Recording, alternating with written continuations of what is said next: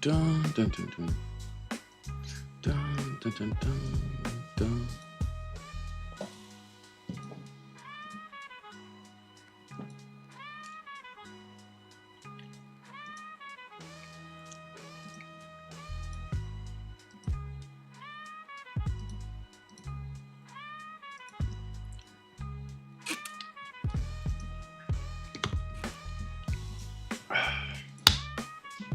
Oh no, chat. My cat's finna make my green screen fall.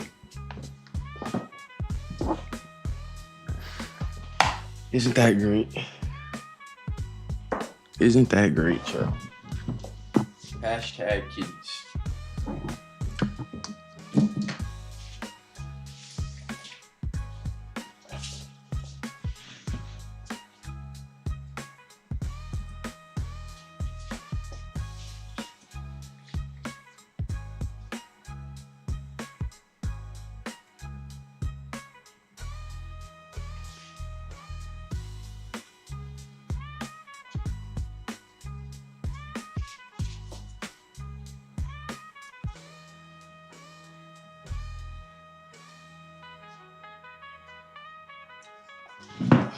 Let's get into some games,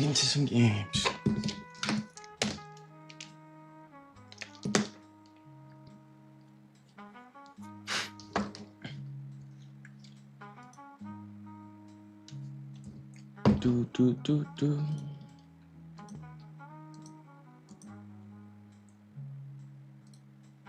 Everything looks good.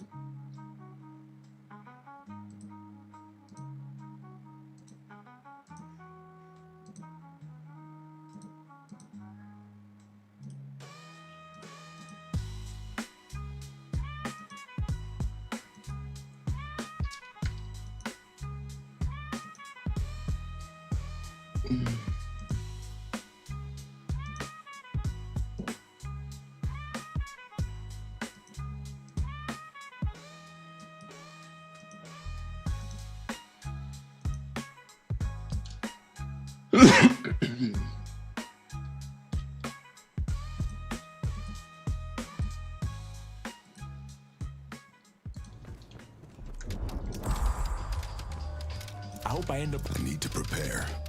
Today I want to play a little 7 Grays. You think I handle money? Please, you need to find Who a else do I want to play game. low key? Give me a call. We all got weaknesses, but mercy. Little drifter. They go give me 7. I just hopped on. It's my first game.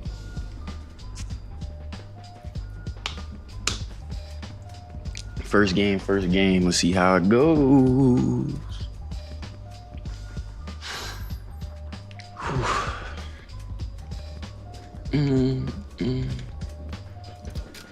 They gonna cry, they gonna beg, they gonna scream.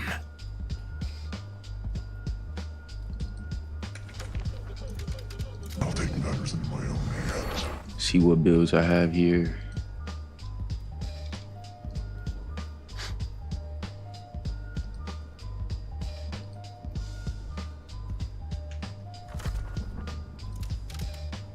Who else did I say? Well, my teachers are Grades. always asking me to apply myself, so might as well I do fuck this. with Andrew Chicken Vids, but I don't know about the builds.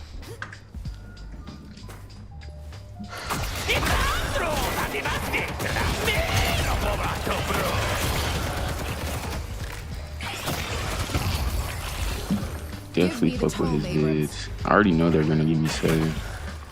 I know they're gonna give me 7.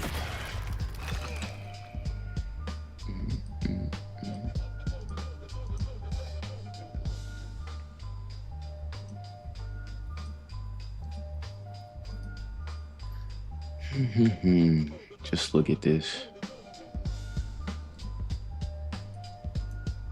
I haven't had a full green day in fucking years.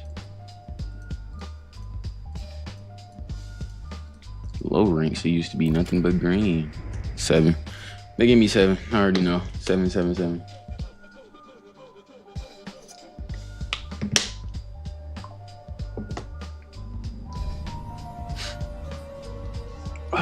Let's do it.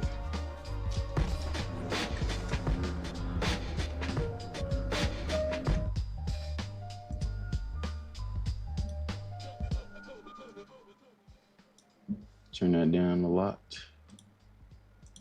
Look like we got Gooey Boy with us. How's it going? What up?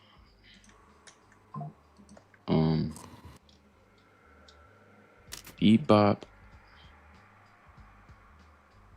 or Warden. Yo, can I get mid? I'll play against that Bebop. Thank you. I'll play against that Bebop, honestly. I don't got a problem with it.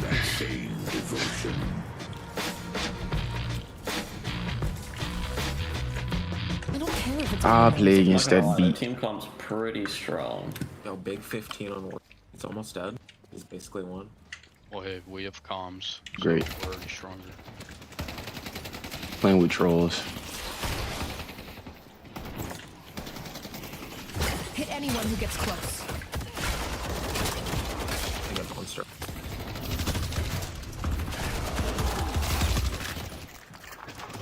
Pure trolls, nice.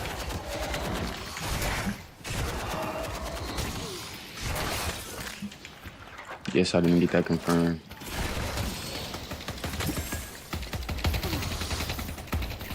Animating defenses.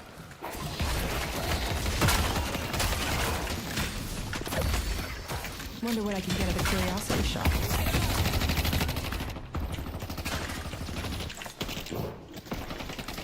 These guys Definitely do a need great our job of keeping resto my sister shot. out of my room.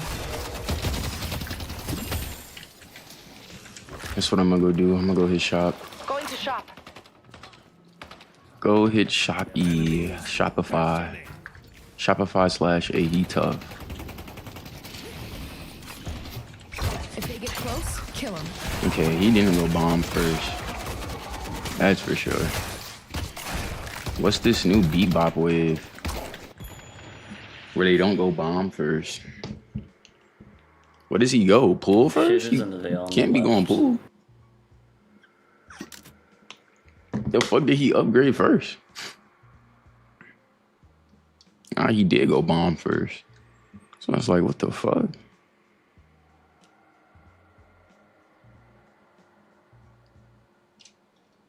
Biscuits, if I sleep them. So not only does... Okay. Well, who did I even go? I I want think that's why Graves, I got Drifter.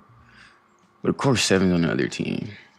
I low-key wanted 7 though. Like low-key, but at the same time, it was like, yeah, I wasn't too worried about getting 7. We got a nice team comp too. Sit under our fucking. I mean, they have way more health than us though, When I with the get Bebop, ults, I'll Warden. teleport to whichever lane is like struggling Shiv. the most. Hopefully we can get ahead in all 3 lanes.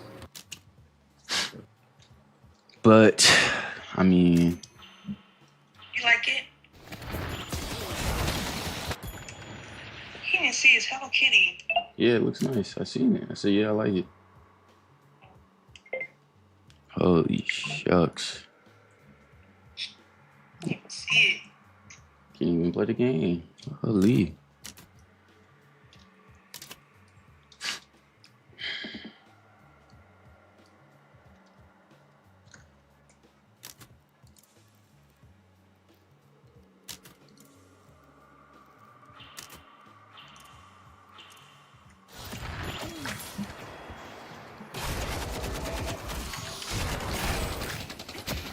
Okay, we know he has bomb.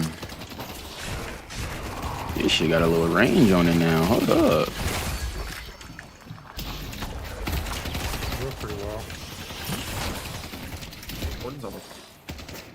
This shit got a little range on it. I see the He's enemy. coming to you. It's fine, I'm leaving.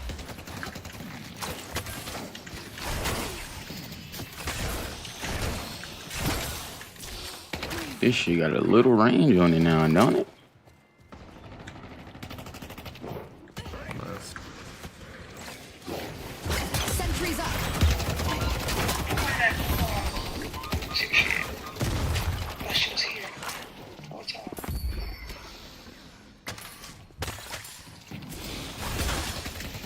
Being denied by You can DeadLock. go early. 7 is off, I'm coming.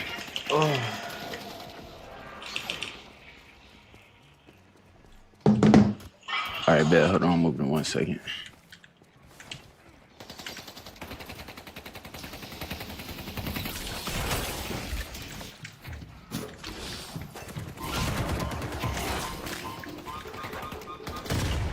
It's not doing 327 yet, so hey, I'm not too worried about it. Not too worried about it.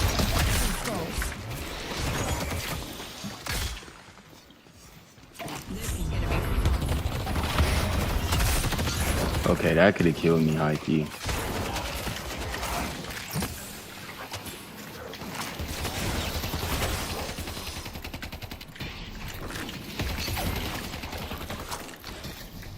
Ray feeling like somebody that she's not.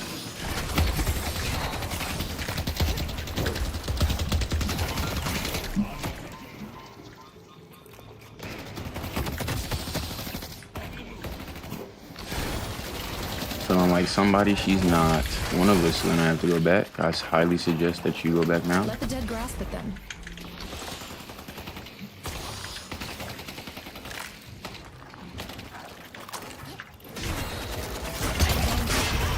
I'm dead. I am dead. Great. Great, great, great. Remove my can.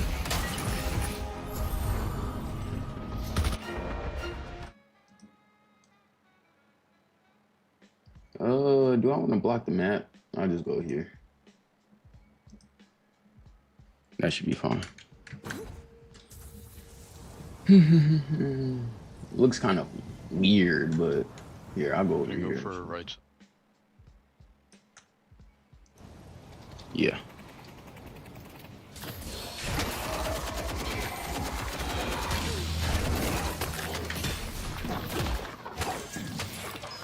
You want to buy a mug to go with your gun? All right. Let's do it. I like it.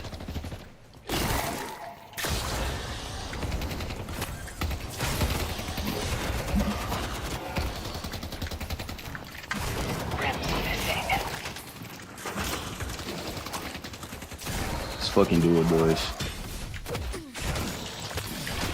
Steven's back, Victor. Mastery will grow. Gonna put that on my ult.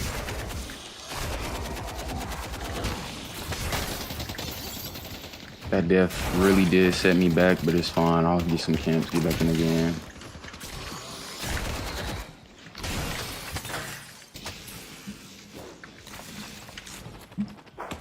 I'll be right back.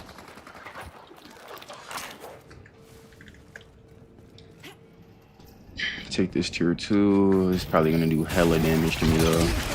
Really.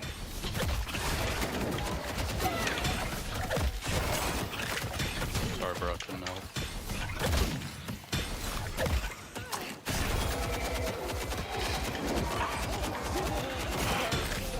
Need that XP from the wave. All the help I can get. Mirage TP blue. Go to kill. Alright, I can. I'm gonna get extra spirit and I'm on the way. Can you back up, Victor? Get some solo hits. Is it you want or I am? You back up. I'm going blue.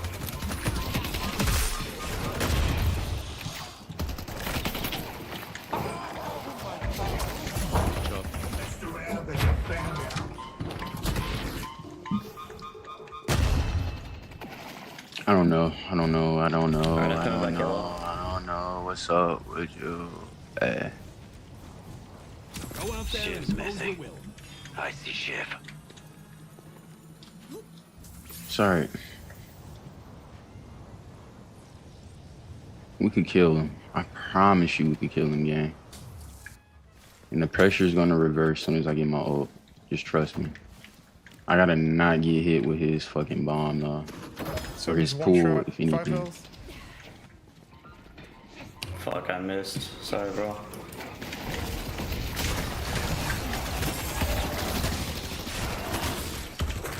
We should be able to take their tower off of this, though. Reanimation's on cooldown. The inevitable waits for everyone. Now we got pressure here. And they're still kinda low. I'm gonna go door doubles. I'm not playing around. So Rem doesn't get them. They took out an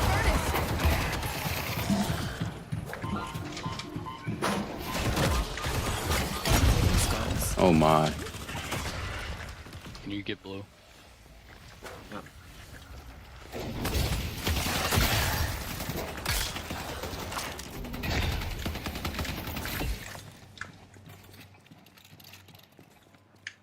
They're low, but I just can't secure it, bro. I can't secure the fucking kill.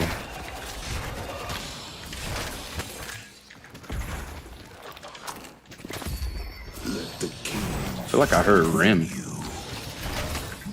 No troll. Where's Rim? I feel like I just heard her. I'll do what I can to hold the line.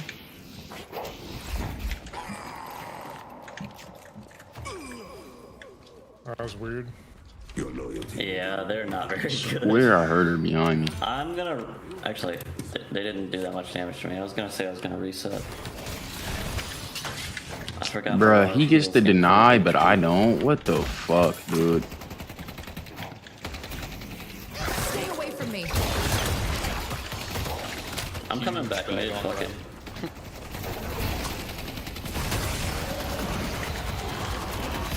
I didn't get it though. That bebop hook is just like so goddamn nasty. Victor, if you just want to keep getting solo waves in left lane, that's all you. Sounds good. Do I have counterspell or anything? I can, okay. The only thing with Graves is like, I don't know what gives her more sustain Leave. Rem has ult. while in lane. They're probably gonna take this. Oh, cute. You could push up a little bit here, bro. They've taken our yellow guardian. Shiv's gonna start. Second Shiv's gonna start.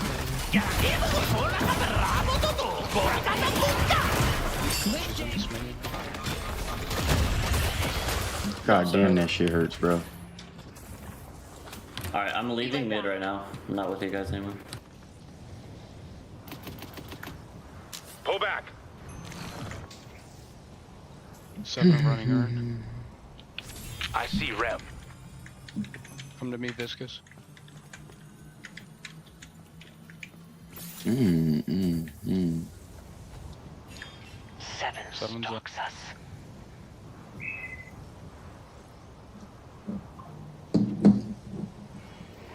Who's in my crib?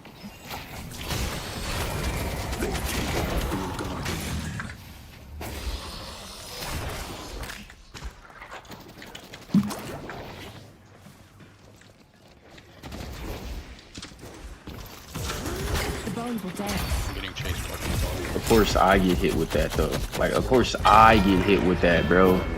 How the fuck do I get hit with the stun, bro? That shit was meant for Viscous, bro, but I get hit with it. Nice, bro. Just fucking nice.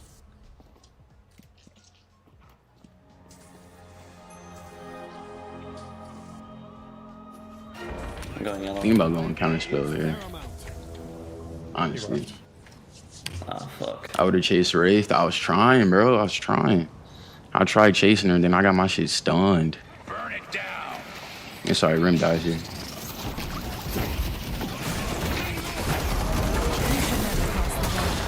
The bitch just walked over my shit. The rift is yellow, bro.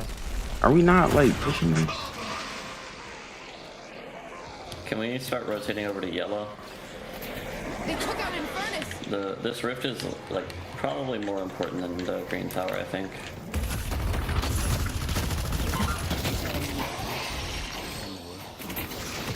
Alright, plug it. I'm going to Rift. What's up? I'm going Rift. Well, I'm gonna actually try to push this blue tower. I'll go Rift then. The green. Headed to Greenwich. Alright, I'm going green for the walker. Oh, okay. Now we're gonna go back green. Defend Greenwich. Thought that was the whole plan. Thought the whole plan was to go to yellow for Rift. They took out Viscous. Cause remember you said none of that shit matters and all that extra shit, dude. This is coming together well.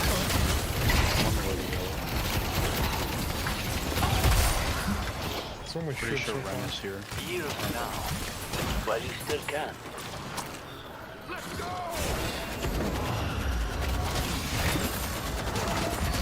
Such arcane mysteries Staying on it. revealed to you. I'm just gonna take this and then I'll try rotating towards yellow. We got 2 dead, so 7 coming in, but I think Let's push the wave, make sure it gets into yellow walker. We won't be able to get it, but let's at least make sure it crashes. why does it always take all of that though? Like it takes so much When it crashes, I'm gonna for a lose. motherfucker to come We're gonna over rotate. most take likely. my fucking guardian, bro. It takes 3 yellow. it takes so many people just for my guardian. It takes damn near the whole team for my guardian. Like why?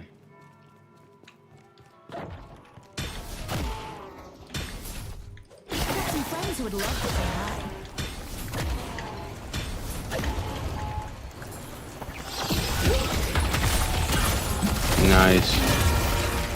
Nice. Nice. And I knew not to get that shit. I knew not to go get it too. Literally in my head, I'm like, oh shit, this is risky. Literally in my head, that's what I said. I said, this shit is risky. I mean green, sorry.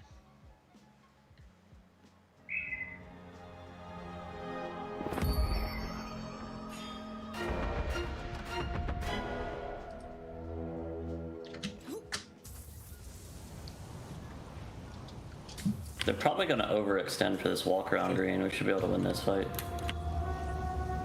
Go to Viscous. Trying to get to him. Rem's still here.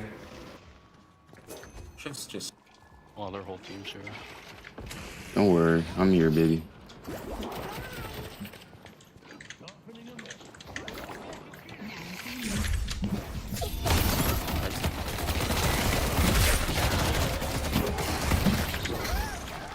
Rate the slowing hex. man.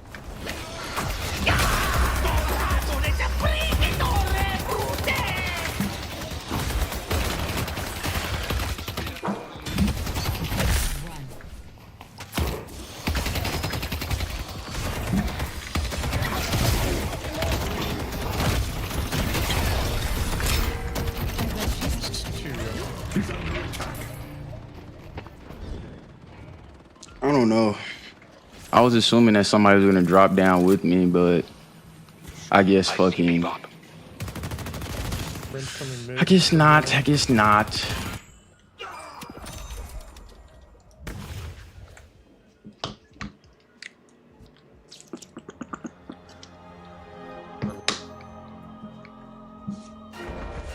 Going for Ren.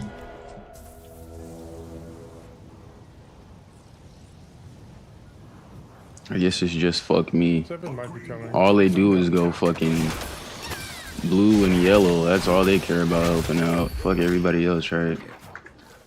The bones will protect us. Leave this fight, leave this fight, leave. I agree.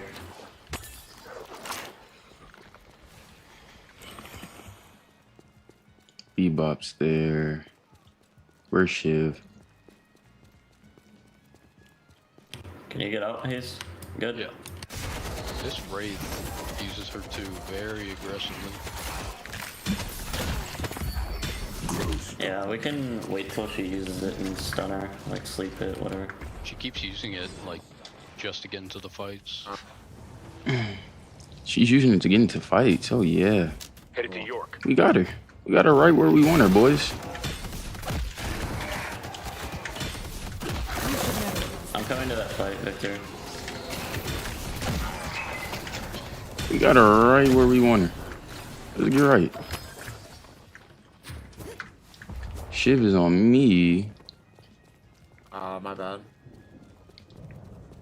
No way he heard me from like that far though. That's my thing. I see the enemy. I don't feel like that's real. Just me speaking Alright, I up. gotta leave. If they get close, kill them. I'm gonna go catch green wave. I'll be here on blue. Gonna put my ulti down. Don't worry about it. Don't you worry about it at all. Rem is mid, we should be able to kill him. That's what you'll think, huh? Slowing next. She's under attack. She slept. They've taken on Green Walker. Excuse me. No way. Of course she gets up. Shit on me. He's in a veil. Closer. I'm gonna reset real quick, buy Echo Shard. Can y'all stall out the fight? Or That's what was gonna happen, honestly. We were gonna lose green because nobody came over.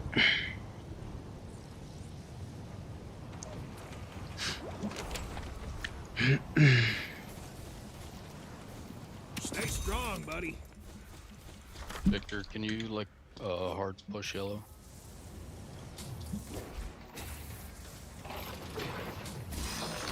Okay. Don't worry, I'll just form up. The Blue Walker is under I'll attack. just push green and form the fuck up and take a walker. That's what I'll do. I got his I'm going team. mid, we should be able to win this. I got this with a walker. Rift is yellow. Wraith again. is a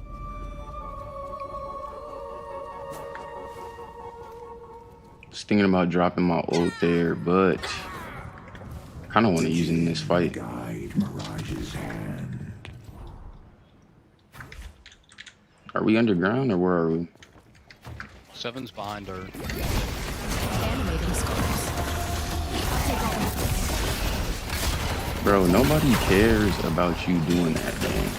You could stun me all you want. This shit's not gonna work.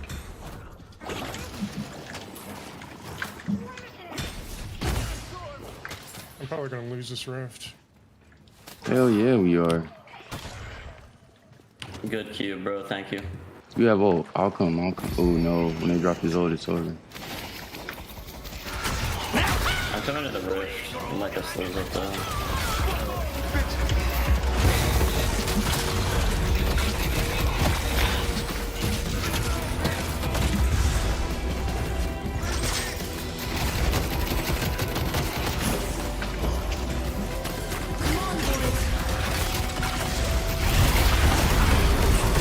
That's what I wanted to do. That's what I wanted to do, gang. That's what I wanted to do. Literally, just ult on the fucking rift.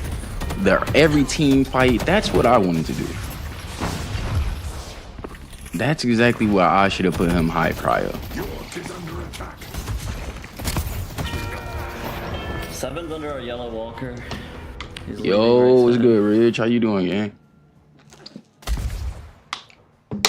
You dropping some music soon, man? I voted yes on your IG story. Definitely trying to hear some. trapped over here. Keep his ass there, gang. Keep him right there. Keep him right there. Don't let him get out. Headed to yellow. Pull back. Alright, just leave. Nice. Nice, Victor. That's huge, gang. Thank you. If I see souls lying around, I'm going to take them. That's so huge, you just can't even imagine how huge it is, gang. Pause. Pause. You finna drop? Alright, bet. I'm doing good, man. I'm doing good. Supposed to be going to church tomorrow for the first time in years, so I don't know how it's gonna go, but we'll see. We will see. But for the meantime, just vibing, enjoying my... Can I take this yellow? Enjoying my Saturday. Trying to get some games in, trying to be a little better, understand the game, work on a few things. He's slowing there.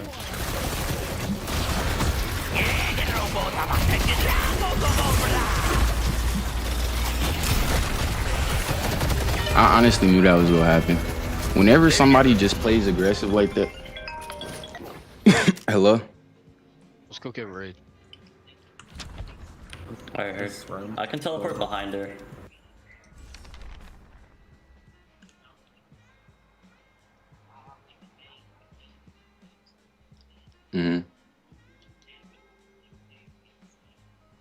Okay. Were you coming over or no? Alright, just leave maybe. Wait, no, we got this. Yeah, I don't know. I might be over there. I might not be doing shit right now. Haze will dance and they Mini, man. I see 7.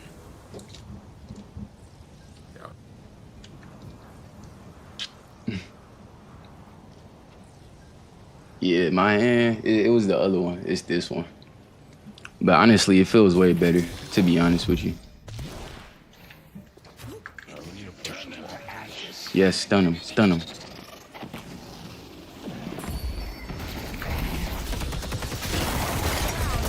Their team is just all spread out taking random ass fights, so if we go gang up on like the stragglers everywhere, we'll just win. Like, We always sheesh. have numbers out. Get close, kill him. Like, look at this chat. Why every team fight, or not team fight, but why every fight, it's always like Stall for Gravesol. somebody else, bro. I see red. Alright, I'm stalling for my ult. I should buy that duration, but I'm still here in this fight. This can go bad for me, though. Let me back up. I see my Mirage. I don't want to leave you here. Pull back.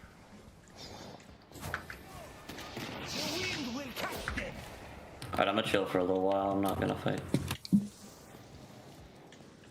I honestly feel like we could have won that. Could have won that fight. I wasn't gonna drop my ult.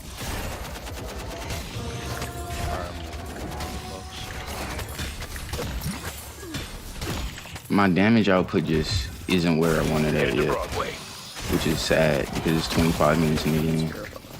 Shiv is getting he's on our center.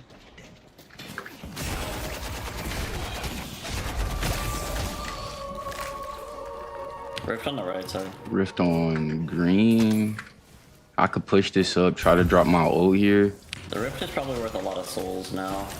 Need to go for it. Oh, excuse me. I could probably push up, drop my ult here, and then TP over the Rift if we fight that. Okay, it looks they're like just gonna get it. they're They were there. prepared for Okay, it. Graves, you can hard push yellow. We'll get it for free. Yeah, I'm teleporting left jungle. Let's fight these guys. I see 7.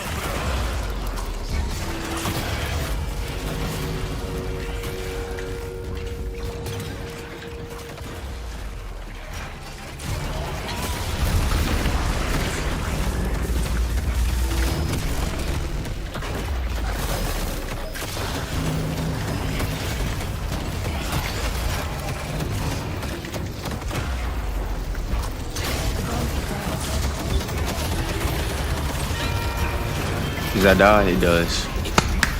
It dies. That's all I wanted. It dies. Nice. Nice. Mirage. Oh, shit, Jesus.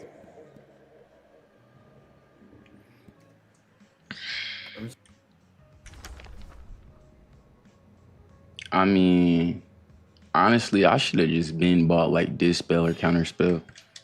Honestly, I should have just been bought or been bought it.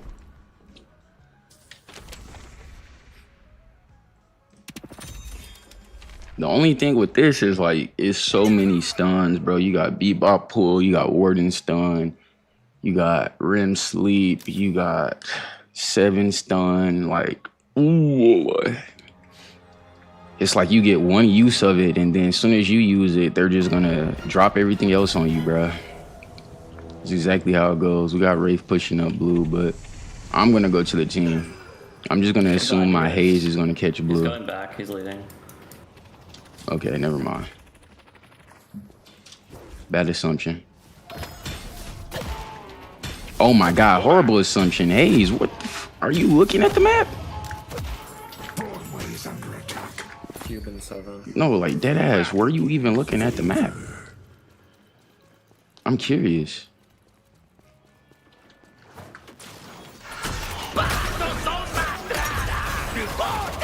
Four in yellow. See, that's my problem. Like, in a lot of situations, I assume people are gonna do stuff, and then they don't do it. And then when I assume they're not gonna do it, they do it. Like, it's the weirdest judgment ever, gang. It's the weirdest judgment ever. Oh, okay. This person's gonna push this lane. Oh, no, they don't. Oh, okay. I'm gonna push up and fight. This person's gonna help me. Oh, no, they're not. And then guess what? The one moment where I don't push up, guess what happens? Oh, you're pushing up. Why aren't you pushing with me? Because every fucking game, it's like a 50-50. I don't know if my fucking team's gonna play or not.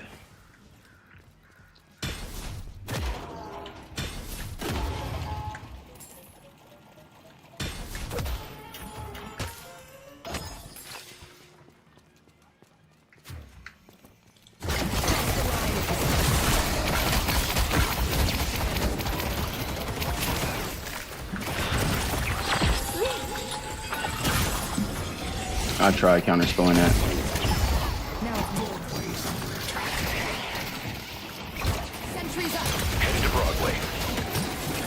We all know what's gonna happen here, right? The 7-0. We all know that, right? Cool. I'm just sure. I just wanted to make sure everybody knew that's what was gonna happen. That's all I wanted to make sure. I just wanted to assure that everybody knew the 7-0 was happening. That's all. If I'm dead. Infer. Our yellow walker is under attack. Oh, nice, Mirage. I wasn't expecting you to do that. I honestly wasn't.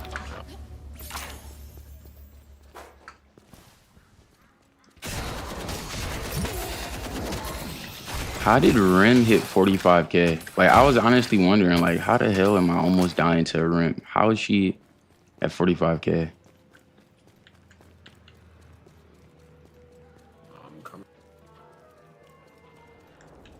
Make sure we do our jungle between fights and waves.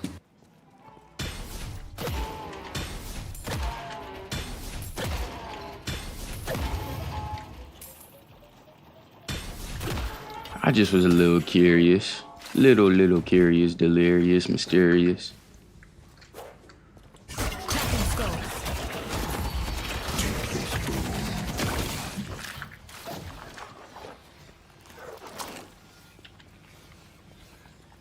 Okay, so I mean, I guess we basically do play Marvel Rivals at this point, right? We have every objective, but we're gonna have to let one go.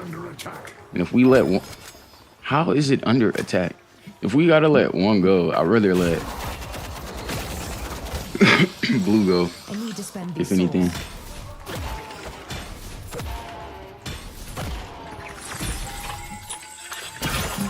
Oh my god, I'm trying to time that shit right, but I just can't.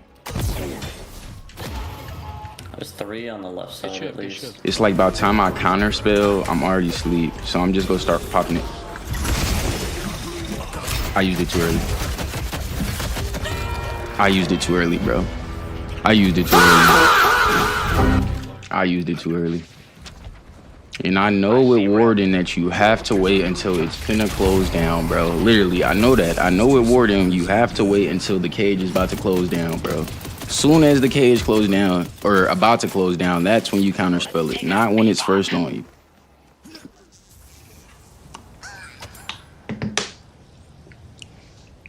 I'm also figuring out one way to like play around somebody who has counterspell. If you have a stun, throw your stun on them.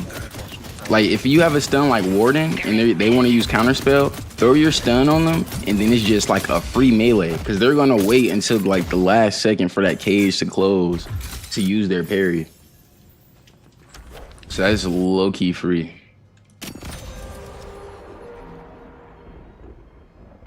High key free, honestly. I'll parry, I'll parry. High key, high key, high key.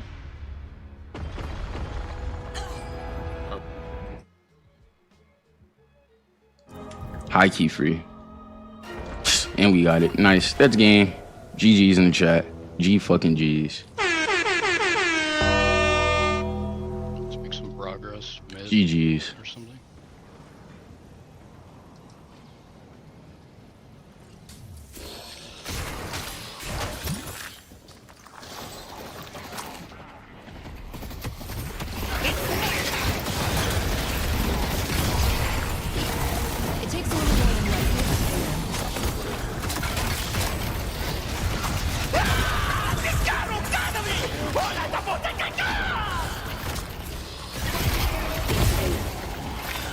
I'm just gonna eat that game.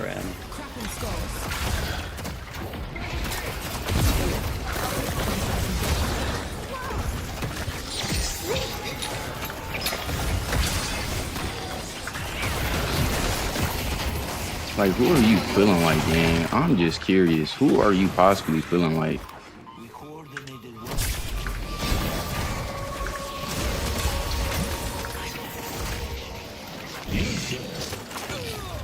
Like, I want you to grab me, gang. I really do. Thanks for the help.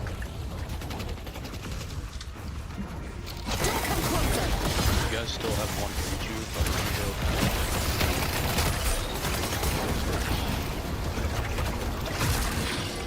but get the rift and buy.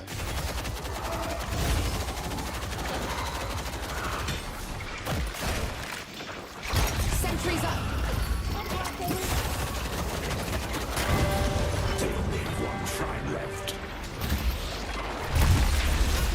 Okay, coming back was a bad idea. I was scared to honestly use my counter spell right there.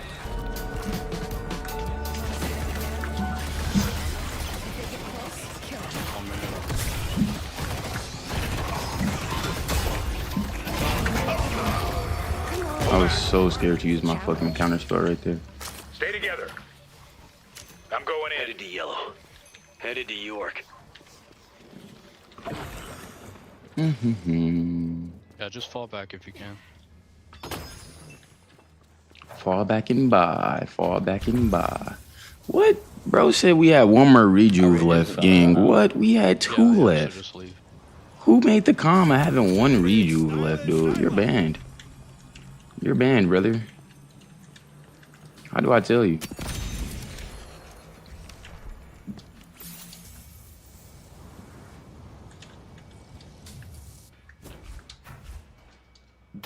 Death brings consequences once more.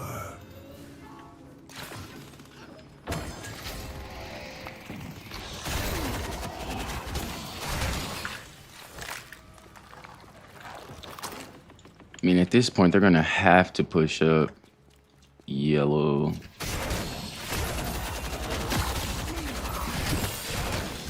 die, guys. Wait, let's kill this ship. He's gonna get out. He's already on the zip. Hey, if my hay is on it, I'm right behind her. I don't care. Headed to Greenwich. Okay, I'll go blue. I'll go blue for real.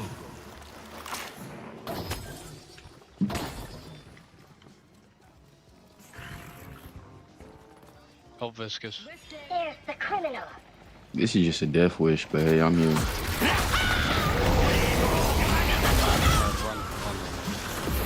Stay together.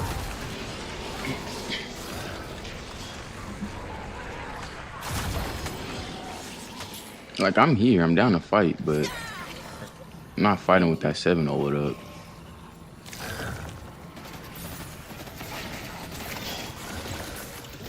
Seven Tuff. He is, but he's around two other people. Counter spell for this rim off. He's around two other people, gang.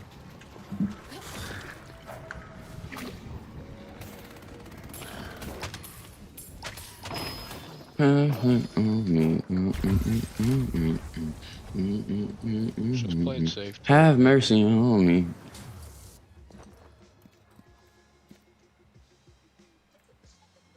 I see the enemy. It's magic carp.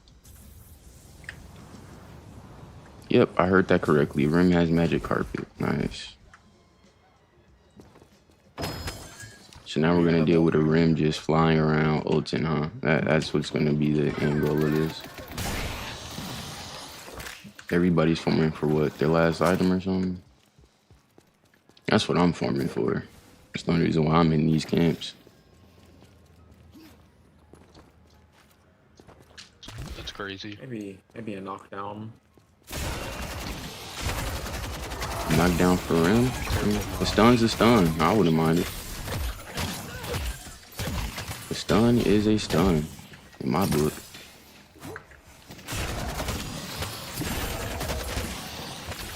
Got 7 yellow.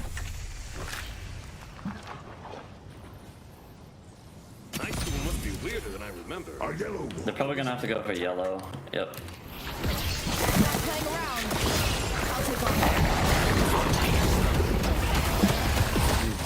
Holy shit.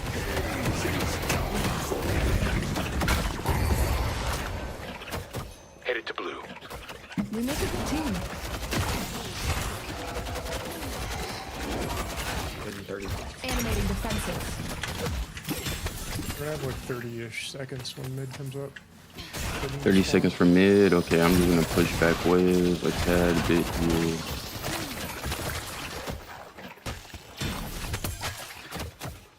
Don't want to overextend though. Feel so lonely. I'm so lonely. I'm good. Just leave. Yeah, just wait for mid. It's up like now.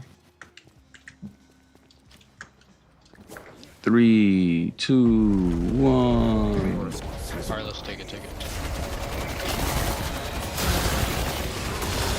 bones will protect us.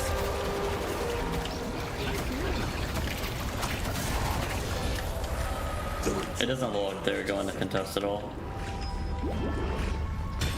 I mean, shit, can they? Great job getting What do they have to contest is the question. Absolutely nothing. Shit.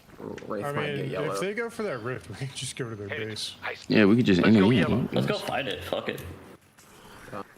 They might greed for it. Alright, let's go throw. Nice. Coming up for it.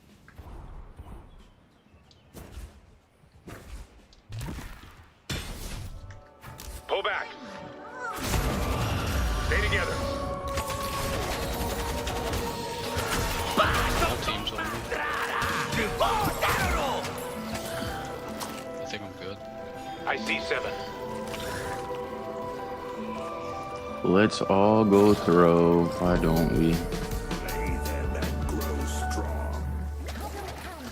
I'm gonna clear green and then come.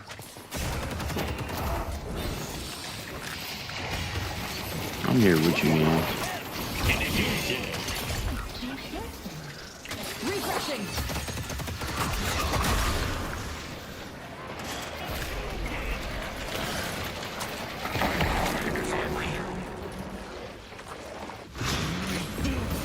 Do do do do do do do do do do. When is this shit going to end?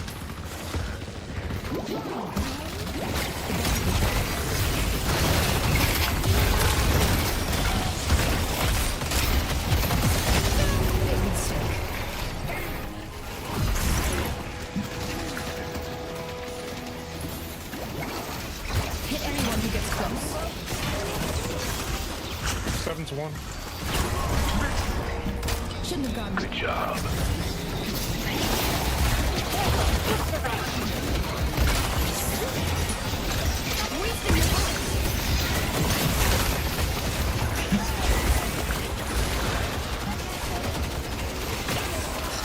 Nice work. Today there will be a reaping. Are you guys stupid? If they get close, kill them. Alright, we're just gonna stick it. Don't leave. Yeah.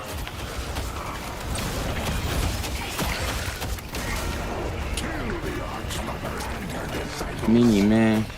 Mini, mini, mini, mini, mini.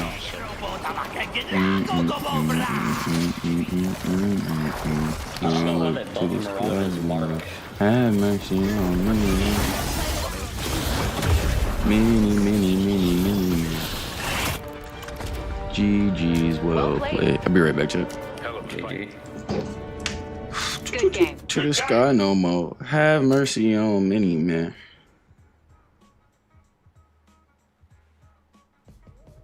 Impressive work. W game, team. W game.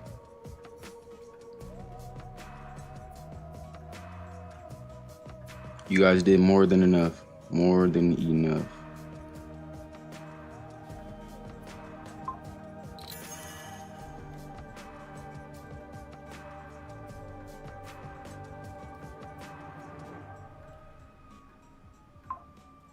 Have mercy on many, man.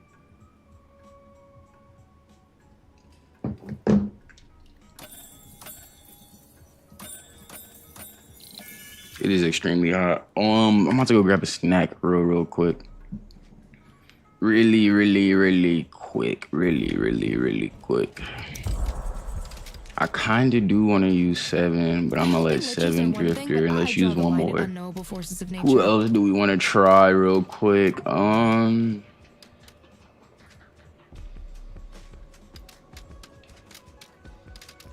do I want to give a shot?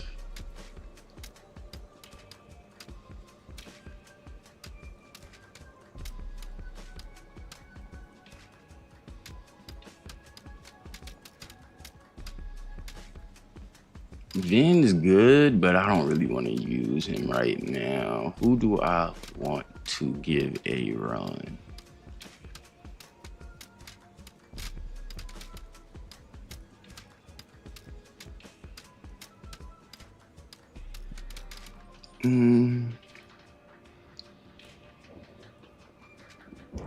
Was that Wraith like popping off towards the end game or no?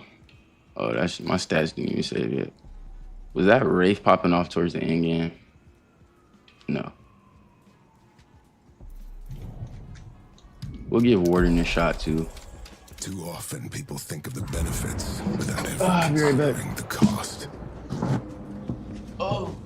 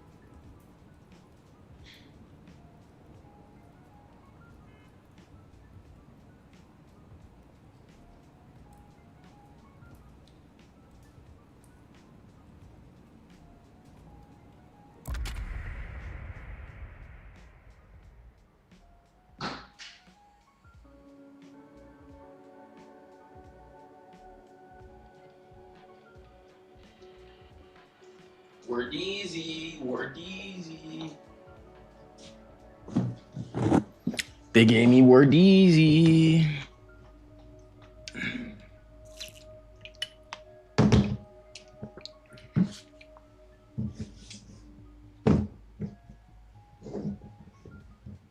Word easy.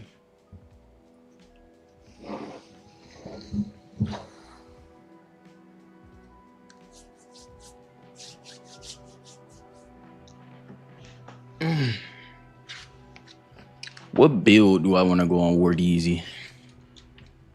If the players connect.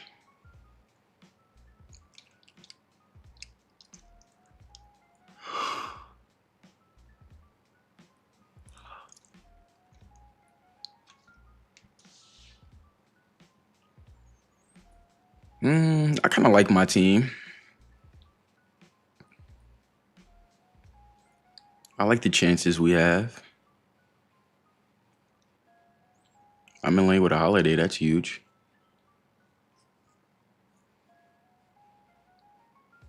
Is it Dijon or is it Dejan, chat? How do you pronounce that name? Dijon or Dejan? That's the real question. Is it Dijon or Dejan? Appreciate all the likes on the stream too, y'all. Leg it right.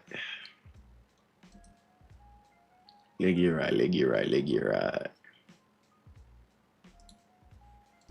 Warden, your conviction is needed to complete the ritual.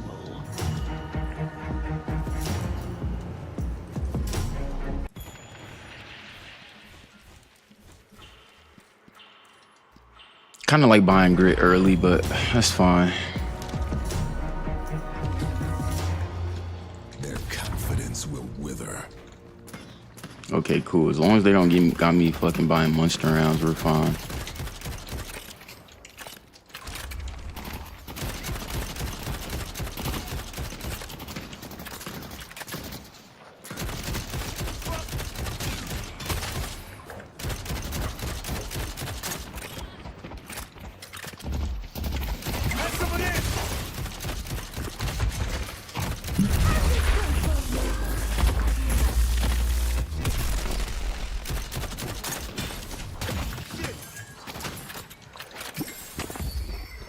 I can get a relic.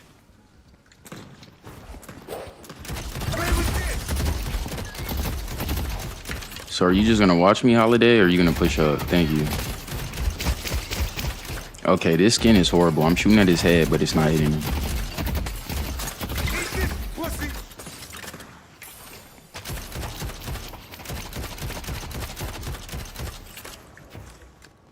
Totally forgot I changed my crosshair. I got one of those for the Going to shop. Big fan. Had a feeling they were gonna get that one. Heads up, pussy.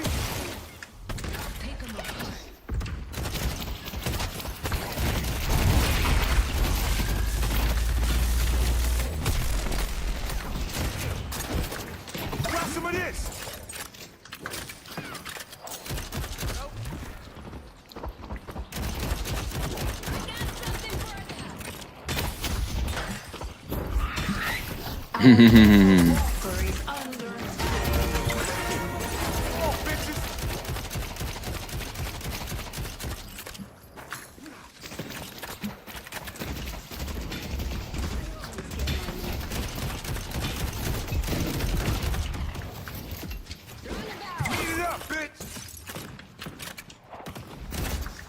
Pull back. Looks like I'm gonna be switching my crosshair back because I can't hit shit.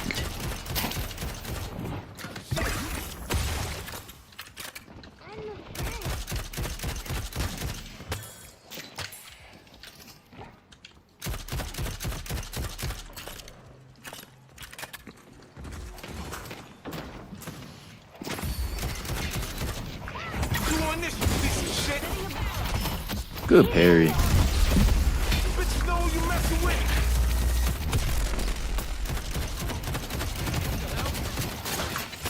Don't worry, I'm just going for lights. Stay strong, bud.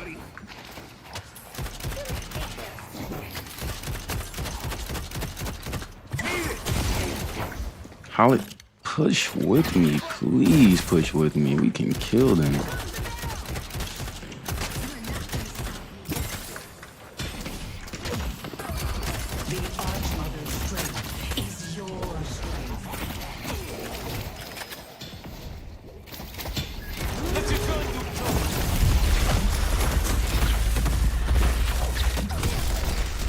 There we go. Push with me. Damn, I like this. Jump on this.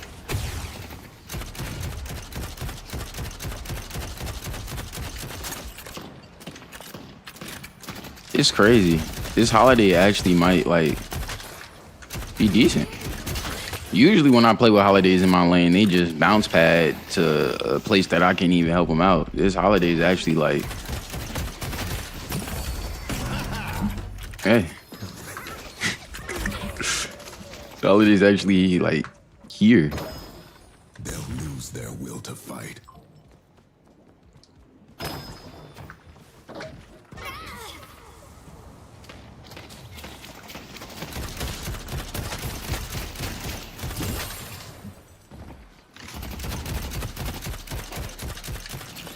This holiday's actually here with me. I like it. Check this shit out. I like it. Ram just got the buff. I don't know what buff it was though. I think Rim got one also, low key.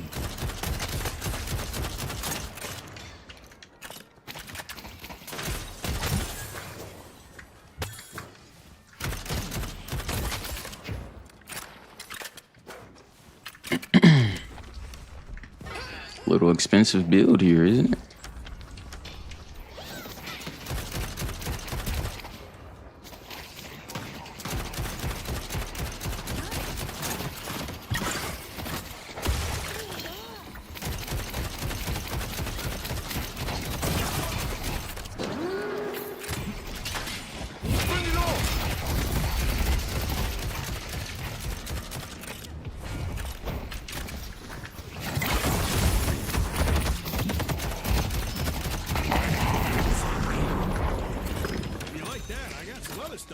They took down Holiday.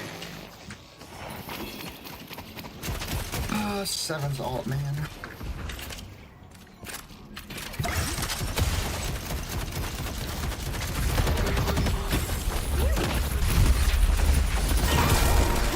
I tried doing some shit I seen Pashi Pop do again. I tried it.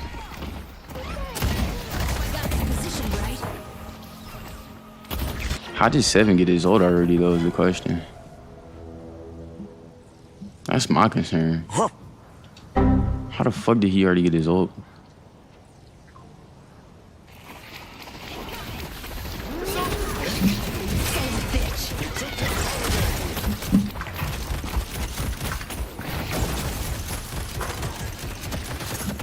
Bro's literally one shot and I'm reloading.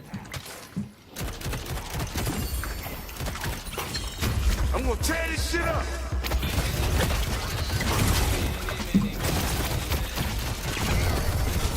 You wanna be Captain Save-A-Hole, right, bitch? Good shit, bro. You wanna be Captain Save-A-Hole, right? You wanna be Captain Save-A-Hole, right? That's what you wanna do. Save this nigga 7. Oh no, 7, you're not gonna die. I'm here. Okay, you die then. Fuck.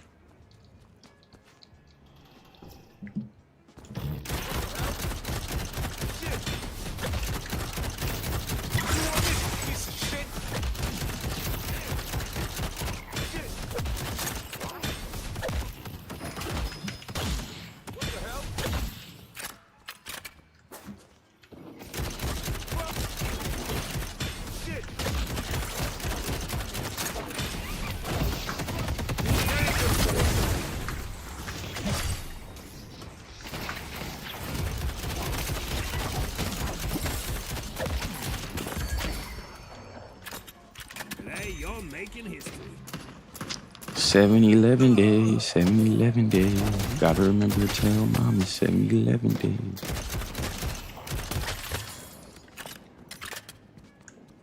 Okay, I'm assuming you're going our doubles. Yes, you are. I'll get some golden statues real quick. Cause why not?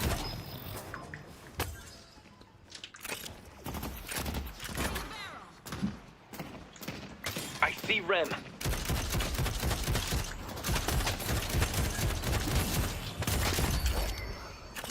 They won't get past me.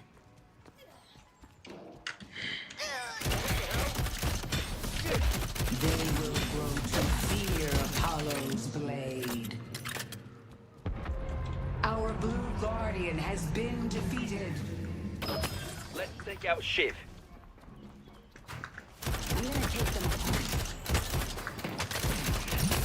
I'm trying to see if anybody went blue lane.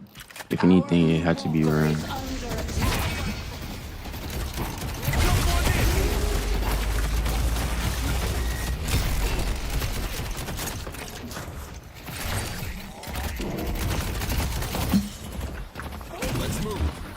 I just need you a little bit more aggro with me.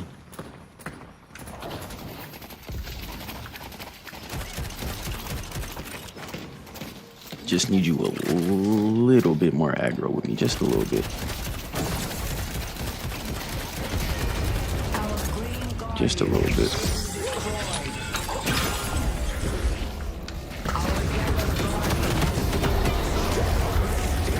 Can't hate it. I don't got counter spell or nothing to stop that, so that's just a good combo. Rem sleeping to 7 ult.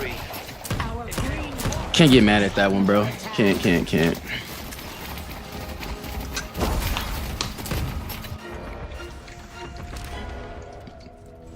Slowing bullets would be huge. I see 7. Catch his ass. Or I'll do it myself.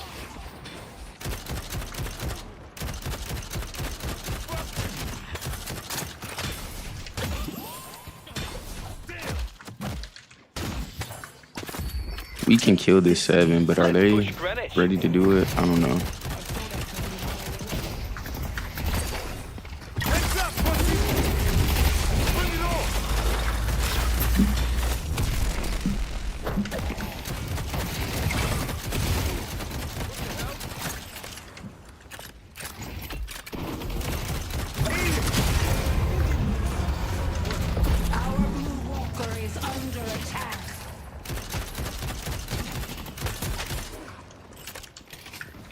Drifters here.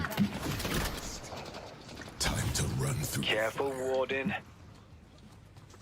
I see him. Thank you.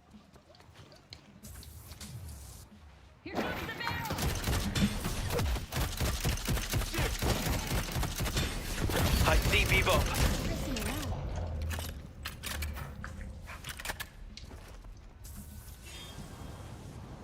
Have mercy on me. Thanks. Who's at the door?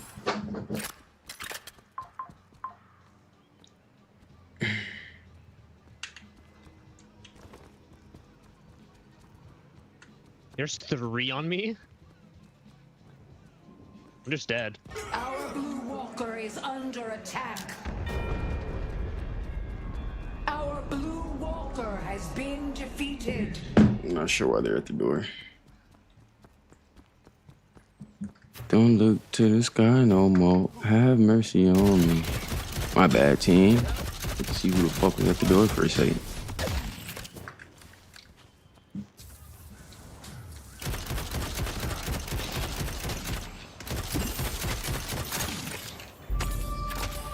I should stop by the shop.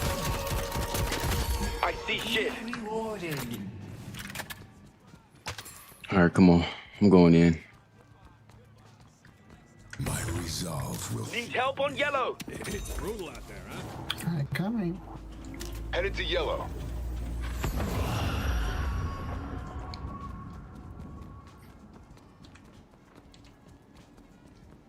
Seven's just about to pop his ult. And I'm still committing to this. Great. Their Charlotte probably gonna try to grab the rings. I'm gonna stop them from doing that.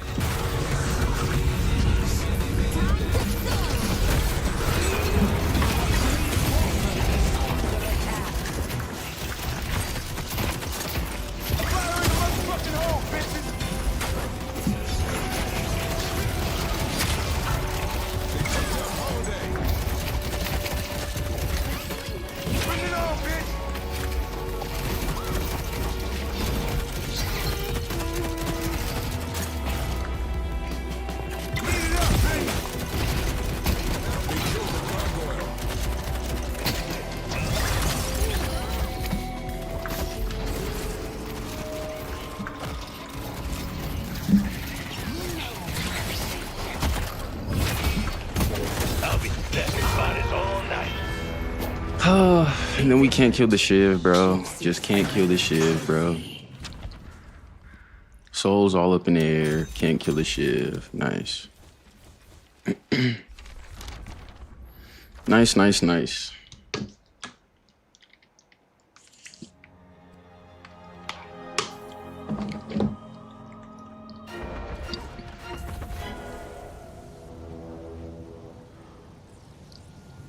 Our yellow walker is under attack.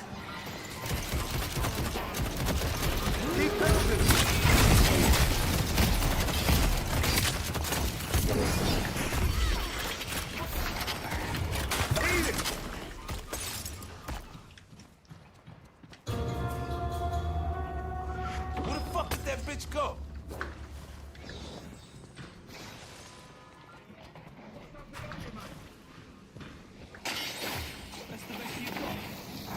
Coming in with that. Let's take out Drifter.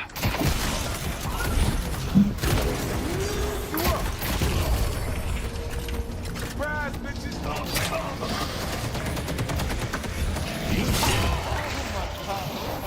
I'm just so confused. Like, why does the Bebop even have time to even pop his ult and do that? Like, we see the Apollo fighting. Why is nobody rotating towards this? Like, Ivy, what did you even do? Like I told ya. I'm curious, Ivy. What did you even do? Like,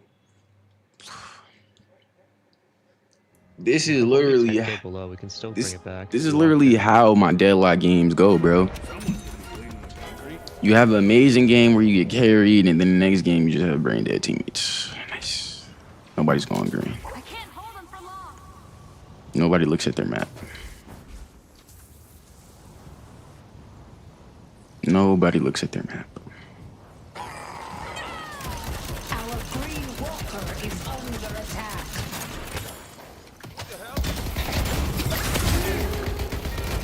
Our yellow walker has been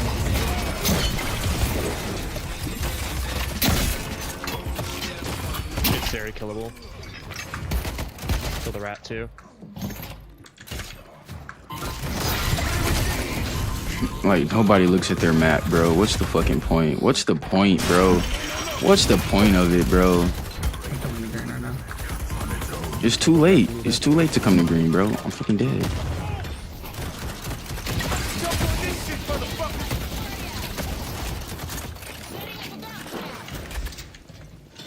It's protected, so they can't really do much against the walker. That's why they're attacking it. Like, it's just too late, bro. It's too late, bro. Holy shit, dude. Like, I don't get it. I don't get it, bro. We're all yellow. They still take yellow. I'm defending green. Like, oh my I'm god. gonna try to steal their gamble right here, Holiday.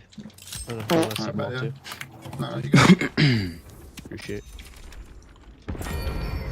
Incoming. I just don't understand it, bro.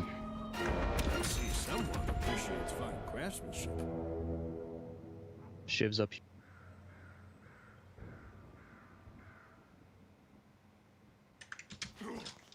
My metal will be tested. I honestly don't understand it. Someone's on me. Yeah, you're deep as fuck, dude. I don't know if I'm gonna make it there. You guys I all. don't know. I got ult. Oh, there's two on me. This might not be a worth fight. It is. We're Although I could here. probably kill another. Fight it. Okay, Shiv next. If he kills. Oh, damn.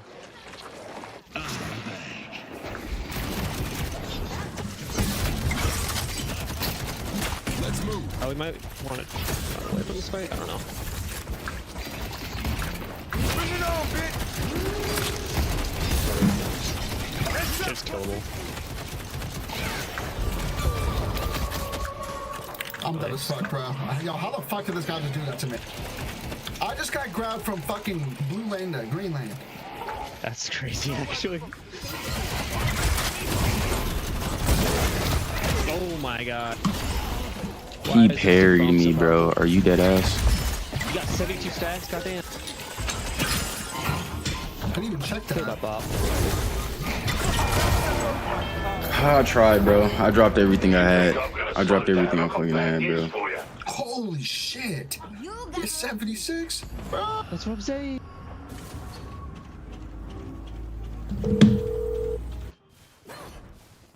Oh, they're claiming Rift. Damn. Our green walker We is might need to stack up on green. Yeah, I'm coming here now.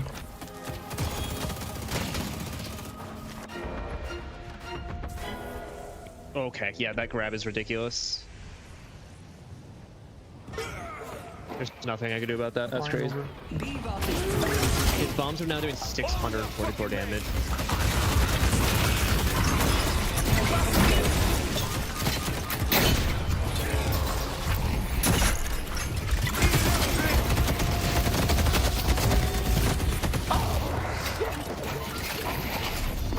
Why are they just watching me under the fucking...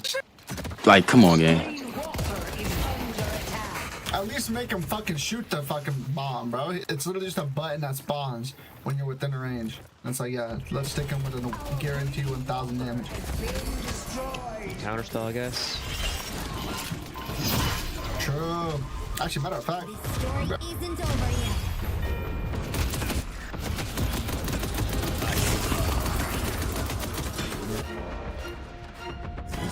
If I don't get hit by that, we win in every fight. Will fail. Yeah, so Dispel Magic is also a cheaper option. It's easier. Oh, well, look, you just spot counters. Rip. It's okay. I mean, Counterspell's good for a Counterspell's bunch of tough. things, so it's fine. You can also counter the Drifter ult whenever he starts it. You just And immediately sleep press now. it and you're good. be brave. Like that, if you press it. Yo! I did not time that right. That's fine, don't worry about it. I can grab him right now if you want to try to kill him. Yeah, sure. Hold on, let me warm. Alright, I'm ready. Ooh, Alright. but they have a rem. You motherfucker. Rip.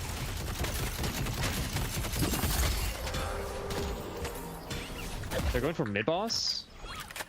Yes, they are. I don't have shit to stop it either. Oh, I don't have ults. What do you mean I don't have?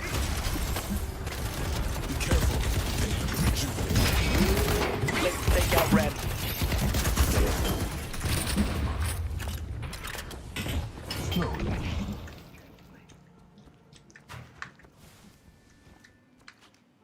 Was it? Wait, who the fuck? Help me!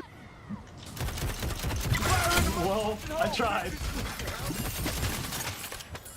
I know. This shit's fucking scary, bro. Apollo's just in the 1v4 right now. That...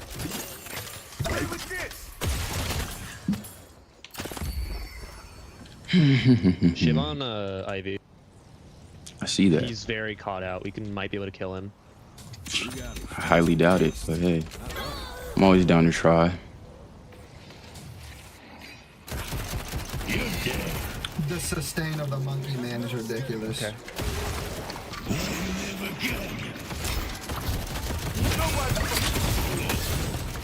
Here comes the pain. Okay, he's dead.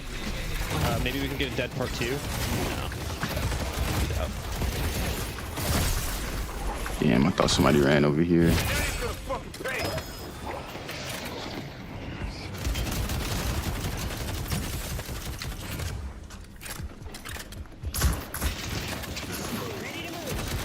Wait, did you really think you were gonna catch me slipping or something, bro?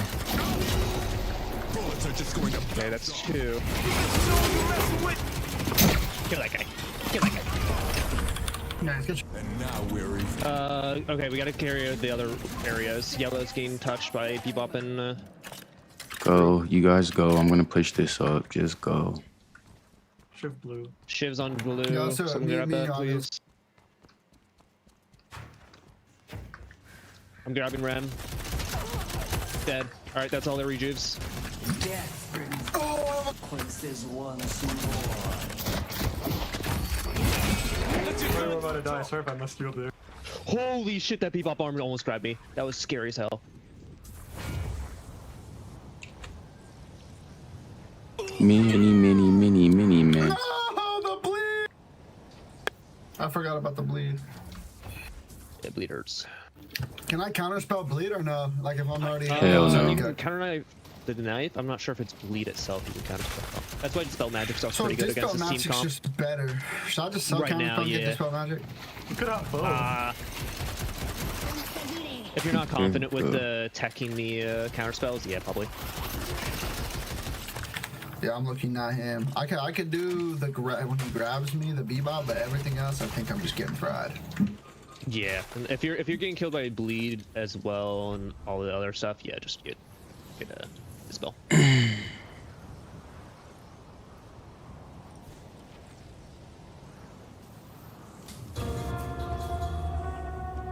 It's always good to get what's it called? Spellbreaker later or sooner than later as well, because that's counters Bebop's existence as well.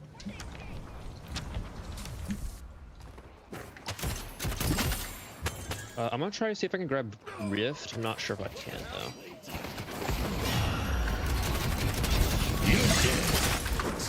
Venor's there. It's an even fight for me. Oh, but there's also Ram. Never mind. I'm just gonna try to stay close to this goddamn Apollo, bro. That's my main game plan. Stay close to Apollo right now where I'm blinded, bro. That's all I can really think to do. Okay, I'm trying to think if there's a way for you guys to rotate to me quickly before. We could have people go through the teleport. Which lane are we rotating to? Honestly. I think we're all going yellow, right? That's what I believe we're doing.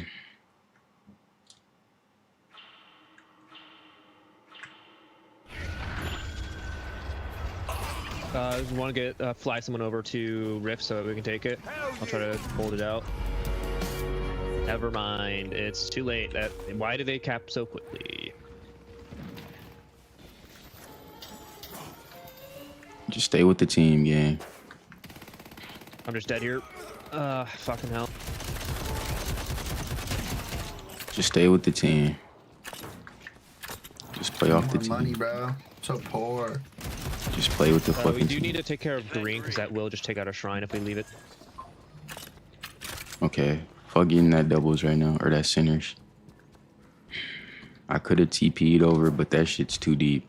It's too deep to TP over. You need to make a stand and stop them. Gun of yours? You let me know.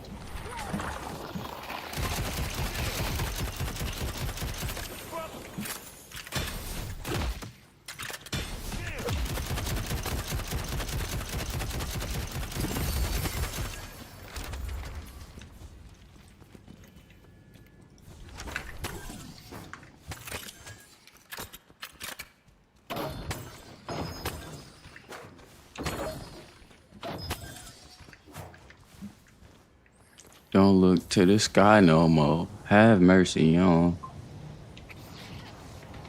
I got him.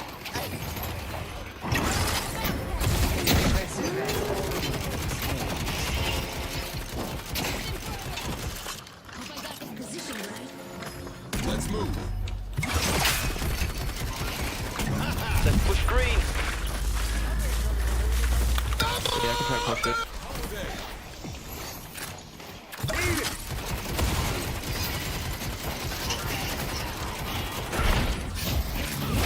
Try to take green since everyone else is on you guys. Nice, nice, nice.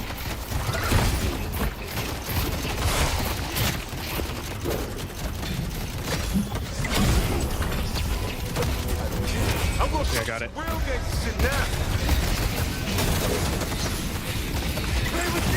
Then continue pushing you. Don't have counterspell, and I don't have my fucking shit up in Dom. Nice.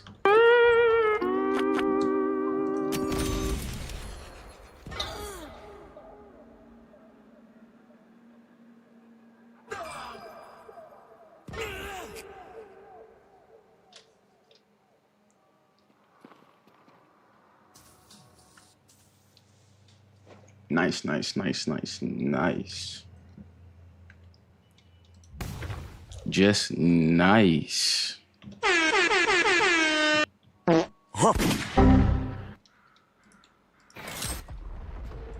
Mid-boss has arrived. They don't know.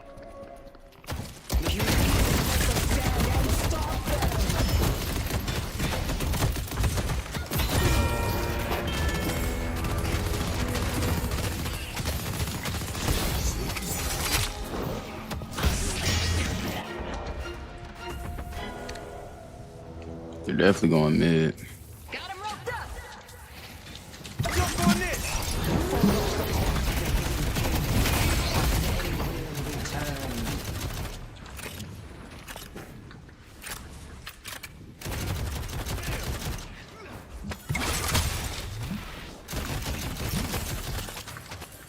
Mini, man. Mini, man. I already knew they was going there. The rejuvenator is descending.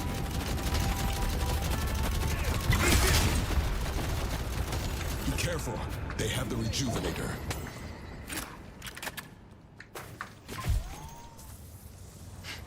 I think I should pop egg now, yeah?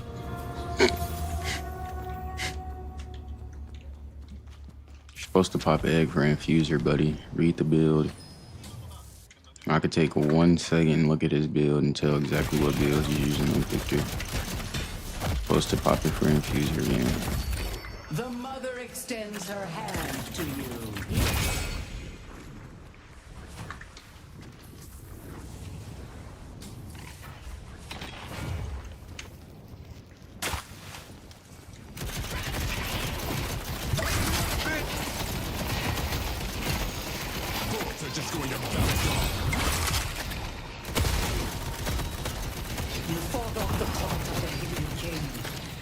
It's really because we don't have no anti-heal. That's really what it is.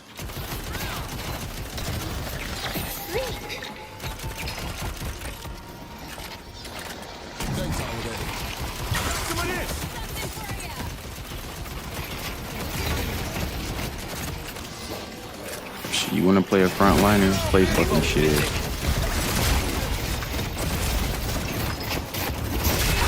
That's the truth. You wanna play a frontliner? Play fucking shit.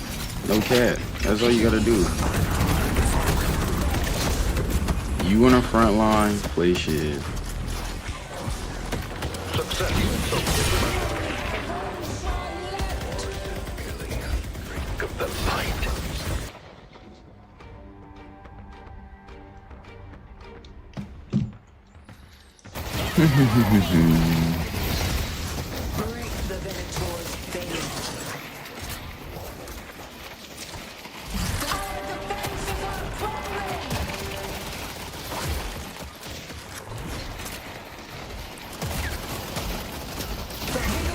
Honestly, I know who I'm about to use. Somebody suggested people I use, bro. I know who to use, man.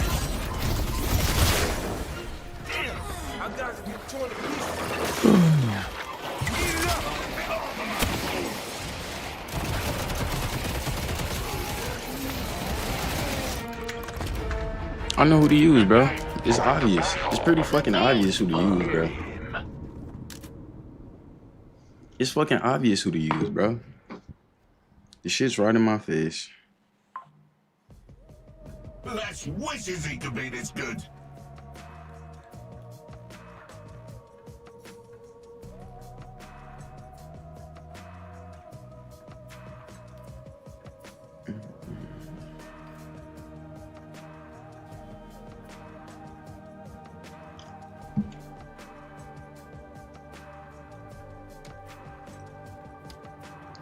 It's right in front of my face, gang. I just gotta use it. Literally, that's all I have to do. I know. By the time I'm true, I'll take matters in my own hands. Where that one nigga at, gang? Think you can bet on me. Fact of the matter is, I do this for free. The patron's gift is just a bonus. Super. You can't hide from me. The darkness comes for you. Scream for me. This is the best vacation I've ever Just took. gank. That's all I gotta do. Just gank. Gank, gank, gank. I'll take matters in my own hands. That's all it takes. Just a little gank. A little quick, easy gank. That's all that it takes. I am a little hungry though, I ain't gonna cap. Little hungry, little hungry.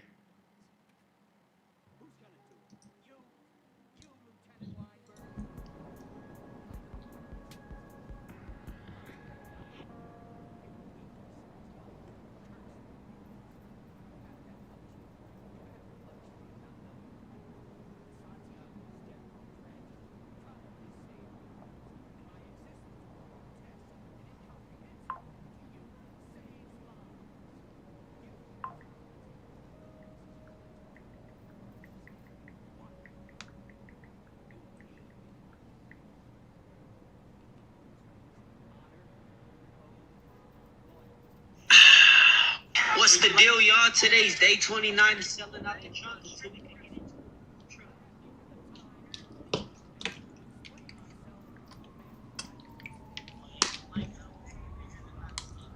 into This nigga line be long as shit. Oh, damn. Man down, man down.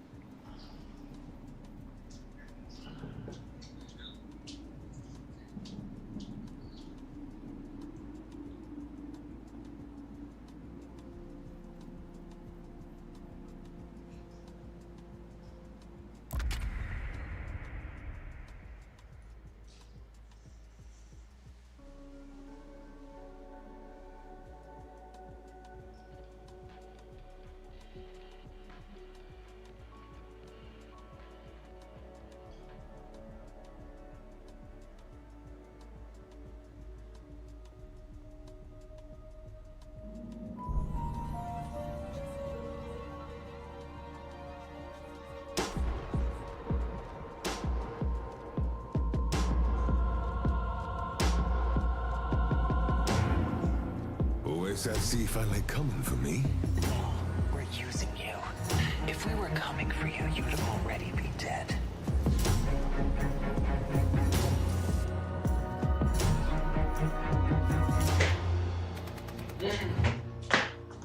Oh, shit.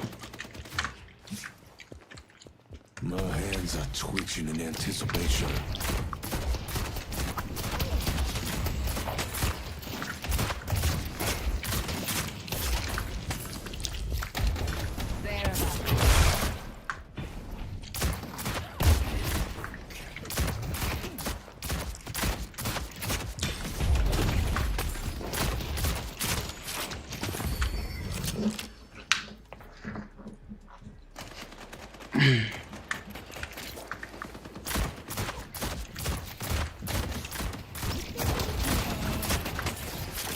Goo Boy's going fucking spirit. Nice.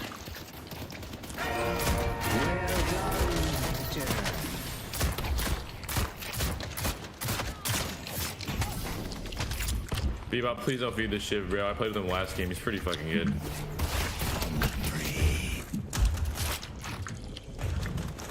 keep on running to the same fucking people, dude.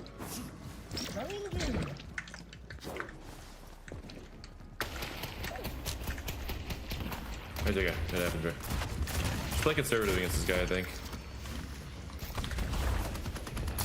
I know, I saw that and I was like, oh, what the fuck? Thought bro had secret knowledge I didn't know about. I see biscuits.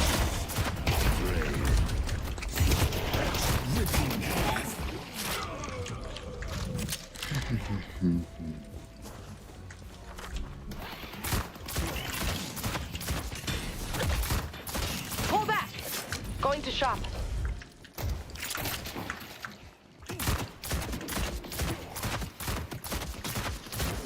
Not really too worried about their team comp. Nina can be annoying at times.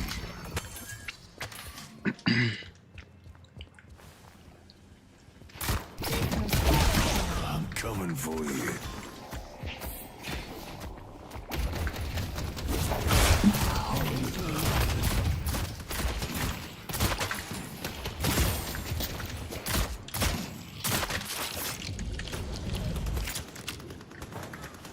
Going to shop. It's brutal out there, huh? Thank you. I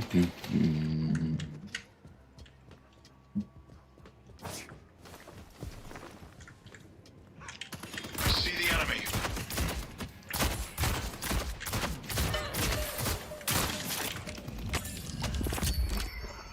Ready to use smoke bomb.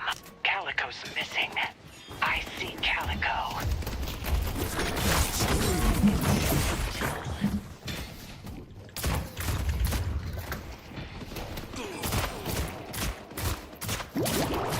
W assist Bebop, thank you.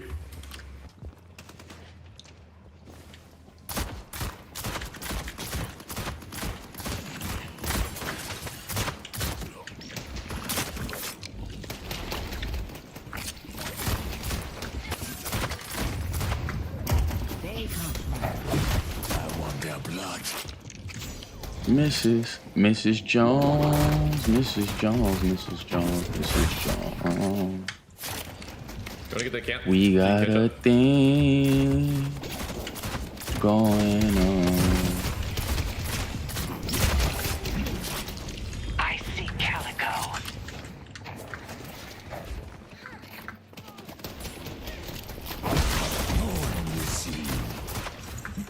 Dude, he's just sitting in the fucking van with his trap in front of him, bro.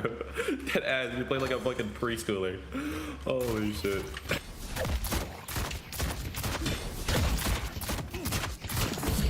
Time to drink up.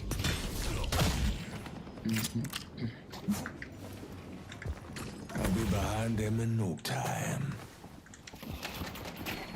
We got a thing going on.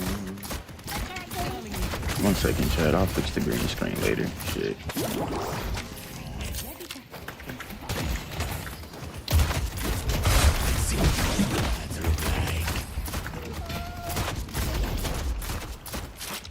Be right back.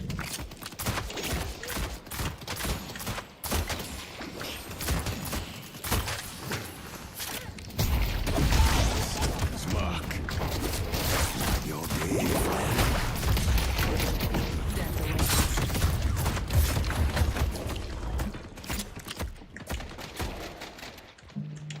What the hell was doing bleed to me? Oh shit. What the fuck was doing bleed to me, dude? Headed to Greenwich. Thanks. They're marked.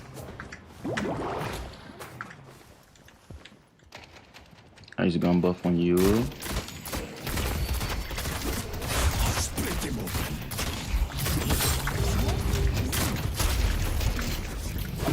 I see you.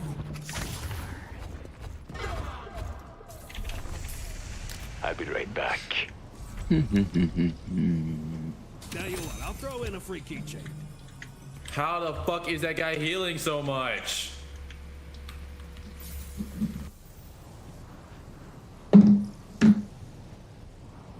Bro, how is he healing? He literally just heals all the damage I do to him, like, immediately. Going to shop. Say the word and I'll dance through them. Nice.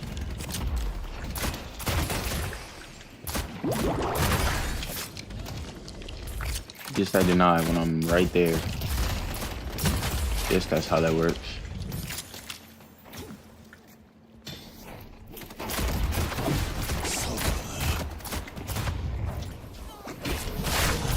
This is so fucking retarded.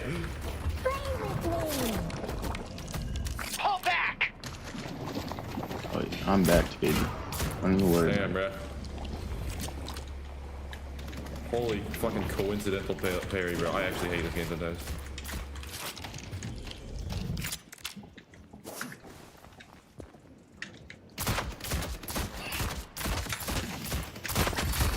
Bring your enemies low.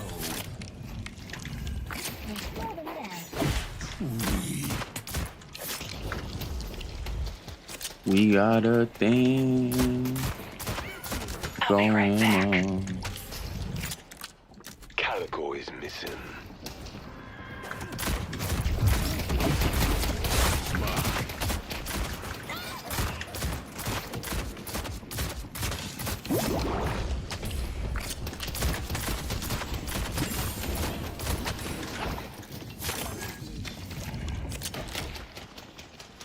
Be right back.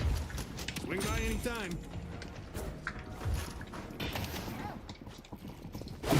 No one miss you.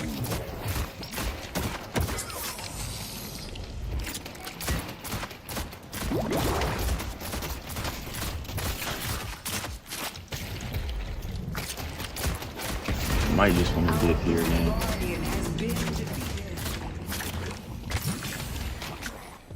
Just dip it out. Pull back.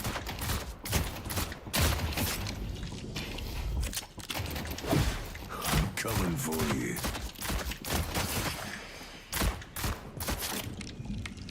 I'll be right back.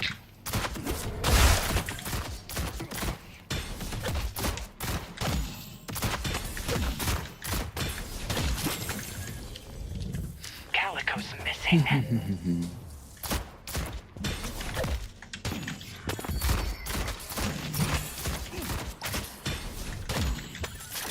The hunters be on the prowl tonight.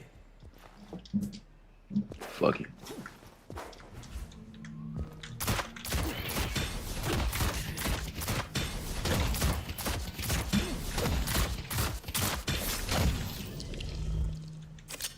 Bullet dance is ready.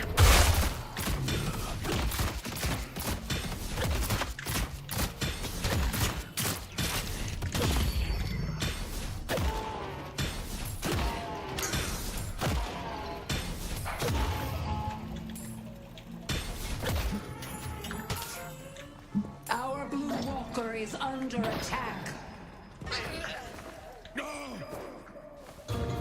Okay, that was a horrible route to run.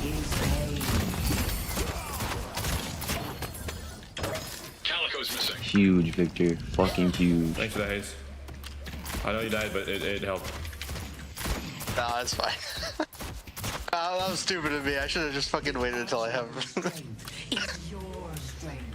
Wait until I have science wave. Can't be doing that, Bebop. The Guardian, the new update, the Guardian is the best teammate ever nowadays. It'll just hit you anywhere. Man, that shit randomly punched now. The fuck? Anyways, let me take this lane over. Oh. Bebop, you go help. Like blue or something. Oh well, chat. We'll just leave it. Our blue walker is under We'll attack. just leave the green screen for now. It is what it is.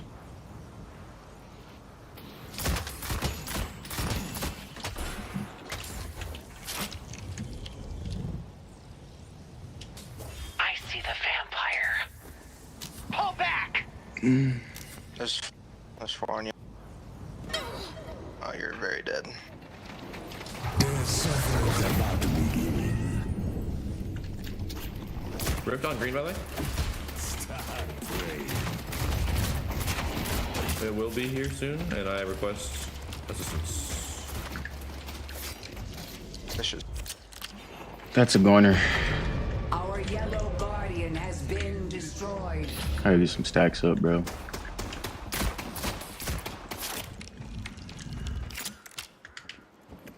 Let's go mid.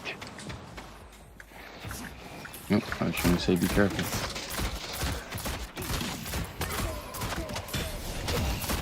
Bullet dance is on cooldown.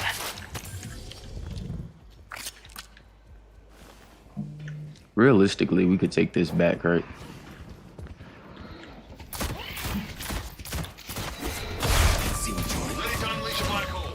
Okay, requesting at least like 1 or 2 other people here. Edit to green. Teleport. Actually, I got blue. Somebody else should go. Drifter's coming. Okay, I'm just gonna give it to him. People get out of there. People get out of there. People get out of there.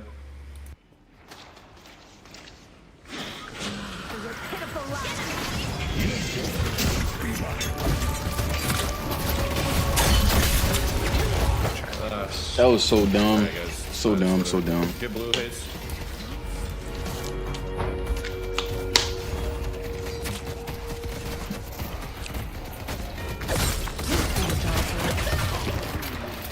I'm not ready for it. Our green walker is under attack. Headed to York.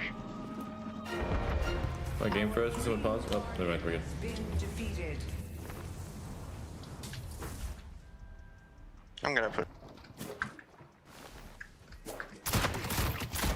Never mind, they're backing up. I hear shift. I hear shift.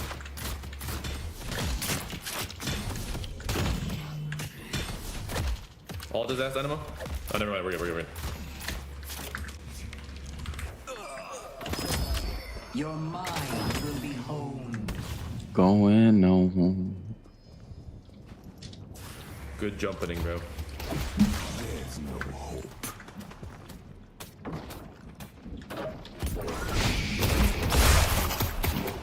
Pull back! Yeah, don't fight that. We're down a lot. Or not a lot, but we're down. We probably shouldn't be taking like active fights if we don't need to. 100% understood. I'm not ready for a team fight.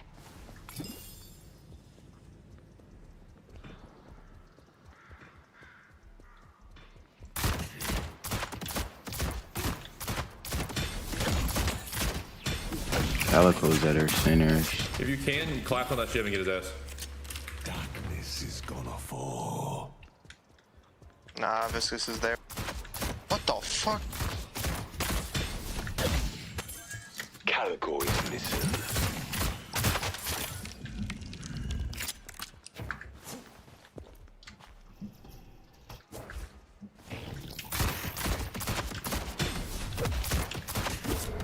Split him open. They're just push yellow, push yellow. Collapse on that vendor. Yeah, good stuff, good stuff. No time to play with my food.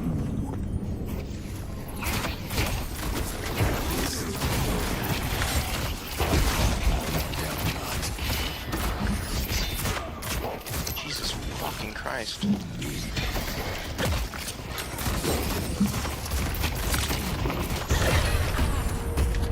I gotta fix the other waves. You're a victim. Defend Grenade. I'm ready to stand. Our green walker is under attack. I'm so dead.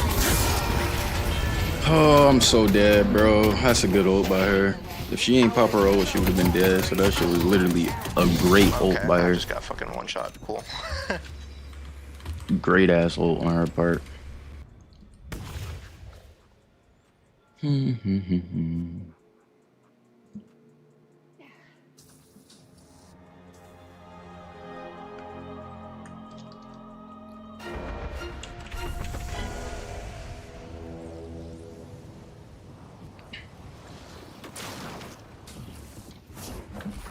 coming with. I see Calico.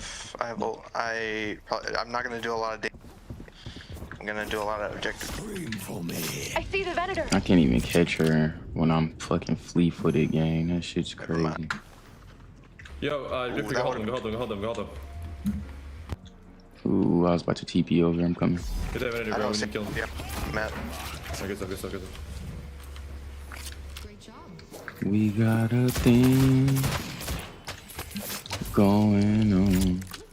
I'm on the dive.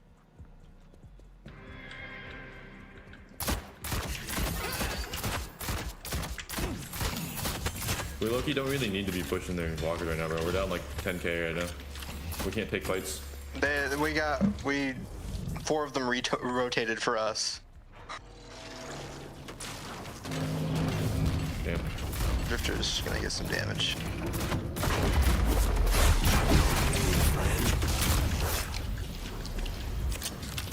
I would just sacrifice yourself if you can try and get it, Drifter.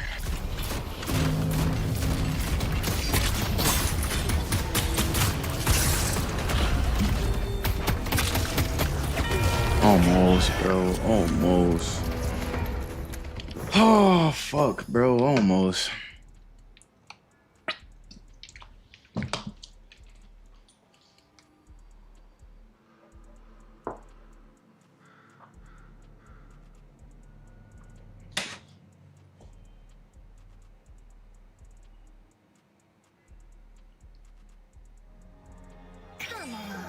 Good stuff. Have fun. Don't get dead. Our green walker has been defeated. Calico's gonna try and...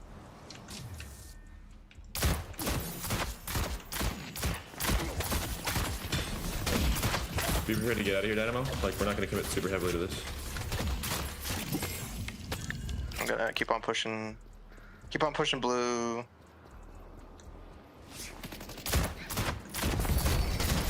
Holy nice. That's huge. Get out, Dynamo. Get out, Dynamo. I mean, I can try to help you in jungle if you want. Like, if we want to take their centers or whatever.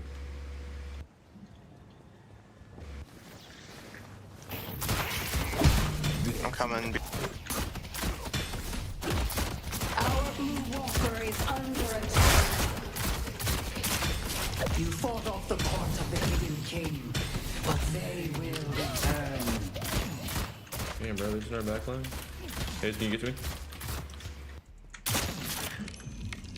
They're still they're just pushing her.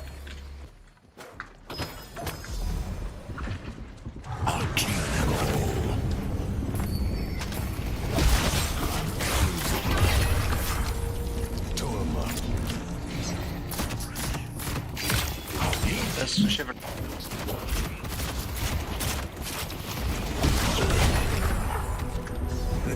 Going yellow. No one's clearing yellow. Alright, after you guys get a kill or two, collapse on green, collapse on green. We need this. I got you. Yeah, you got Eggers. I'm gonna go yellow. No, I'm gonna go green, sorry. What you got? And we need to do this rift. Oh, you guys are so deep, bro. Can you get out? Touch it, touch it, touch it, touch it.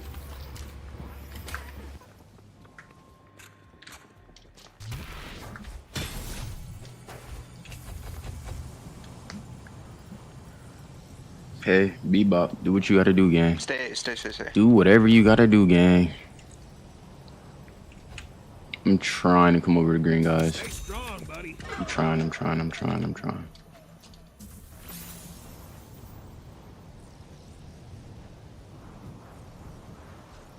If we can overtime, maybe. Nice job. Stay in the thing.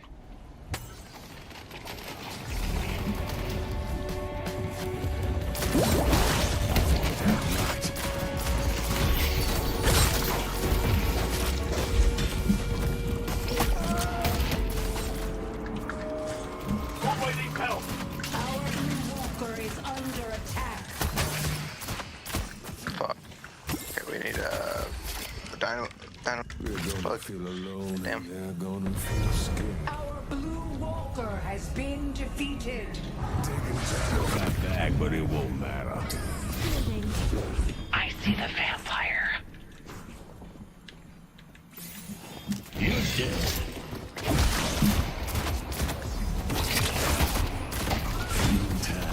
Oh, he knew.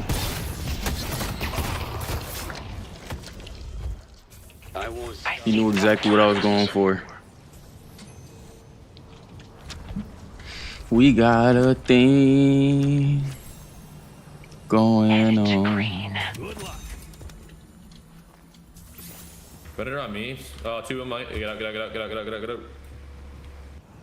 Don't fight that Graves, don't fight that Graves, don't fight that Graves. Graves is dead, whatever.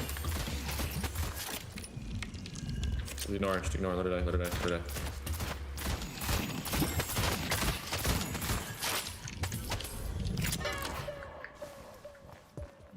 Nina needs to be humble.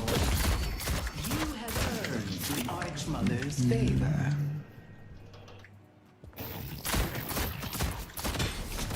I'm getting silence wave and slow and hex, so hopefully that's enough CC to. We may need curse eventually for that Venator, or like. Yeah, I'm definitely gonna. Heading to blue. All right, let's get this Mina. Let's get this Mina. Okay, now they got Divine Berry. Ready to use Singularity.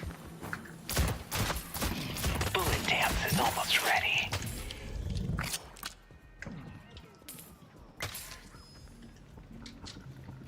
Okay, this is bad. I really have to go back green. I don't. Well, someone's looking to make a statement.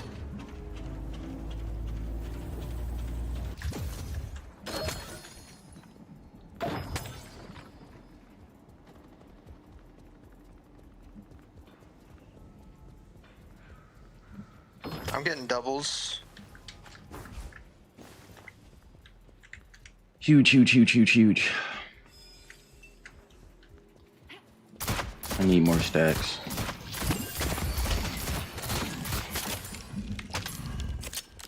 Calco's after me. I need. The blood calls to me. Good stuff, anyway. Nice. Alright, don't push them too hard. I'm gonna get the synergies back out. Come with me.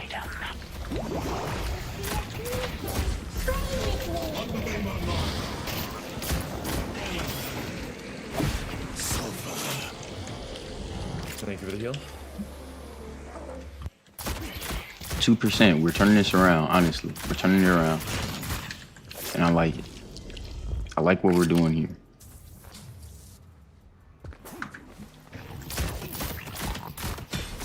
Ready to use Silence Cliff.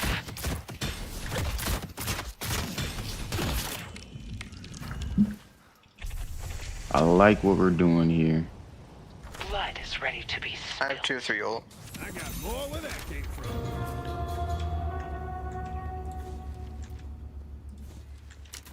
Get that movement up if you can.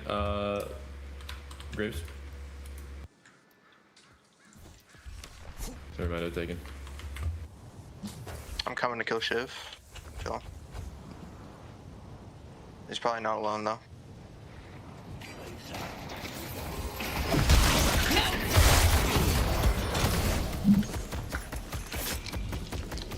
Venator's.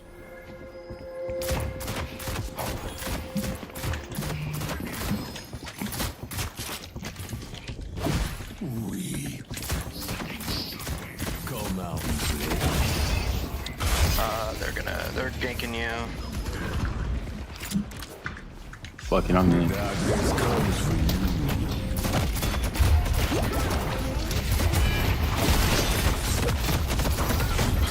This way. Fuck!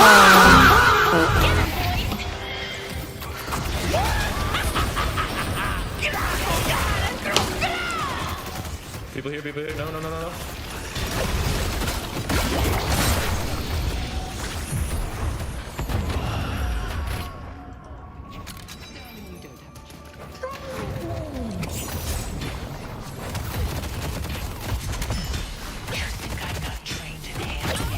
Nice, huge, huge, huge, huge.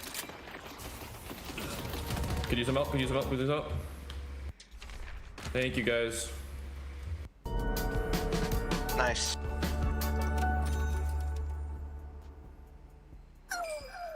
Nice. Okay, good job. We can go mid. Yeah, mid. Yes, we can. Somebody- Will we go mid is the question. I need to heal anyway.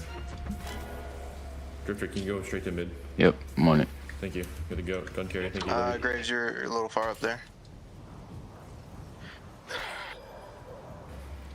Oh, I guess that worked out. Graves. Maybe Graves is cooking. Graves is online. We're good.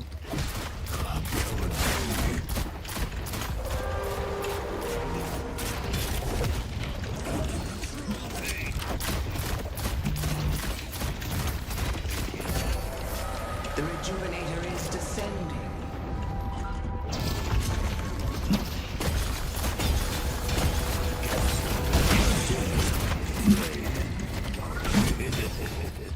Fuck, he almost killed a knife. Oh, I hate beats.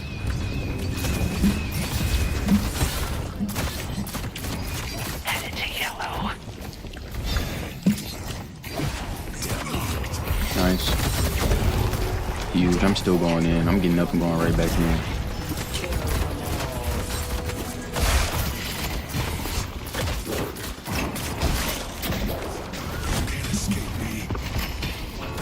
That charge up takes so long, gang. I just got a light melee after that.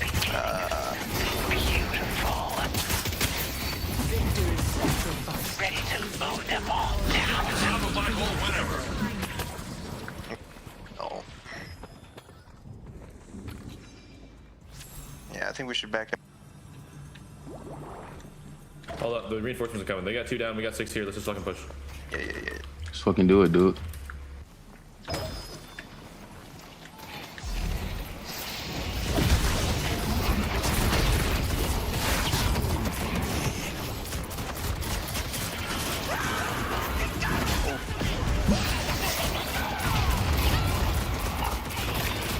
Oh my god. And so my work begins.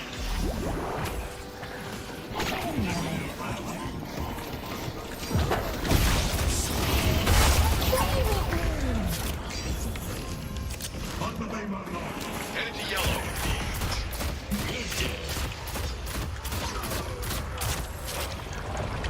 The rejuvenator has expired.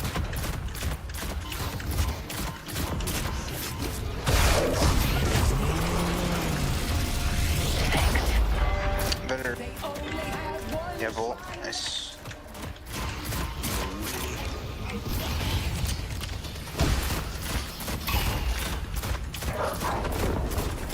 If we can get that shrine, then we back out.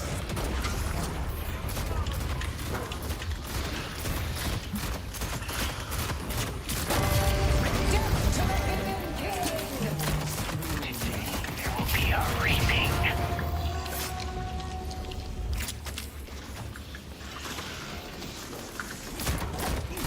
How's this going so well for us? We were losing like super hard on these.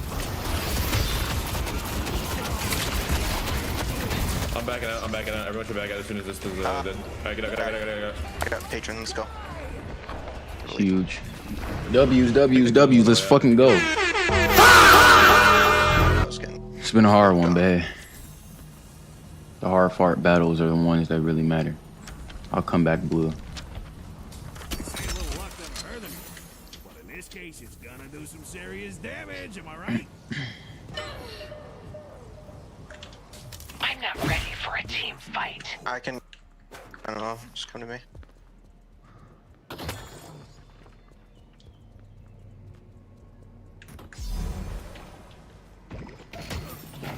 Thanks. Oh, we might still die.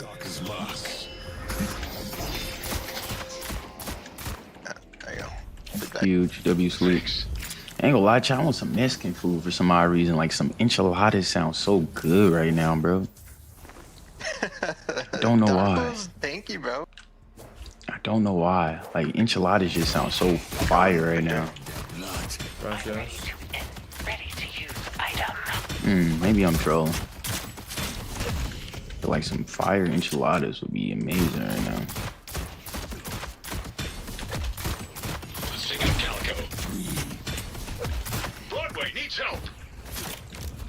Broadway. Fucking, she has dispel. At least I got her dispel. Yeah. Not fighting that Dynamo. What the fuck is he doing? Hey, Dynamo, come back. Nice. Nice rotations. Nice rotations.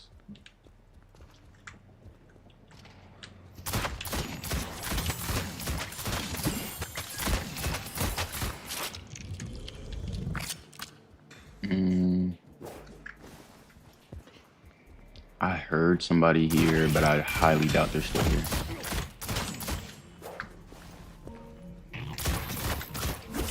Yeah, probably Calico if I had to take just an assumption.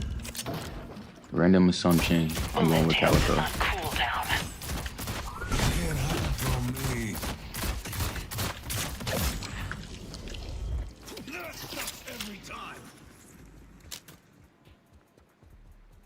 Yeah, Rift's on yellow. Okay, Rift yellow. I'm coming. Oh, he hooked Venator. Come get his ass. Nice.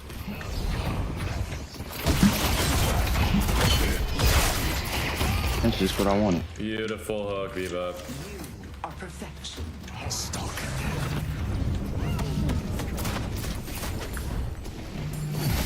Calico.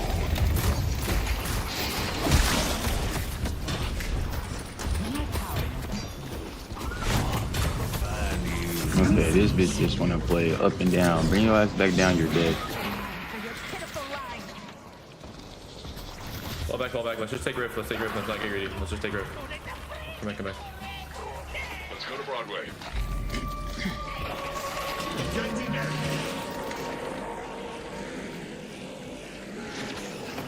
I ain't gonna lie, Chad. I'm about to get me some enchiladas. That shit's on fire.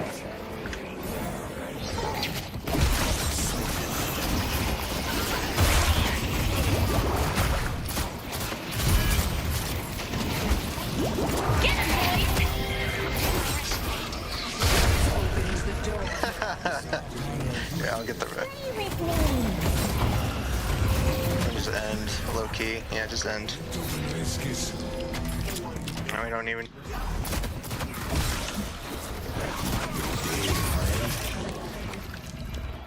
Did you see that fucking zip line in the dagger, bro? Oh my god.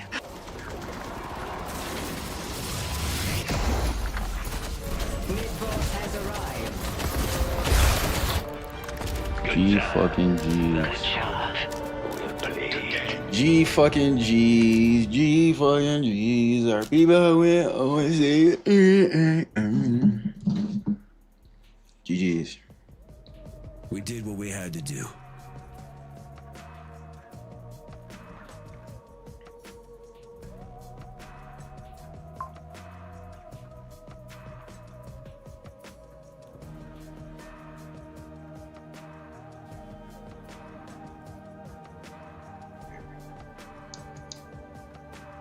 GG's. G fucking G's.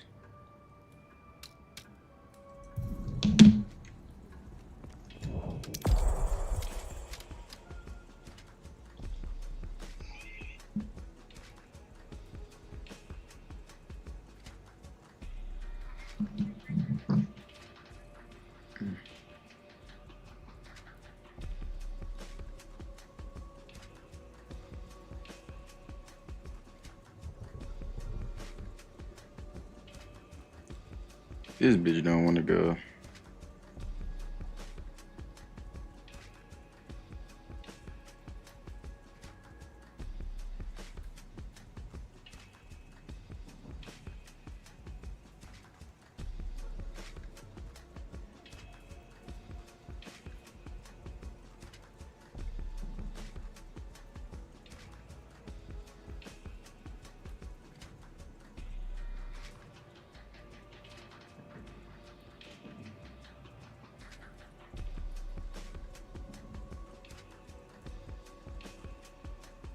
I ain't gonna lie, chat. I kind of want some wings and fries, though.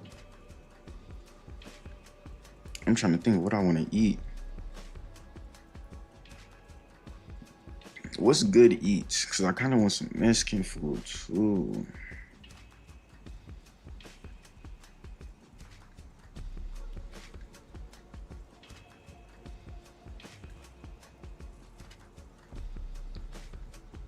I really want some American deli, chat. I wish we had American deli so bad. I want some lemon pepper wings and fucking fries.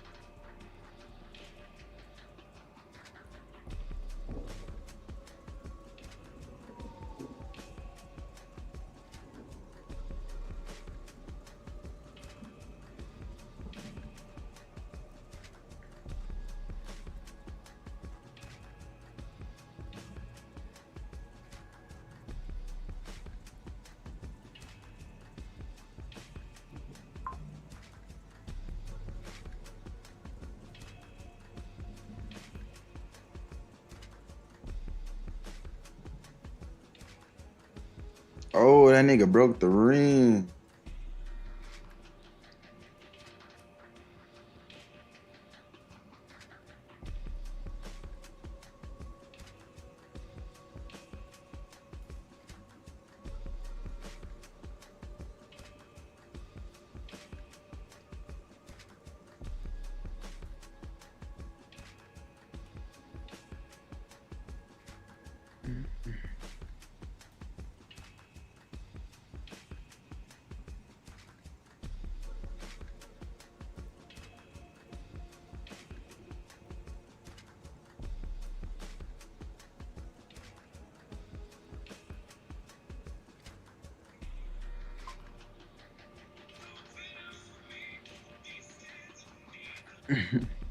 I look, you want a steak too, chat. Damn.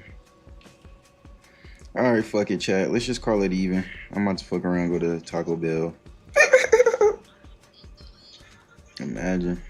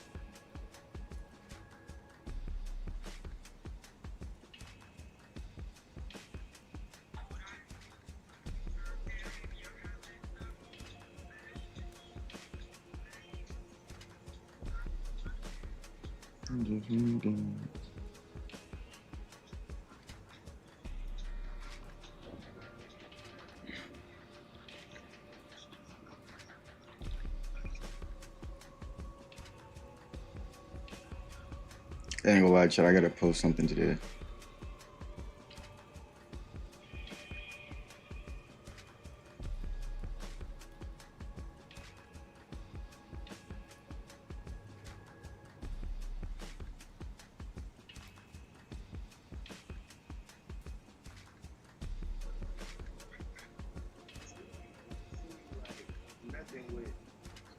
I ain't gonna lie, chat. I'm trying to think, what type of food do I want, bro? I'm hungry as fuck.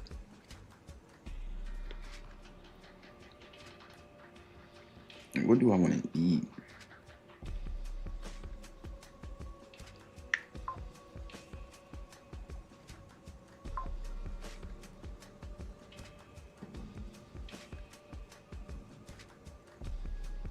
What do I want to eat? Mexican food do sound good though.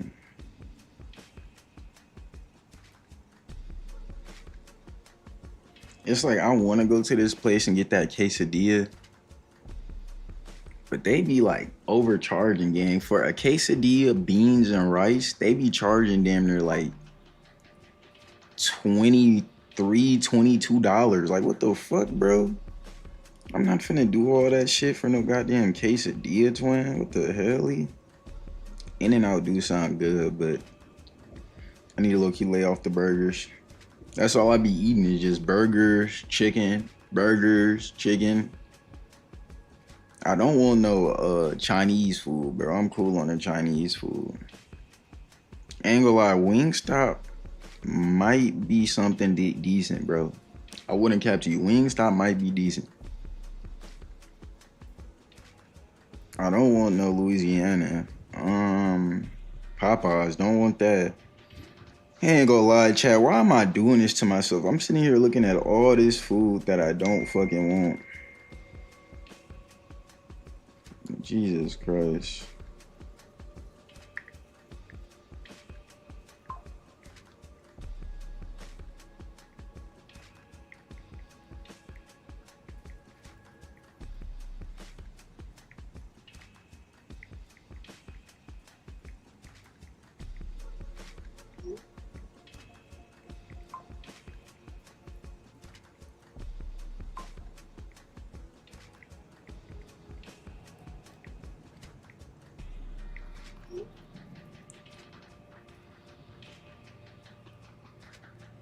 Bro, what do I want to eat? Whenever I go to Former Boys, they never have what I want. So, like, that's pointless. Ain't gonna lie, these fries look good, boy. Hold on now. They call that shit fries with meat.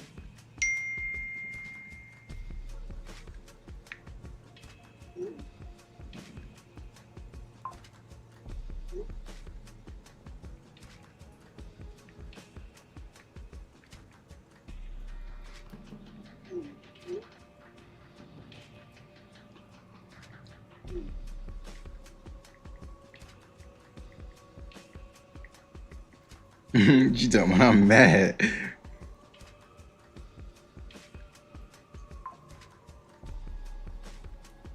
Three tacos, rice and beans, chat. Don't want that.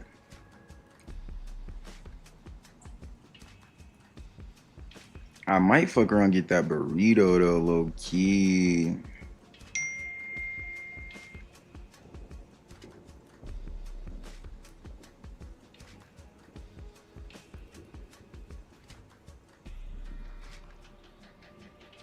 I see what you talking about.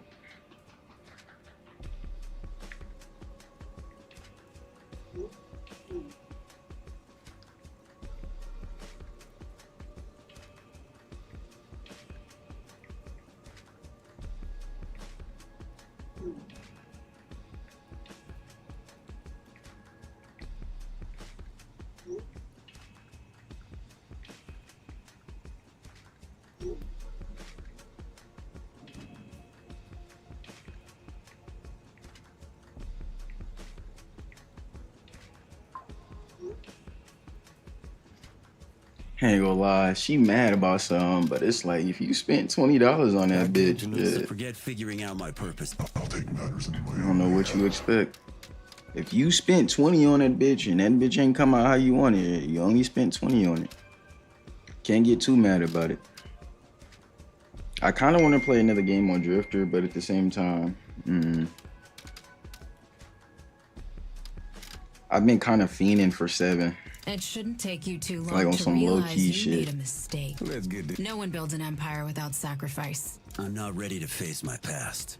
When I think about I don't mind playing Victor, but I really want to play 7. At least I hope they Like really want to play 7.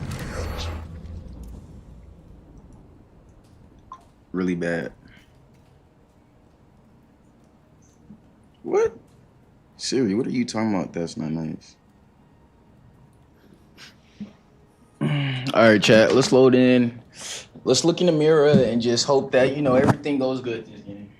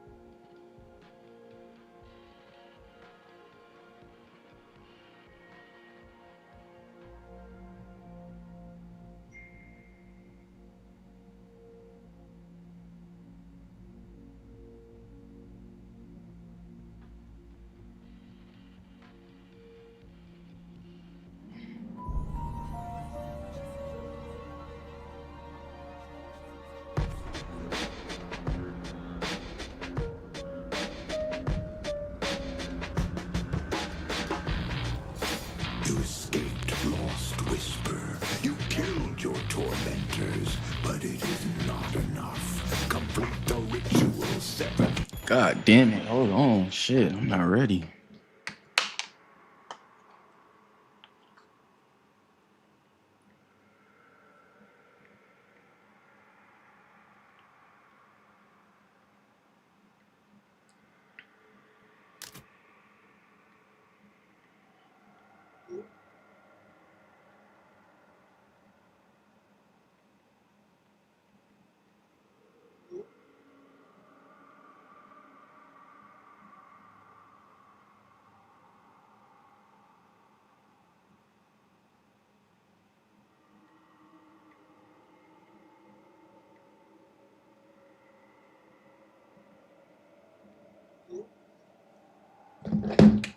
All right, let's do it. Find yourself in the court of the Hidden King.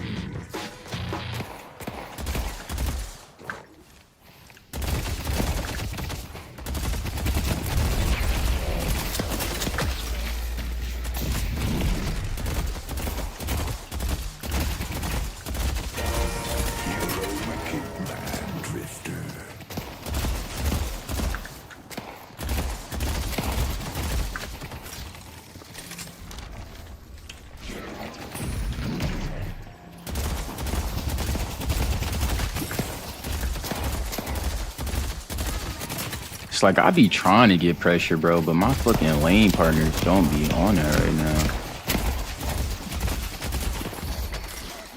now. At all. I'll throw in a free keychain.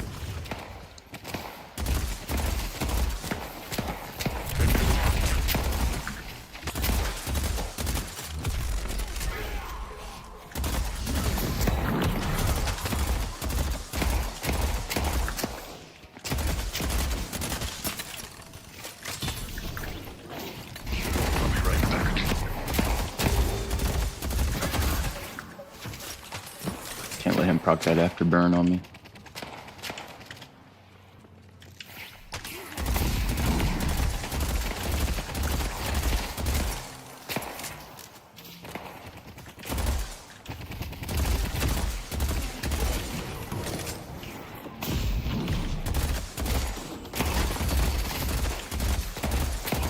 Let's push Broadway.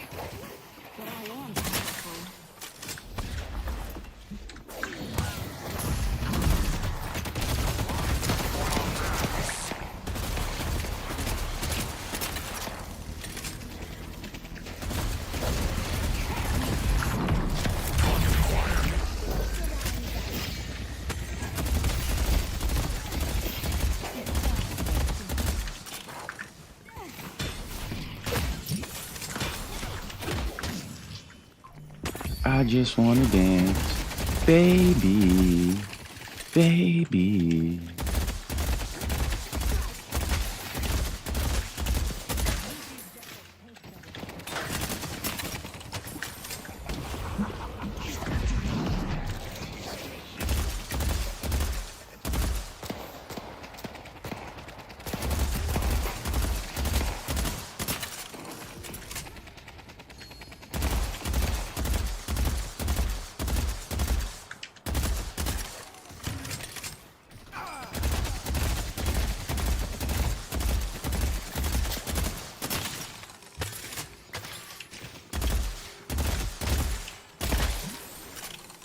Low-key gotta be more conservative with my ammo. High key.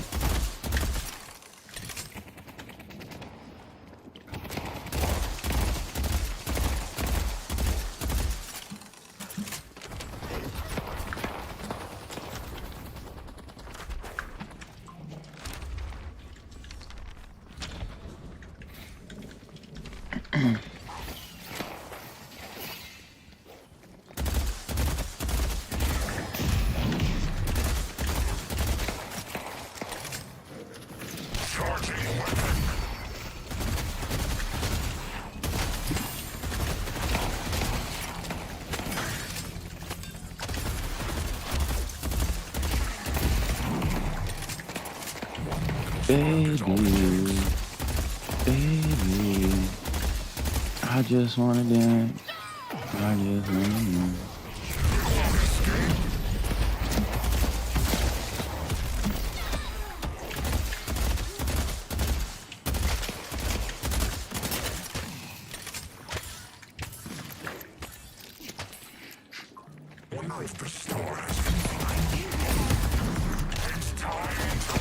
Box. Give you a lane. Let's take out Calico. Look at my gun, Chad. Hold on. I didn't even really like look at the skin for real. What's this? The M16? It's like rolling around instead of like shooting her. She has 1 hit point.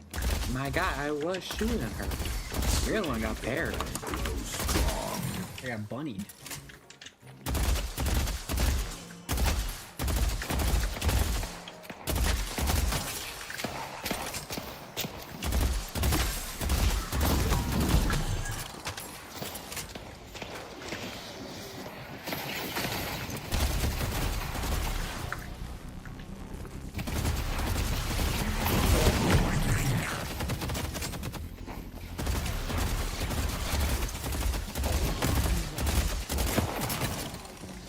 First comes love, then comes a... That was huge. I can't even be mad at it. That was huge. I knew she was over there too. That's the thing about it. I thought she was at camp though. I deadass thought she was at camp. Can't be mad at it.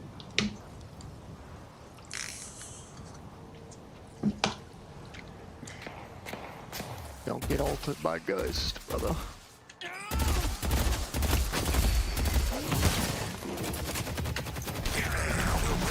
Shit.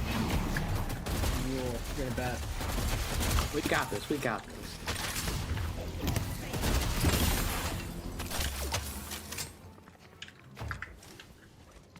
She's just trying to bait the swap.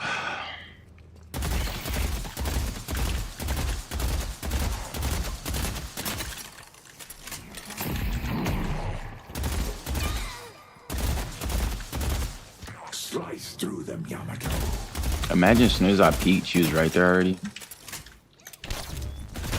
Let's take us silver.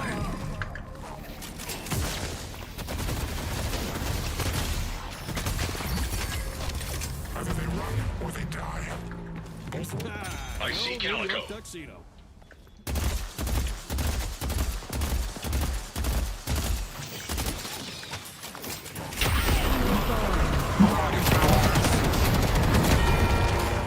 Holy, I tried it. I don't know if she dies to that, bro. I don't think she does.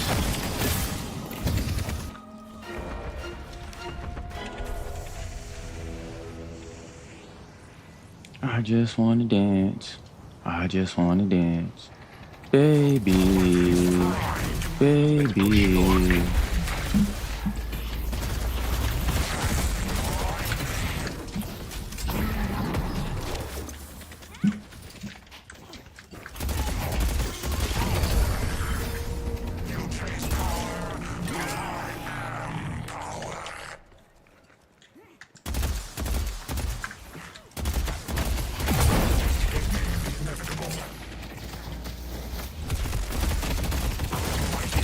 Like, why the fuck my one wasn't procking, bro? I'm fucking spamming my ball. Got that slut. Spamming the fuck out of my ball, bro. Why was that shit not procking? I thought it was up.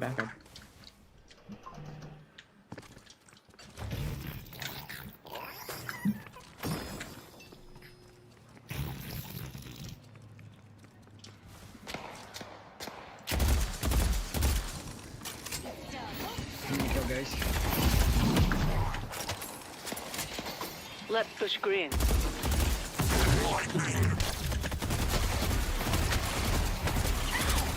Huge. Oh, you're all about to enter Lash's world. I'm gonna go for their centers. Let's push Greenwich. Dynamo needs help.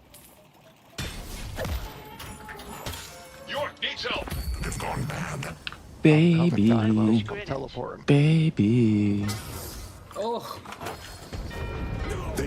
Yeah, I mean, shit. We didn't need everybody to rotate over, guys.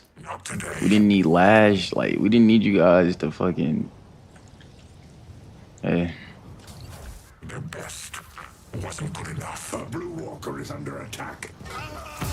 He's one fucking hit. He's one fucking hit. You fucking kidding me? Oh my god. Oh. They destroyed the Guardian on yellow. My God, I appreciate it, but I don't think we needed all of that help. I see Calico. We live in interesting times, don't we? I also want to switch my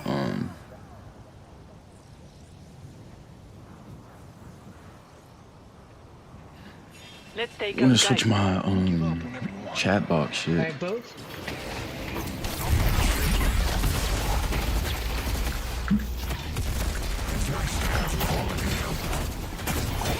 Good job. There you go.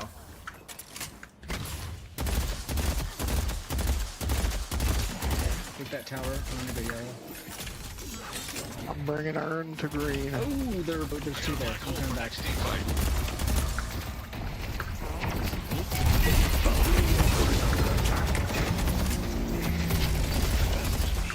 He's hurt. We can now defend the rift here.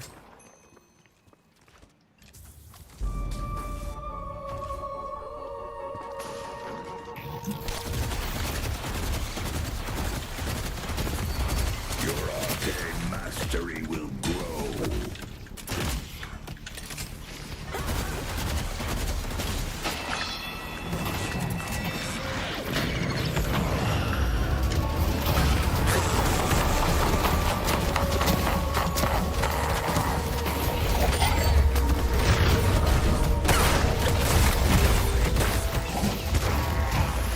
Huge combo, huge combo, huge combo. The fucking knockdown into the fucking silver, huge combo. Huge combo.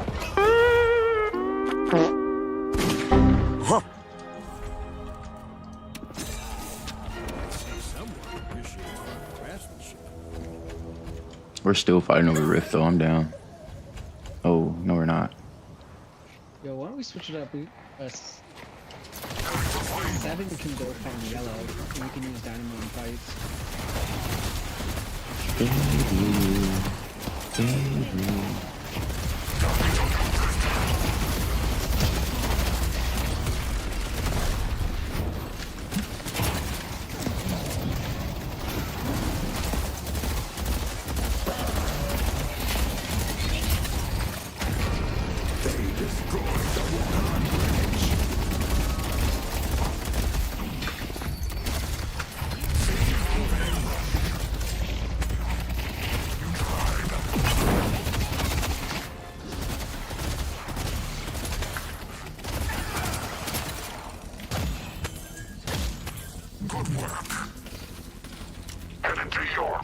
I just wanna dance. I just wanna dance.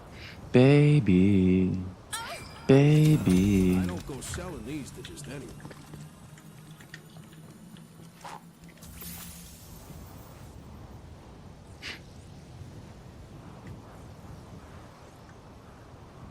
I just wanna dance.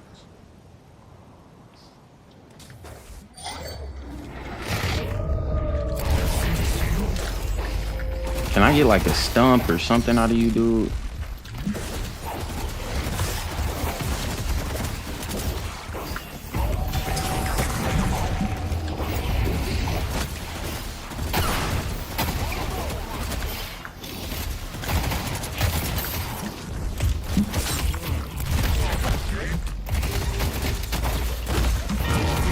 That wasn't a fucking parry? Holy.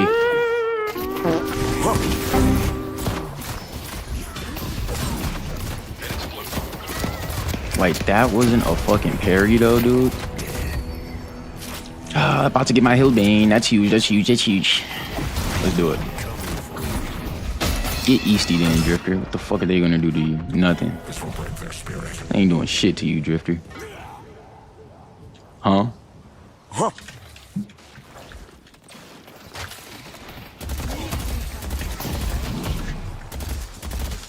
I see magician.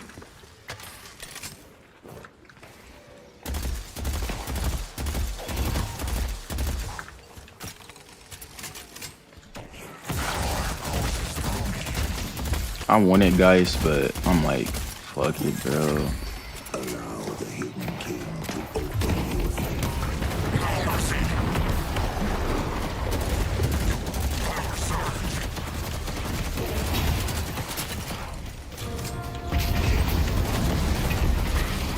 Huge before she got her swap off. Nice.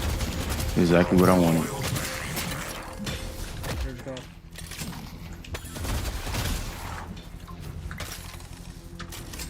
I just wanna dance. I just wanna... Celeste, come take it.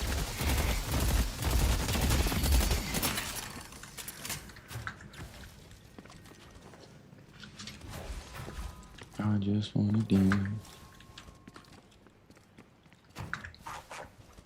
Singularity's on cooldown. Take what I want.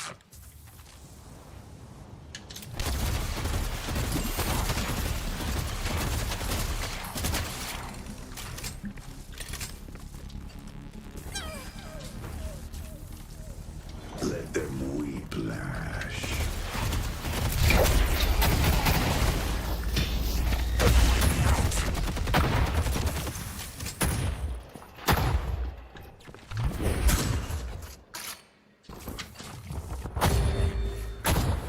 Our yellow walker is under attack.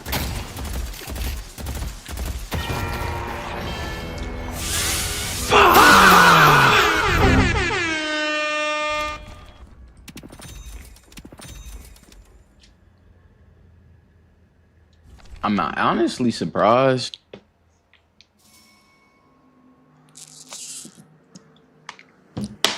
I'm surprised that I didn't buy that grit early, honestly. I love running grit. That's why I'm kind of surprised that I just didn't buy it early. But let me form up real quick. And for some odd reason, it's like I gotta switch one of my actives instead of V or instead of C, I gotta switch to something else. Cause V is super comfortable to hit. V is super comfortable to hit, but like all that other shit, not so much. Now I'm just gonna be greedy here and just warm up heavy. But before I buy, nah, I was gonna be like, let me get one team fight in before I buy, so I get use my grit, one of my favorite items, but fuck it.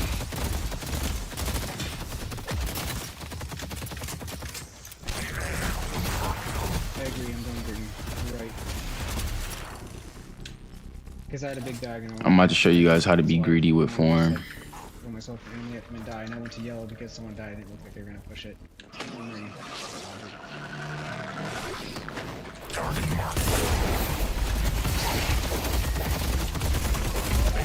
Dynamo.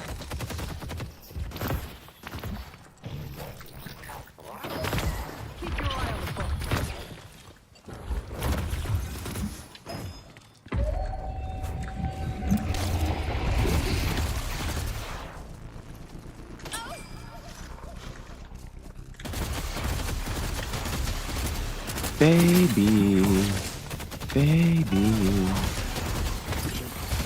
Tap into the king's power. I can't hide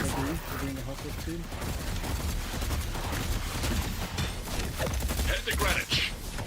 So we can kill this idiot? Yes, you can. I believe in you guys. In his words, kill that idiot.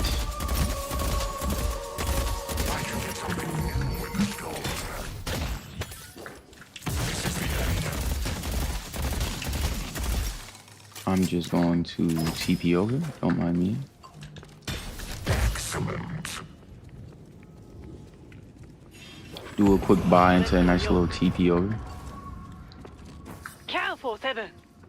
Careful, 7. Let's take I'm out coming. guys. Careful, 7. Let's take out guys. I'm helping my team.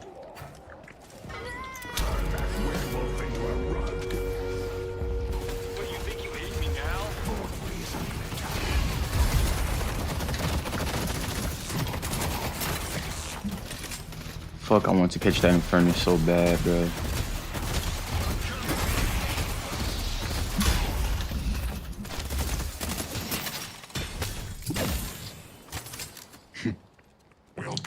Do what you gotta do, twin. Don't get your way, AFK. AFK. Exactly, right? Exactly, right? Exactly. Fucking exactly. Oh, I teleport for no reason. Like, what? I gotta pick. Definitely gotta pick. But I guess it was for no reason. Got the pick. You see me teleport. Instead of you backing up, you decide to fight the guys. Get shit on, kid.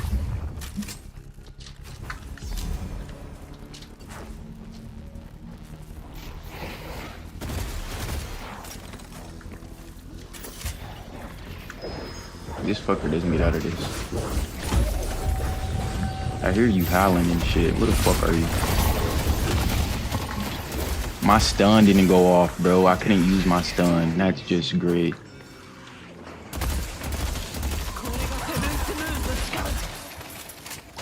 I don't know about you guys, but I'm not stopping anytime soon.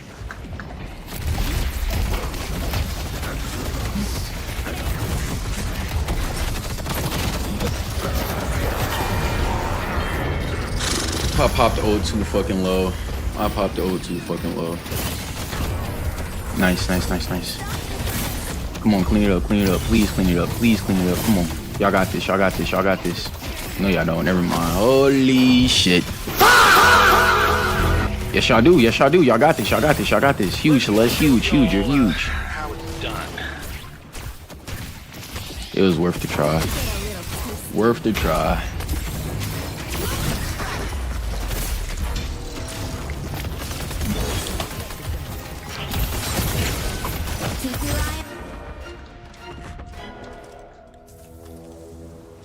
Didn't I just play against this kid or something like that? York is under attack. I'm gonna try to push up green.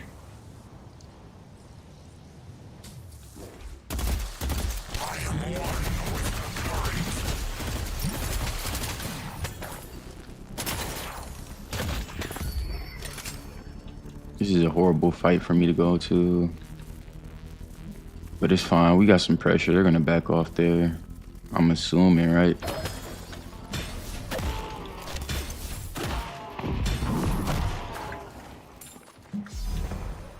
They're gonna take yellow if someone no one responds to it. It's yellow. Ready to use singularity. Like, fuck, dude. That disarm is just, like, so fucking nasty, dude.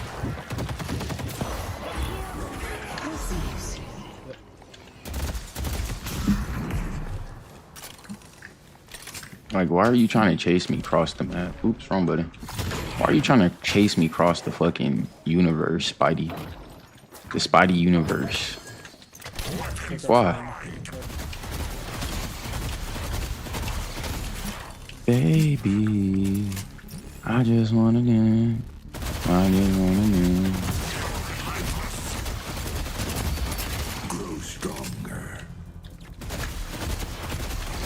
Can kill Falco or if he's down?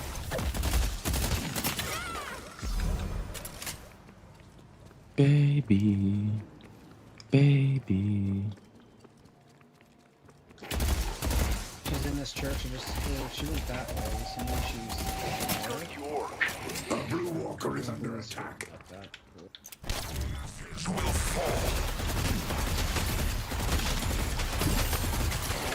This is the end.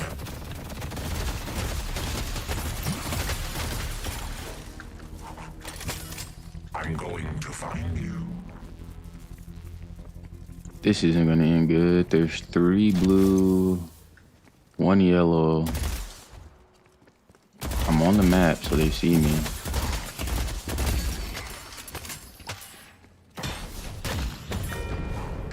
Silver's here.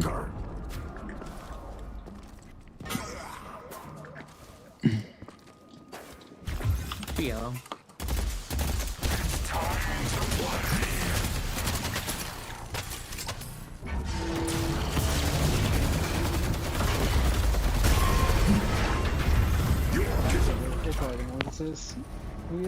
We just die in random spots, and then don't have people to defend objectives or push objectives. We're taking fights in like the deep jungle, or chasing them near the. Okay, I need to buy here. Bad, bad, bad. Cause she bad, bad, bad.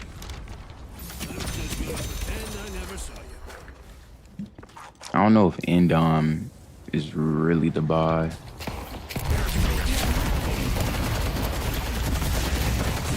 Price doesn't have ulti, she would be a good person.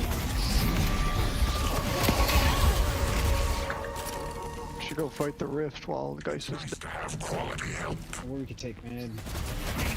Yeah. Let's just take mid. We need to do something fucking crazy. Take mid.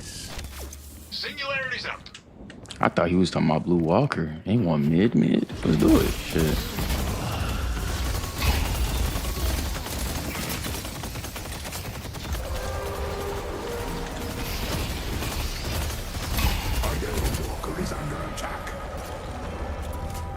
I don't know if I make it over in time. I'm trying.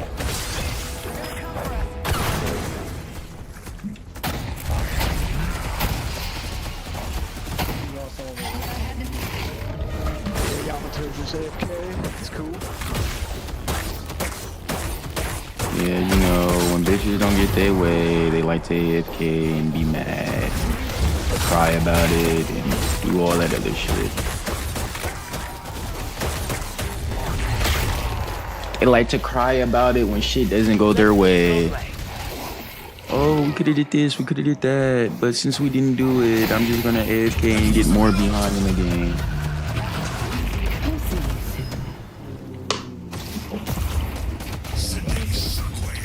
Let's push Broadway. I just wanna dance. I just wanna dance. Baby. Let me see, what time was that? I can tell if my brother's hungry or not. Let's push blue. Professor, I'm gonna go heal and buy real quick. Black hole count. Just go, while they're down. We have like 11 seconds. They might be hungry, they might not. I don't know. They ate what, like 2 hours ago? Coming. They had a big breakfast. They might not be hungry. I'm gonna just get myself some food. Let's push Broadway. Get myself some eats. Ignore the chase.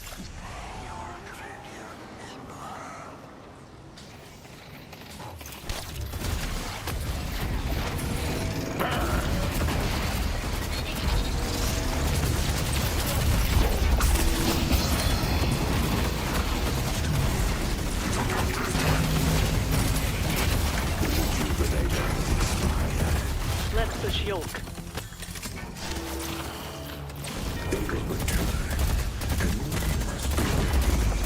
We're in our fucking base. Holy shit.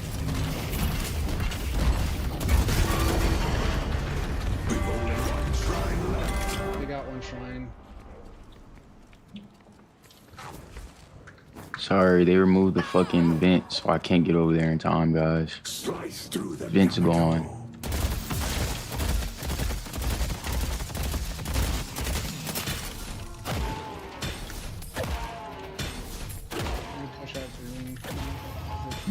Does it push the lane? Did they get the mega creeps on the lane where the shrine was destroyed? Or did they have to destroy both? I think it's the base guardians that make mega creeps.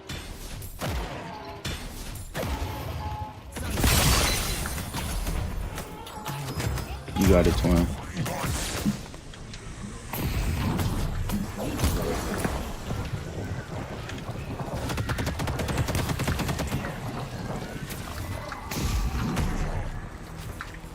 Ivy's about to finish me off. I slip through their fingers. I have ult here.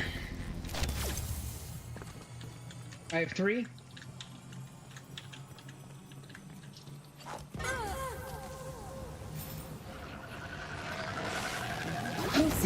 Oh, no one's there in front of our fucking base.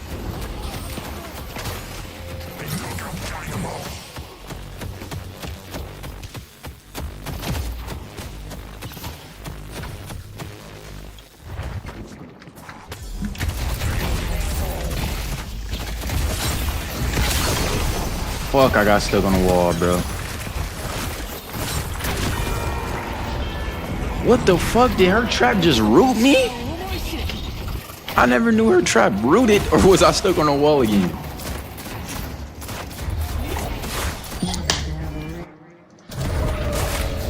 Was I rooted or was I stuck? That's the real question. Rooted or stuck? Some chili cheese fries do sound fire though.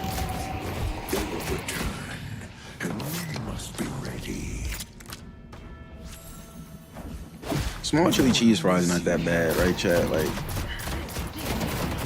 I think that's what I'm gonna eat, low key. Just give me an order of chili cheese fries. Yeah, that's decent, because I kind of been fiending for, like, the chili cheese fries, low key. Alright, they're only 10k ahead. If we fight together once, very good possibility we could win this game.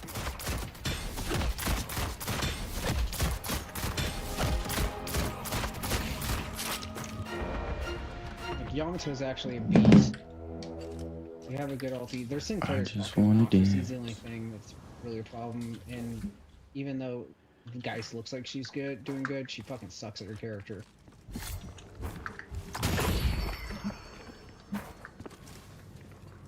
Need to be careful when I'm aiming.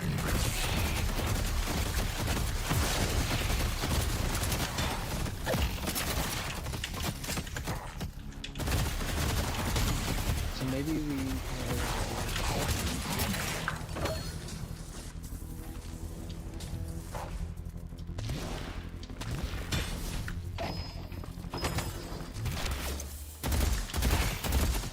I just wanna dance, baby. I don't know why that song stuck in my head. I think I like hopped on my phone and that shit was either on TikTok or YouTube Shorts. And I think that's why it stuck in my head.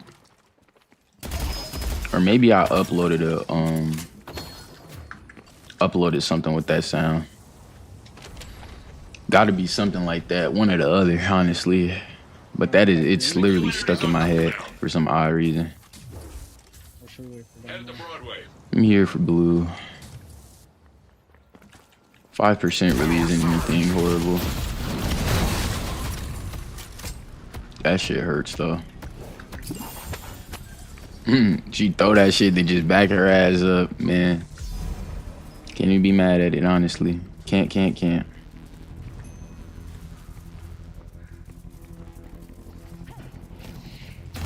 gonna try to pick Sinclair. You said we're catching who, Sinclair? I'm gonna stop this wave real quick.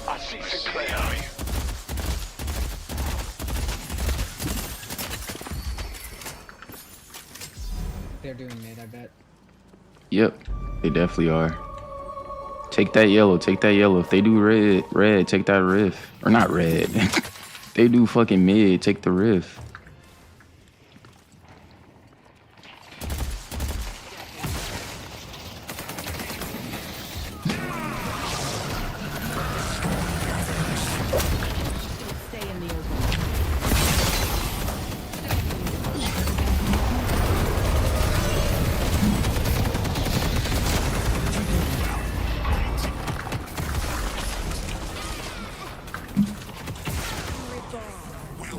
Huge, Dynamo. Fucking huge. I appreciate you so damn much, gang. Words can't even explain how much I appreciate you. I'm trying to heal up and get right back in this fight, boys.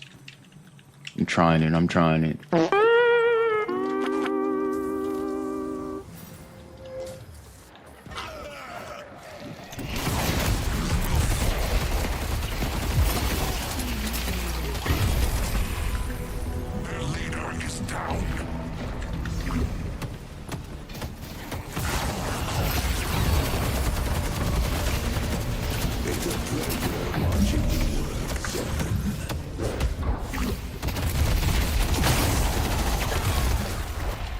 Holy shit, good fucking zone, y'all.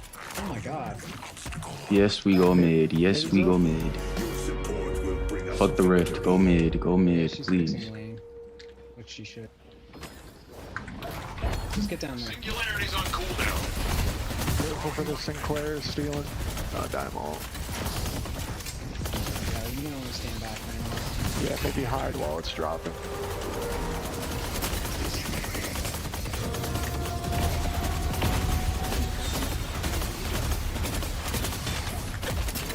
That would be some crazy Sinclair shit, huh? There it is. She's trying to steal the No ult. Let's take out Caritas. Next time video. shit.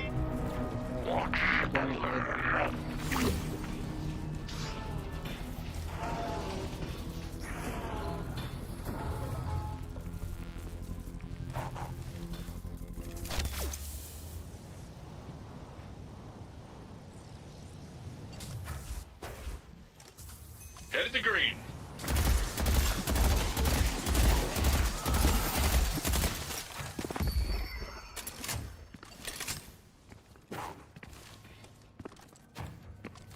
It's time to play.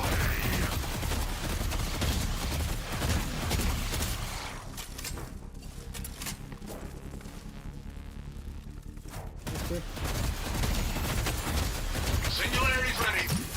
Let's push Broadway. I'm back.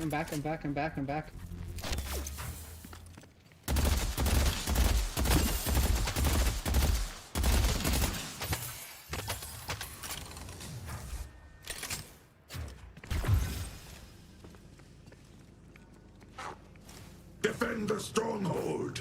3. Boys and girls, I am reborn.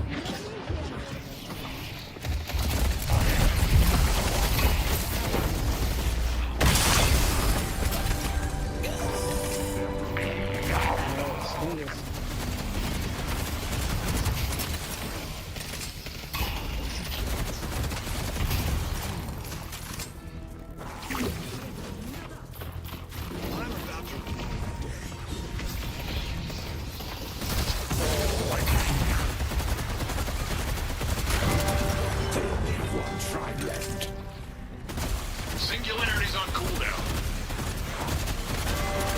The ritual must continue.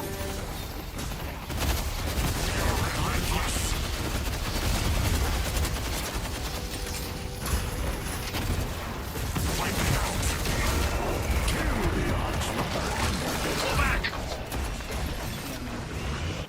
I'm fully out.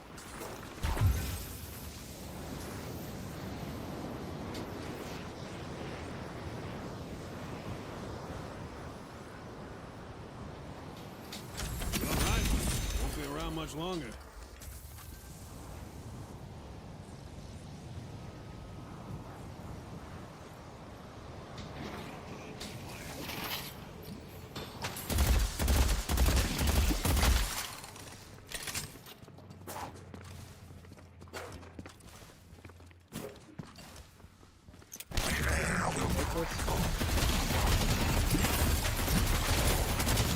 I'll dispatch them.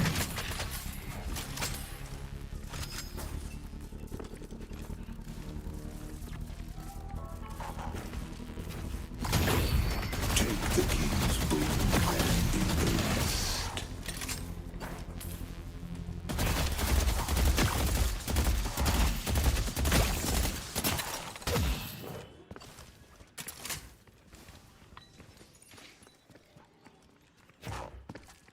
I will dismantle their guardians.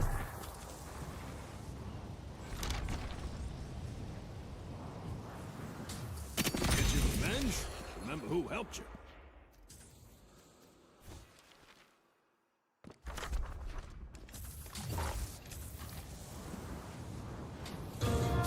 One minute till bridge, or 1 minute till mid-boss.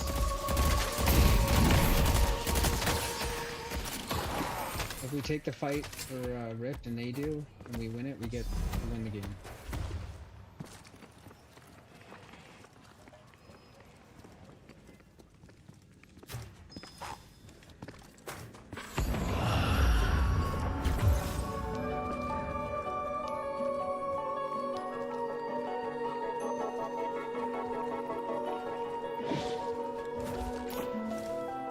I see Ivy.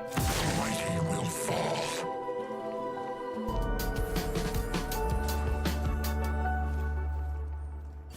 Alright, they're pushing lanes, or they're pushing lanes because they want to do mid-boss in 20 seconds.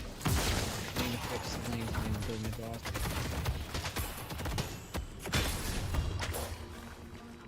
Defend the stronghold.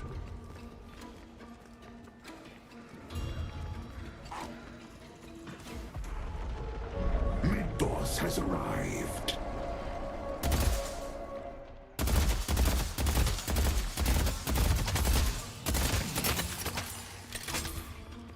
Playing mid-boss. They're not there. Cops come asking, you weren't here, and I absolutely didn't.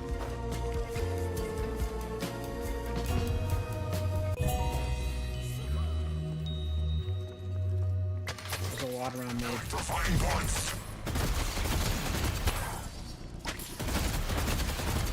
a lot around mid. Dynamo's getting caught. Yama's getting caught.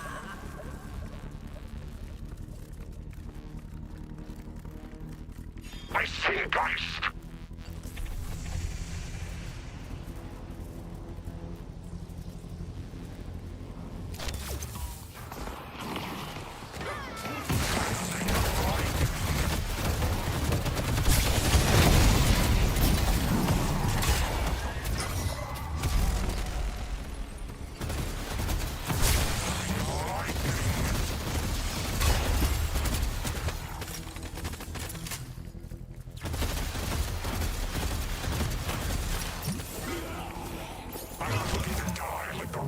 Where's your 7? Oh, good thing.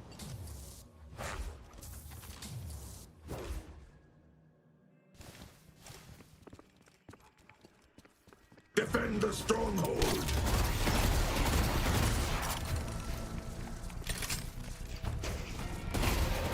They will return, and we must be ready.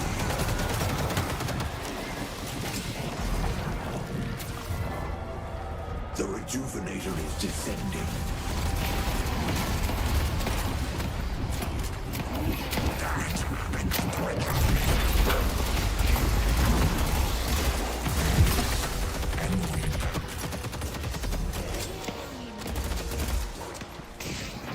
To stop them from progressing further.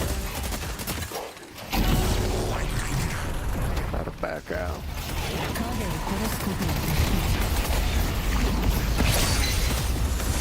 There's no escape.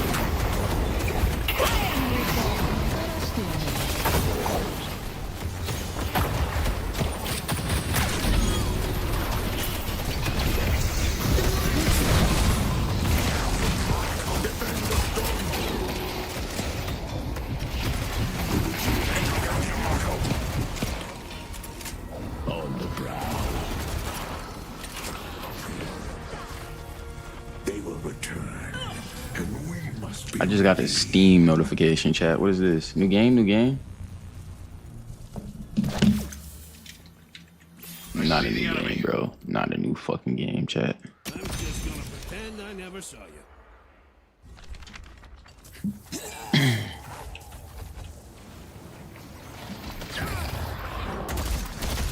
Let's go yellow. Someone get green. I'll fix lane. I'll fix lane. You guys push up. I think we just win here. Defend the stronghold. Baby red heart. Kyra. You should probably go. I mean, lanes are clear. Just come.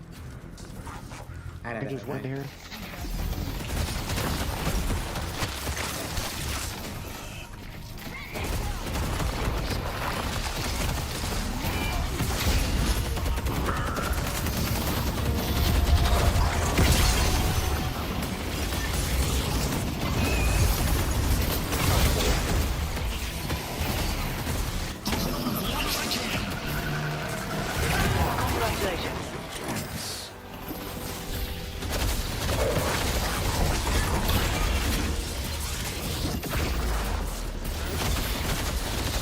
gain. Fun times.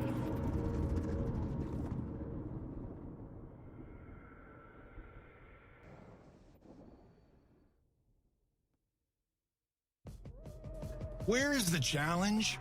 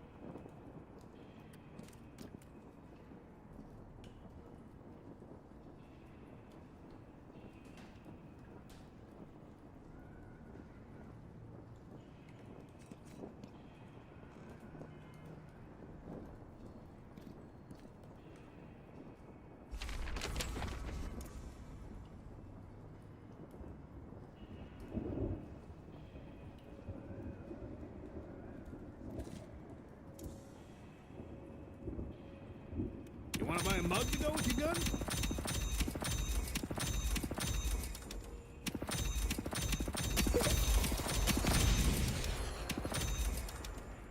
Cops come asking, you weren't here, and I absolutely didn't sell you anything.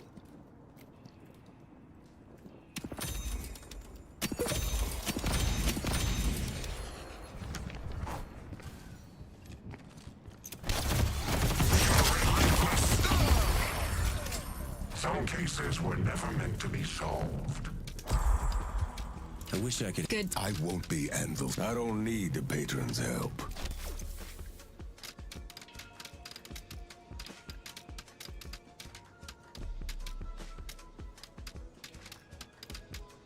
I didn't sell my soul. I saved my life.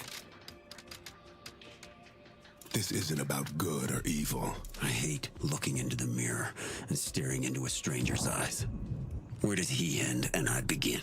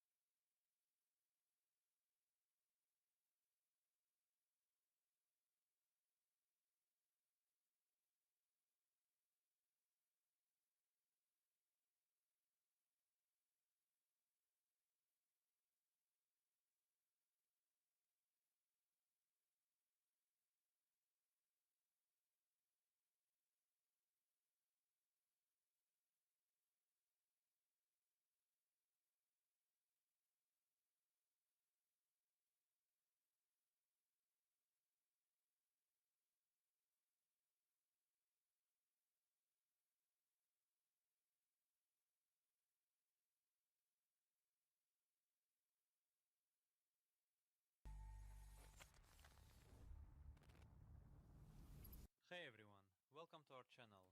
Here you can enjoy ranked matches and top tier professional players. We handpick the best games for you, so you don't miss the most exciting moments. And if you prefer, you can turn off voice commentary by switching to the alternative audio track. Alright, let's jump right into the action. Don't forget to like the video and subscribe to the channel.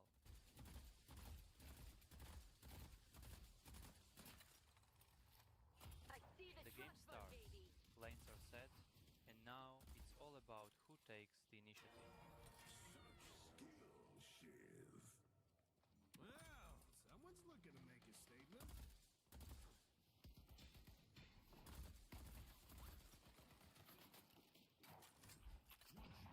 Well then, friends, let's get started. Let's see who's is ready to win today, and who's just pressing buttons. My reputation is well earned. We'll pick them off one by one.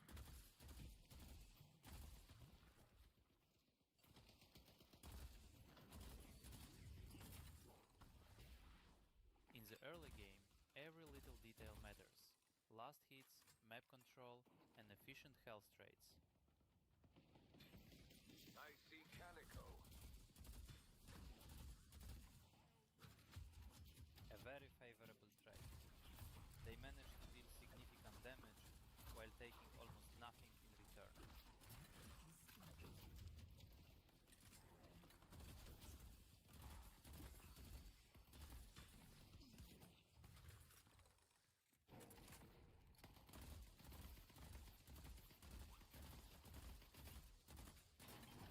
Very confident play.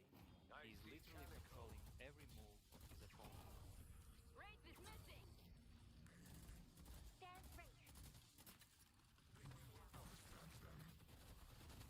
Let's push Greenwich. Look at how he's pressuring the lane, not allowing any farm at all. No!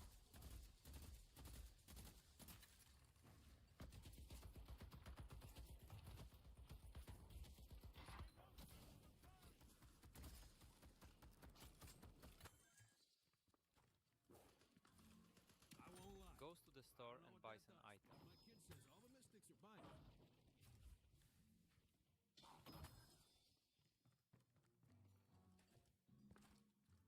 Pull back!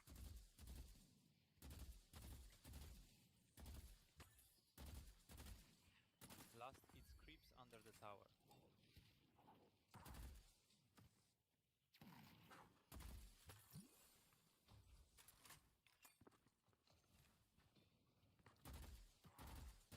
The hero is now completely focused on farming. The Venator's missing. Viscus is missing.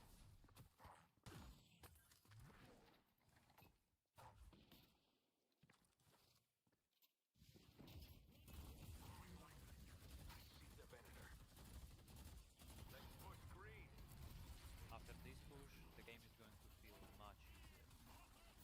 I see Calico. I see the Venator.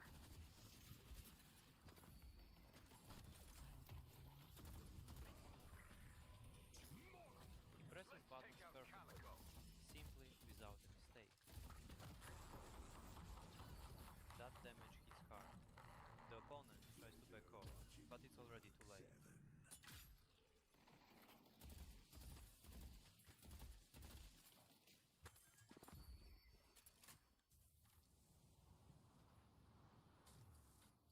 Now he has space, and the lane is completely under his control.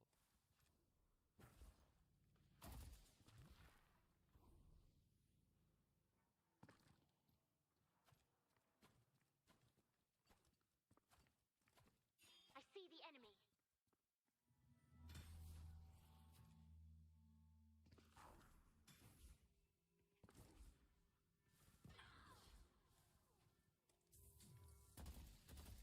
I see Wraith.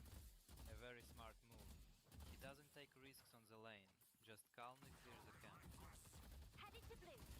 I see Yamato. I see Calico. Take this boon.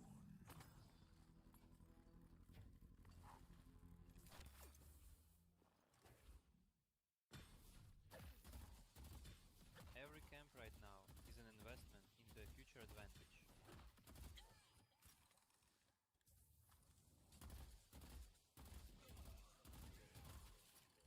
I see Yamato. I see Yamato.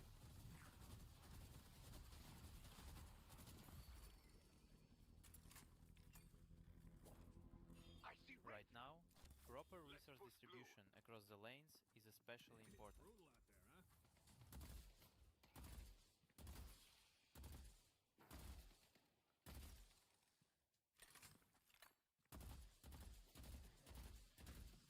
I see Yamato. He's not just standing around, constantly taking something from the map. Let's take out Wraith. I see Yamato.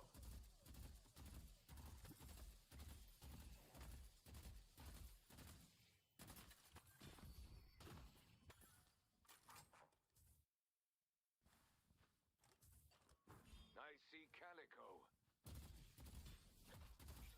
Not rushing, but the farm is steady. You can feel the discipline.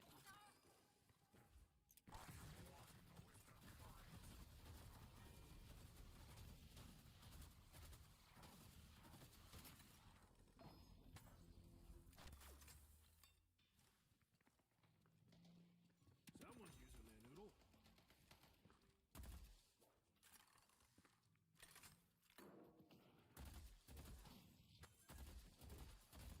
Last hit creeps under the tower. I see Wraith.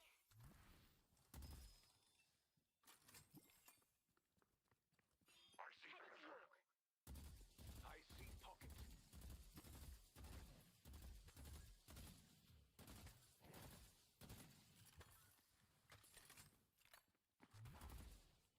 Let's take out Viscous. I see the enemy.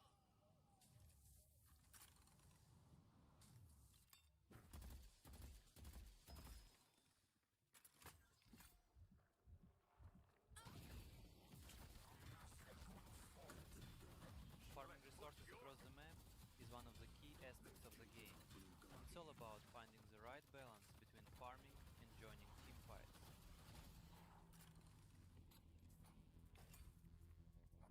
Exquisite, isn't it?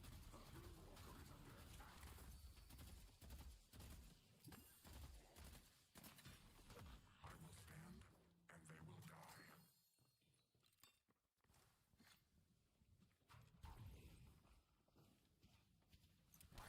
Let's take out the Venator. He has spotted his target and is now moving forward with intent. Be honored to die at my hand.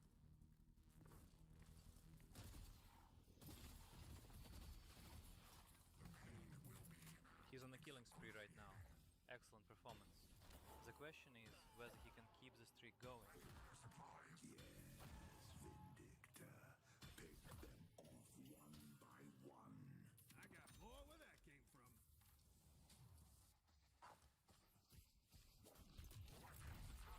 I see the enemy. They're taking our yellow guardian. Ready to jump in and grab him.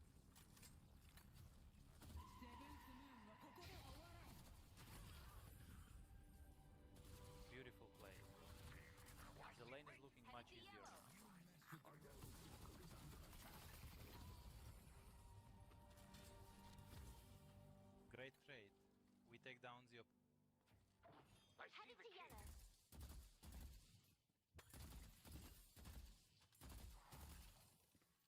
You're looking to survive. You came to the right place. I see Venator. And he doesn't forget about the trade, carefully collecting everything across the map. I see Viscous.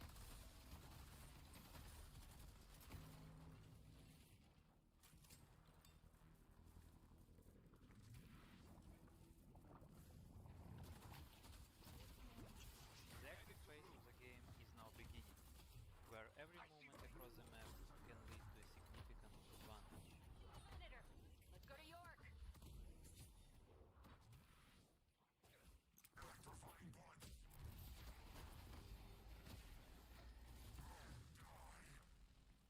Perfect execution. The enemy is sent back to the fountain. I see Yamato. That's how you remove an obstacle. Let's take out Yamato. Headed to green. A green walker is under attack. Yamato.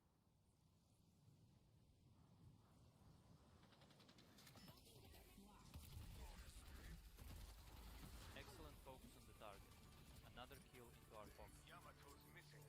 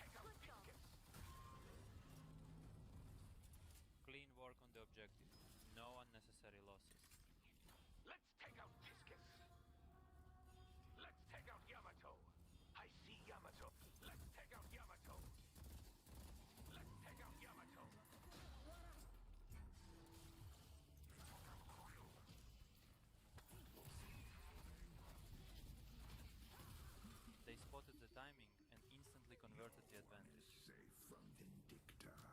Headed to yellow. The spirit urn is waiting to be claimed.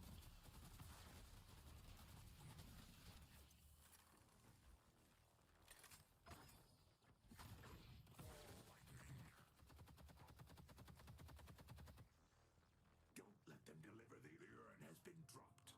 Now, this isn't flashy, some of the whips I sell, but when it comes to raw power, you can't do much better.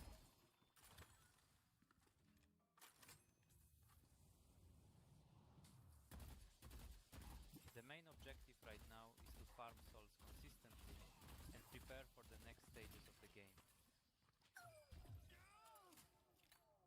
I see Yamato. No order will be given.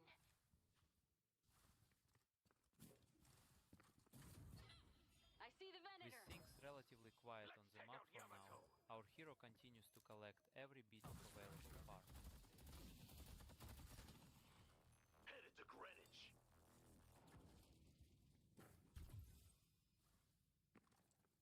Charging weapon. The initiation is there. Let's watch the follow-up.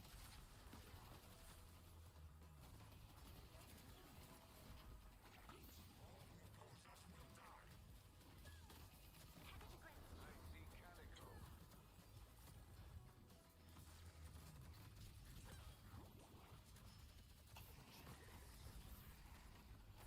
I see Yamato. I see. They take down two, and the map instantly opens up. Walker is under attack. Let's take out Viscus. I see Yamato. You're not gonna regret that. I see a whole lot of goo.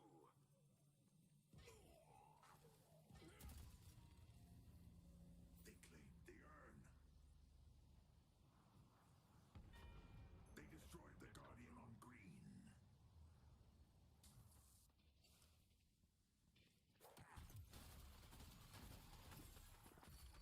Be bold.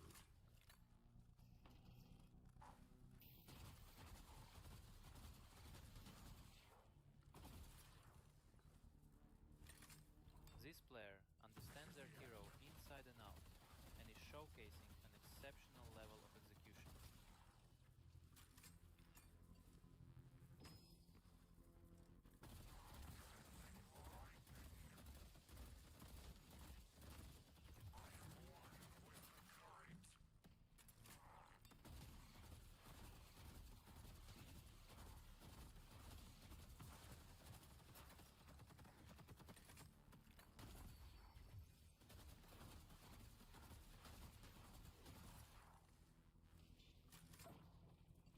The player continues searching for ways to expand and strengthen his advantage.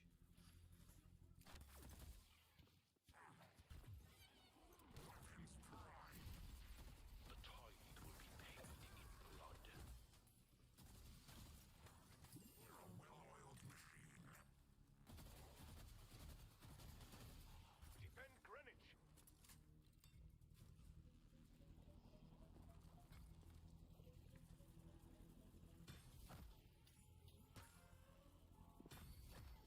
I see Viscus.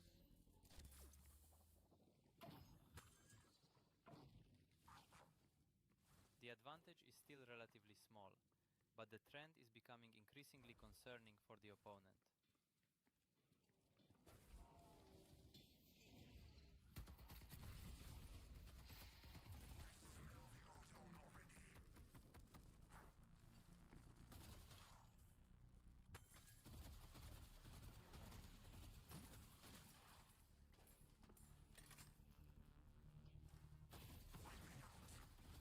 I see Calico.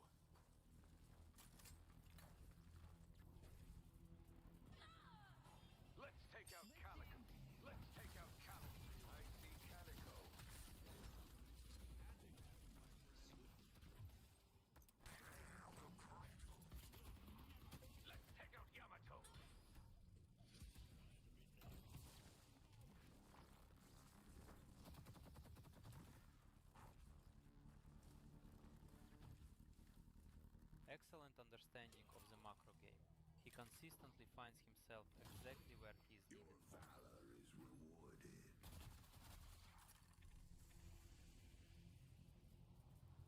My friend, survival is paramount. Headed to Greenwich.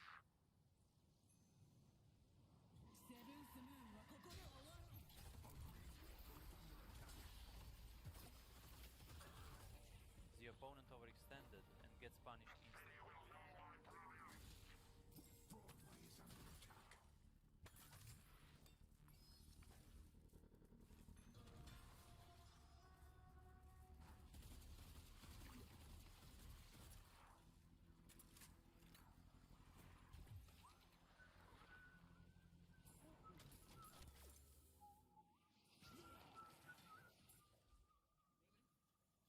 Protect the urn runner.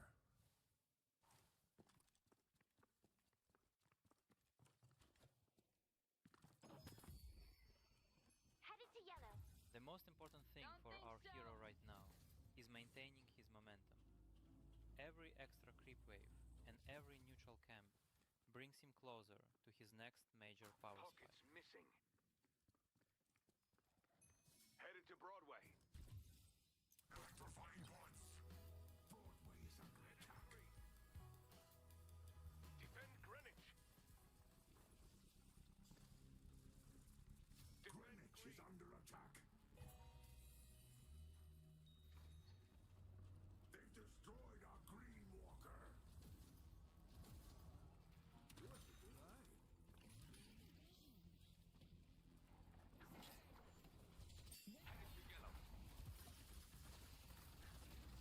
The player is closing the distance to the enemy. It seems the decision to commit to the fight has already been made. I see Yamato. Has the futilities set in yet? They've destroyed our yellow water. Let's go mid. We took them out.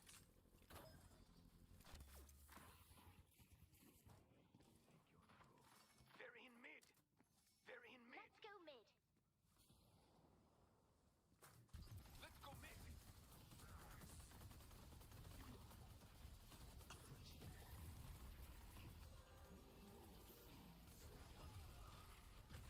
They're in mid.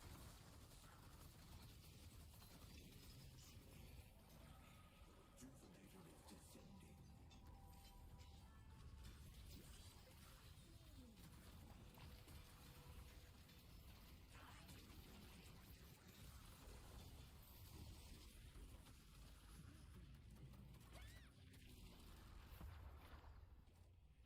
The dust settles, I see but the Calico. overall state of the game remains remarkably even.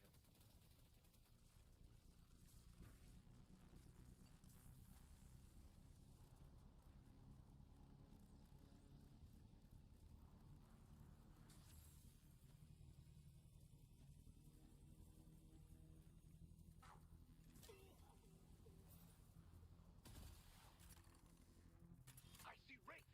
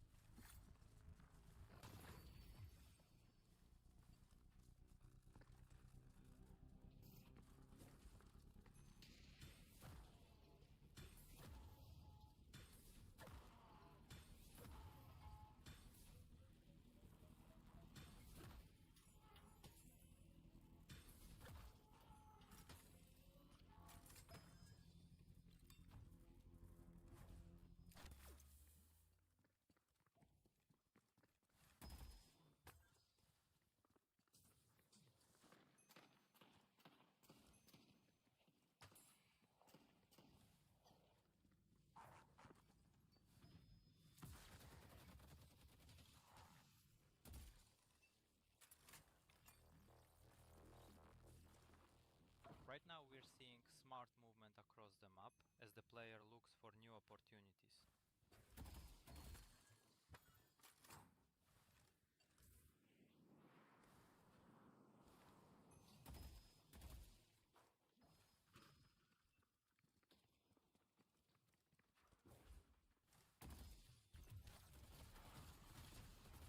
I see Yamato. The Hidden King gives. I see a whole lot of goo.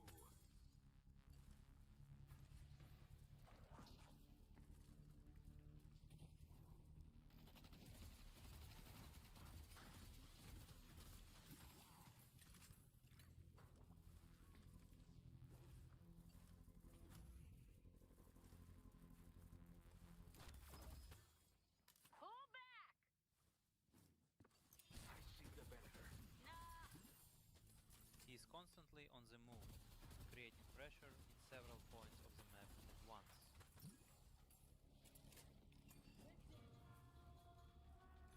A Blue Walker is under attack. I see Yamato.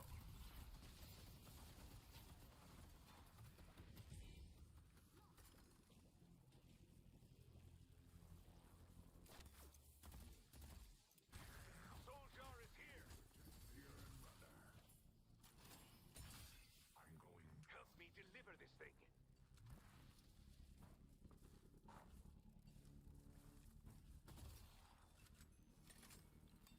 Headed to green.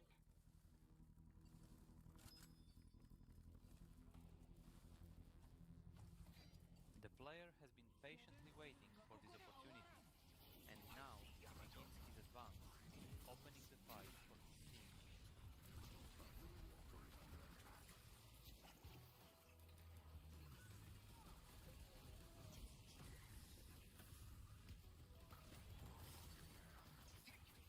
Let's take out the Venator.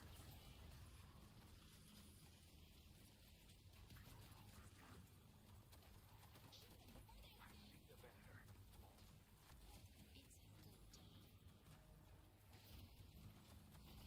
Let's take out the Venator.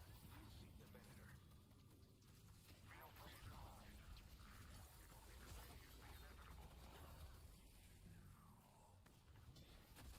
I see Calico.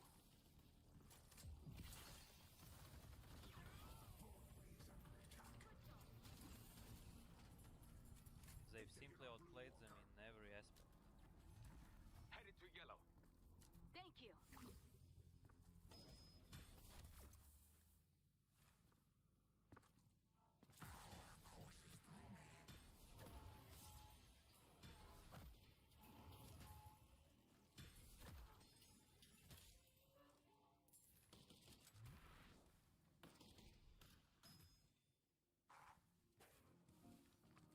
Stay safe.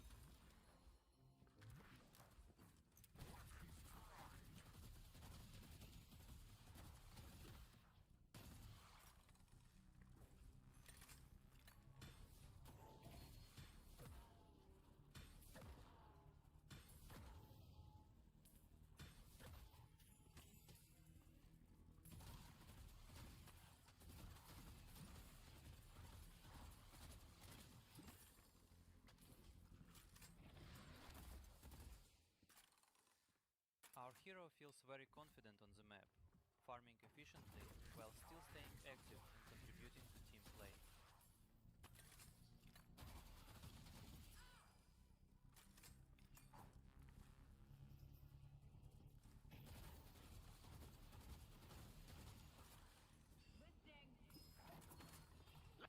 Let's take out Ring. Items on cooldown. Excellent focus on the target. It's going to be extremely difficult for the opponent to make it out alive.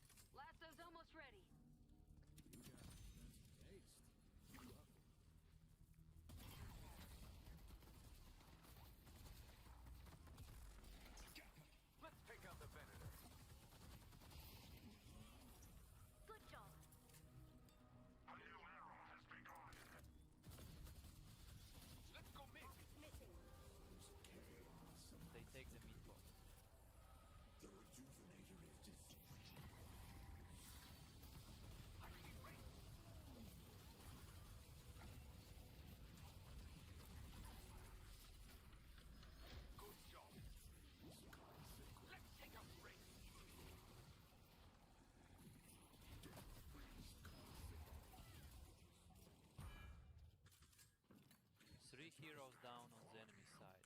A great trade. And now they can play much more confidently across the map.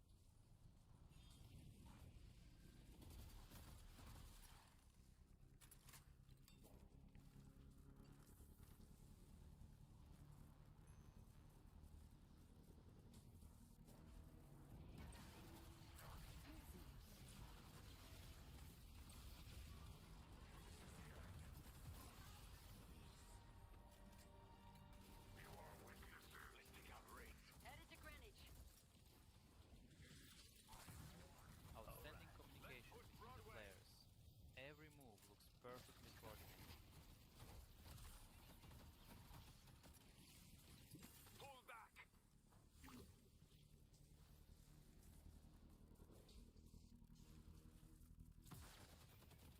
Headed to yours.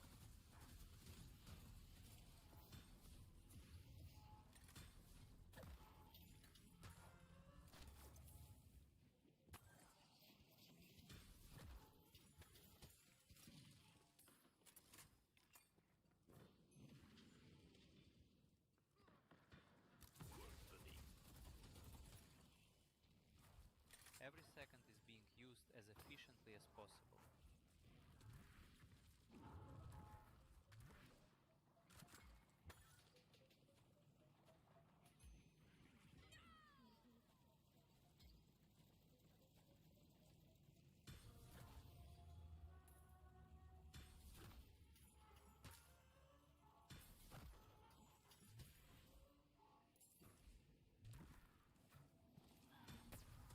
Stop them from delivering the urn.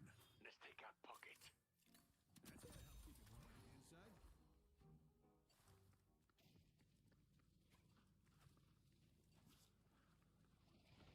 Let's go to York. Teams play with extreme caution.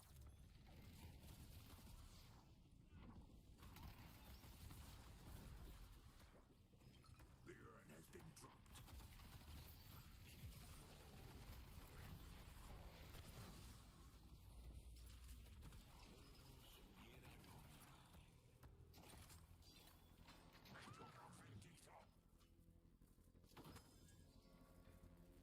Weapons prime.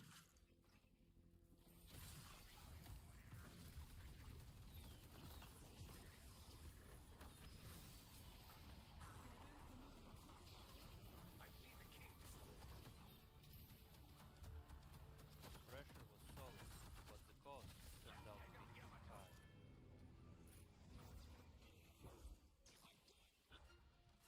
And I remind you that the build ID is in the upper left corner.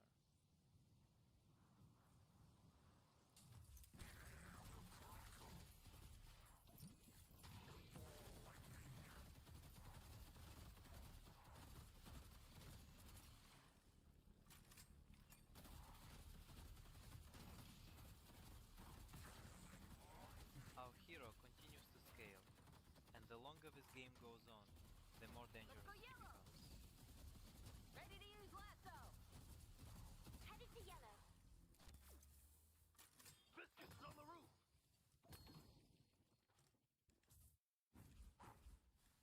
Pull back. Headed to blue. I'll grab someone and pull him to the group.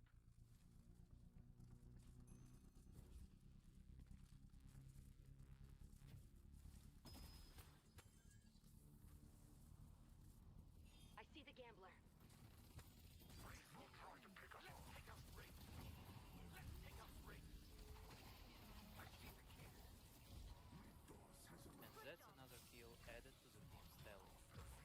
good job.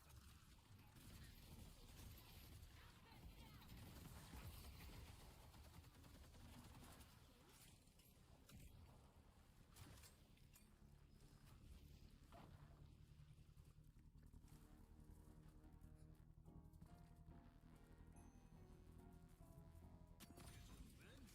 Then who helped you? It looks like this is where another dangerous sequence begins for the opposing team.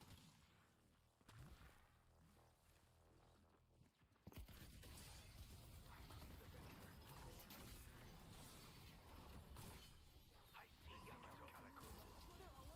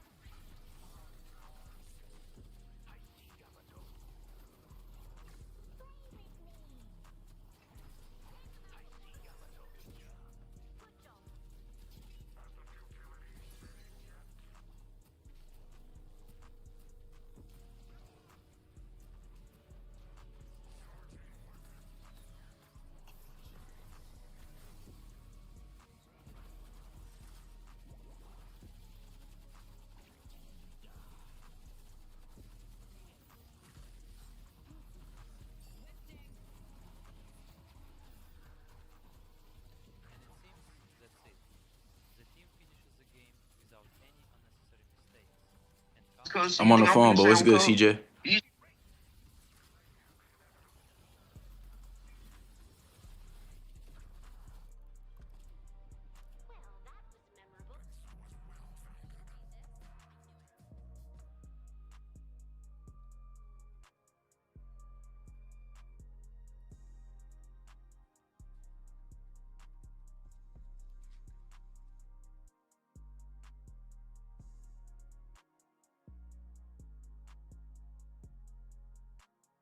Have you ever wondered why people will say that Wraith and Warden are heroes that can scale well, whereas heroes like Apollo and Lash might fall off later in the game? Well, there's a lot of factors that go into it, but a large part of it is how gun versus spirit not only scales through the game, but also the potential answers that you have to both gun damage and spirit damage. Today, we're going to deep dive exactly why gun scales better later into the game than spirit does, and it largely has to do with how the shop works, the different alternatives in the shop, the counter items, the way that the scaling itself works. So get ready, get comfortable, and let's start discussing. We're going to start with the most obvious part, which is that generally speaking, heroes with kind of a gun focus tend to farm the jungle faster, which gives them more souls, and by having more souls, well, they're going to scale better into the late game.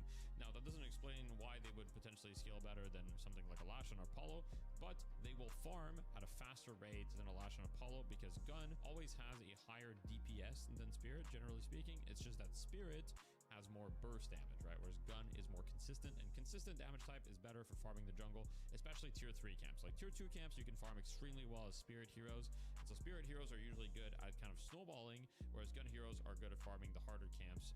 Although this is not as true anymore since the jungle is a little bit easier for everyone, but this still definitely holds some truth, as well to the fact that gun heroes are more typically playing on side lanes, which result in them getting more money. But that's kind of a, you know, egg or chicken, which one came first? Did they play on side lanes before they scale better, or do they scale better because they played on side lanes? Before we get further into the video, I'd like to thank today's sponsor, ExitLag. Now, ExitLag, for those of you who don't know what it is a route optimization software that can not only optimize your connection, it can also optimize your in-game performance. The core technologies include AI route optimization, multipath connection, as well as a diagnostic Santa. With the ability to connect to more than 4,000 servers worldwide, ExitLag will help your ping in most situations, especially in situations of compromised pathing. If you're looking to reduce your ping, eliminate your lag, stabilize your connection regardless of the scenario, then ExitLag is the software for you. In order to get ExitLag, you first have to create your account, after which you'll be able to download the software. Once you've made your account and you've selected your plan, you can go to download ExitLag here, and then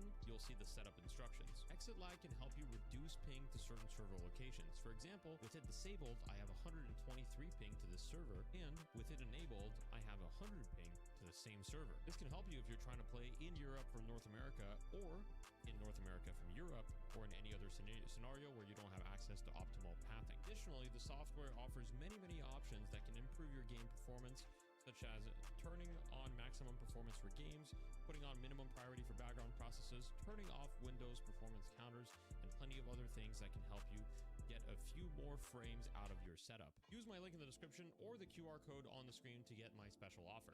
The second most important thing to understand is that the way that gun investment works, gun items in general, is fundamentally different than spirit items. So gun items give you a percent multiplier increase. So if you buy any gun item, you can see here, if I buy, for example, let's say I just buy 4.8k in gun items, doesn't matter what they are, I buy Kinetic Dash Headhunter. Now my weapon damage right here is going to say 49%, right? If I hold tab, it's actually 54% because Headhunter gives me an extra 5%. Now, right now, 54% weapon damage is not really doing too much for me. As you can see, I only have 76 DPS. However, if my boons were higher, it would do a lot more. That's because of why weapon damage works, okay? So the way that weapon damage works here is it takes your base bullet damage and then it applies the multiplier on it. For example, right now, my base bullet damage is 8.46, and then as you can see, it's applying 4.15 more from the shop bonus, which is 49%, and then Headhunter, which is giving me 5%, is giving me an extra 0.42. However, if I type King Me, which will make me max level, right, and I go look again and I buy the same items, you're going to see if I buy Headhunter and Kinetic Dash, all of a sudden, shop bonuses are giving me 10 bullet damage, and Headhunter is giving me 1.02. So it's being twice as effective, despite the fact that I bought the exact same items. In short, weapon gets better with boons, right? Whereas spirit investment doesn't work that way. Spirit investment and spirit items are all flat with the exception of boundless spirit. So boundless spirit gives you 15% spirit power. This does scale with boons because every hero gets spirit with boons. For example, Lash gets 1.1 spirit per boon, meaning at max level, he's gonna have, I don't know, a little over 38 spirit or something like that.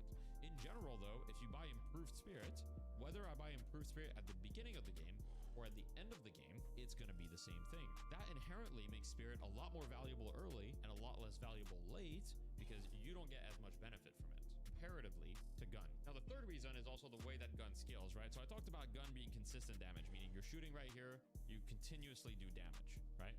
So what are your ways to increase your damage with spirit? Let's just think about it for a second, okay? The first thing is you can just get more spirit. You can get boundless. Now, each ability has a specific spirit scaling. There is a comparable equivalent to gun, which is each hero has a different gun growth. And so you could say, depending on the hero, you know, building gun damage is more or less effective. So there is a comparable thing. You can increase the spirit, and depending on the ability, it might give you a lot of damage or not a lot of damage. And that's indicated by the spirit power scaling right here. Now, the second way that you can do more damage with spirit is you can use your spells more often, right? So for example, you can buy superior cooldown, and you can think technically if you're using your spell off cooldown all the time, you can think of superior cooldown as a 20% more damage, right? So no matter how much spirit you have, you buy superior cooldown, you're going to be doing 20% more damage if you're using your spells off cooldown, which very often does not happen, but as Lash is something that can be realistic, right? And there's other heroes that can also use their spells off cooldown in a fight.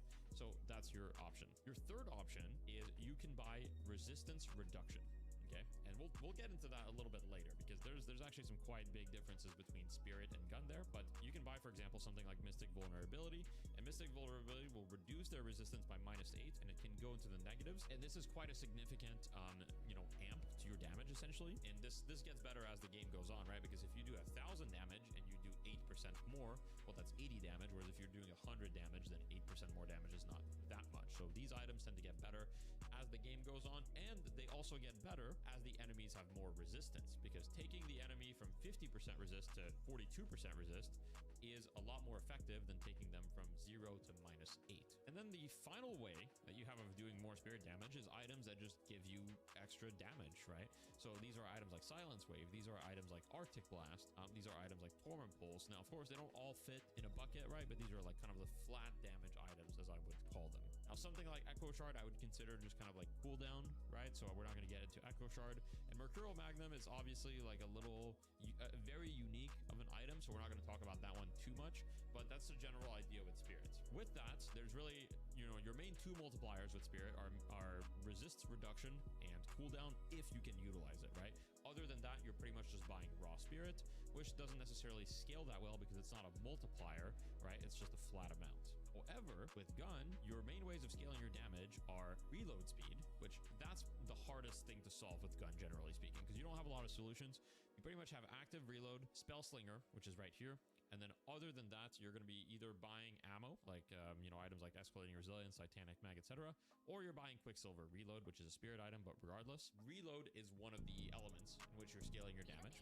Then there's fire rate. Okay, fire rate is a multiplier of your damage. So if you go from 0 to 20% fire rate, no matter what your weapon damage is, you're going to be dealing 20% more damage.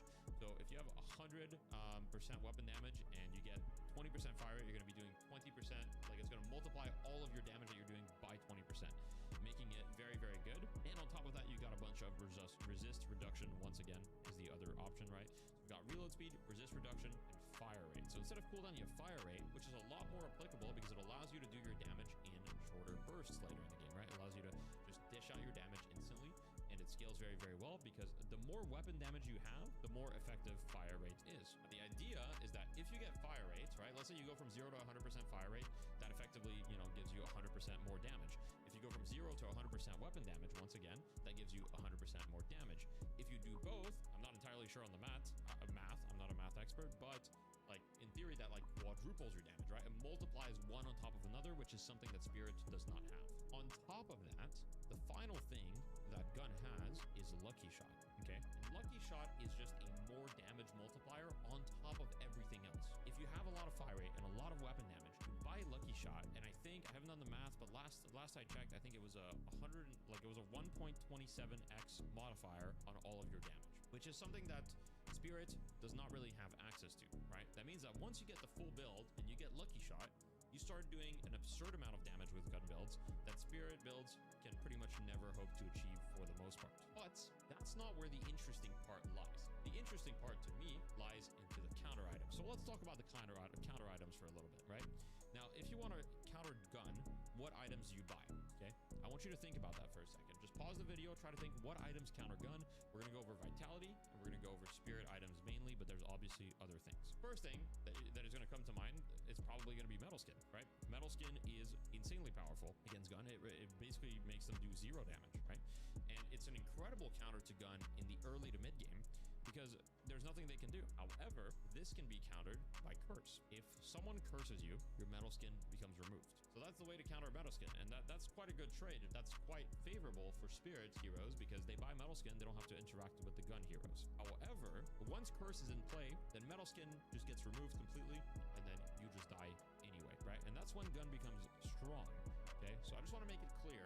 I'm not saying in this video gun is stronger than Spirit by any means. I'm just explaining why it scales better. Now, you can buy resistance against gun, right? For example, you can buy bullet resilience, which has been buffed recently. All green items got buffed, which has a lot of ramifications, right? You can buy bullet resilience. I mean, there's a bunch of bullet resistance items, right? Escalating resilience, Berserker has a little bit. You can buy battle vest, which has a little bit more than an enchanter's emblem, for example. You can buy plated armor later in the game, which is very, very, very strong against gun, especially against on-hit items, because this is like a multiplier. So if you already have a lot of weapon resist and you buy plated, all of a sudden you have a ton of weapon resist, right? But the enemy, in exchange, well, you know, they can buy a response to that, which is armor-piercing rounds. Now, we're going to talk about that a little bit, but I want to stay on the concept of counters, okay? So you can buy Disarming Hex. Once again, Disarming Hex, fantastic option in the mid-game. However, when it gets to the late game, they can just buy Unstoppable, right? And then all of a sudden, disarming them is no longer an option. Using CC against them is no longer an option. So when DeadLock as a game is centered around the mid-game, gun heroes tend to perform poorly because the counters to gun heroes are plentiful in the mid-game. You can disarm them, you can use Metal Skin, you can move around them, etc., and they don't have access to curses on their team yet. However, if DeadLock is in a late game meta, which we were in until recently, now the games are starting to become a lot shorter, well, having 1 or 2 gun heroes on your team is important because otherwise you fall off. Now, when it comes to the Spirit counters, once again, I want you to pause the video. Spirit counters. What counters Spirit? Okay? I'm pretty sure everyone is going to say Spellbreaker, right? And I've heard so many complaints about Spellbreaker. I'm playing Lash. What am I supposed to do? They bought Spellbreaker. They bought Counterspell, which can parry a bunch of spells, right? They have Spirit Resilient Spellbreaker. I'm playing Apollo. What am I supposed to do? Deathy, please help me. Well, the answer is you don't really do anything. There is no answer to it, right? So if you buy plated armor, or you buy a ton, let's say you buy bullet resilience and plated armor, or you buy bullet resilience and Colossus to get tanky against a gun hero, well, they can just buy armor piercing rounds and then they have a 50% chance to just ignore all of your resistances. However, if you're playing a Spirit hero and they buy Spellbreaker or Spirit Resilience, generally speaking, there is nothing you can do. The only thing that you can do is you can try to, activate their Spellbreaker by using Mystic Shot on them at range. So shouldn't the counter be to reduce their resistances, right? Because we talked about resist reduction earlier. We talked about how Mystic Vulnerability can reduce their resistances, right? And there's other items. There's Spirit Sap, for example, right? We talked about all of that. Well, it is the answer, but I'm going to show you the items that gun heroes have access to versus the items that Spirit heroes have access to. So these here are the items that if you're trying to reduce a hero's weapon resist, bullet resist, you can buy these, right? So you can buy a Stalker, Weakening Headshot, Alchemical Fire, Hollow Point, Hunter's Aura, Crippling Headshot. Armor piercing rounds technically does not reduce their resistances. However, it does bypass them altogether. You buy Rusted Barrel, Disarming Hex, or Bullet Resist Shredder. So you've got access to a lot of options. These are the items that you have access to reduce resistances for Spirit. A lot of these are really upgrades, right? So Spirit Snatch is one option. Escalating Exposure, so this is a common myth. Escalating Exposure does not actually reduce Spirit resistance any more than Mystic Vulnerability does. They both reduce Spirit resistance by 8%, right? So technically, this one I don't even have to include. You've got Spirit Sap, which is a cooldown based thing, right? only on one person. You can't reapply it easily. And then Spirit Shredder bullets and Spirit Rend, which are quite good options, to be fair. So the amount of items you have access to reduce the resistances are significantly less, which makes resistance stacking against Spirit heroes extremely effective, because Spirit heroes don't really have an answer to resistance stacking later in the game. Now, my final thoughts are that regardless of what you think about Spirit versus gun heroes, I think that it's good game design that certain heroes are strong early and then fall off later in the game. For example, I think Apollo is a very, very good design of that, where he's super strong early. Apollo like wins lane extremely easily, but then later in the game, Apollo falls off pretty hard. When everybody buys Spellbreaker, Counterspell, and Spirit Resilience, it's very difficult to play the game. Similarly, a lot of gun heroes feel quite underwhelming early. But when you get later in the game and you get all the items, well, they feel extremely strong. Now, there's other mechanics that we didn't even get into. For example, the fact that gun heroes have access to Ricochet, which allows them to deal damage to multiple targets as well as apply debuffs more easily, right, is another very, very important factor in the reason why they'll scale better. But I think that this gives you enough information to understand why gun heroes scale better than Spirit heroes. Now, I would say right now, gun heroes are not that good, but there are certain gun heroes that are quite good. We're more not really in a gun meta or anything like that, and we haven't really had a lot of gun metas in DeadLock's history, and that's because DeadLock historically has been a game that's won in the first 15 to 20 minutes, especially at a high level. Let me know if you guys enjoy these slightly more theoretical videos. I want to give a huge thank you to a member of the Academy, famously known Spartan, who asked this question about a week back, actually a little less, more like 5 days ago. And this question kind of sparked the idea for me to talk about, because it's such, I think, a misunderstood topic. And so if you'd like to, ask these questions yourself and learn more about DeadLock, well, consider joining the Academy. Link will be in the description below.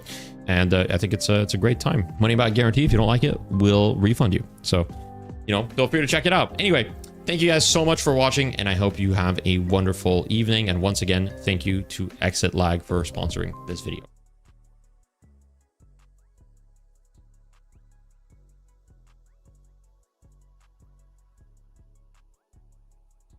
And we're back, ready for your NA Grand Final. DDK and Jake ready to walk you through this next one. We expect to see McGinnis banned. If not, we expect to see McGinnis first picked, right? I mean, maybe. Pretty much. I think you pretty much hit the nail on the head. I think Foreman will absolutely snap pick McGinnis again if melee creeps let it through. And I think it's not like it's impossible to win against this hero, but it does feel like once you're on the back foot, it is so hard, man. Like when McGinnis just chases you down in every team fight. I think they'll definitely want to contest the Ivy, though. That's a really strong pick for Saya, and it would at least take the wings off of the McGinnis. We will be diving into the draft in just a moment. First, let's remind you who is playing. They have been reigning champs since episode 13. This is episode 30. The melee creeps have been dominant in North America. Saya, John battling for MVP. Scout, Fishcake, Ido, and Do. If you're looking for highlight players, Ido on the Mina, the Assassin, or the burst damage characters has been one of my favorites. If you're looking for consistent play, DDK, who's my screen to watch? Consistent, I mean, Saya or John, perhaps. I think you could always get. There's so many safe hands on the melee creeps team, but if I had to pick two or one, I'd pick two. So John and Saya. There we go. I like that answer very much. Jake, anyone on the screen that you expect to play one of their signature heroes? I'm always curious where Do ends up landing in the draft. We've seen him in some games play like a secondary carry to follow up behind John, or sometimes even take the reins if he ends up having a bigger game. We've also seen Do playing like the more versatile spirit carries, frontliners. So really a lot of flexibility from Do. Ido, similar story, right? Can play the Minas, can play the Silvers, right? A lot of variability from those two. And so I think whatever draft they go with, those are the players I have my eye on to do something maybe unpredictable, maybe unexpected, and have pretty consistently big game. If you're watching this in the future on youtube.com/DeadLock Night Shift, well, this is a reminder of who just won the previous match. They go by the name of the Foreman, and Goober, he goes beyond the items that just always feels really good. Like even if it's not going to give you like, oh, you need a lot of damage or something, you just feel like a lot better when you have greater expansion. Cold Front jumping up that list as well. With all that talk aside, it's time for our draft, gentlemen. Let's find out what these players want to play on. Melee Creep's going to get the first ban, and I assume they get rid of the McGinnis. If not... Unless they're going to take it for themselves, I feel like you do just want to get rid of it. I mean, Floormen have just shown it is such a weapon for them. They are so comfortable playing around it. I don't know. Melee Creeps, they've definitely thought about this before today, though. And so they're actually going to prio the Viscous even higher. No Goober. John is traumatized by that Wraith clip where he got perma-stunned and couldn't blink out. So I can understand this. I wonder if Melee Creeps will even take the first pick McGinnis. That, I think, is the big brain play, to take both of your opponent's strongest tools and deny them. And speaking of which, John's getting denied with Venator getting... picked off by Floormen, so eye for an eye. Giver doesn't get to play the Viscous, but then again, I feel like you could say this for like literally any hero in John's pool. So, I don't know, but it's going to be the Geist opener instead, which makes sense. Geist is still insanely strong and a very good, comfortable, amazing pick for John too. Goober says McGinnis +1. Sorry, go ahead. Sorry. I saw Goober was in chat while waiting on the draft to finish. He says, I called top 1 greater expansion, by the way, AoE slop meta. It's time to shine. If you're not accurate, this is the time to become a pro player, right, Jake? Yeah. I mean, just buy greater expansion. You're going to be Eterna 6 in no time, guys. It's just that easy. Buy this one. The pros hate this one weird trick. But by the way, I'm pretty sure Floormen are going to get... Okay, they go Celeste, actually, instead of McGinnis. I thought they were going to take the Ivy McGinnis combo that just devastated in the last game. But they prio the Celeste this time. So I wonder if this is I wonder if this could be a Goober hero. Is that crazy to say? I don't think it's crazy to say because the mobility of Celeste is super insane. And I think Celeste is... One of the things about Celeste is that she like, I guess in the old days, Ivy used to be with being able to fly around with the urn. You've got a situation where Celeste is able to do the most insane urn runs, and you won't be able to catch her. So like the objective game kind of changes significantly just because of her movement. And Goober's insanely good at the kind of like dive gameplay. So I think it fits. McGinnis counter. Yeah, I like the Sinclair. It's like a preemptive McGinnis counter. And now for Floormen, it's like, do you really want to pick McGinnis into this? I mean, I don't know that it's the end of the world, but it certainly makes you think. They're just going to double down. And I mean, I still like this, though, because I think the Ivy combo we saw last game was so sick. Like, the flying McGinnis in is kind of insane. I think Ivy is a great hero to help McGinnis follow up. She, blocking people down with the stone form and the entangling thorns. Like, McGinnis just kills them, before the stun duration is over in those ultis. So they're going to ban away Saya's Kelvin. They don't want to deal with it. What are Melee Creeps going to ban in response, though? I still feel like this is an open draft for Floormen. Yeah, I guess they need frontline, and I say they need hard carry for sure. They're going to prio the Meta ban for now, so taking away one of those best-in-class carry options.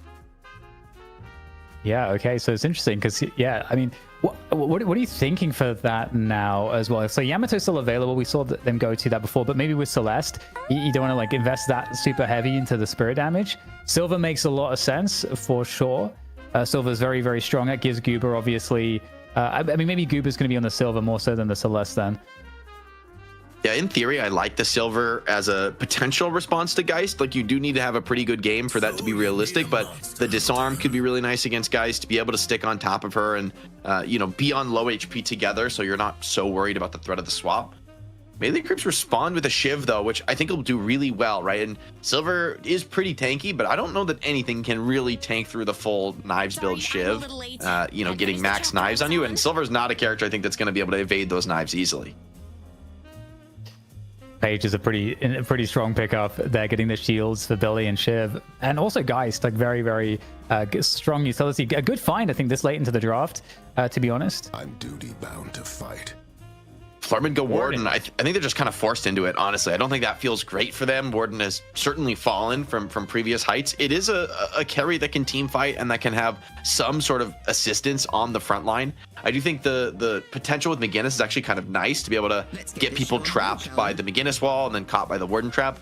And they finish with the Calico, so just more of their comfort, staying aggressive, focusing on, I think, their draft fitting rather than countering each other. I think both teams are getting a whole lot of what they want. Question is, what is the final piece for Melee Creep? You were looking to summon a god, right? Well, that's actually pretty nice against McGinnis. Yeah. Like, yeah, and just the mobility, right? You know, even if you can't get the death slam because there's unstoppable or something like that, just pretty difficult character to actually chase down with heavy barrage of all the characters. And I also think Warden particularly hates playing against Lash. Getting like pushed into an overversion on Warden can be really problematic. Little bit of a lack of vertical lockdown. I mean, you have the bola from Silver, but that's kind of like the only way you catch Lash, which doesn't feel like enough, right? Against a very strong Lash player, even hitting that at all is going to be pretty unlikely. DDK, Sergeant Oddity over on twitch.tv/Deadlock Night Shift says, wow, Foreman did a shit job drafting so far. That was 5 picks in. How do we feel now that we see all 6 for the 4 people? So I think what's interesting is that they were able to get Celeste. I think that's a good thing, because Celeste obviously is really high value if you have the player that can play it correctly. And they still got Ivy, McGinnis, and Silver, which was really, I think, a large part of the core of what worked so well previously. So I think Jake described it kind of well, where Foreman kind of were able to kind of draft into the style and strategy that they like to play around those core heroes. So I mean, I wouldn't say it's a terrible draft at all. I think they have a lot of ability to pressure, but this is a way more dangerous team and comp from melee creeps. So okay, and then if I was going to win with this comp for Foreman, do I have a better chance earlier in the game or later in the game? Ooh, the scaling question is interesting. My gut says that Floormen have a little bit better scaling. They have like more characters that are going to be really powerful in the late game. But I don't think it matters that much. In the end, it's more about like who can get that lead in the mid game that leads to those key objectives, that leads to those key team fights. Both teams have a ton of team fight this game, though. Like we have the Lash ulti and Paige brings a ton to that kind of an engagement. Sinclair, of course, can steal something interesting like Warden or McGinnis ulti and really pump damage. So melee creeps have insane team fight, but so do the Floormen, right? McGinnis and Warden and Celeste, like they have some pretty insane AoE spirit damage to be able to bring down, and a lot of pick off threat from Calico and Silver. So I'm interested. I think melee creeps have something a little bit more conventional, a little bit more textbook, but I don't think people should. The money matches begin.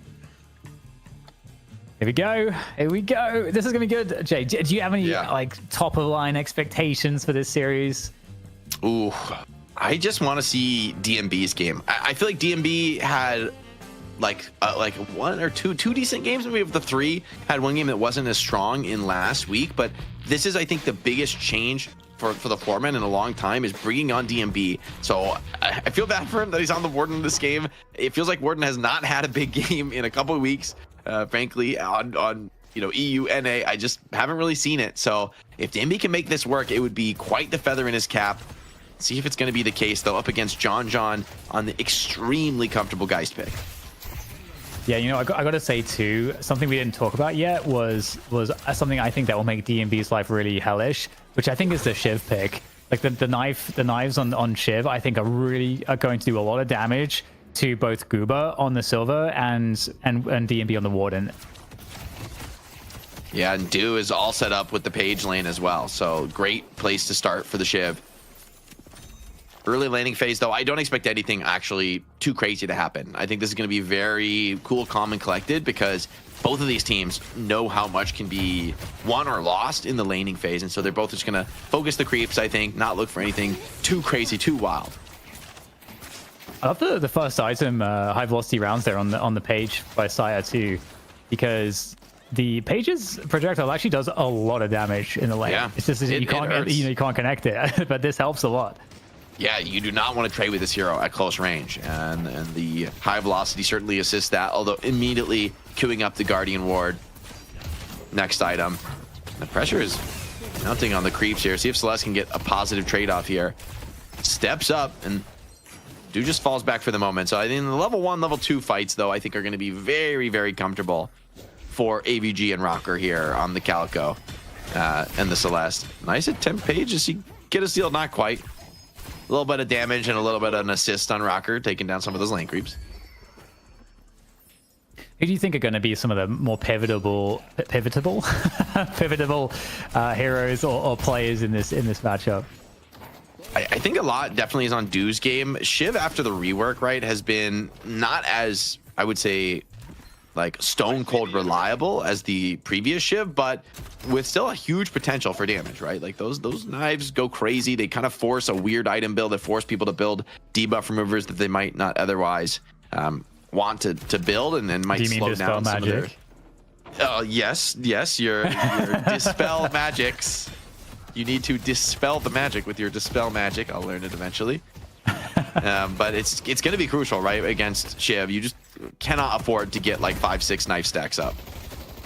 No, it's going to be devastating. I mean, even just as the singular tool, if Shiv doesn't do anything else, that's I think so devastating. But the thing is that maybe it is kind of pivotal around what League is able to do, and that's actually another great target for the knives because League is so immobile. So yeah, I think you're right. Dispel magic is a must in this game for the 4-man. Scout just gets absolutely run at there, shows up in the lane, tries to put some pressure on, and good reads from Goober and DMB. I will say I kind of like this lane pairing. I mean, this is a deceptive amount of lockdown for the Warden trap, right? That bola shot on top of being maybe kicked in a tough direction, getting flashed by the Warden, I think pretty quickly that could get scary. So it's lucky that it's Sinclair who can kind of TP out of some of those scenarios, because a lot of other heroes wouldn't be so lucky. Getting some decent pressure on the Guardian here as well. So DMB and Goober making it work. You know what, Jake, as well, if you're adding the Mystic expansion to in addition to the slowing hexes that we saw in the previous game, for like the Mystic expansion on Warden's stun, suddenly you got some problems getting out of that. Here comes attempt, not quite good enough. Ooh, actually way too close for comfort. If Goober's like half an inch closer there, might actually have been a lockdown. Scout still takes a lot of damage for their trouble.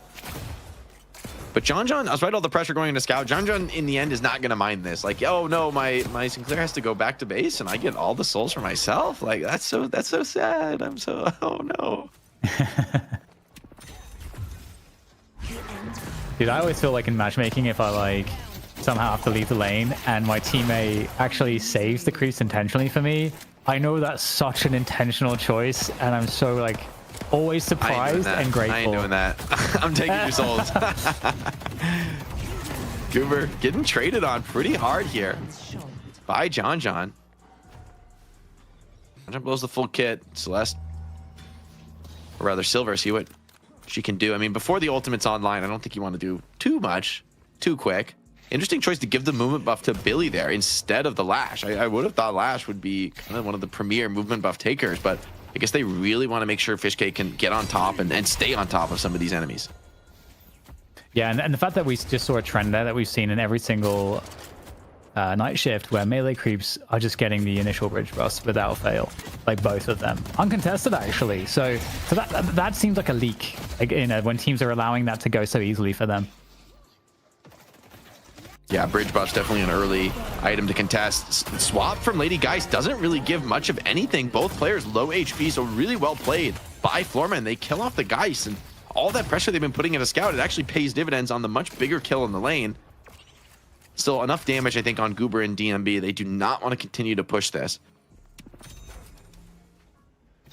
Since you pointed it out, like, I really see the vision with the Silver and Warden pairing, and I'm like really loving the potential there. So I'm super curious how that's going to play out towards you know, the mid game once we finally get there. But you know, right now this tower's going to take a lot of damage here on the mid lane as they wait for Goober to get back on to be able to do something with DMB, who's on that Warden. And there you go, just like the burst damage is huge. They're connecting the bowler immediately, and now very fast retreat coming in from Scout, and Lycan form, can it finish it off? Well, he got a Lycan form in return, so he's going to survive. The stolen Lycan is huge there for Scout. It lets him heal back up just enough to bait the dive. And oh, DMB, okay, a little bit overconfident there, and Lash should be able to get this kill. Oh no, not the disconnect from Ido. That is so tragic. No way. Oh my god, DMB was blessed by Yoshi to win this game. Actually, that is crazy. Oh my god. That's so crazy, man. That is just like this, like the walk forwards. There's like Lash sitting there with nukes against a 200 HP Warden, and now he might just be dead before he can get a single skill off. Honestly, I don't know that even if Ido's back it ain't looking good. It ain't looking good for Lash. Oh, that's like actually so depressing.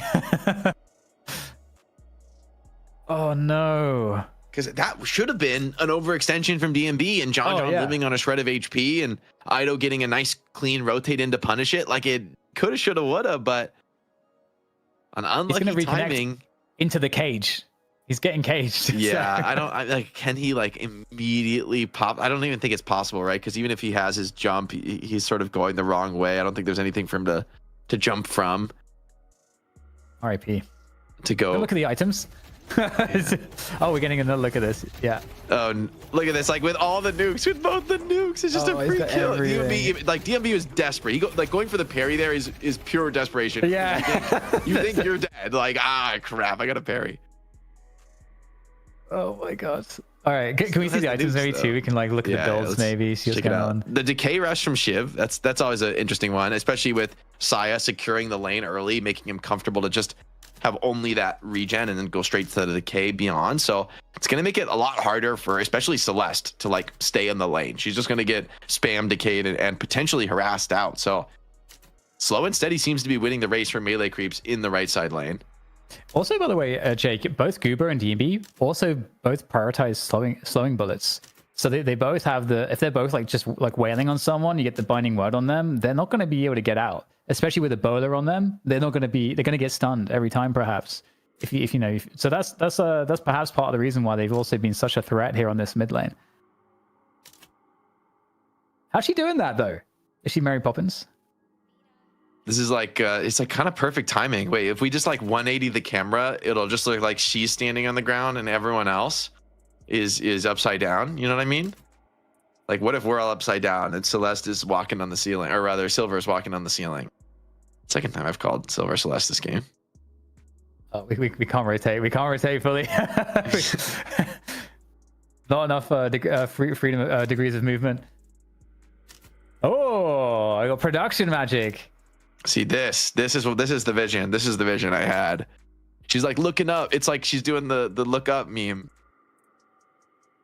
Just ignore that overlay on the bottom. That's we don't discuss that. Why did Ido disconnect? It sounds like they're saying his internet's out. I will say, by the way, shout out from Prod. It's the floormen who made that pause. They realized, because just as like I did, right? They saw Ido walking it down on the lane, and they're like, "Oh, he's DC." But respect to pause for your opponent.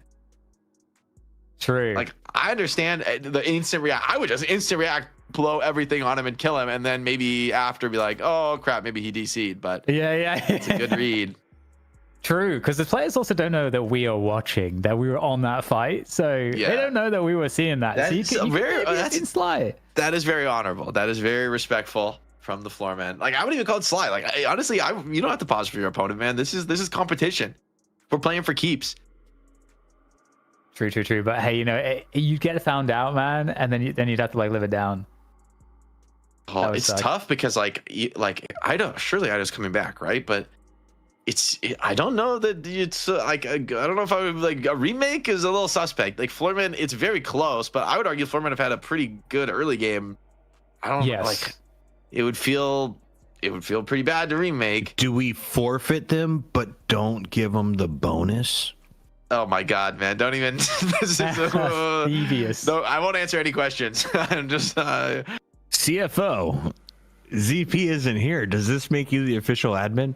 ZP's, I'm sure, trying to put out some fires behind the scenes, talking with the team, seeing what's up, seeing if we can get Ido back into the mix. Should be able to reconnect, right? Eventually, as long as he doesn't close the game, I think it's just a matter of his internet coming back, which it's a bigger if. It's part of the challenge of these online tournaments, right? That you're at the mercy sometimes of your internet service providers. I've seen it. I've been there myself, right? I've been taking some brutal DCs in competitive matches in my day. Taking a look now at the other lanes. Billy and his gang of jolly troopers. He got the bridge buff, right? He's pretty so as a vitality. Was no speed. It was the speed movement. Movement. Yeah. He's moving and grooving. Happy to solo the side wave while Ido ganks. A little bit less happy that Ido is disconnected, walking it down into the enemy carry. But you can't always get what you want. Dude, I saw Yoshi tweeting where he was saying like he had like a poll basically like, what would you rather see, Slork or like one of the options was minus like 0.5 movement speed or something. Who would vote for minus movement speed? He must be trolling. I would like more movement speed in this game.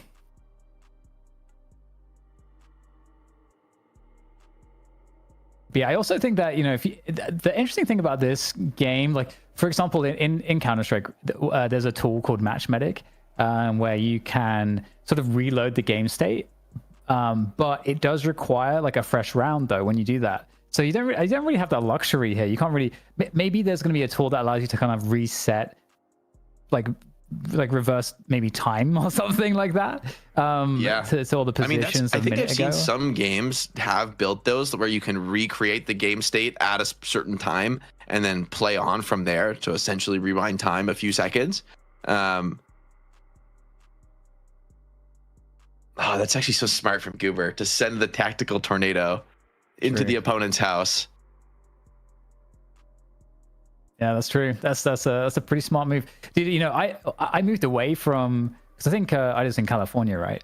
I moved away from California because I mean there was a few different reasons, but one of them was the natural disasters. I was in there was that Death Valley earthquake. I don't know if you experienced that, Jake, like in 2021. I think it was like during COVID times, I think. And it was like a 7.1 in Death Valley, and like whole like apartment complex was like shaking. I'm like, you know what? I don't want this noise. I don't want this noise. Oh, by the way, John's dead, right? I didn't even realize that. AVG's surely, right? Surely John can't play his way out of this one. Which we got to check the AVG. Does he have his buttons up? Does he have leaping slash? This is about to be the most instant kill of all time if he's got a leaping slash. Oh my god! I mean, like, anything's gonna kill him. Wait, does he have bullets loaded? I mean, no, he's got 0 of 13. Oh my god! Reload. But sometimes that's a bug. Sometimes like the spec ammo count is not accurate. So he can run it down there, right? I mean, this guy does not have swap. You would think. We need to check Guy's stam. Okay, all right. We're gonna do that. Let's game this out. Let's game this out. Uh-oh, it ain't looking good. It ain't looking good for you, boy. Here, it is not looking good. I don't see this one turning out well for John. Yeah, this is very much the definition of dead. Why John out here though? Why is John like having to like? In fact, how did AVG get this deep without taking more damage, and also having like this much stamina left over? These questions need to be asked.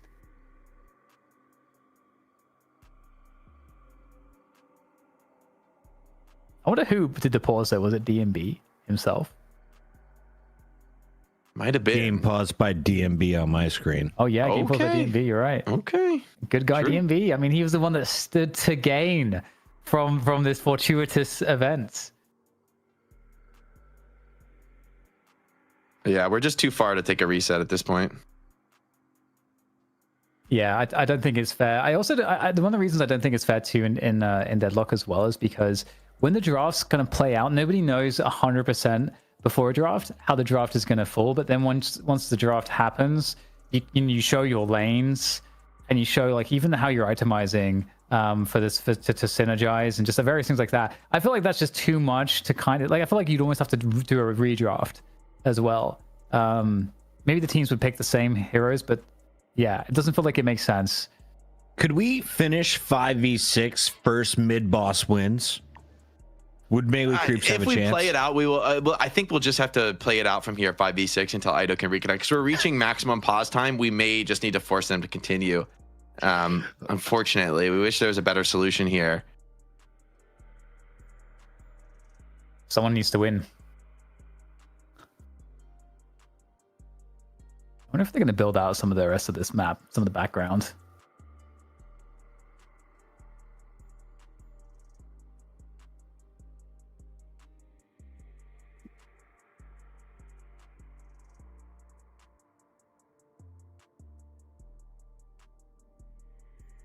Some of the shipping parts of the city there, like some of the shipping containers I saw. It reminds me of the Wire. Is it season 2? I don't know if you guys have seen the Wire. Yes. He didn't sound actually super sure. It sounds like you've seen it, but you don't remember I've seen The anything. Wire, but dude, who remembers which No season idea. is which, man? Right? Well, each season has like a specific setting, you know. I'm pretty sure season 2 is like the docks season, where it's like undercovers, like, you know, it you know, goes into all of the corruption and all of the just all of the drama around the docks in the city. It's all like Baltimore, right? So I've been hooked on All right, guys, Sopranos we're gonna have to play on. We've reached the maximum pause time. Still, unfortunately, no word from Ido, and we're just too deep for a remake. Jake is filling in for Ido, everybody.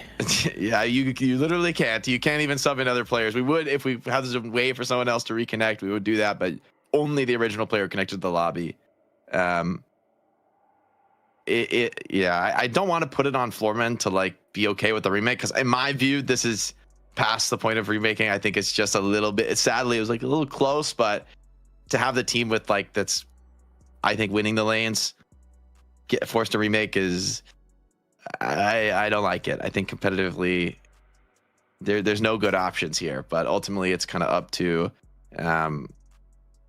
ultimately, I think it's kind of up to like every team to ensure their own internet here.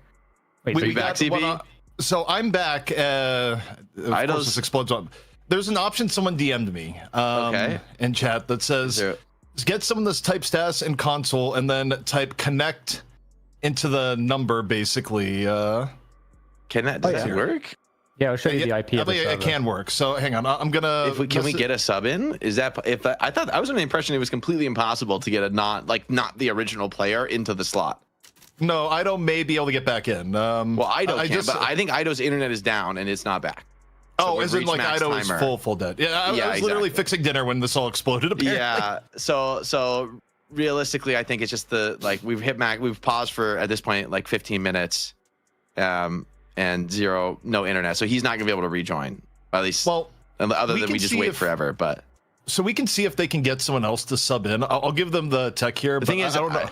Do we remake this game now? I think it's a little too deep for the remake, honestly, especially since Floormen are slightly winning. Well, Floorman is offering to remake. Okay, if they're down for the remake, I'm not going to stop them, but I don't want to put them in that position. That's my view. Yeah, they're saying they're good with the remake, but Ido's back online, so Ido may just be coming back in. Okay, maybe we just that would be the dream, the best of all scenarios if Ido is in fact back.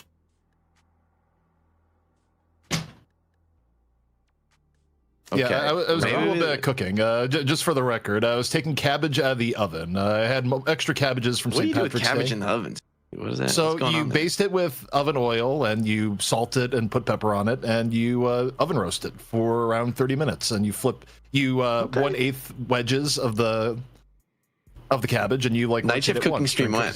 ZP is cooking, man. No, it's like actually super good, and that was backed up with this corned beef brisket from Costco that I just like did sous vide for 36 hours. I just got a day and a half. 18 pounds of chuck roll steak, CP. Oh, nice. Hell yeah, loading up. We got the back half of a cow.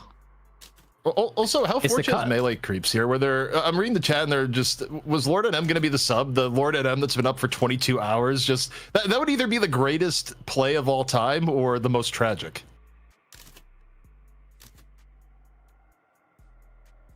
Yeah, he's in prime condition. It sounds, I mean, to be honest, right? Sometimes when you get super fatigued, every part of your brain shuts off except what's necessary to focus on the thing you're doing, which is like playing, and you become like an absolute stone cold killer.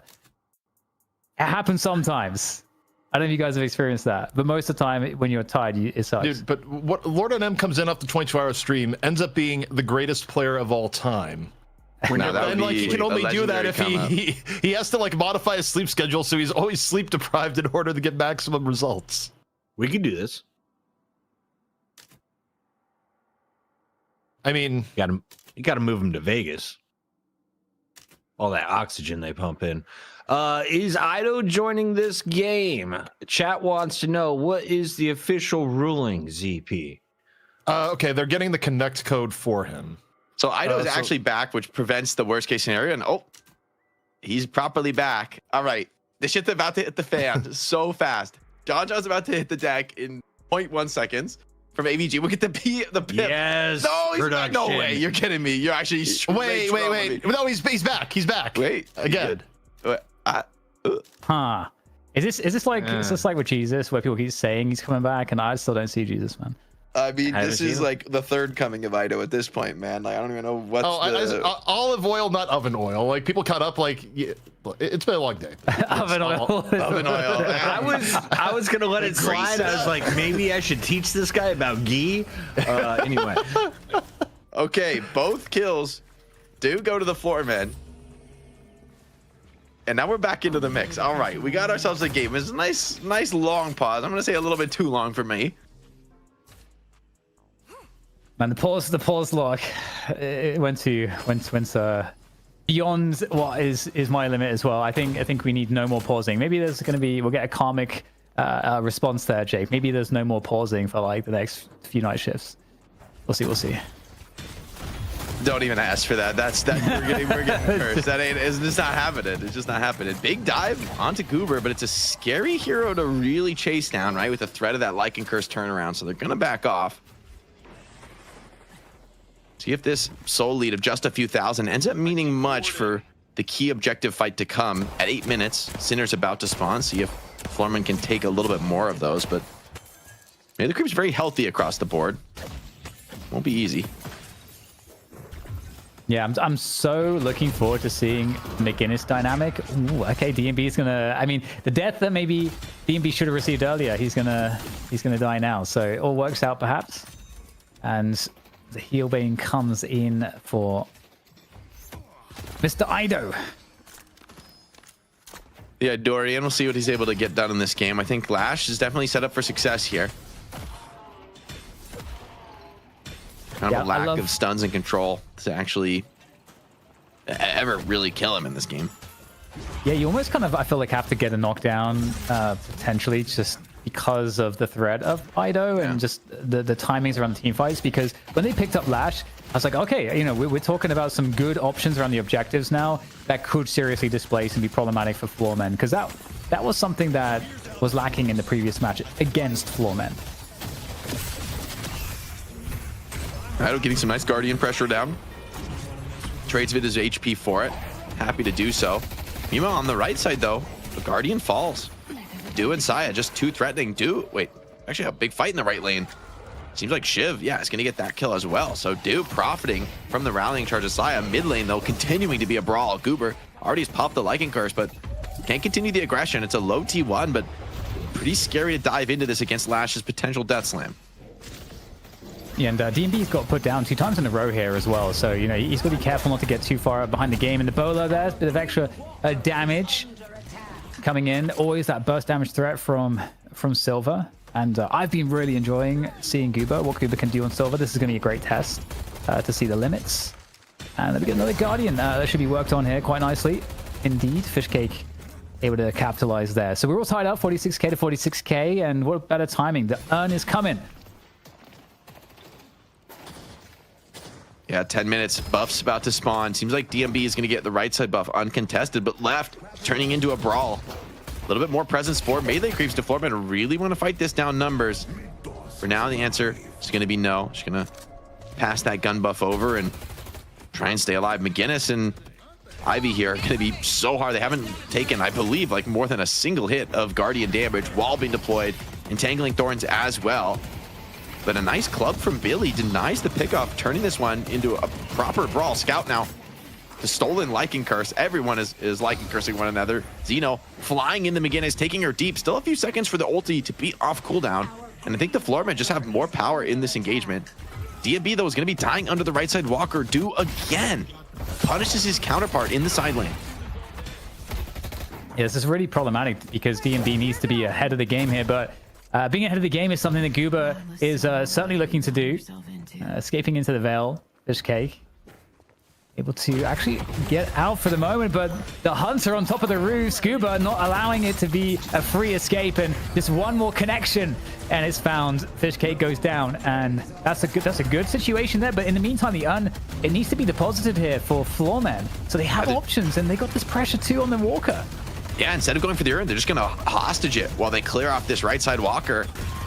Melee Creep's gonna try to make a trade on the opposite side of the map, but it's gonna take a while before this Walker comes down. The rotations could come into this one. Saya just doing everything he can to put that damage down, but Paige just doesn't really have enough pressure to siege the Walker. Geist on a sliver of HP. John wants to be tricky and maybe make a play with that health swap.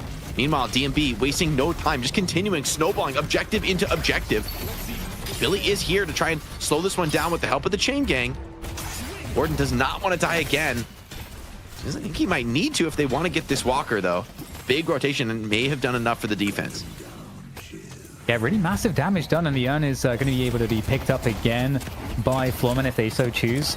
And okay, Geist and Shiv able to deal with the Ivy threat. Xeno goes down. And I mean, in terms of the macro, it feels like pretty good value for both teams at the moment. Well, each team's going to be able to claim a Walker, but that mid Guardian took massive damage from the Floormen assault earlier, and I feel like that gets them a little bit ahead if you compare it against each other. Scout may have gotten out with the urn here. Nice little snatch from him in a moment of Floormen just not being quite there in time. Celeste is running it down, though, trying to maybe snatch it back, but with the help of Ido, yeah, it's just a little bit too deep for Celeste to go.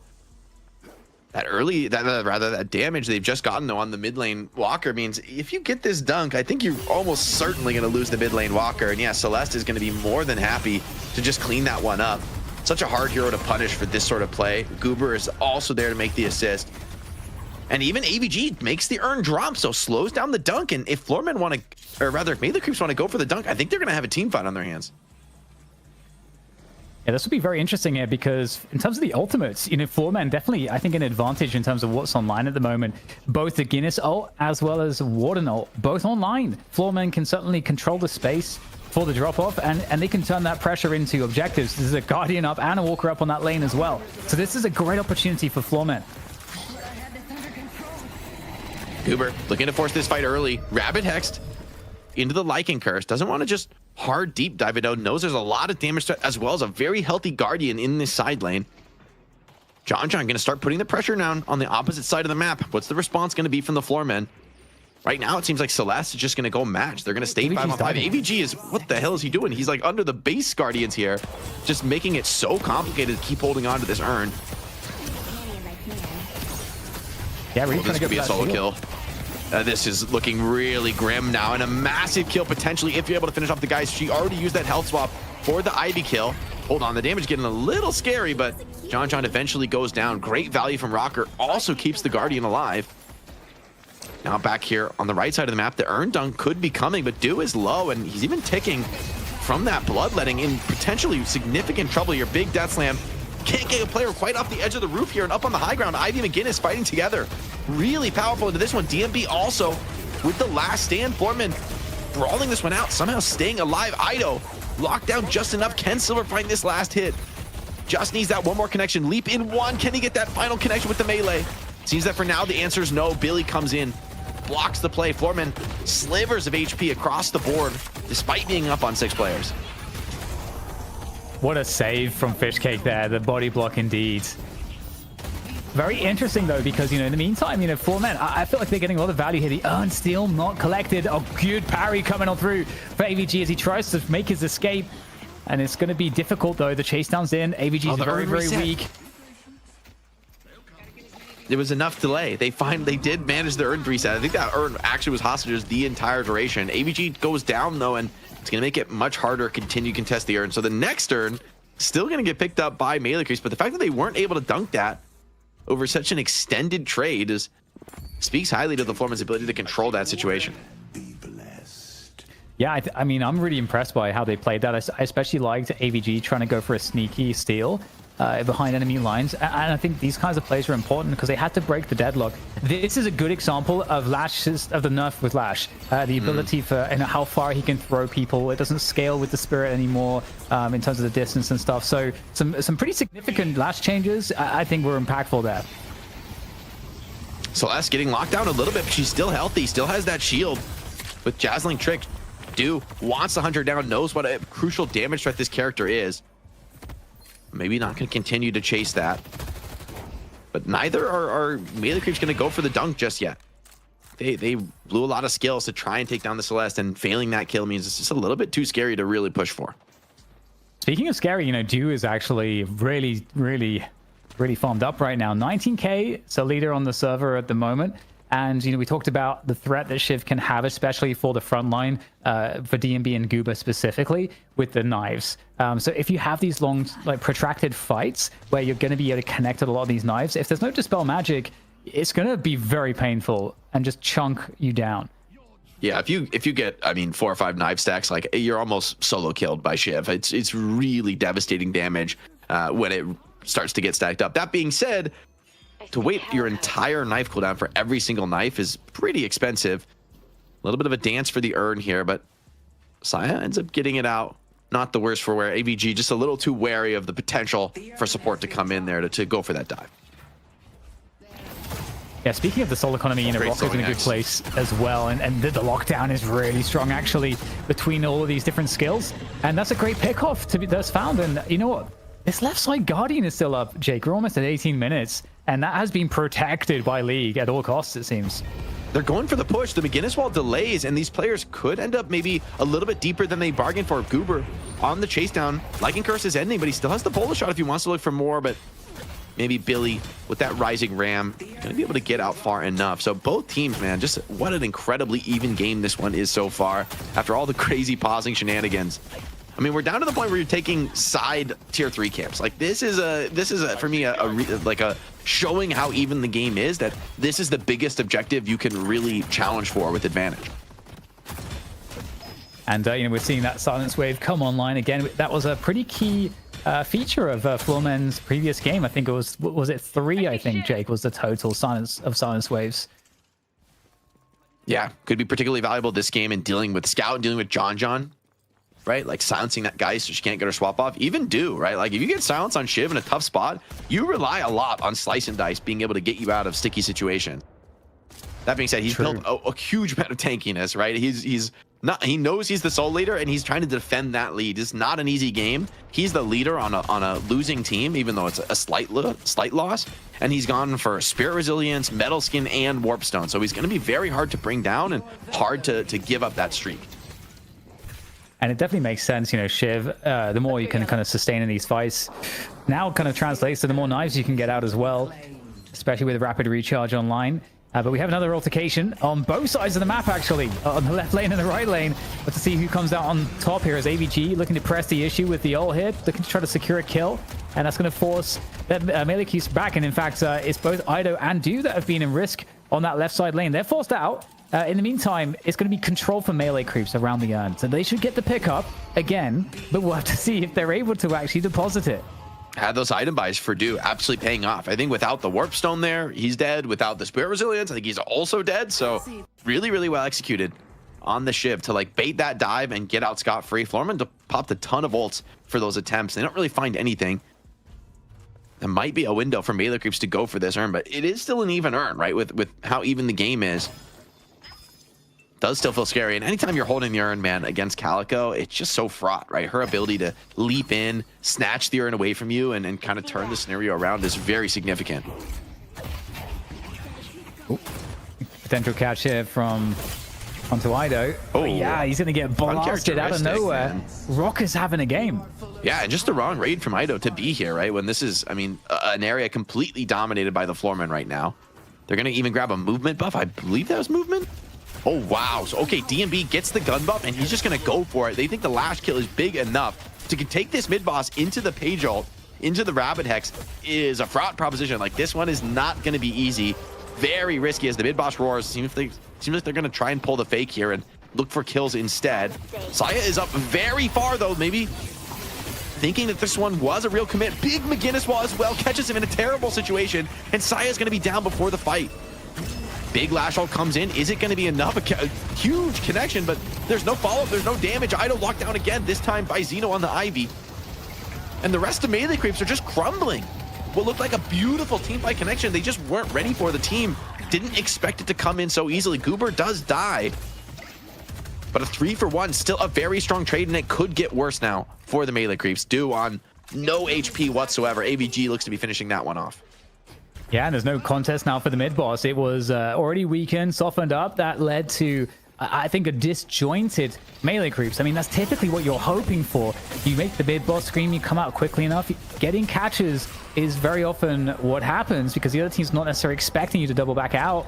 So now with the rejuve crystals, is there any potential steal opportunity? Absolutely not. There's nothing left to do it with. And that's 3 rejuve crystals and now a 20k lead in favor of Floormen. So in a commanding position, and we talked about the compositions here for them. They got their core, they got the Celeste on board. Rocket has been playing Celeste very well.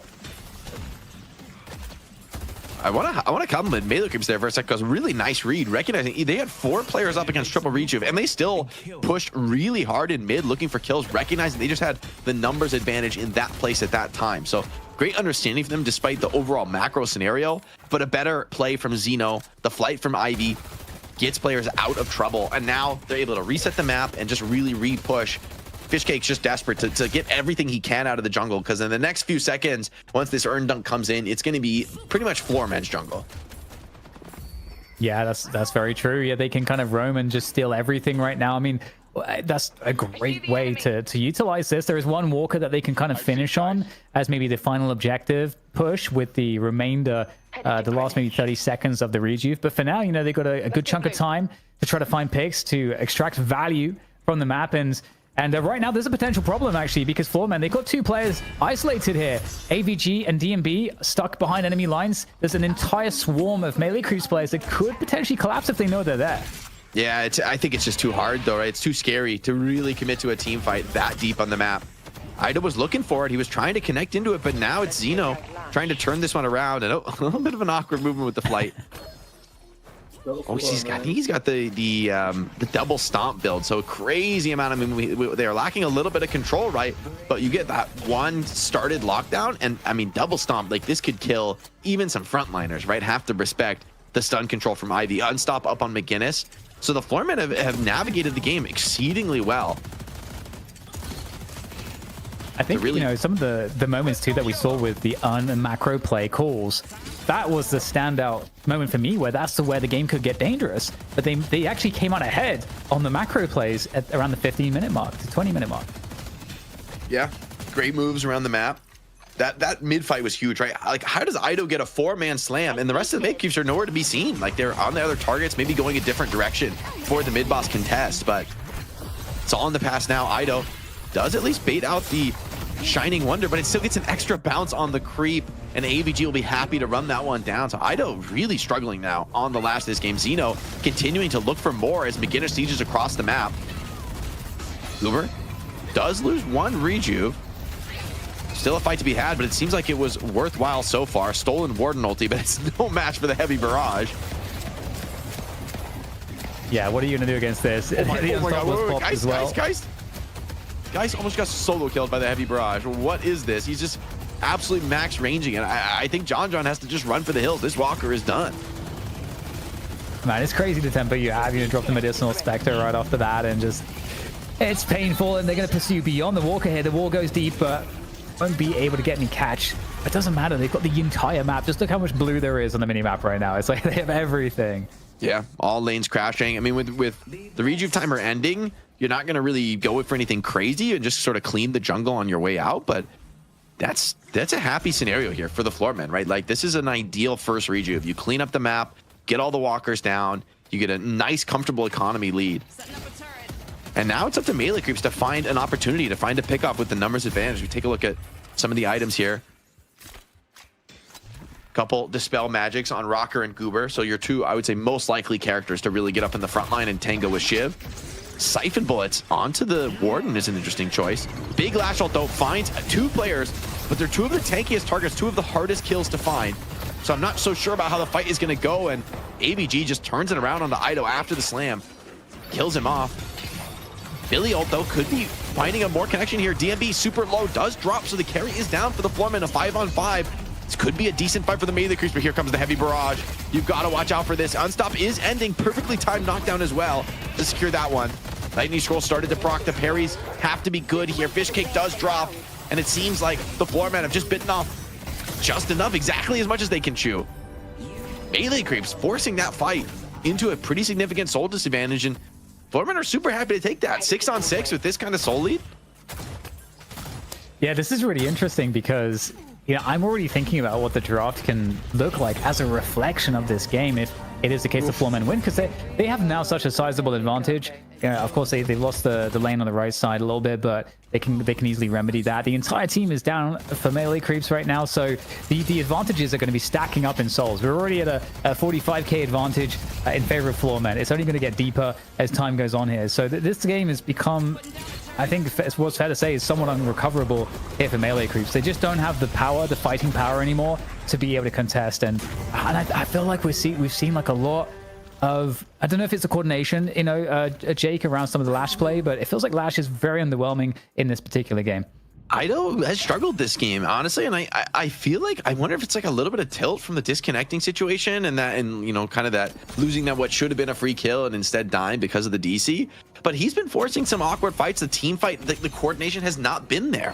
And honestly, the team has been really punished for a couple of those attempts. So Ido, I mean, it's at this point, I don't know that there's much he can really do to bring back game one, but definitely needs to lock in, because we're used to Ido being one of the carries, like consistently dominating games for the melee creeps. And to see him not having the best game is certainly a worrisome sign, because I think you're right. I think this one is going to be a Floormen victory. I mean, it's so difficult to come back from this scenario. 50k soul deficit. You've lost a shrine, so the side waves are going to be constantly pushing in on you. Headed to green. And the beginners has not even necessarily been a large part of the problem. I think AVG's been playing really well in his role in Calico. Got to give AVG the flowers, but also, you know, Rocker. I think, you know, Rocker's play on the Celeste has also been extremely disruptive, and at this point is just truly overwhelming, and just a very close escape there by Scout. But yeah, so there's a lot of implications here in terms of the draft, because I don't even look at McGinnis and think, okay, well, that's the problem. You know, I almost would say that the Celeste has been more of a problem in some of these fights. Oh, Dan, I think they're going to send it on mid here. It's mid insta-spawn. They're going to go for it immediately and at least force the roar. Question is, are they going to full commit to this? I see the enemy. Can I get to trap him again or try? Oh, Saya. Ido as well, caught with the slowing hex. Can he get out of this one? Needs to live just a little bit longer. Still holding on to Dispel magic, though, so he should be okay. Dispels. It's another silence. The silences gets continued. The chase down. No way. Floormen force their will now on the match, and melee creeps just can't get away. Billy's in here, hit the mid boss. I don't know about that, buddy. Floormen are coming back into this one, and melee creeps just on slivers of HP trying to get out and live, but a very disconnected response. And it's just clinical from the Floormen. This game should be done and dusted. This is essentially a free mid boss. You do have Saya with the rallying charge, so maybe that's going to be enough to disrupt and maybe like snatch a rejuve away, but he's just not in position for it. I don't see it. Let's pour one out for the melee creeps. Clean. Oh, go ahead, buddy. I was just gonna say, I think this is like so uncharacteristic of melee creeps, right? To feel so out of sorts in this game. John goes for a very deep side push here, but might be able to play his way out of this, and I think he will. So actually some nice value from him. Able to really shove this sideway and create significant macro problems, but got a few minutes to resolve those for Floormen, and they're not going to be in a huge hurry with the full rejuve timer still to go out. Yeah, again, they can just rinse and repeat, clean up the map, get the max value. I think, you know, all teams at this level should have, everybody in the team should understand what is the strategy when we're in this position. We've got the rejuve crystals, you know, we have this much time, you know, what jobs are we going to prioritize? And you know, I mean, teams are getting so good at all of this right now, making it efficient, and Floormen have really shown, I think, just a much better level over the last few weeks. I feel like Floormen are just, you know, we're just really seeing that improvement, and I do like the addition of DMB, and you know, I've got to actually, you know, call a question back to the statement you made earlier in the broadcast, Jake. You know, you mentioned the Warden pick for DMB, you know, based on the theory at that time versus how you've seen it play out. Do you have any like comments on that? I mean, he's doing well this game. Like, he's in the right place at the right time, but he has like support net worth, so I'm not really convinced that Warden is good. I think he's still playing well. Like, he's making the best of it, but I'd still rather see him on something else. it just feels like the carry role's in a weird spot right now in terms of people's priority. I don't mind that they went for the Warden because you do need some sort of a team fight. Hold on, speaking of team fights, oh, the maxed out shield. This is kind of a problem now. Celeste, big parry, and she's happy to maybe trade away her life with this rejuve. So much value being had in the Shining Wonder, just cooking them all and fighting out of base. Again, the game's just over, man. Like, you cannot take these kind of a trade against a triple rejuve. I feel like melee creeps are ending this not with a bang, but with a whimper. Foremen are just running rampant. Yeah, they're absolutely smashing it right now. 70k soul advantage. And yeah, we're basically at the end point here for map 1, and the implications are really huge on how the preceding map's going to go, the draft in particular. I think that's going to be the most interesting thing for me to see here, Jake, because we clearly see it from Floorman, a strategy with that core that works, that I don't know that melee creeps are necessarily on the same page in terms of their interpretation of the value. So McGinnis, Ivy opener, into a Celeste pick, they can't let that happen again. Yeah, it feels like this is a drafting issue. I also feel like melee creeps like the vibes feel terrible, man. Like even in this scenario, right? They like go for some weird fight out on the map against, like, they don't even get a base defense off, although they're gonna go for it now. Lashalty, I believe, only finds the Celeste, and I mean, Ido is just, this is stat check territory, right? Nearly 100,000 soul advantage, and melee creeps just have no business left in game 1. No, it is done, it's dusted. We had some, pause lock action, but hey, Foreman, from start to finish, a classy act. I think they did everything really well, and I'm just so looking forward to seeing how this series is going to develop, because we have a real grand finals on our hand here between these two teams. Always tilting to have internet issues, always something that you're going to have to deal with in an online competition, right? That's a huge part of the challenge, is to be able to stay cool, calm, and collected when things don't go your way and when stuff out of your control is going wrong. I think it's more than internet issues. They got to deal with my man Goober tonight. 4 men up 1-0 over the melee creeps. We're about to take a look at some of the best moments. This is a bit of a shocker if you guys have been watching. This is now the 7th meeting between these teams. This is just the 3rd map win for the floor men. So starting off with a bang, they are 1 away from the money. This is where it got chaotic, a little bit of a disconnect. 20 minutes later, Ido's back in the game, and his buddies are still getting beat down. Sinclair, not the counter to McGinnis we thought during the draft. You saw Goober constantly on fire on Silver. You mentioned the Celeste may have been the biggest impact, though, in this game. Why didn't we see Celeste 3 weeks ago, and what do you like about her now tonight, DDK? Well, I think she gets banned a lot. I think people are not allowing Celeste to be running these kind of shenanigans on people. So I think that's like a large part of it. Obviously, I think it also depends on the comp a little bit. What are you looking for? You get a lot of dive spirit damage with Celeste, and once she gets going, the team fights are very disruptive as well. So Rocket played it phenomenally well. Bully and Shiv there. Dude didn't stand a chance. Here, Jake saying, oh, she's going to get in trouble. I saw her health bar drop for a little bit, and then she goes all the way back up, Jake. Yeah, Infuser, look at that. He's healing 1,500, 1,600 from Infuser. Crazy value off of the item in that fight. But he's playing with the house cards anyway, house cash anyway. He's got reach, right? He doesn't care trading his life here. And meanwhile, his team is sieging the base and ending. So clinical from Foreman, like no criticism from me on their gameplay. But for the melee creeps, like, where was the last stand, right? Where was, like, I mean, I know it was a bad game, and it probably wasn't theirs to win anyway, as the mid game kind of pulled against them, but it just feels like they didn't go for those fights. And I haven't seen melee creeps to be a team that gives up in that way. And I'm not saying that they gave up, but it just felt like they stopped believing in their own ability to win, which totally out of character for my experience with this team in the past. And I'm a little worried for them for the rest of the series. I think this is beyond just how the game went. I feel like they weren't playing their best today. I think DMB gave them the honor pause. They responded with the honor forfeit, even though they can't technically forfeit. They got us to a speed ending. That is the fastest game on the night, and we still broke the 32-minute mark. We haven't broken 40. We've got 2 games around 39 minutes, and we expect the next one to be even closer than what we just witnessed.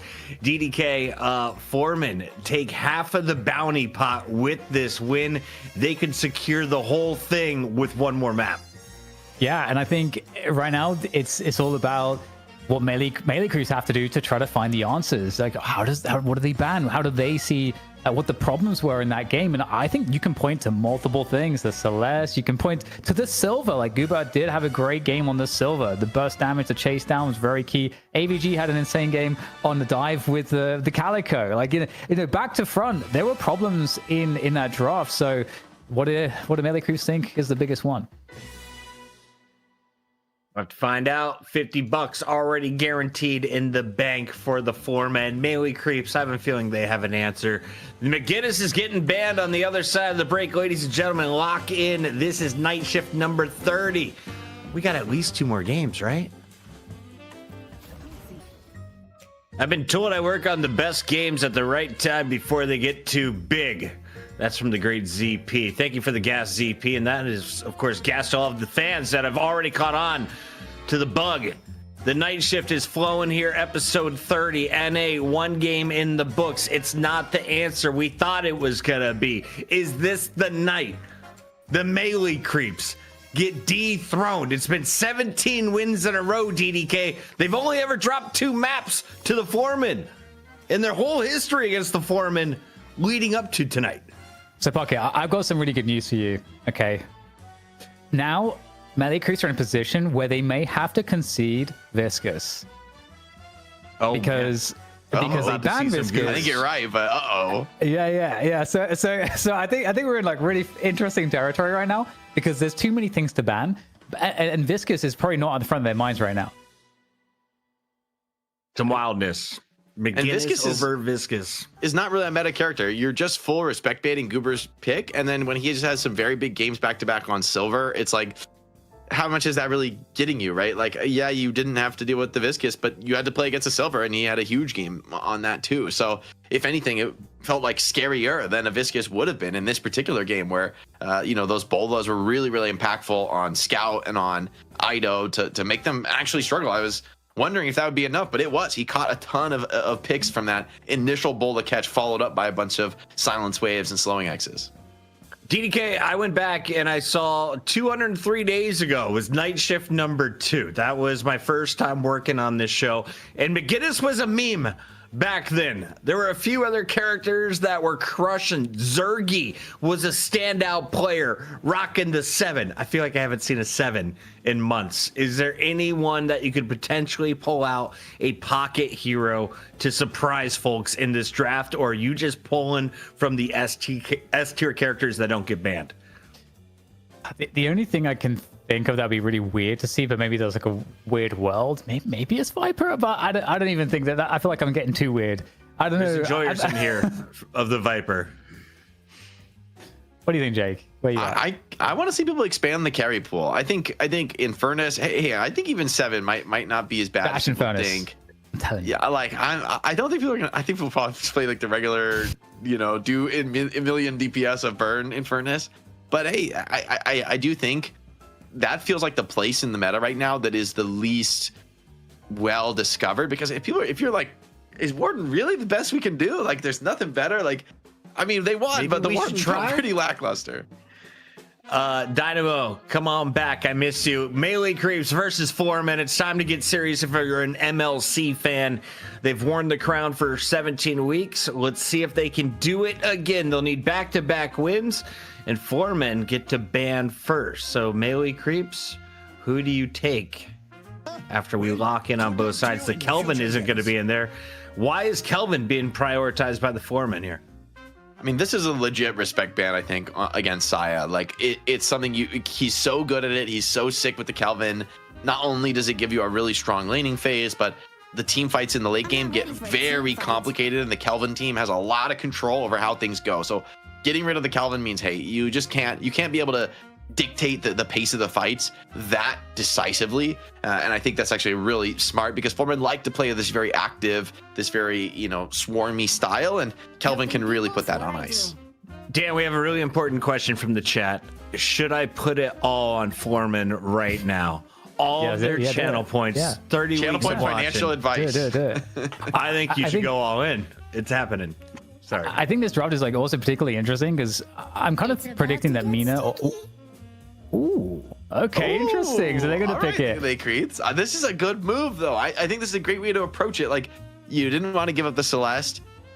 I wonder, do you take McGinnis as well? Because if you don't, you're gonna give. You can go back to back here. Grab her. I could see the game Mina or something. Yes! Well, they're gonna do it. What? They're saying we are better than you with your heroes. That is spicy. I kind of like this. I also wonder though, like the double sort of like snatch pick is a little worrisome for me because it means you really like go off course from your own game plan. You're like doing a ton to mess with the enemy. There's their Billy taken. And in the end, yeah, Florman are like, oh no, we have to pick Billy. Like, it's not gonna feel that bad for them.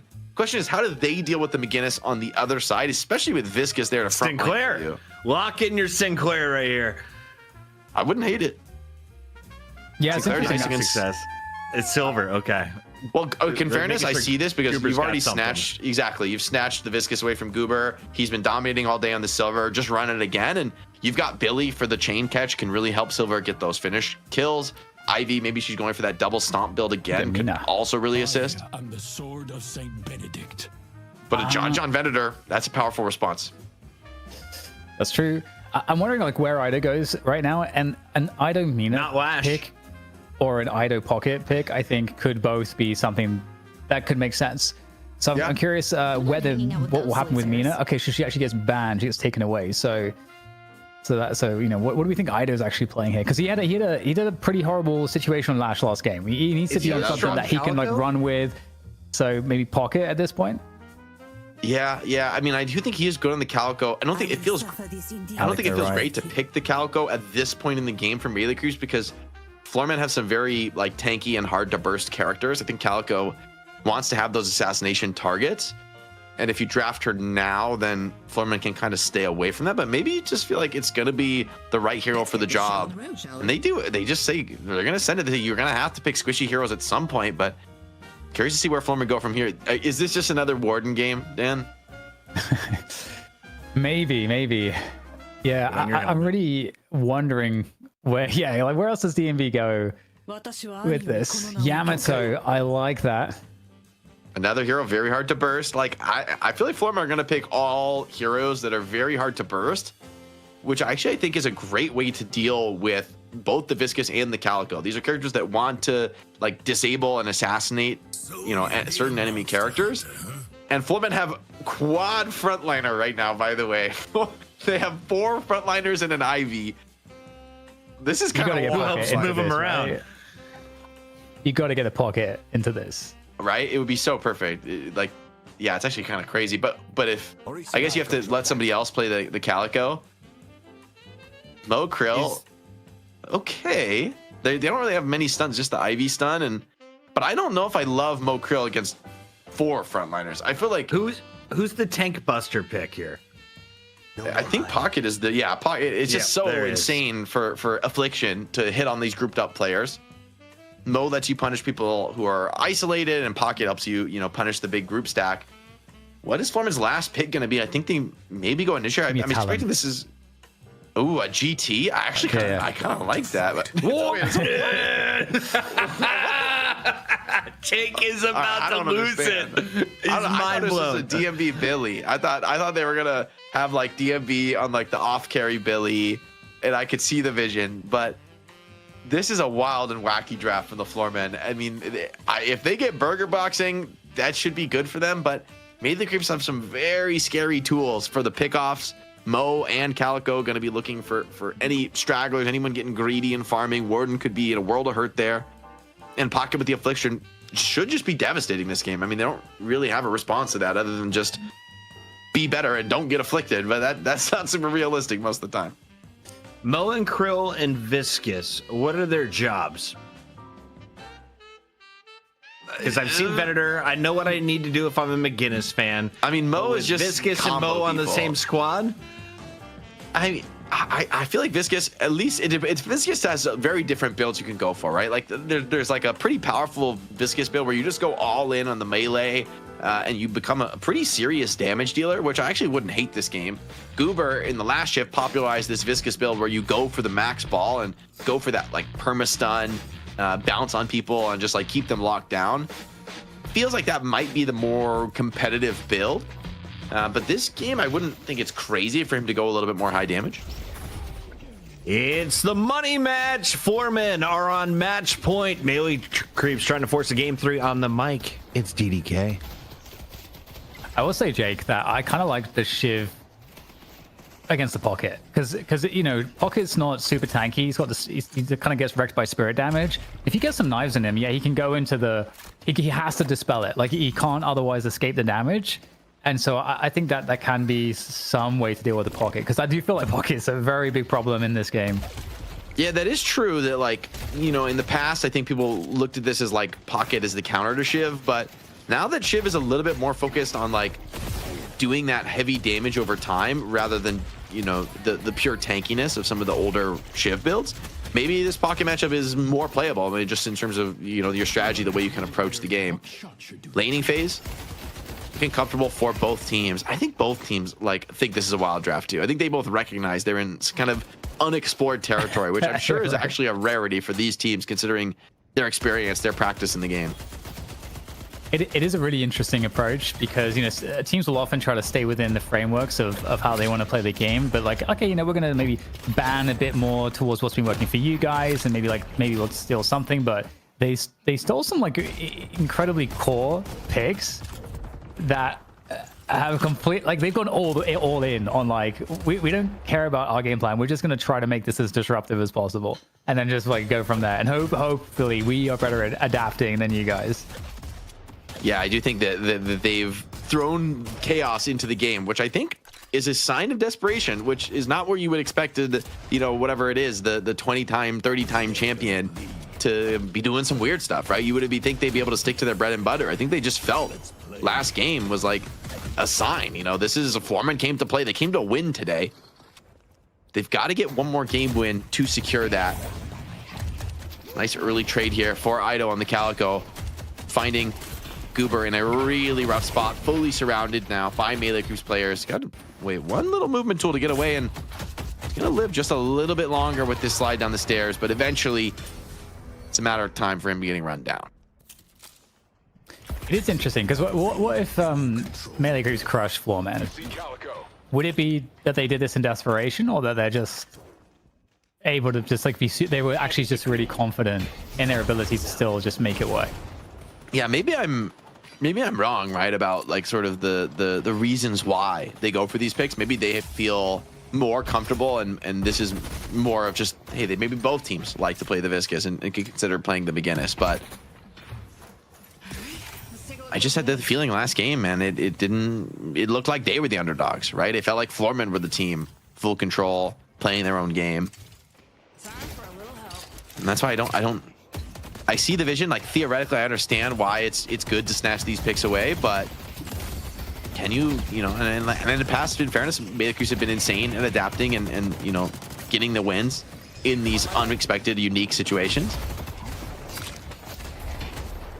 Like 4 premium frontliners, though, Dan, is a lot of frontliners. And the knife just keeps coming, man. Rocker has been so sick on this lane on the Shiv. Like, Do is getting hit by everything, and I don't even blame him. He's dodging well, but Rocker's just a machine. Yeah, and I mean, if you're going to do the pocket barrage and stuff like that, you can be kind of an easy target to hit at times. So, and like we said, you know, pocket takes an extra bonus bit of damage from Spirit. So the Shiv knives are actually hellish, and Pocket needs to keep his health up as well. Like, typically Pocket players will get a healing right so that they can kind of just keep the pressure on in the lane. But the trade against the knives is actually horrible. A lot of low players across the map. Pocket would love to be able to get in and maybe finish off that Billy.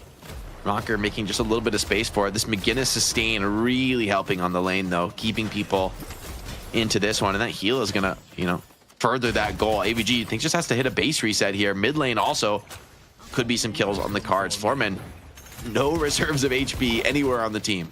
I see silver. Yeah, John getting Venator, definitely one of the biggest problems. We haven't even talked about it yet, but a quick combo kill to lock D&B down. And that's something that Mo obviously is amazing at. Just a dive, pick, very, very disruptive. And the bridge buffs collected. I'm not sure who got which bridge buff. I would have to just assume Melee Creeps because they're like so consistent at it. Yeah, and I think there was a moment where Florman just low HP on everyone across the map. Like, I just don't think they had the resources to really contest so much. Interesting build for Saya to go rushing in for Cult Sack. So he wants to scale a little bit more into this game. McGinnis is a pretty powerful gun character, especially in the very early game. Kind of hard to trade with on the lane. Pocket clearing a ton of these creeps as well. And McGinnis just wants to, I think, play a little bit deeper for the late game. Yeah, so definitely. It's interesting to see those early items. It doesn't look like the build that we saw from League. That's for sure. I mean, I expect those will be the last gun items he buys in the game. You know, like he'll just rush the 4.8k to farm a little bit more efficiently and get the Cult Sack up, and from there transition into the ulti build. But I'm always ready to be proven wrong. And Saya has shown himself really to be a player who is willing to break those molds and to, you know, do something that others won't. Speaking of like the gun damage, one thing that's interesting is that Floormen have a lot of gun damage. You know, Warden, Silver, Billy, also the Ivy gun as well. You know, there's a lot of gun damage on this team. I don't know if it's like imbalanced to a point that it's an issue at all, but obviously like the ideal thing is if you have like a mixture of Spirit and gun, so it's harder to itemize against, of course. I mean, I think the Spirit damage is pretty respectable, right? Yamato and Shiv together can deal a pretty impressive amount of that, and likely Ivy will, at least in the meta, has been for the support Ivies to go more for the Spirit focus. True. Looks like forced to just goo ball purely defensively here, just running to safety, which never feels great on the Viscous. Goober is still thinking he can maybe get a piece out of him, but it's a tough chase down to go that deep under tower. Selection coming on through. Every tanky hero's nightmare. And heavy barrage too over the objectives. Yeah, what are you gonna do? You're gonna get kind of locked down by this. Gotta respect it. It's 2 ults used, and Shiv is still very, very healthy, especially if he gets full value out of this heal, right? He's gonna be able to buy Decay here, which gives him also the Spirit Spike. So Rocker playing this one really nicely. Could be thinking about a dive here. This Beginner's has some gun damage, but she does not have any kind of Spirit resist whatsoever. Pocket also just happy to nuke the creeps and get out. A lot of respect having to be shown there to Rocker. Yeah, I kind of feel like Rocker's going to be, again, maybe one of the most pivotal players. Just you know, because of his role. I think the answer that the knives can have against both the McGinnis and also the Pocket, which I think is very problematic because of the both ults ultimately. And the dive comes in as well as the killing blow and execution style. McGinnis is dealt with. Yeah, he just gets evaporated. Here comes Idorian on the rotate with the Calico. Scout also coming into this one. They really want to pressure down this tower, but Ivy still here on high HP could make that a little bit more difficult. Ido now just going to settle for stealing the enemy doubles, which is quite a nice prize, though. I mean, arguably even more valuable potentially than the tier 1. Yeah, definitely really nice to pick these ones up. Always feels a bit scary to like go for both. Like it just lose a lot of HP, and you know, so some accidents have been known to happen. Scout's in trouble. Doesn't quite have the roll yet. Punches his way up into the air, but gets caught on some geometry. He's in big trouble, bleeding out there, and yeah, Rocker is going to finish. Combo turns it around now onto the Ivy, in real trouble. Can she get out of this one? Just has a sliver of HP left, getting healed up though. The heal nova is massive into this one. The Air Domini pumping damage for John, and it's enough for Fishcake to take down Goober. So May the Creeps bringing numbers to this fight. Turns it victorious for them, and Do with the Affliction eventually takes out Rocker. So that's the challenging matchup coming into play there for the Shiv. Yeah, and he's going to go toe-to-toe with John. That's one thing that I'm keeping an eye on. As we get another engagement coming on through, DMB just rips the ultimate. Last stand, see what value he can find, but they're so annoying when they get cubed. You can't get any damage on them, and now you got Viscous pumping damage into the... Oh my goodness! He parried that. He went for the risky heavy melee into the ulti for the full kill. And the parry, I think, is going to get DMB out of this one. Calico's, though, here wants to finish off that kill, and Ido has enough burst to do the job.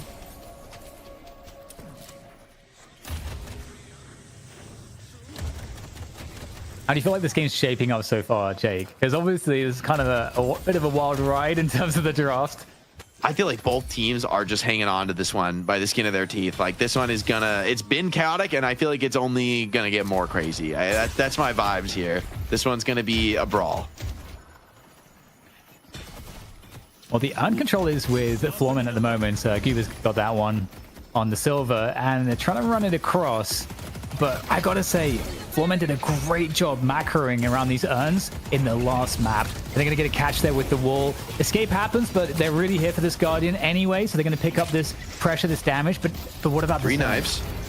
Oh, I think McGinnis is in real trouble here. 4 knives, ticking pretty hard here. One more knife would be scary to lose the reset. Shiv, though, under pressure, went too deep for that one. Has to use the ulti just to escape.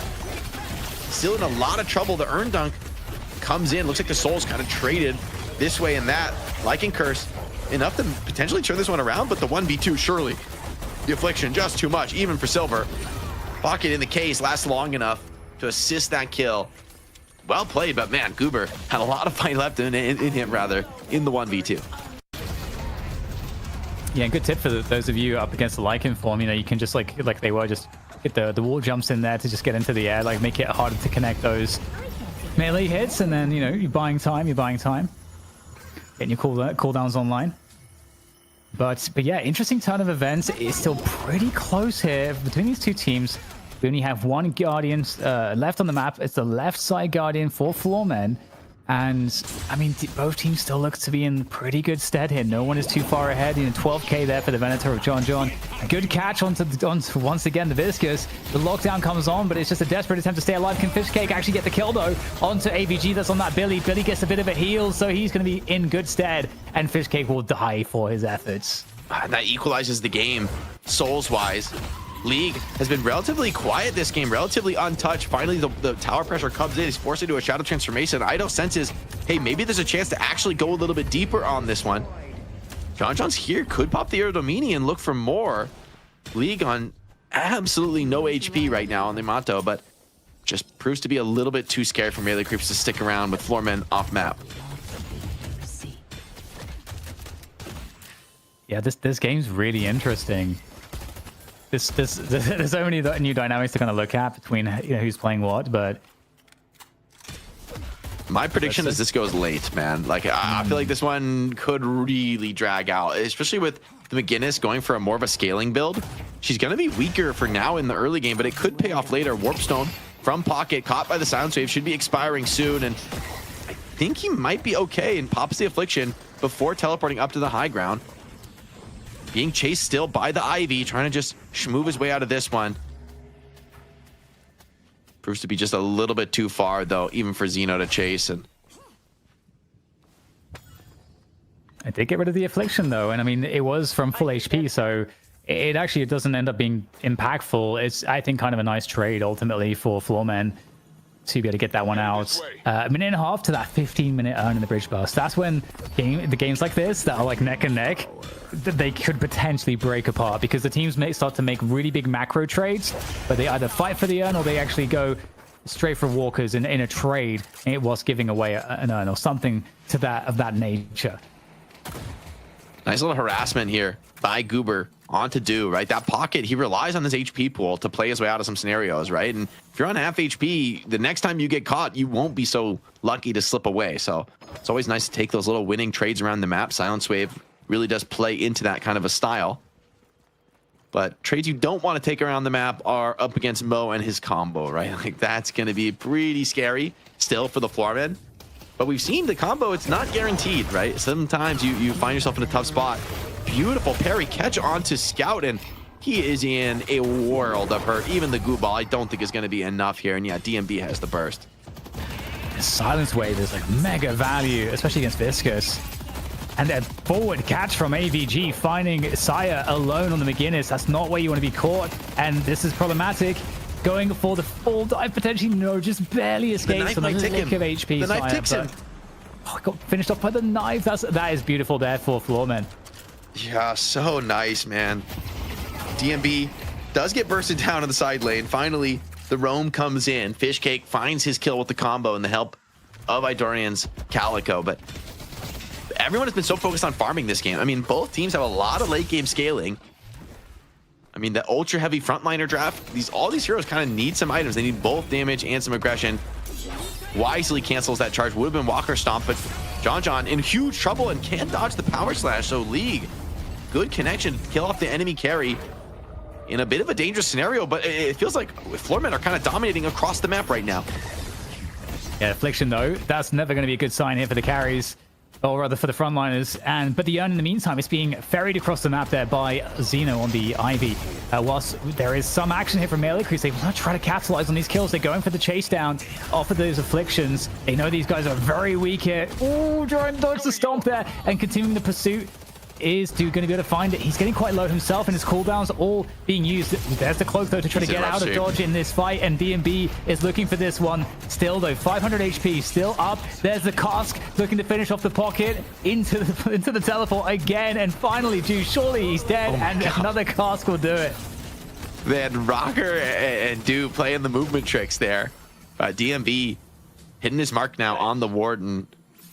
Interesting build for him. The Max Flask, though, kind of draining away the stamina of some of these characters in the fight, really reducing their mobility, allowing the rest of this frontline swarm to get in. And obviously the Urn turn in, though, probably the biggest objective in that fight. All the trades across the map, pretty even, but getting the Urn dunk massively sways thing. And that's a zip knock onto Ido. The beautiful McGinnis wall keeps him alive, but way too close for comfort. Zip knocked in the mid. That's gonna shake you. That's gonna rattle your nerves. And there's a very forward movement here as well from Floormen. They kind of deep in enemy territory by this Walker, trying to catch Scout on this Viscous, but he's going to be able to back away from that one. But look at how much map control there is right now for Floormen. They, on that last 15-minute Urn, they picked up some fights before the Urn spawns. All the right fights too. They managed to get some kills, and they got full control of the map right now. There's a catch though from Fishcake, the combo. This is maybe the moment for melee creeps to get a pick themselves as they try to make things happen. And you've got Scout there is a little bit tentative, trying to get into the fight. And in the meantime, taking all the punishment is Goober there in the Lycan form. And these puddle punches can be somewhat disruptive, but able to back away as they choose Floormen. And ABG just on an absolute limit there, probably sub 100 HP. Spellbreaker on Shiv. Oh my god. Rocker says, I do not want to die to the Mo and Krill. And he's got the build to do it, man. That is a crazy early buy. DMV rips the ult and cleans up this right side Walker, opening up one of those crucial item slots that the team is just now kind of starting to hurt for. And with all three Walkers taking a lot of pressure now for the melee creeps, they got to pick and choose their battles wisely. Mid boss, of course, up. Anyone who gives up a decisive team fight now could find themselves in a very rough situation against enemy rejuves. And the other thing about that Spellbreaker is, you know, the minus 18%, the minus 25% debuff as well. But, you know, not going to help in this instance when you're getting, like, gunned down by 3 players. But if those Afflictions come in, man, he's not going to take as much punishment from the Afflictions. And the scaling could be starting to come in. Like, Sias McGinnis is up to a pretty relatively significant farm level. DMB has no choice but to take the knock here on the pad, but has Ido gone a little bit too deep without the ulti? Seems like he read it well, though. Just got that nice little harassment damage on DMB and gets out scot-free. So this is a very nice turnaround. You know, melee creeps, you know, a couple minutes ago, they didn't have any presence on the map. Now they've got all the lanes pushed. Now, of course, you know, Floormen, they've been working on that, starting to push the lanes back out. The bridge buffs Urn coming up in 1 minute. And we have some roam now from Floormen as well, looking beyond the mid lane to try to see if they can find another one of these picks. And maybe even attract some attention as they are pushing both side lanes at the same time.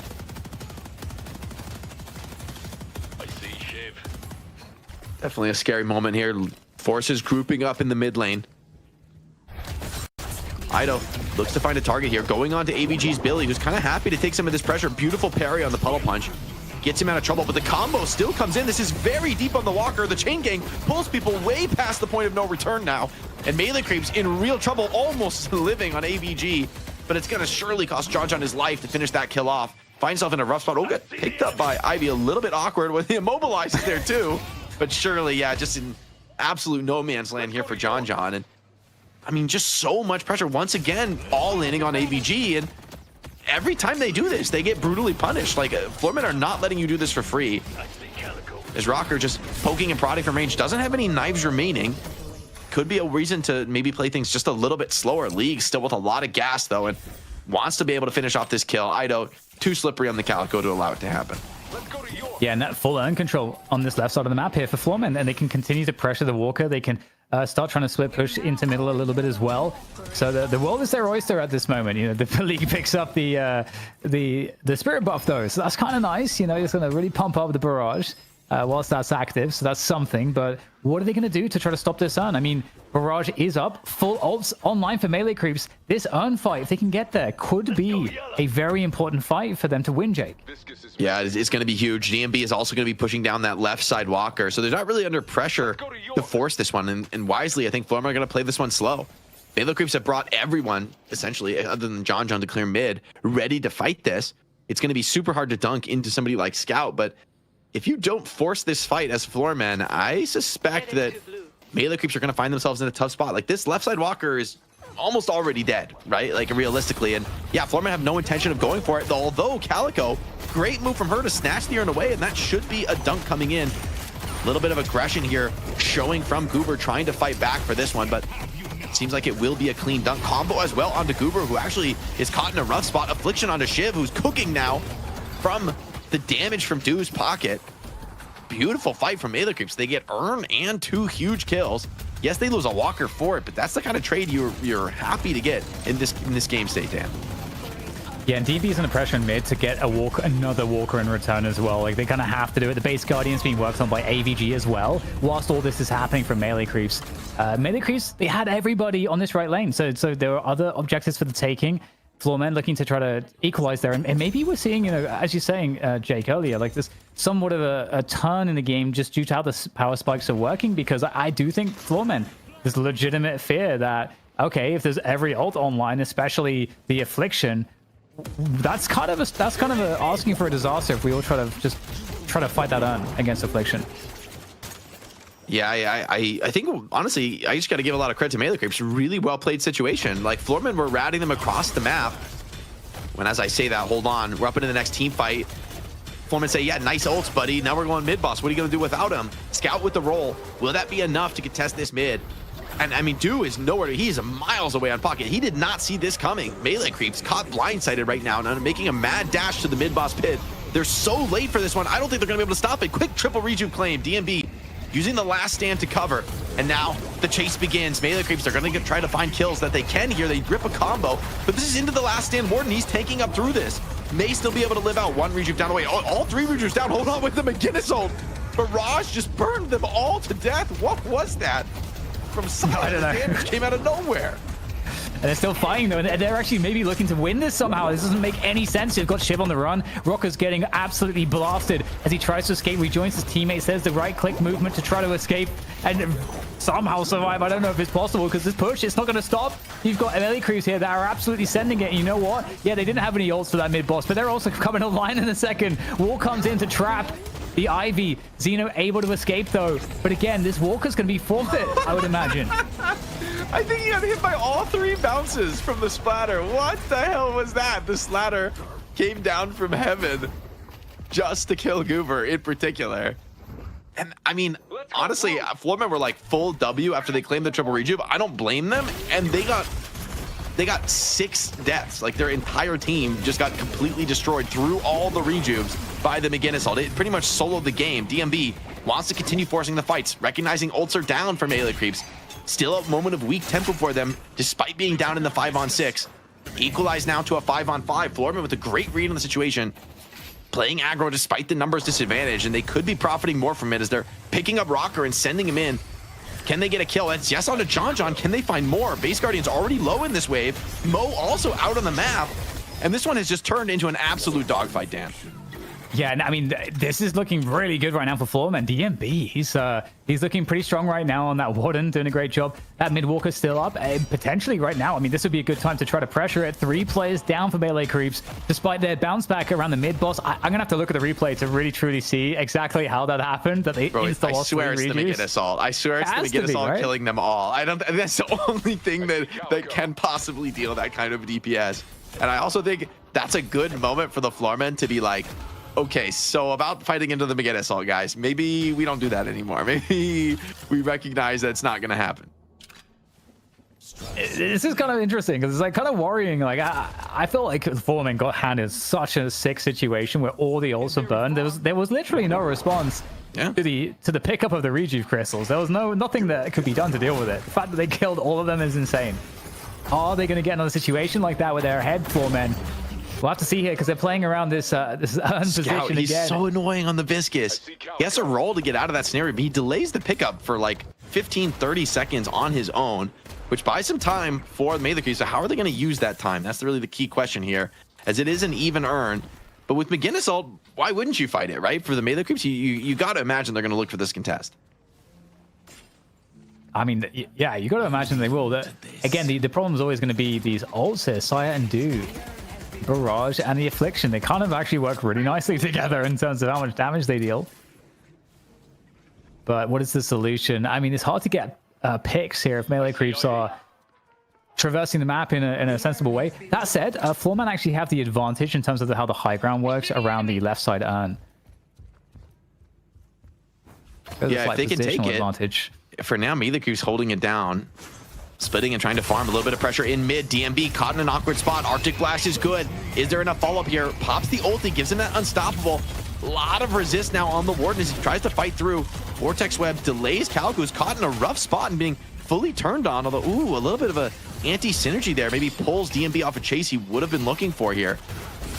With some of those key ults expended, they're going to go for this team fight. They're really going to force it. Pocket, no HP to speak of. Rocker cleans that one up. Combo is in onto the Yamato. Mo forced to cancel though because of the impending stomp, and now McGinnis in the thick of it. Are they going to try and turn and get the kill, or are they just going to run for it? Most dangerous hero on the map right now easily, as everybody just falls in the withering eye of the heavy barrage. Finally though, the damage is good. DMB finishes off that threat. Rocker finds another. The Healbane's keeping him alive. The only thing keeping this Shiva in the game is the Healbane kills, and it's just enough. An insanely tight team fight. But Floormen get the cleanup. Yeah, that's absolutely wild. And now we're even. We're going to, of course, separate a little here off these objectives in favor of Floormen. But the urn also, it's going to get picked up here. There's no one who will be up in time to stop this. This is the moment now where Floormen could take over the game. But the next mid-boss, it feels like that still could be a significant opportunity for Melee Creeps. Just the sheer threat of the ultimates is enough alone. And I mean, Saya's got that lightning scroll. You got to respect the lightning scroll on the McGinnis ult. It's really nasty. And here's the dunks just coming in on through. The only thing I think you can do against this McGinnis is like either burst, kill her, or full disengage from the ulti. Full disengaging feels just impossible in like a realistic game with good players. It just doesn't feel like it's going to happen. Maybe the burst kill can come in though. I mean, in DMB, Warden, slow as the farm may be, that big team fight gets him up to the top of the leaderboard. 38k souls. He has the siphon too. I wonder if he doesn't have a few nice stacks already built up on the siphon, giving him, I mean, last I saw him, he can get around 4,000 HP on this Warden, which makes him a very hard target for the likes of Calico and Mo. Okay, well, I mean, we've got a lot of cleanup happening at the moment. Minute and a half out for the urn, but the mid boss will be sooner. And so the mid boss, really, we could see once again, Floorman trying to bait it. Why does my Warden have 5,000 HP? Is this a bug or just what the hell is this?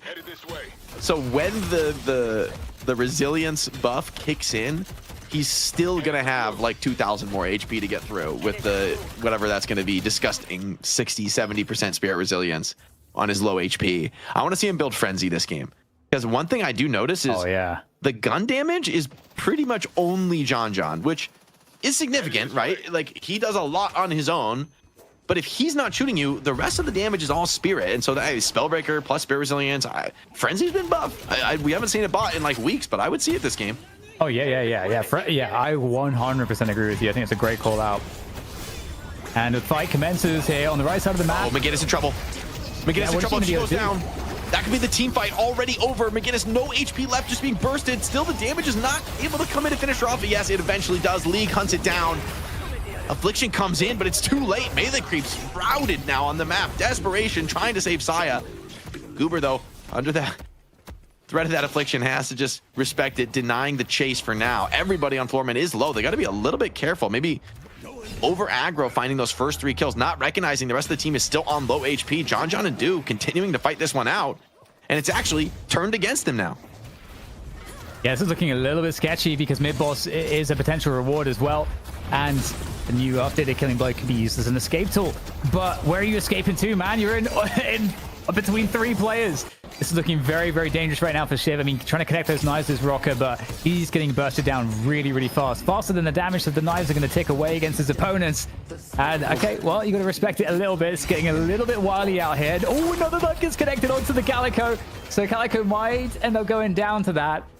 It's getting close. 2 players. He does. Oh my god. What an insane fight. Only 2 players on the server. I mean, they lost 3 instantly. The affliction alone was just enough, right? We talked about how it's insane of a pocket game this is, and they're gonna go for the mid boss.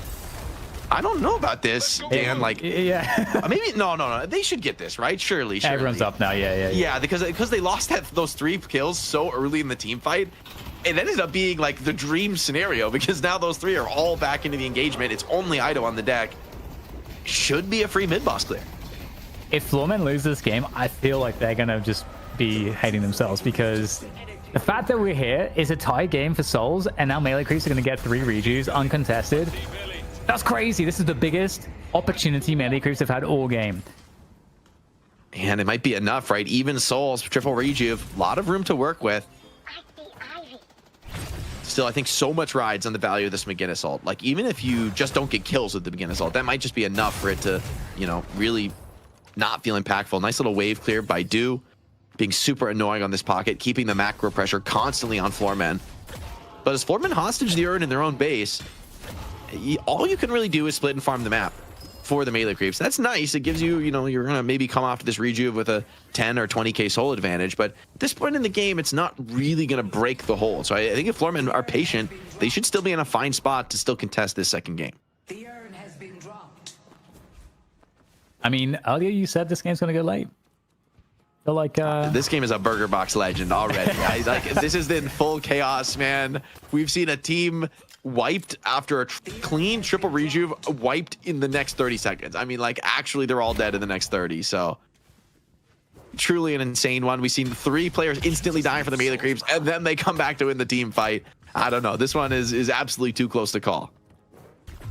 Yeah, it's hard to really define this one. Hard to put it in a box. It's definitely a weird one. But right now, I mean, melee creeps, they're looking to have a pretty decisive advantage. The question really is, you know, what do you do with these rejuves? Because they've taken all the objectives. So, I mean, the most basic thing is on the map, well, you know, there's all this farm as well. So they've taken almost all the farm. But what's next? Do you want to go deeper? The game is so close, though, that, like, the defensive advantage in, like, to try to siege the base, it's pretty significant. Yeah, as a fan, you want to see them push just for the fireworks, but I think it's super scary. I like the Calico positioning here from Ido, though. They're looking to maybe threaten this walker and then just cut off the reinforcements. Curious what League is doing. League is like on the opposite corner, reading this play, ready for the Calico to come, but I don't know if you're ready for this kind of a 1v1. Calico gets the whole burst off, nukes down League, and League's just gonna have to go get a quick reset. And the cutting off of reinforcements from the side Guardian, starting to bleed out under the pressure from Scout. As long as they can just deny some of these extra waves coming in. Calico wants to maybe assassinate Xeno for even attempting this defense. Xeno, though, looks to eventually just fly out of that one. Yeah, trying to keep that urn control as well. Just okay. Yeah, they're gonna get the walker, so it's the kind of minimum expectation. The rejuve still good amount of time left on these rejuves. Don't let them just time out necessarily. They're gonna get another couple good base guardians. So 4 base guardians, 1 walker. Are they looking for a shrine here? They're going for it. Here comes the catch combo onto Ivy. She's already bursted out of this one. McGinnis pops everything though. And with only the Ivy kill to show for these 2 powerful ultimates, I don't think you feel too terrible at this for the Floormen. How are they going to try and fight this one out? Still enough time on the rejuve. You're going to have to give up maybe both shrines and Patron if you really want to wait this one out. They're letting it go down to the absolute wire. Here comes AVG, rips it in now. Big chain with the Billy, pulls people deep, trying to get them past the shrine, but McGinnis wall prevents the pull in. Looking for the drop now are the melee creeps who want to take off the first layer of the Patron. Do pulling a lot of attention to himself on the pocket, still has the affliction to work with, and some rejuve, so a lot of backups on backups to play with. 1 rejuve goes down. Xeno going to be off the spawn soon. but sticking around for the finish would be very risky now for the Melee Creeps. They have urn control, gonna fall back, grab the urns, grab the map, get the jungle, potentially securing this game, but without rejuves, there's still something to play for. Floorman coming out of the map, all 6, they're hunting, they're desperate right now. They're chasing for this kill. They're even letting some of the waves crash on the base. I think they're recognizing maybe they've gone a little bit too deep for this, that Melee Creeps might be able to turn around and get the fight. Yeah, Owen's going to be dropped off in the meantime for Melee Creeps behind all this action. But you're right, I mean, it's desperation mode. All the rejuve crystals now out. So there's an opportunity maybe to find stragglers on the map, force a team fight before these players can capitalize, maybe pick up some items and spend those souls. They're going to try to win this fight here, Floorman. But you got to be really careful not to shoot too much more than you can handle. In comes the Affliction. Affliction the missed. dive Nothing. is massive. He got nothing. 0 connections on the Affliction. A huge mistake from Do, and he's down. Hold on. Do. Brutal death now, and the turn is good. Hold on. Here comes John. Maybe he's going to do enough on his own. Doesn't need the semi-carry. He's going to get it done in the front line, but League Rocker starting to clean up. DMB still tanky, running away. Insane HP, remember, on this Warden. 4-on-4. Creeps crashing on the Foreman base. They don't have much time to work with, but they don't need it. DMB finds another, and it's just Scout and Ido running back to base, taking the reset. And the 0-man Affliction. Do is going to be kicking himself for that one, Dan. Yeah, I mean, he's coming at such speed there. Ripped it a little bit too early. And, okay, now that it's time to clean up here for Floorman. They're not too far behind in souls. When all is said and done, they've cleaned up a bunch of this. Wait, hang on. Hold on. We still got more chase coming in. Ido looking to be a defensive here on the Calico, but the chase down is threatening. You know, you got League coming at you, but they're going to be forced to back away and then take the value on the map. And that should equalize the soul situation, but the conversion from Melee Creeps in terms of objectives, the way they scaled into the base and dropped the first stage, that was a great value from them. That was very well done. And but it means, Jake, that there is still an opportunity. There's still a world in which Floormen can find their way back in, especially if they can win a mid-boss. Yeah, this one's still winnable, but the fact that the waves now are going to be pushing against you, 2 shrines down, the first layer patron, it's like one mistake, one moment where you're not ready to defend the base, and that patron is gone. Mid-boss up, and you've got to take the flip at this point. It's a desperate game now for the Floormen. They're going to go gambling. ABG still trying to clear up these side limbs, prevent them from crashing into the base. Scout putting huge pressure on the players in the pit, trying to do what he can to like annoy them, pull them off of the mid boss, and they're going to get off. They're going to oblige him that, and maybe just look for the team fight. This is a must-win scenario now for the Floormen as they go chasing up to the high ground. Do waiting, biding his time, wants to deliver a huge Affliction in this team fight.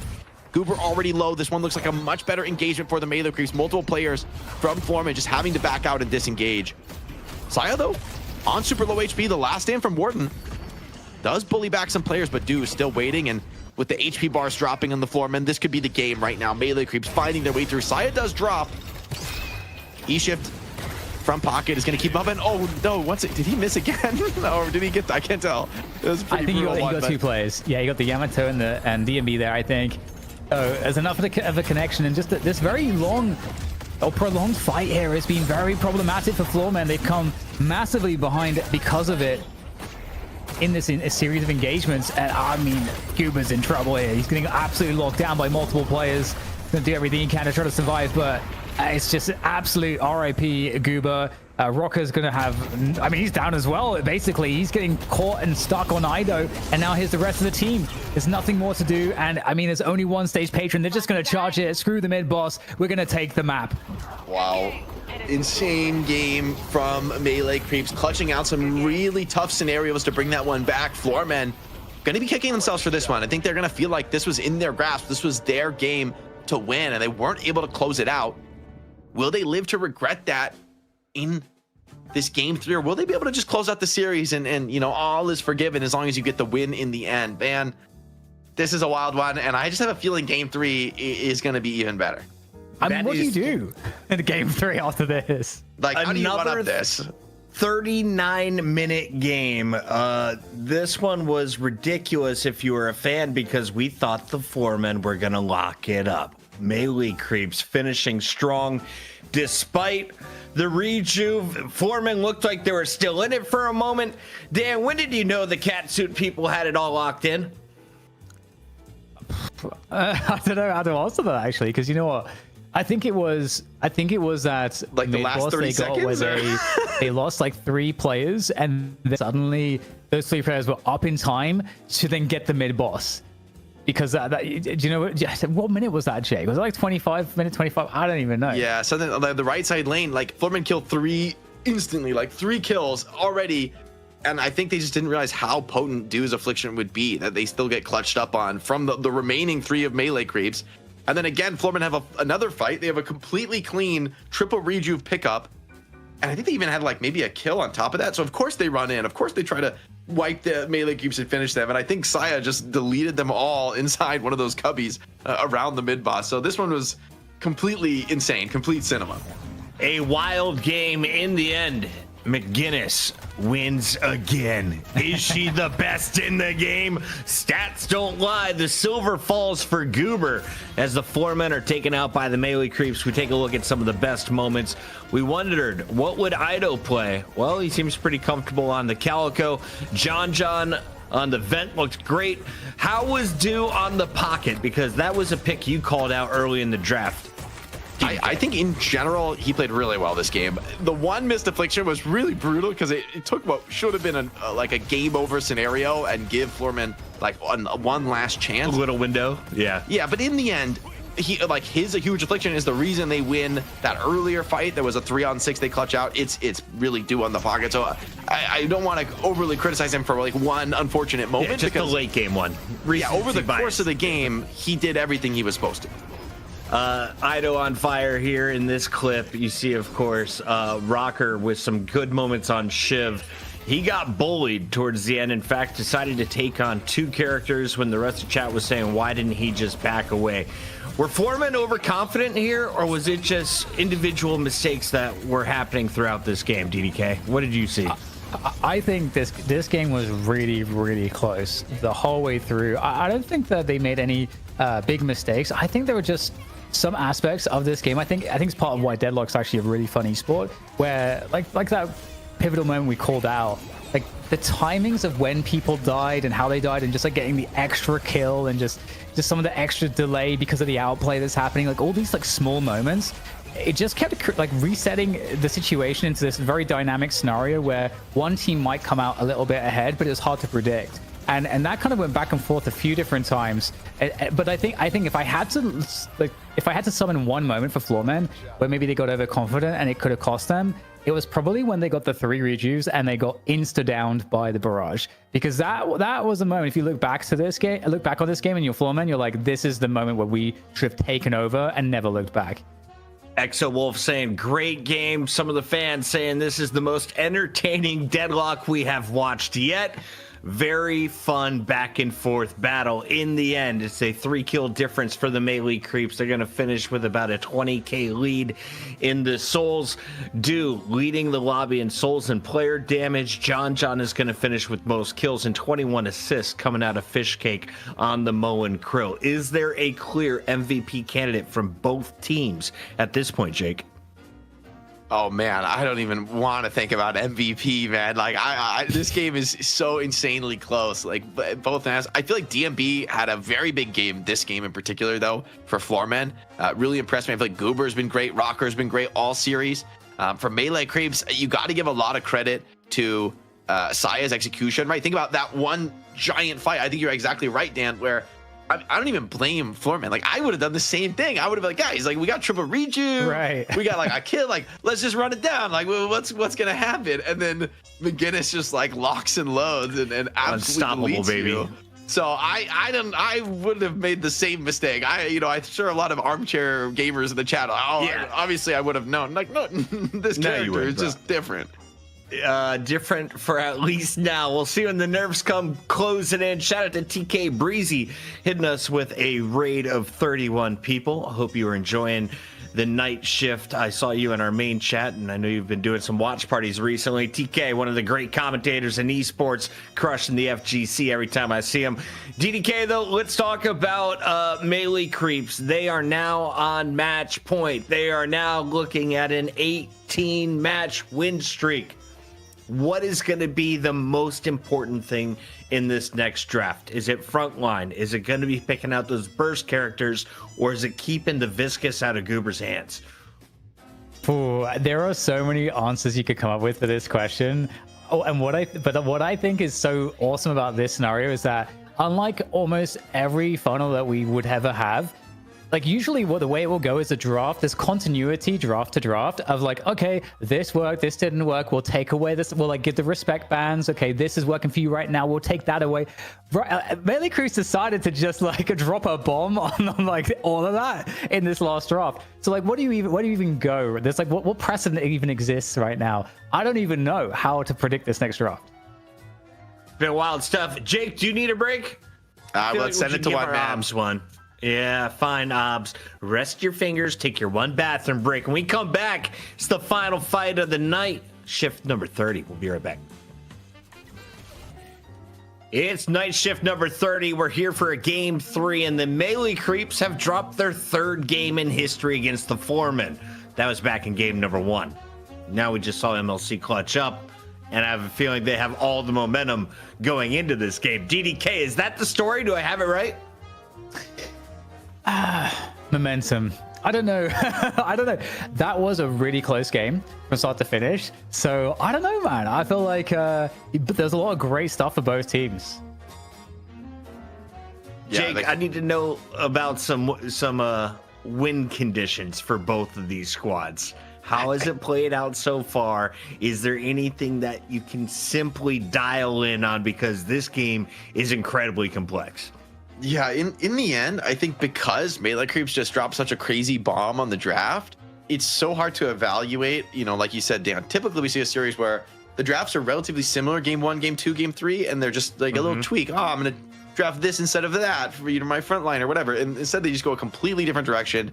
They do get the win, but it is not not that it wasn't convincing, but it's like, it is incredibly hard fought. Like, it was back and forth throughout. Like, did not feel like you had like the super dominant draft that could never lose. Like, no, you were arguably behind for most of the game on Melee Creeps, and just like we said, it comes down to these like couple moments where Melee Creeps snatch victory from the jaws of defeat.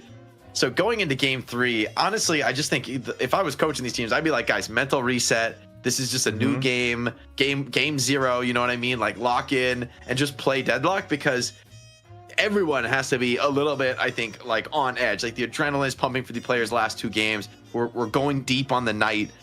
Foreman, I still think they have a very good chance to win this one. They crushed game 1, game 2. They arguably should have been able to close out, and so there's no reason to think why they won't be able to just execute a little bit cleaner and more conservatively in a game 3.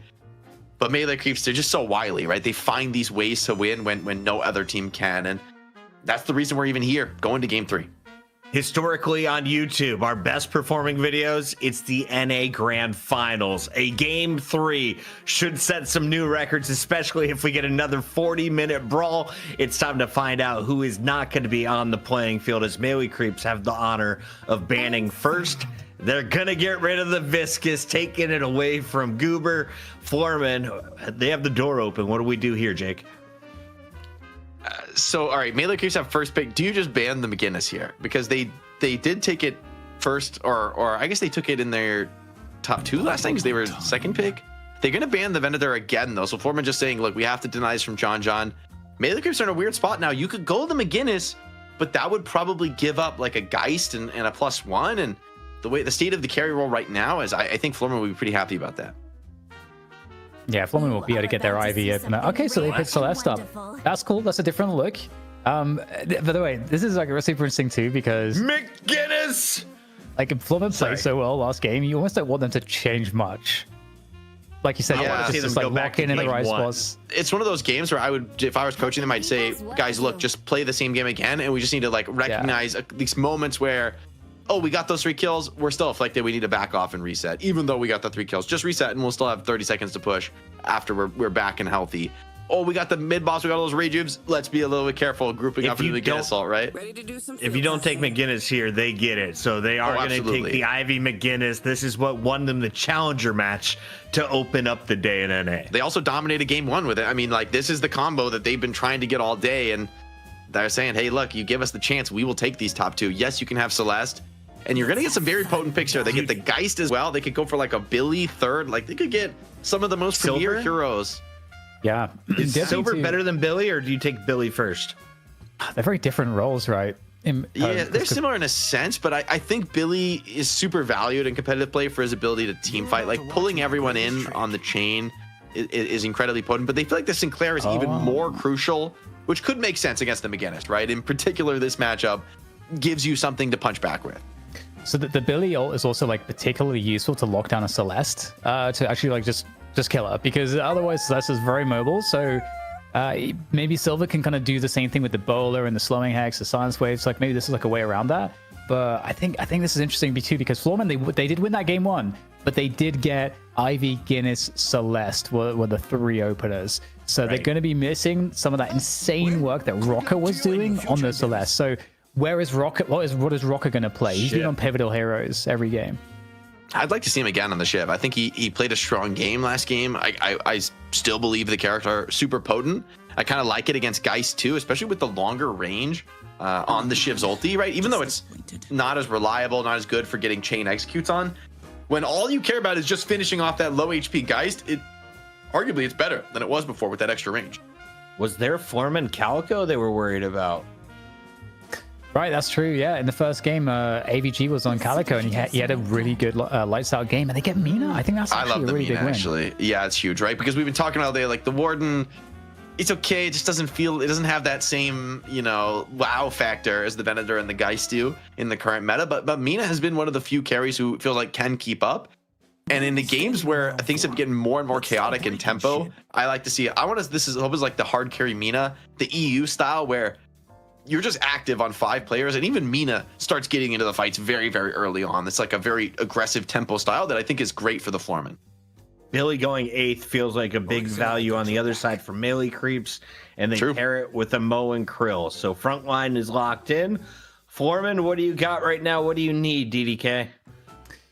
Well, they don't have a lot of frontline right now. They're kind of missing that. So, I mean, what's left? Mo's been taking, Billy's been taking Abrams. I don't know. Do you want to go that way? Okay, well, obviously, Shiv. We were just talking about that.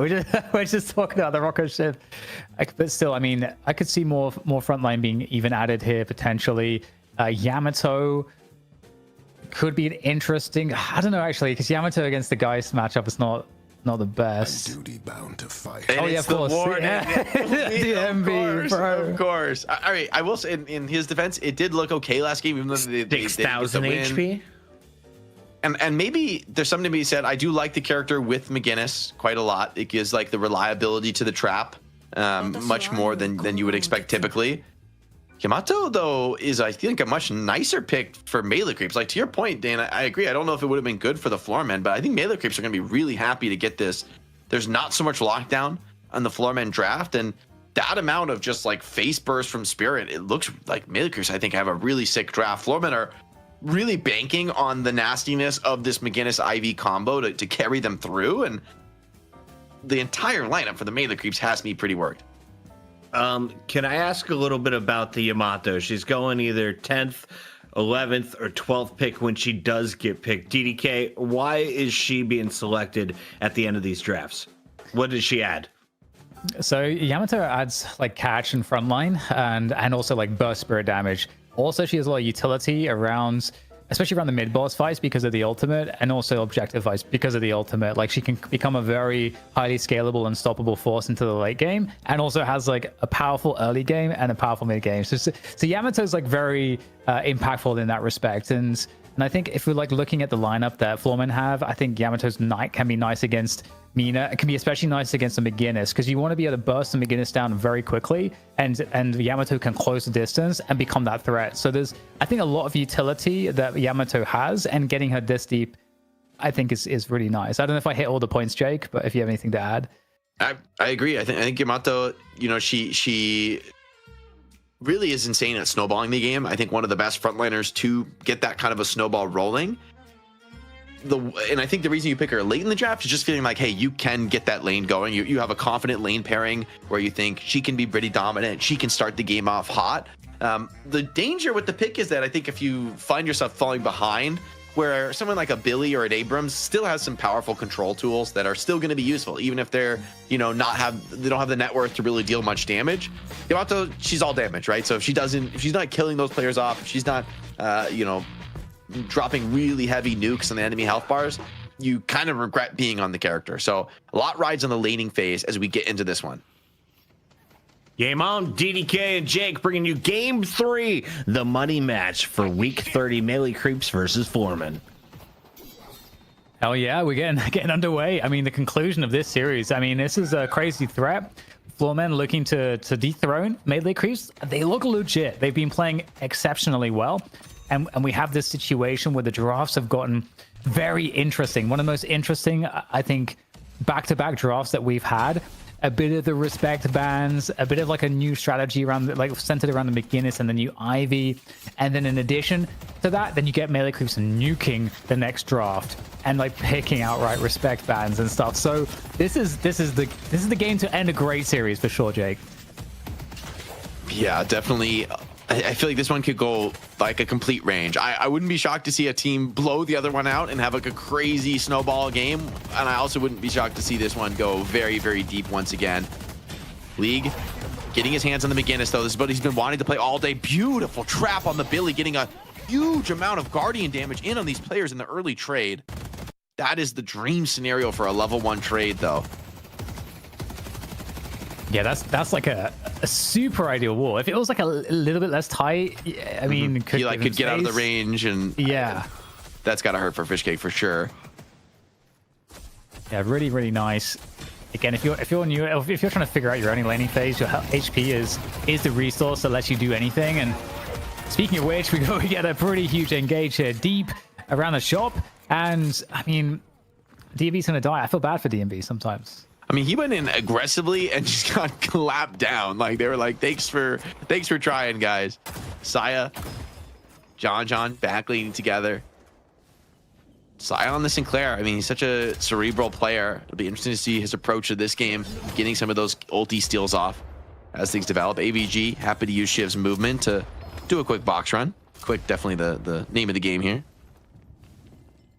You know, it's been cool to see every single game that you get the like League and Xeno getting those 2 priority picks, Guinness and Ivy, that they're just always laning together as well. And their lanes have been pretty damn consistently good too.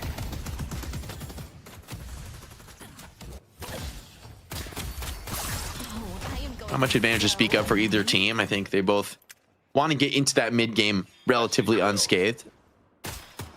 Opportunities to find people maybe on some cheeky box routes are always a nice opportunity to get that advantage. But I mean, the level of these 2 teams, I think there's a lot of respect for them in the early game. Like, no one really tries anything too crazy at this phase of the game because they just know it's more likely to get punished than to actually get you much of a reward. When people roam, they're pretty much just box running. And I gotta say, for me, in this game, I might be most focused, or one of the biggest focuses for me at least, is I think Rocket on this Mina. You know, we've talked about the impact Mina can have. We've had Rocket on a variety of different heroes all throughout, and they're all really important. And you know, the ceiling for outplay with Mina, and like you said, Jake, before, you can get very active on Mina, and it can be extremely difficult to deal with, and you can snowball off of it. But it's very hard to do it well.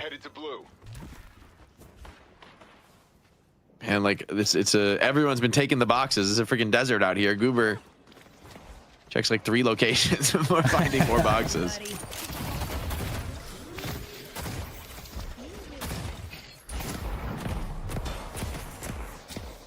So we have this combo before as well for Floormen. So not only are they getting the Ivy McGinnis combo in the lane, the Silver DMB or Silver Warden combo for both Goober and DMB is also been proven to be very effective. It's not having as much success against the Geist and the Sinclair just yet. Yeah, I think Sinclair is just a hero that is like never ever gonna get Warden trapped because he just teleports out, you know, like True. with the assistant. So that one's pretty difficult to really see the value. But once the slowing hexes, silence waves that we know Floormen like to build start coming out, I think things could start to shift. Heavy investment in the rune control. It looks like actually, is this gonna be two runes? 2 melee creeps. It does cost them 1 kill. That might be a trade you're willing to take. I mean, those urn buffs or rather those rune buffs are quite nice in the early game. Yeah, they certainly are. And right now, you know, we've got this lane that we have League on with this McGinnis is getting pushed a little bit, trying to work their way back towards that tower, but they're going to get stopped short because in comes the Billy. Looking to slam on down, and you know they're trying to defend this bridge position though. Floormen, they're still up on it, so they've managed to ward away the melee creeps players. They're beginning to take over this lane, and it does take some time sometimes in the early laning phase for you to get some abilities online to become more of a threat. But speaking of threat, Yamato and Billy in your face is problematic, and there we go, close range with the McGinnis ult there, using the splash damage isn't gonna be enough. I mean, with the ult there from Yamato, they make it look easy. Yeah, they just get right on top of her and refuse to back down. It's an all-in commitment, but it does pay off. Getting that McGinnis kill slows League down, denies some of the progress. Talking about Rocker earlier, by the way, he's on 5.3k. Looks like he's leading the server pretty much right now. Has that 4.8k spirit buff online. And McGinnis and Ivy, I don't think they're going to be too upset about losing the McGinnis there. Like, it's not ideal. But in the end, it was a gun buff to Fishcake. Like, he was going to be strong in that moment, and you're not really taking any kind of pressure on the tower. And that's like what this McGinnis and Ivy do. They just seem to sit in these lanes until eventually, by attrition, the enemy tower dies. Been a pretty uneventful early game so far, I gotta say. It's just been pretty chill. I think you were mentioning that. The team taking really any particular risks. Everyone's just kind of grinding out the early lane. However, the Billy Yamato, it is very difficult to deal with. The chase down here onto Xeno on this Ivy. He's not going to live. He's very dead. Surely he gets a bit of a heal there, though, and he's up still. The McGinnis heal's cooking. The turret's also slowing down the suppressor from McGinnis, denying some of that damage and ignoring McGinnis. Something you do at your own peril. Huge for Xeno to be able to live that one out. The stolen ulti, Porden ulti, trades enough. Asai is happy to, I think, give his life for that one. Because with the rotation in of Do, now the mid lane Guardian could be under a bit of pressure. Yeah, they do have a priority here on this mid lane for the melee creeps. But hey, AVG's in and he's looking to say something about it. And AVG actually on Shiv. You know, this is a hero that AVG used to be in the old Shiv times pretty exceptional on. Yeah, certainly he's no stranger to the Shiv. 7:45 now, 15 seconds till those sinners come up. Team's starting to think about opportunities to maybe get a little aggressive in those side lanes. Mo scouts people out though. It's mutual. Fighting Mo, maybe they're going to collapse on him here. 4 players coming in. He's sort of playing like he's invincible. Usually you are on Mo and Krill, but beautiful 4-man rotation for the Floorman to punish Mo for his hubris. Yeah, and starting to clean up some of these early sinners as well. The 8-minute mark spawn timing is being respected, and we get a steal as well. The opponent's sinners as well. The accessible one next to the Guardian getting dealt with. So a pretty nice advantage to get early here for Floormen. And I think this has been one of the cool things, Jake, in this series, is that just looking at the game from a fundamentals point of view, Floormen have been great. I mean, they are going pound for pound against melee creeps. Scout holding onto the combo. Would love to be able to deploy that. Find a key kill, especially around this mid Guardian. A lot of rotations from both teams. Looks like melee creeps bringing a little bit more here, but without the waves and with Ivy defending, it's going to be pretty unlikely, I think, to commit from mid Guardian without players already hitting the deck. Scout going to be happy to just get what he can out of the boxes. And I mean, both teams just eco-maxing this, man. Just like full, like making sure every box is cleared, getting whatever they can out of the map, feeding as much as they can to their solo laners. Speaking of solo laners, by the way, you do not want to be solo on this lane against Mo, but pushing the wave into his tower, he's going to be forced to show himself. Yeah, some cleanup there from Mo, getting the cold fronts online. I see wooden. Really nice. Mo feels a lot more fun now, and with the updates, played quite a bit of the new Mo. Spirit Mo. Aggressive build for Billy. Usually we see a little bit more green investment from Billy, but he's going heavy damage. Wants to snowball this one. Get some tempo rolling. Become that sort of secondary carry for the squad. A little bit of pressure as well on this side Guardian. DMB on the Warden. I don't think he's all that interested in trying to make a desperation defense. Like, if you get comboed by Mo, you are just dead in this spot. Ido flying. Yeah, way more focus around these bridge buffs, and that's where all the players went there. So it might be an advantage. You know, DMB is going to lose that Guardian, but there were 2 players there from melee creeps. So, okay, what does that translate to? More players for Floormen to pick up this urn and to maybe work some of the other objectives. So it's all about the trade game here in terms of these resources. And Zeno, he's carrying that on across the map, and he's going to meet this mid-fight in a second, which is dominated by melee creeps. Oh, wait, getting the flying from Rocker is just not quite enough to get him out of there. Nearly played his way out of that scenario, looked really desperate. And now, wait, hold on, Ivy trying to run this earn. Mo gets the interception, combo onto the Ivy there. Stolen Sinclair, turning it around now, and even disarms the Silver. She's gonna maybe struggle to get her ultimate off. She just has to run for it. Guys considering a chase down, but Underwalker just a little bit too desperate. Earn gets back into the hands of the floormen, but with Cooper on slivers of HP, I think you really need to rethink going for this too aggressively. And DMB tries to harass players away, but even he recognizes this one looks a little scary. Going for the all-in dunk is a possibility here for Zeno, but it's a little bit risky. He's going to send it anyway. The Warden ults enough to make space. Solar does get snatched away. Saya, good quick melee to read that one. DMB with the last stand is actually pumping the damage. John forced into a swap, but this one actually looks pretty scary. Now here comes McGinnis ult as well on the other side of the map. Just doing what you can as Saya, but it's just not enough. He does get the dunk in, but it costs him his life, and most of the souls are going to get denied. So as the dust settles, huge team fight for the Floormen, winning across the map. McGinnis making a solo kill with her ulti on the left side. I'm surprised it's not a bigger soul advantage. Yeah, the way that it breaks down, it seems favorable regardless, though, for Floormen. They are going to crash some creeps on the left side walk up, but this mid Guardian, I think, is definitely a big point of focus now. Bringing a couple players off Floormen back towards the middle part of the map, and there's definitely presence here from melee creeps to prevent that Guardian from going down. This mid Guardian is a big advantage to have in terms of map control, and in fact, maybe looking for a fight. You know, the combo is a big threat, especially against Mina. You cannot afford to get caught by that if you're Rocker, and you know, keeping distance. But in the meantime, DMB is going to get some love as well, but it's a combo against the Geist. Didn't see that coming in from the back. Goober doing what he's been doing all day on Silver. Yeah, misread from John was up past the creep wave there, and rotation came in from Goober to punish. DMB was more than happy to kind of bait guys to stick around a little bit too long. Beautiful movement from Ido. I don't know what we know him for, but he's able to just slip away without really losing much health. What could have been a little bit of a stickier situation for a less experienced player. Big combo from Mo, pulls Ivy out of the air. Combo is canceled, but the beautiful wall, even better from League. Trying to get his buddy out of trouble. As the tower starts to fall, I think they're going to have to back up yet further from this one. The threat from Billy, very real. She's looking for maybe a continuation dive here. Going up against the wall, though. She's splashing it on the wall. You can't be outranging that. Beautiful stuff as well from the Ivy. The McGinnis Ivy combo dominates Billy Celeste. What a world in Deadlock right now.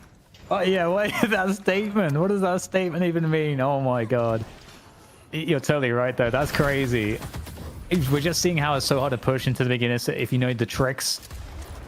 And where does that leave us? You know, we got an 8k advantage for Floormen right now, as they're kind of taking over the game a little bit, but there's still a lot of capitulation, you know, things that they need to capitalize on in terms of converting some map control into, you know, eating up some of these creep camps.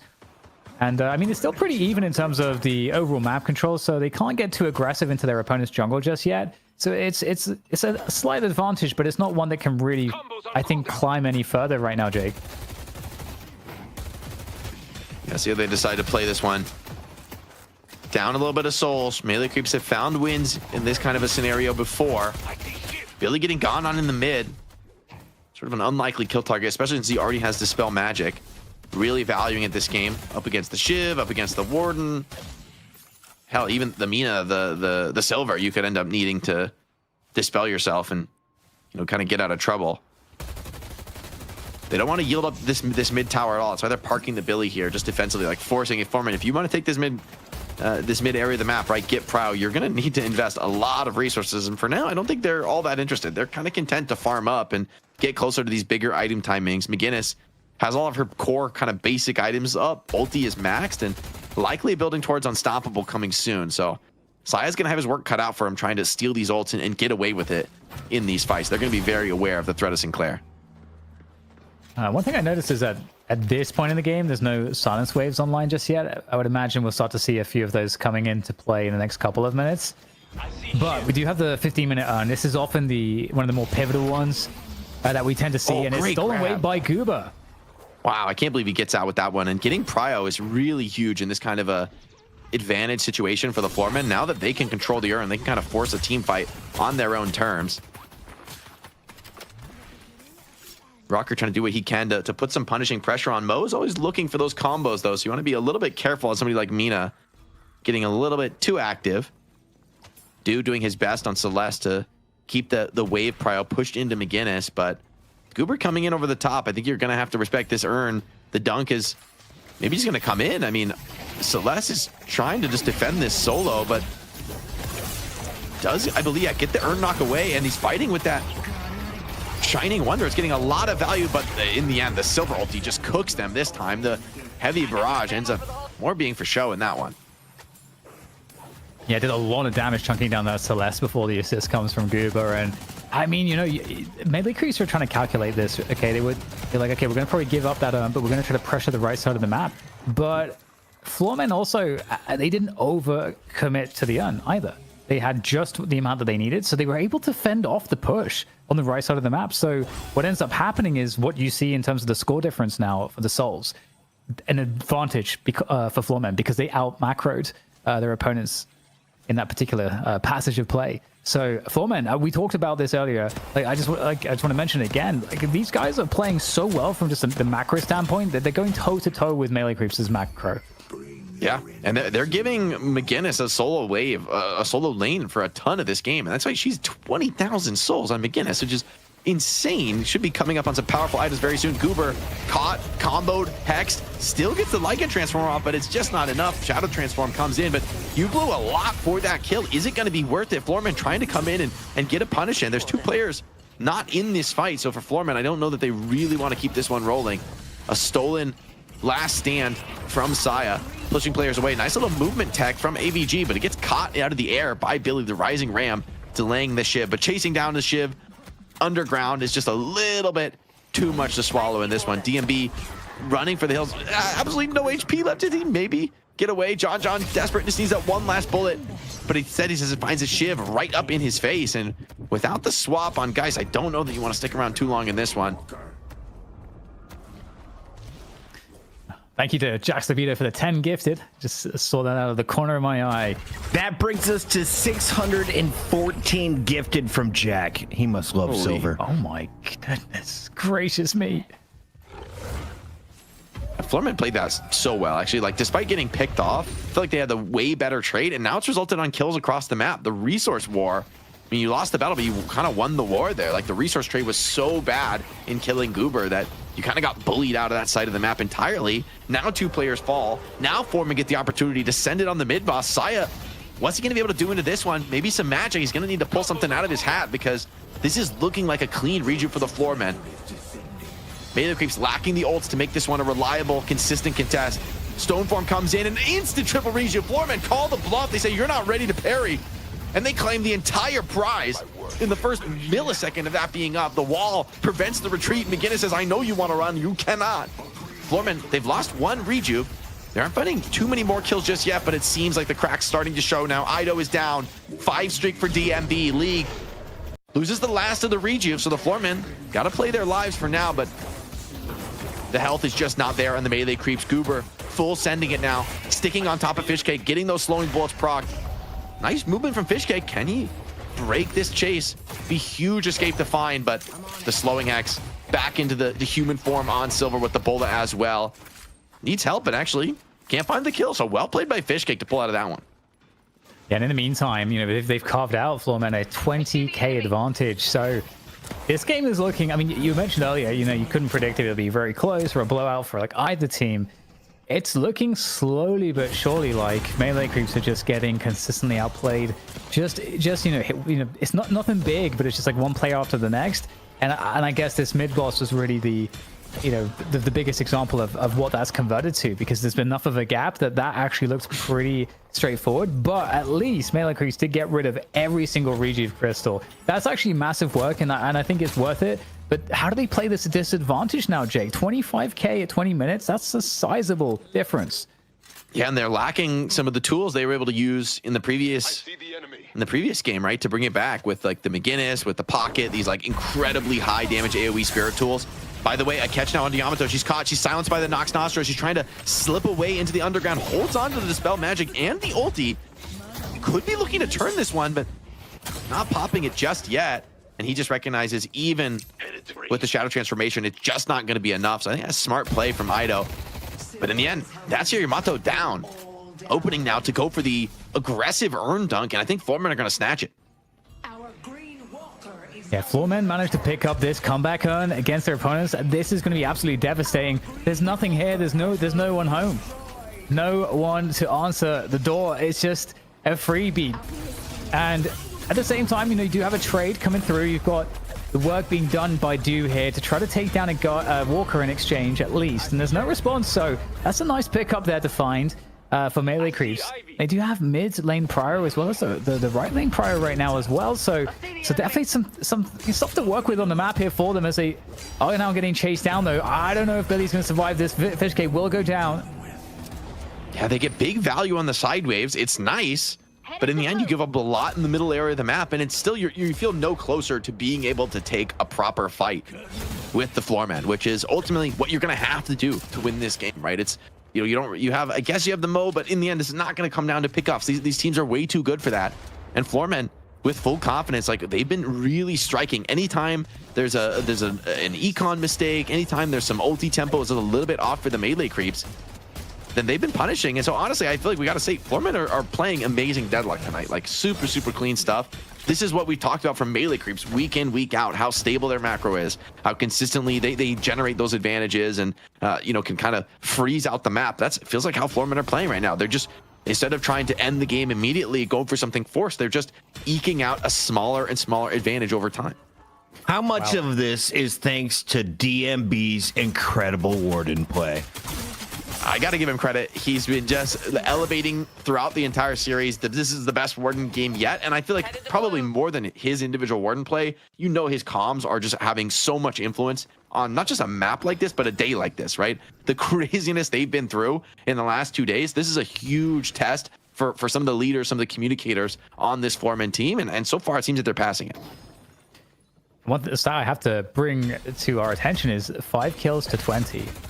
The melee creeps have only had 5 kills so far, and they've conceded 20. That's a massive difference. Yeah. And I mean, obviously the kills don't often tell the story in terms of the souls, but it does tell the story a lot in terms of the trades and fights. And so that's a big problem because mid boss is coming up very soon here, Jake, and you'd expect that's going to be the melee creeps can't allow that to go for free. Little snatch pulls Ivy. Or pulls rather Goober out of trouble. Aido forced a Shadow Transform and super low HP. So just getting kind of bullied and boxed out of that one. It's a long cooldown ultimate, so melee creeps are going to have quite some time where Aido's going to struggle on the front line. And it's something we were talking about in the drafting phase, how, Yamato is a character that wants to be ahead of the game, wants to be bursting people down. Wait, hold on. Speaking of bursting people down, AVG in a brutal spot. Big stone form comes in from Ivy, but the McGinnis ult from Downtown League is in, and he's absolutely eating them alive. Full build McGinnis now online. Already found 2 in the fight. Scout just had to completely run and disengage. The only way to survive it. And Scout's been quietly side laning minutes on end and just shows up with a monster team fight. And that's Midwalker. Yeah, able to kind of rush the Unstoppable and the Lightning Scroll. Like, that's, I mean, I almost feel bad. Do you even need the Lightning Scroll? Come on, man. Like, give him a chance. I don't have trouble. I'm in a terrible spot. Still alive for now, but in really rough shape, gets pulled in, and Celeste dies in his stead. Beautiful plays from Xeno in this fight, from the clutch stone form to save AVG to the vortex of catching more in. Aido got pulled into a terrible spot behind the McGinnis wall. He manages to escape, but losing Do is almost a higher price at this point in the game. Yeah, full map control for Floormen now, and it feels like the smoothest sailing, the calmest seas that you could ask for them at this point in the game. They've got the new Walker up as well still, and I mean, goes into the third round. You know, the thing that we were talking about earlier was like, what's the comeback potential? And yeah, without the pocket, without the beginner sort of like these big ultimates to turn the mid-boss fights, because that's really, if that goes too in favor of Floorman, the game, it kind of gives over. High-stakes matchup at 135 pounds. Floorman, they have this McGinnis ult up once again. Can they find something? They've already found Fish Cake. You just gotta disengage, man. I mean, Saya's just completely out of this one. Has to clear off the mid-wave. Could still teleport back if he wants to take that engagement, but you're just bleeding players, hemorrhaging them, right? And now 40 seconds, no Billy. You could go for the earn dunk here. Although, maybe they just take the earn to mid and say, hey, no Billy, no team fight. Gonna send it once more. League has the full build. McGinnis with the turret reset in the pit. This is the dream scenario for the Floormen. Melee Creeps were able to snatch an unlikely victory in a previous mid-boss engagement, but that was last game. That was a different draft. Vortex Web comes in. I know, he's just not there in time. The Shadow Transform out of position, can't get the parries, but it's just all Floorman all over the pit. John just doesn't feel like he can even come into this fight playing the high ground, poking and prodding. But it's very little help. Cold comfort to the 4 Melee Creeps members already hitting the deck. And Foreman get everything they wanted and more out of that one, damn. Yeah, it's too clean. Way too clean. 40k difference. Get another. This is the second comeback earn that they've managed to get with no contest. It's a very different look to the previous map and the map before that as well, I gotta say. And right now, you know, Melee Creeps, they bring the 2 players up. It might not be that way for too much longer because the pursuit is on. They've found Fish Cake just hanging out on the Billy. Nice move from Fish Cake to like slip away into this room, but ooh, if he gets caught, he went deeper on this one. If Rocker sniffs him out here, this is another free kill on the Billy. Like, Billy's caught in this spot, he has no way to retreat. He's just kind of gambling on them not checking, not clearing him. May have gotten out for now. Goober, oh, he's just farming the camp. Yeah, so I think it was enough of a juke for Fish Cake. Waiting it out, but he's behind enemy line now, behind the wave. This is the largest soul lead we've seen in the NA Grand Final. So DDK, what is needed to finish this game for the Floormen? Who takes it between Connor and Max? Listen, it is hard because of the 170-pound weight class. I mean, it's so brutal, right? How do you, it's like you have to somebody has to make a big mistake and get like comboed and bursted. Somebody has to be overconfident and going for like a solo play that gets comboed down. I feel like Rocker has to be head on a swivel this game because Mina so vulnerable, even with a high net worth, of just getting comboed and bursted. No matter what you buy, you're never going to really have the tankiness to deal with that. So you just can't afford to be caught. By the way, guys, can we get what's a check on the Melee Creeps' current win streak? Because I think it's about to come to an end. This is game point. This is Floorman on the verge of ending a multi-month reign of terror by the Melee Creeps to DMB. 2 games with this squad to get it done. Yeah, it's a really impressive performance, and I think, you know, one of the reasons why it's so hard to imagine any world for them to for Melee Creeps to come back is just because Melee Creeps have been playing with great discipline throughout this entire match. Yeah, you know, there's been some like situations that are highly dynamic that you know didn't go their way, or like that one thing where they lost all 3 reduced crystals to McGinnis, but like these are just like very minor things in terms of if you weigh it against all the things that they've been doing correctly in the macro, the team play, and as they start to demolish the base Guardians, it just feels like the whole game has been taking one small advantage after the next, and now we're seeing the result of that, and it adds up to a huge advantage as they absolutely delete the Magician. Saya gets taken out, and the base is getting destroyed. Yeah, all of these tips are going to the players as well. Keep them flowing, guys. Goober up in the front line right now. Wants to end the game here and now. Throws blood in the water, but they're taking huge damage from the Siren Wonder from Dude. You got to be a little bit careful about that one. But with the Rejuve Crystals online, playing with the house cash, AVG low has already consumed 1 Rejuve Crystal. Has to be the one who's most cautious. But the big stomp on the 3 Xeno. Disgusting stomp right on the doorstep of Melee Creeps, and with the patron dropping first layer down. You're not going to have Scout idle for this fight. Foreman can end this here and now if they want to. And I think they're going to go for it, damn. Yeah, I mean, what is there to respond to this? For Melee Creeps, they don't even have like a mega fed carry. There's nothing to work with. It's all gone. Everything is getting destroyed. They're going to dive the pit there to just make the Hidden King invulnerable, try to scrape together something, but in a war of attrition against Floormen, they're going to wipe you out here. They've got so much more just on the numbers game alone, and they're going to pursue every frag, and now the Hidden King is destroyed. That's victory. That's the streak to an end Floormen looked phenomenal from start to finish. What a journey for the Floormen, right? We showed that history. Oh, they've won a couple maps in their entire history playing against the melee creeps. They've lost time and time and time again here in the finals. Many teams would have quit. Many players would have given up. Many have. Many teams have boomed over the course of Floormen building this up.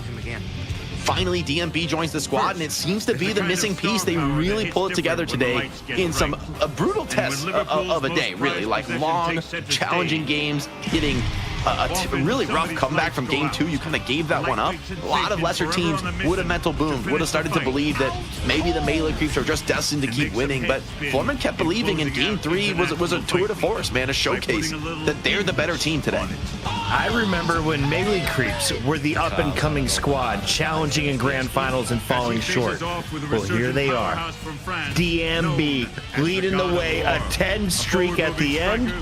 Now they're walking away with up to $1,000. 975 seems to be the prize pool top, and we had some massive donations coming in as soon as it looked like we were going to have an upset. Wait, Kate, do we have a new fan favorite squad? Nightwalker X99 just dropped $300. Oh my God, let's go. That's fully cheering for an underdog victory. Much love. All right, huge support there. Thank you so much for the support. We appreciate it. This was a community-built show. It still is community-run with some of your favorites behind the scenes and on the mic, but on your screen. Who was the flashiest here for the Floormen tonight as they finally dethroned the creeps, DDK? Oh, like an MVP? Oh my God. That is actually very hard to call. I bet you could make so many different arguments here. I almost not most impactful. Let's just go sexiest. Who did you enjoy watching the most? Enjoy watching the most? Maybe Kuba with, I think, all the silver play, I think was phenomenal, but I am still thinking about DMB, like on this Warden, like Jake wasn't wrong, like we don't see impactful Wardens really, but game after game DMB was like having to play the role. It's not really super meta at all, but DMB made it look really good and had massive impact consistently. I'm kind of leaning DMB.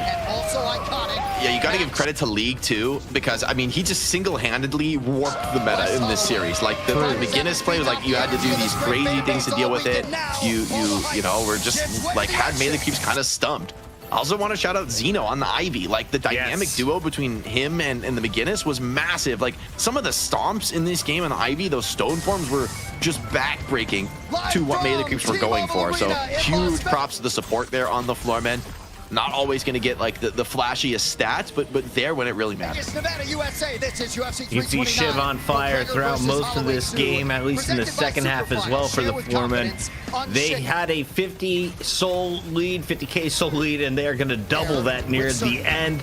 They crushed their way into the Hidden King's lair, and they finished this one with a massive upset after 17 straight wins for the melee creeps. We have a new champion, the Floormen, Kings of Night Shift 30. We take a look at the numbers. If this is going to help weigh in with some of our MVP voting, I think you need to look no further than DMB. Jake, this was a 3-game match, though. What did you soak in across the whole series?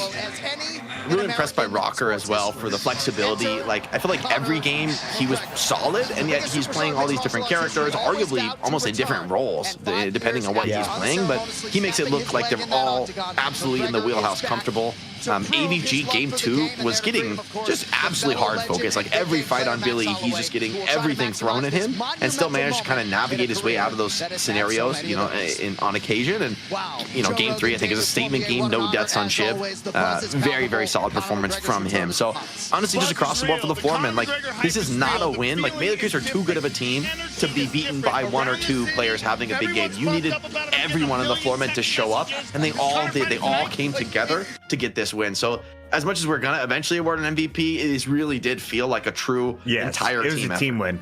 It was a team win, setting each other up for success. They walk away with a massive upset, and we have a lot to celebrate on the channel tonight. We challenge you to help us reach 20,000 subscribers over on youtube.com/DeadLock Night Shift. We're at 20.1, Jake. We just passed our goal over on twitch.tv. We're nearing our 700 sub goal. We're trying to get back up over 1,000, and we are now finally making money from the ads with all of you spreading the gospel of the YouTube videos going up after the broadcast. We're able to pay our observers at least 5 meals a week, Jake. DDK, we'll get the official numbers from the CFO off screen. But what should we talk about here for guys that are young, 18, 19, 20? They're playing here as the challengers against the melee creeps. What does a small check like this do for your confidence and the momentum to play the game forward?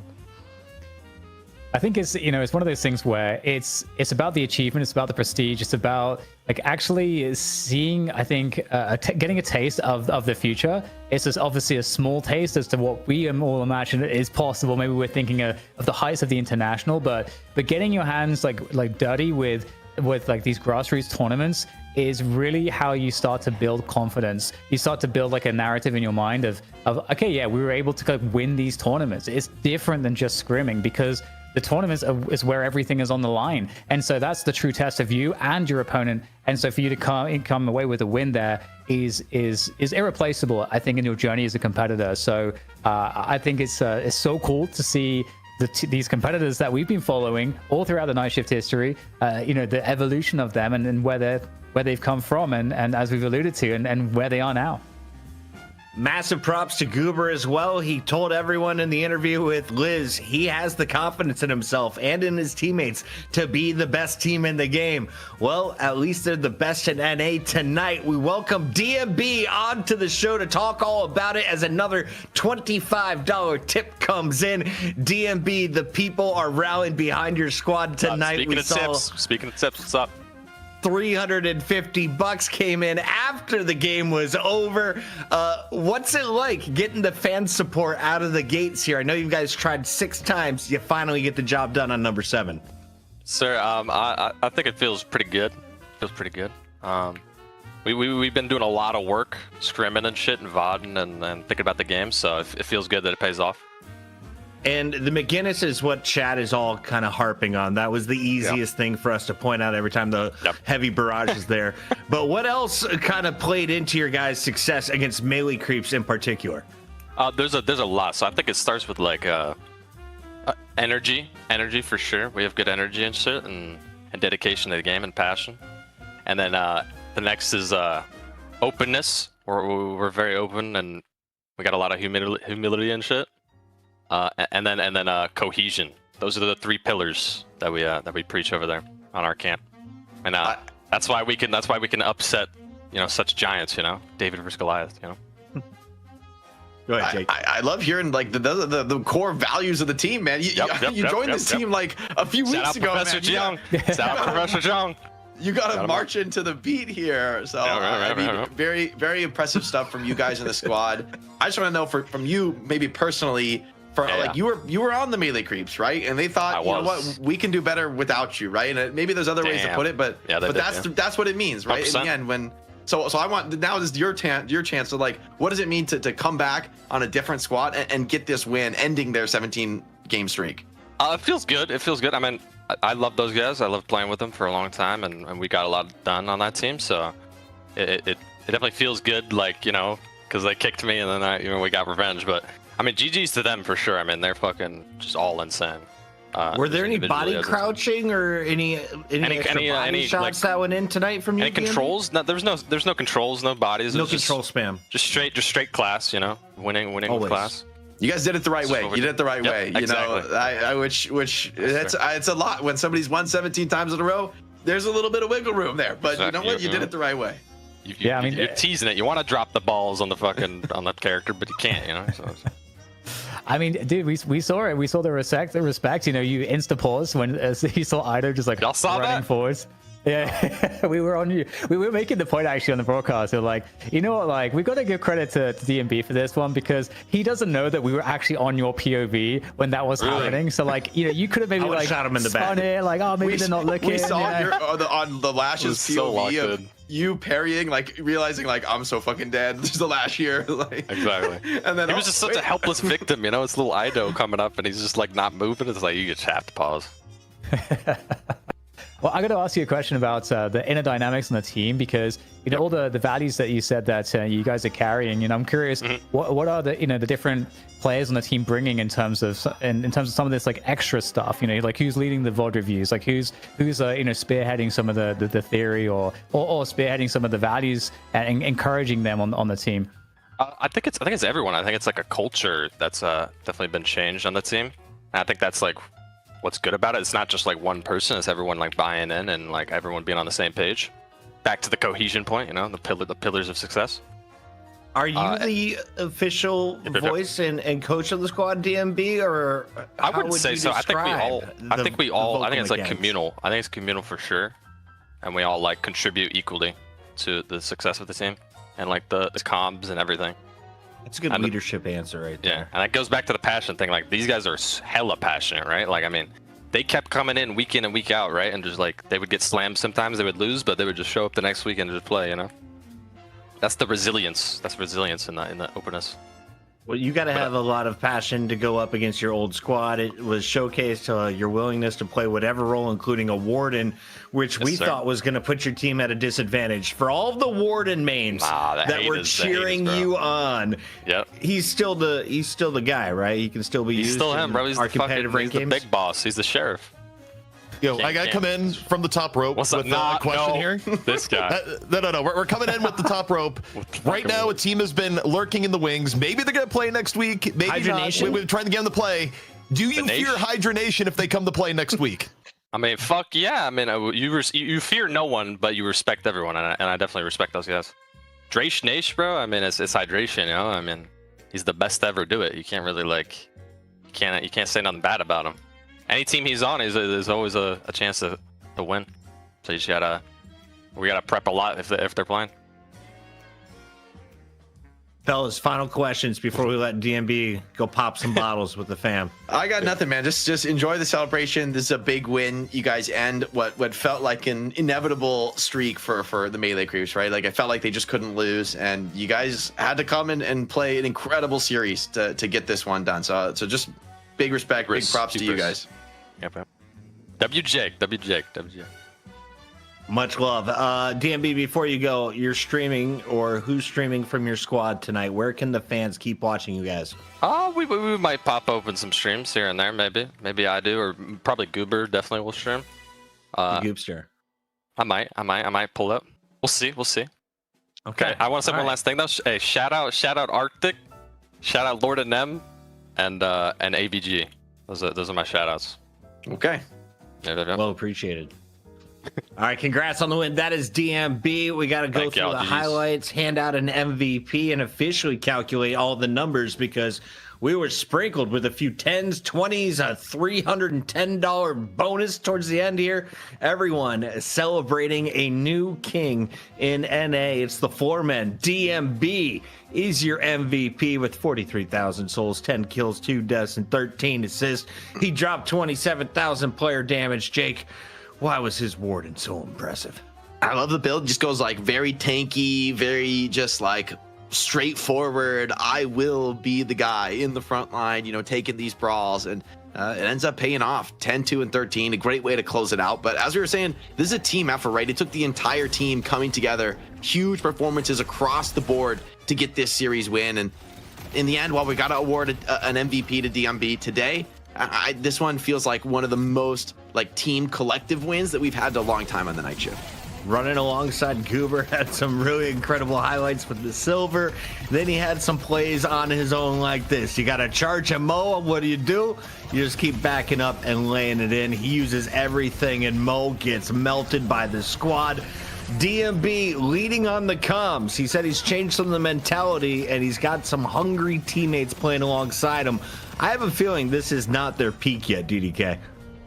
Yeah, I mean, they have a great launching pad to keep getting better, and what's pretty scary is that they held this game together with great fundamentals that didn't ever seem to really break. That obviously, there might be some small things here or there that that maybe went wrong. But that's, I think, DeadLock, and I think that's why DeadLock is interesting to watch, because you can't account for everything. That's just the nature of the game. But they were very consistent. Like this third game, actually, I think really showed the potential difference between the two teams, or that's possible at least, because Foreman won because of just super consistent fundamentals across macro and all the individual play. And so to me, I think this team's going to go far. The fact that we had an insight into how strong the culture is, I think that's a very positive sign. And I'm so stoked because we get another really, really competitive team here in NA.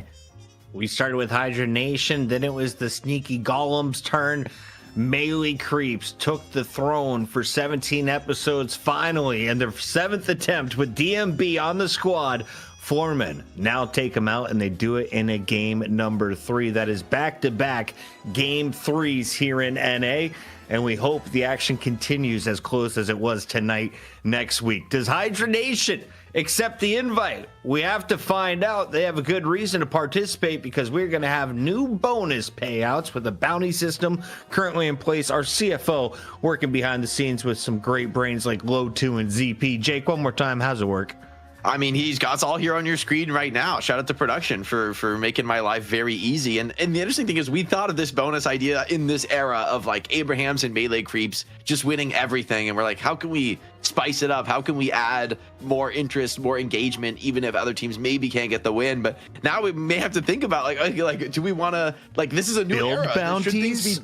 Should things be different? Because for the first time in a long time, there's really competitive play in both regions every single week, and it's kind of just been getting only more and more that way. So I feel like we're starting to see some of the true potential of DeadLock Esports, and I'm just happy to be here, man. Yeah, absolutely. 30 episodes in, we have officially filled up all of the terabytes on our producer's computer as well. So if you know a guy who works at a micro center, someone who's just got access to a bunch of hard drives, give us a shout. We like to do it as frugally as possible here, giving all the money we can to the players. Priority this week, let's talk about who was in play and what was needed alongside them. You look across the big bands. Celeste, if she wasn't first picked, she was getting removed quite early, DDK. Yeah, I think, we saw a lot of the typical stuff here. I think the rise of McGinnis is really, I think, one of the most surprising things. Yeah. And alongside that goes Ivy, but obviously people already respect the value that Ivy has. And I think almost the fact that it paired with the McGinnis, I guess even better, is actually very interesting as of a prospect. Sinclair also made a big appearance, and I think Pocket as well, kind of re-entering some of these more frequently picked heroes that I think had disappeared for quite some time. And I think for me the major surprise really is somewhat of the drop off of Paradox in this most recent meta of DeadLock. Yeah. I mean, there's such a huge gulf between North America and Europe. Like NA is all over the McGinnis, all these bans on Viscous, I think are all from NA. So huge prio differences in North America, where Europe people are playing, a really fast style around a lot of catch and chase down heroes. So just makes me more hopeful for, like, I would love to see, that international land someday coming to DeadLock and to really see who's the true best in the world, especially as now even the best in each region is hotly contested. Dan, if I want to get better at the game, what do I try first, Shiv or Billy?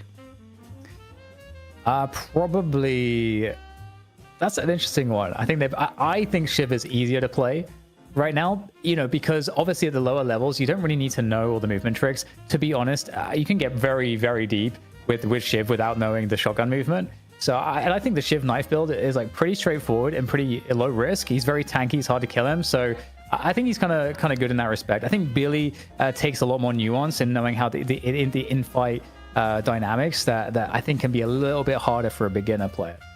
Drifter and his buddies at the bottom of that win rate graph, and on the pick side, if you look in the top right corner, that's who you want to play. Mina, Silver, McGinnis, all having fun on our show.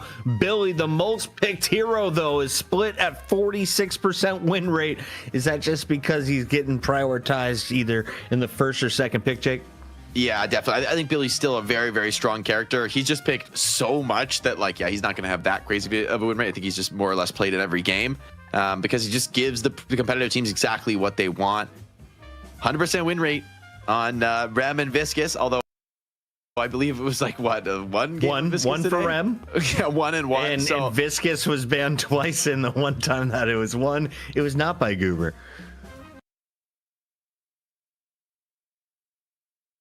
Of the talent. I like this buy from Great Timing. There's a lot of gun damage very early.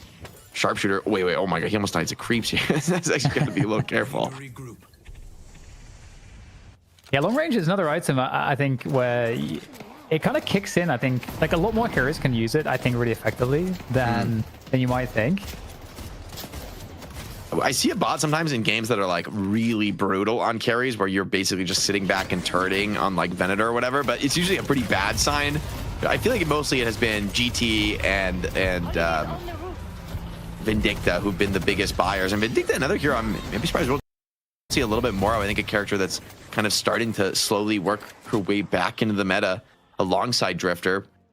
Not going to be featured in this match though, and let's see if this GT bird can find much of anything. It's been a relatively quiet start, relatively even, but FPS Launch have developed a meaningful lead here. 4K souls, not nothing here before 10 minutes.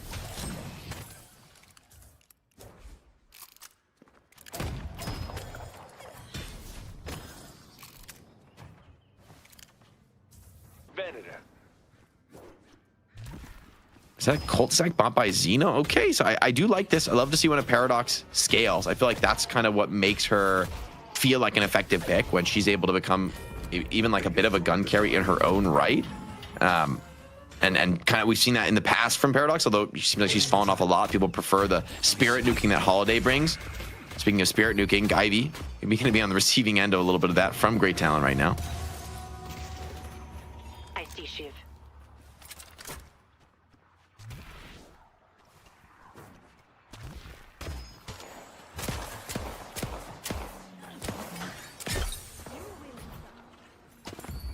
See if this earn dunk comes to fruition. We may have. It's a connection issue. Xeno would love to get an earn dunk here. Talk about the economy. I mean, now that the soul the earn rather gives in general all of its souls to the actual carrier, unless somebody else secures them. I feel like this does feel like a really nice objective option to run for anyone, even any supports. You feel like, hey, it's great eco when you don't have great ways to farm jungle camps, and for carries, sometimes it's the biggest boon of souls you can find on the map. Hello. Got you back down. Any action? And right as the fight pops off, and he has got the rights, cannot get this ultimate form off. Solo Affliction pays off. Lord and them goes down, and a dunk to follow. There's still players in this area though, and Furnace wants to get active as well. Is going to get a counter kill onto Lefa, so League on the signature pick here. Starting to activate into this game. Let's see what he can do in this fight. A couple kills would be exactly what the doctor ordered for an Infernus game. Definitely a hero who wants to push the tempo even with a little bit more farm in the pocket. Yeah, and game pretty even at this point, but here's the catch. Again, the roaming from Paradox, from Xeno, ever a threat we saw Xeno was able to do on the Holiday in the previous game. And again, keeping that farm up with the cultists, I really like that choice as well. And also getting the urn. I like how teams at this level, they're prioritizing the urn to the heroes that are roaming the most. So the Bebobs, the Paradox are going to be picking up a lot of those urns, or have priority at least. Or Calico, because Calico also roams a lot, but has the speed with the cat form too. It's like this tower, not long for this world, with Paradox sieging. GT and Ivy on point blank corners here, both ready for the other to come. Slowing X, not doing too much here, and the average is going to be just fine backing out of this one. And Billy coming in to try and turn this into maybe more of a team fight. It doesn't have that chain gang, but with a good amount of debuff resist right now, this hero is pretty threatening, taking these trades with the movement buff.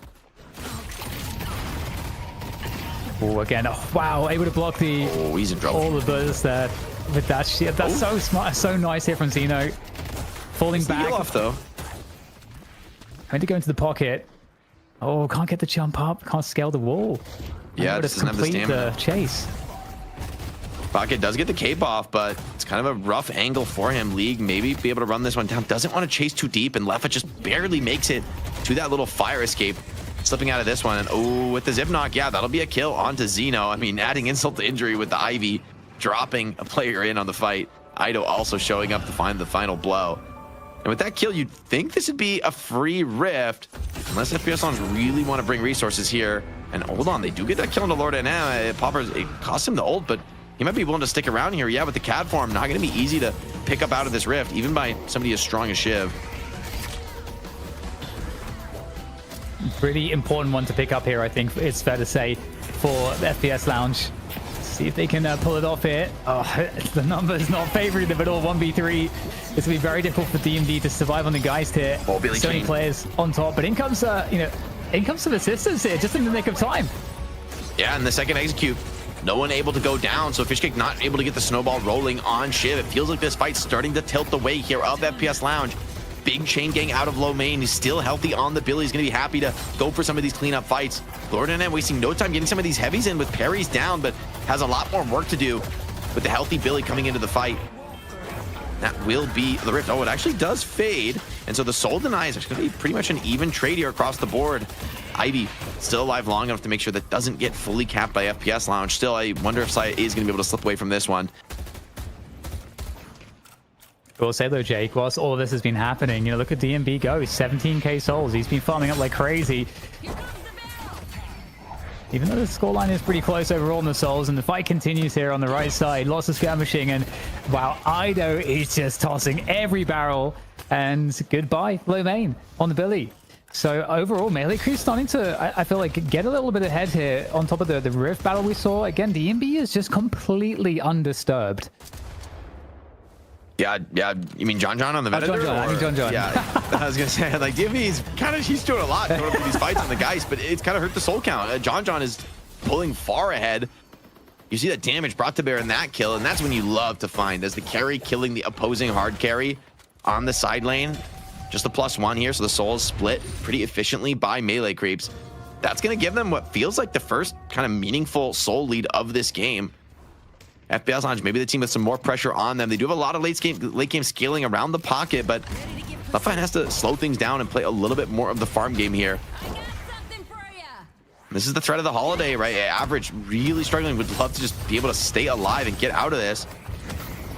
Ido's a little bit low on the CD. Is a counter kill going to be attempted on him? He gets swapped in with the bird coming in for the follow-up, but they have a lot of health here still to bring to bear on melee creeps. They're going to turn this into yet more kills. FPS Lounge trying to roam in and punish. They do get one counter trade, but overall a winning fight here for melee creeps. And again, I just can't hesitate but to look at John just still chilling in the lane, just playing literally his own PvE game at this point, and up to 20k souls. Sometimes gets a friend to assist him, but just is actually playing the easiest game right now. No pressure at all from FPS Lounge because they got their hands full with the rest of the map. So it just goes to show that melee creeps, the whole team is doing exactly the right job here to keep John out of the picture for now and protected. Yeah, FPS Lounge choosing to fight instead with the Geist rather than greeting in the side lane. Her dominance in mid, though, is keeping the wave pushed out at least, but she doesn't have any green items to speak of. So, it's gone for more of a greedy build, trying to keep up in the farm game. We can see that is a tall order this game, considering just how much economy John's getting. So, whenever this Venator gets involved, Spark's going to fly. FPS Lounge certainly going to be aware of that threat. 2-man Affliction, hold on. Opportunity for a fight, maybe League and Lord NM getting backed off on the side lane. It's a push, though, potentially coming in on the Walker. Lasso just barely goes wide. Lucky for DMB with a Venator behind. He would not have survived that. Yeah, it feels like a very dangerous game here. Looking for potentially a swap opportunity you might expect, but this is not a Walker that looks like it's going to survive for very long. Here comes the chain gang, though. Potential counterplay in from FPS Lounge. Can they combo that with anything else here? We're seeing a lot of the slams also, but so much focused fire. And again, with John able to back this one up, it is too much damage output from melee creeps. Two for one kill trade. So across the map, actually, if you can get this Walker for FPS Launch, this kind of becomes a winning trade. But the key question is if you can get the Walker, and even if you can you get out with your lives? Ido is fast rotated, trying to get some exits on the fight. Leffa has to stick around quite a long time. This is the value of the pocket, though. Uniquely hard to bring down, but with slowing X, oh, never mind. It's not even close to enough. Still teleports away, but the cape being run down. Good awareness by Ido and Saya to be ready for that escape threat. As dust settles, I think it's just about dead even trade. I mean, both teams, I think it's 2 for 2 kills, Walker for Walker. I mean, these teams are on very similar levels right now. It's very hard for either one to get more than a minor edge in some of these fights. It's really interesting too, because it still feels like, even though the souls are relatively close, the difference is in John, and that does make a big difference just by nature of the heroes. So we'll see what can be done here by FPS Lounge as they look to try to contest this. And you were mentioning the farm potential for Xeno being a little greedier with the cultists, and 18k souls, almost the top of the scoreboard as far as his team is concerned for net value. And so we might see a pretty nasty paradox in this game. Yeah, great game for Xeno. Doing well, has a greedy build, and is still on a 4-kill streak. So he's not like that he's farming up. I mean, he's playing into the team fights and just getting away with greed. So whenever you're able to slip in and a little bit of that extra farm item, I feel like it makes a big difference. Paradox also does benefit quite a lot from that ability range that Cultist offers, at least while it's online. Slowing Hex. Oh, shit, a little bit greedy. Wasn't watching the door. Fishcake probably should have been aware of this threat, and Billy's kind of caught him dead to rights. He does do a nice little dash to slip away, but the bird stun at the crucial moment drops him to the low ground. Feels like this kill should certainly be run down, and yes, FPS Lounge will find it. That's a nice find on a Fishcake, who a little bit too greedy, just low awareness there. Should have been ready for a potential invade. Nice lasso. This is like the wrong play. Oh you know, you want to lose really early on. DMB and not able to get the swap off. Assassinated by John, and the rift control now here as well from melee creeps looks, I think, far too much to contest at this point. If you're FPS Lounge, they're gonna have to try to find value elsewhere on the map, but there's nothing pushed, no waves pushed anywhere, nothing, no macro for them to really kind of, you know, use to mitigate this loss. And so they're just gonna have to try to find a pick here, and right now it feels like melee creeps are taking control. This is a wild move. They do not have any ultimates to support this. Midboss is going down, but is there going to be a contest? Feels like FPS Lounge that you can't not give this up for free. The rejuve drops pretty quick. GT throws a curse trap on the pit, but really can't stick around, and the players just aren't there for the contest. Quick rejuve last hits picked up. Melee creeps get all three. A big affliction comes in. Bird connects as well. So does the chain gang. So these rejuves are not long for this world, so it would seem. But FPS Lounge have to play with the real lives here. No secondary survival. Popper's already down. Melee creeps back up off their respawns, looking to punish DMB and Low Main for daring to set foot here in the pit. John also a huge problem here. So farmed up on this Venator and finally into a proper team fight, but he's getting low. A kill on John would be worth its weight in gold here. He's still low HP. If he'll just be able to slip away back to the base and get a reset, that would be fantastic for Melee Creep. Yeah, John looking to get away with this one. And I mean, ultimately, even though all the rejuve crystals have been eliminated, great effort there from FPS Lounge to limit the issues with that. But at the same time, you know, they are losing. They're still losing from the macro perspective. All the lanes are pushed against them. The whole map is kind of under the control of Melee Creeps, and Melee Creeps starting to finally extend that lead in a meaningful fashion. And with John not dying, he's keeping his souls per minute up. And in fact, make it even worse now that he's picked up the urn, and he's going to just deposit that. And again, the control is with Melee Creeps. I don't think that they can stop that. Very nice efficiency. I mean, he basically just full heals from Fortitude. He doesn't even have to go back to base, so he stays on the map. And using, you know, Fortitude while urn running is really efficient here for the carry. It's like, this is a pretty massive injection of souls straight to one player. And you can see for John, he's up to 30k now. Definitely going to be hitting full build this game on the Venator. And FPS Lounge, they don't really have, I don't see any disarming hexes. They're kind of lacking tools to deal with the Venator here. We saw John very nearly go down in the last team fight. So, I mean, killing him is probably the best way you can deal with him. But there's so many other threats to worry about as a lasso comes in onto Low Main. He's going to get run down. Saya finds the finish there. Trying to get a counter kill on Holiday is a really tough prospect as she pads away to safety. Melee Creeps, I mean, it's been a heck of a game for them so far. An early deficit against them, but they bring it right back, and now they're firmly in the driver's seat of this game, Dan.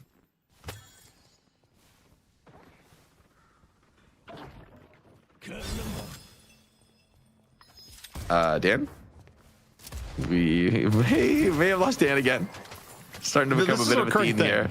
Yeah, every now and then it's just like, well, it's also difficult because Dan sometimes will do dramatic pauses for sounds. I'm like, this is a really dramatic pause, DZ. Like, I don't know how dramatic I should wait for, but we got a gank here coming in onto League, gets swapped down, it just cut to pieces.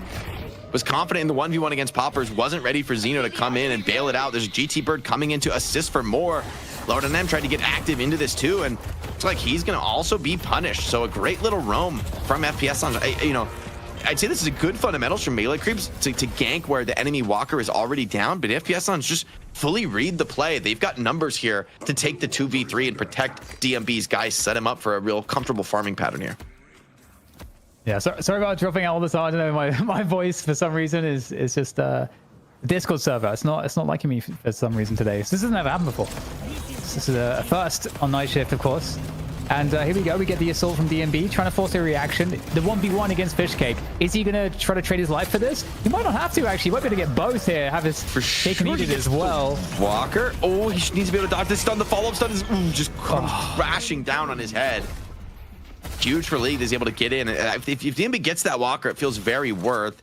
I like the play overall from FPS Lounge. They force a fight elsewhere on the map. Saya goes down. So in the end, it's a 1-for-1 with massive Walker damage. The downside is, DMB is theoretically the hard carry, but he's been playing so aggro this game. He's not even rich enough to be worth a ton of souls. So actually, economy-wise, all that Walker damage is going to be cashed in later. I think that's a good play for FPS Lounge. A bit of an unconventional one, but they make it work.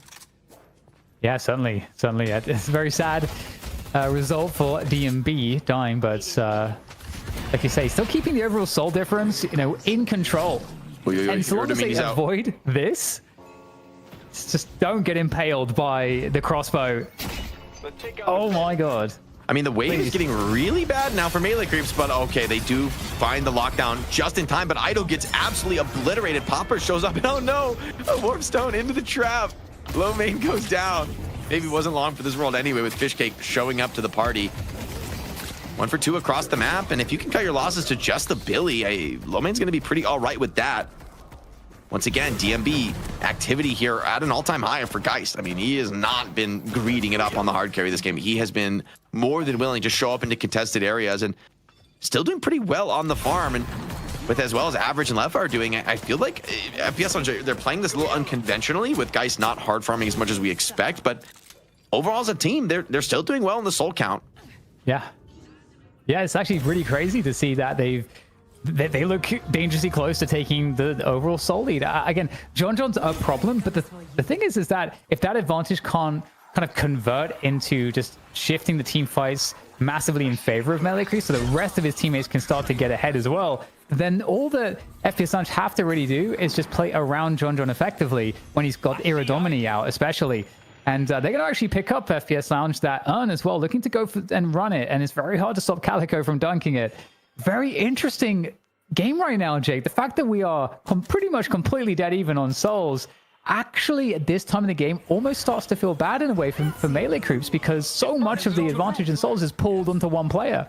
That's a great point. And Calico, I think these days with the urn in general, if you get the pickup, you're almost certainly getting the dunk. It's just too hard to contest the urn when you don't know where the enemy is on the map, and they get such a powerful buff from holding it. But with Calico, it's on a new level. I mean, that is like, what, a 15-20 second urn run? Pretty insane. Little salt injection for Poppers, who's been quietly doing really nicely this game. I feel like he's been in the key fights every time he needs to be.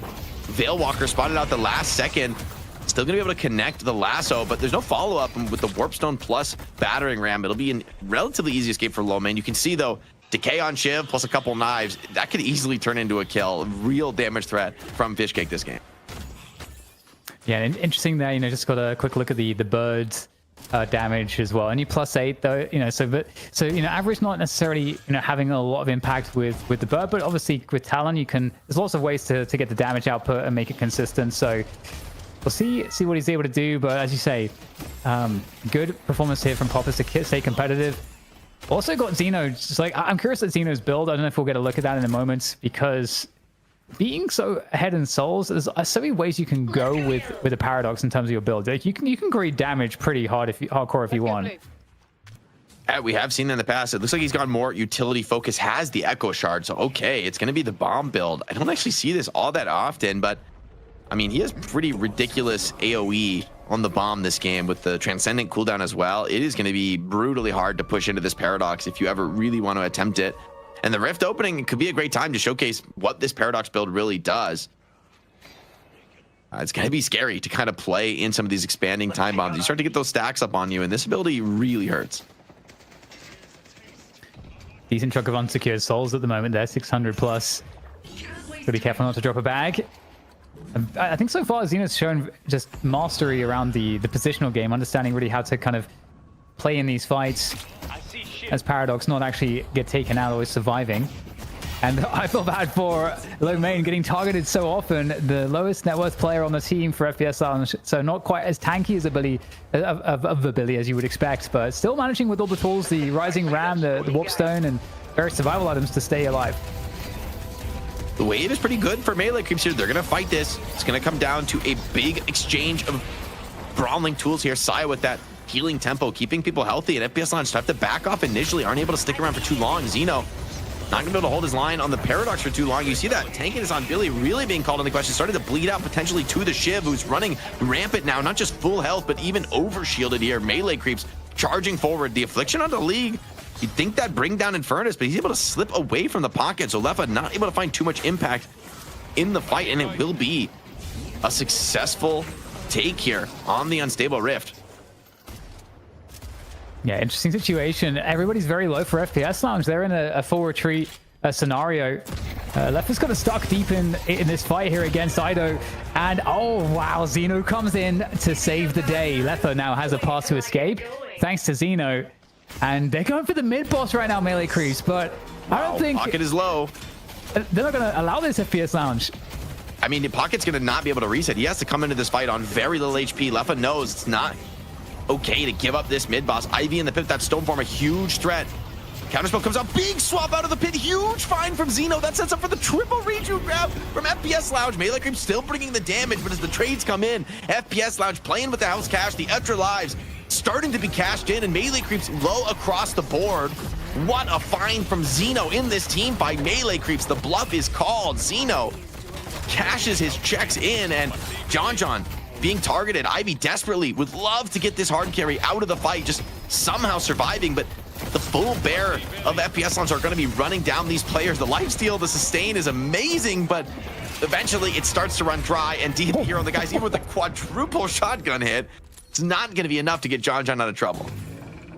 Zeno is the GOAT. I don't know. Oh my god, he got the MVP in the last game, and maybe this is the workings of another MVP for this series. That was an incredible play on the Paradox. We haven't seen too much priority from Paradox of late, but maybe that needs to change.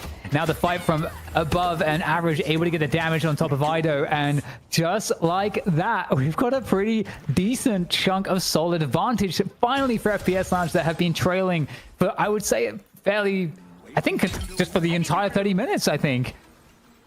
Yeah, I mean, they had like an early initial lead. Melee Creeps brought it back, but with that one fight, game completely turned on its head, and maybe the biggest lead of the game now of any team is in favor of FPS Lounge. They bring double buffs in, they're about to cash and earn in, and the lead isn't done expanding just yet. Melee Creeps still off the board with 3 players, especially John and Ido, 2 key fighting heroes in this match. There's a lot of space for FPS Lounge. Just gobble up these sinners, gobble up the camps, and really start to develop a massive lead in this game. Oh, that was so beautiful, Jake. I'm just thinking about Zeno's swap. You know, you get that level 3, you can swap multiple targets. It's just glorious. So good. His refresher, that's disgusting here. I mean, he's going to have so many charges of the time bomb. He's going to have multiple swaps. This Paradox is going to be massively disruptive in the team fight. So I actually think it's a really nice build choice up against the Venator this game, who's a hero that really relies on the positional game. Like, Venator is not a highly mobile carry. You want to kind of get your, bunker set up and kind of play defensively around your traps and, fight on your own terms. But this Paradox build is going to make that nigh impossible. You get swapped into open ground, and it's just going to be a feeding frenzy for this FPS Lounge squad. And look at that too, the hero damage there. It is, of course, none other than Zeno right at the top of that leaderboard. Just beautiful stuff. I'm trying to see if there's anything that stands out. Crazy spirit damage with this. Like, he's going to be, I think he's probably full, almost full maxed on the spirit boons. Once he buys his upgraded AoE item, he's going to have that final +100 spirit investment. And I mean, this Paradox is going to be very scary. Great lasso though on to Great Talon, the ideal target, essentially a free kill. This hero just does not have the tankiness to sustain through a catch like that. So for Ido, it's a big one to bring back. It's a long road to climb, but that's the way to start it. Yeah, absolutely fantastic stuff from FPS Lounge. Very, very, very cool to see. And, with all of this too, you've got, I think, Low Main, he's kind of caught up into a much healthier position. I think Low Main was doing really, really well. I think he's staying active and creating problems from, I think, a pretty big deficit as to where you would want the ability to be. And now just, in a much more comfortable position to be, I think, much more impactful in these team fights. So things really, truly changing here for FPS Lounge for the better.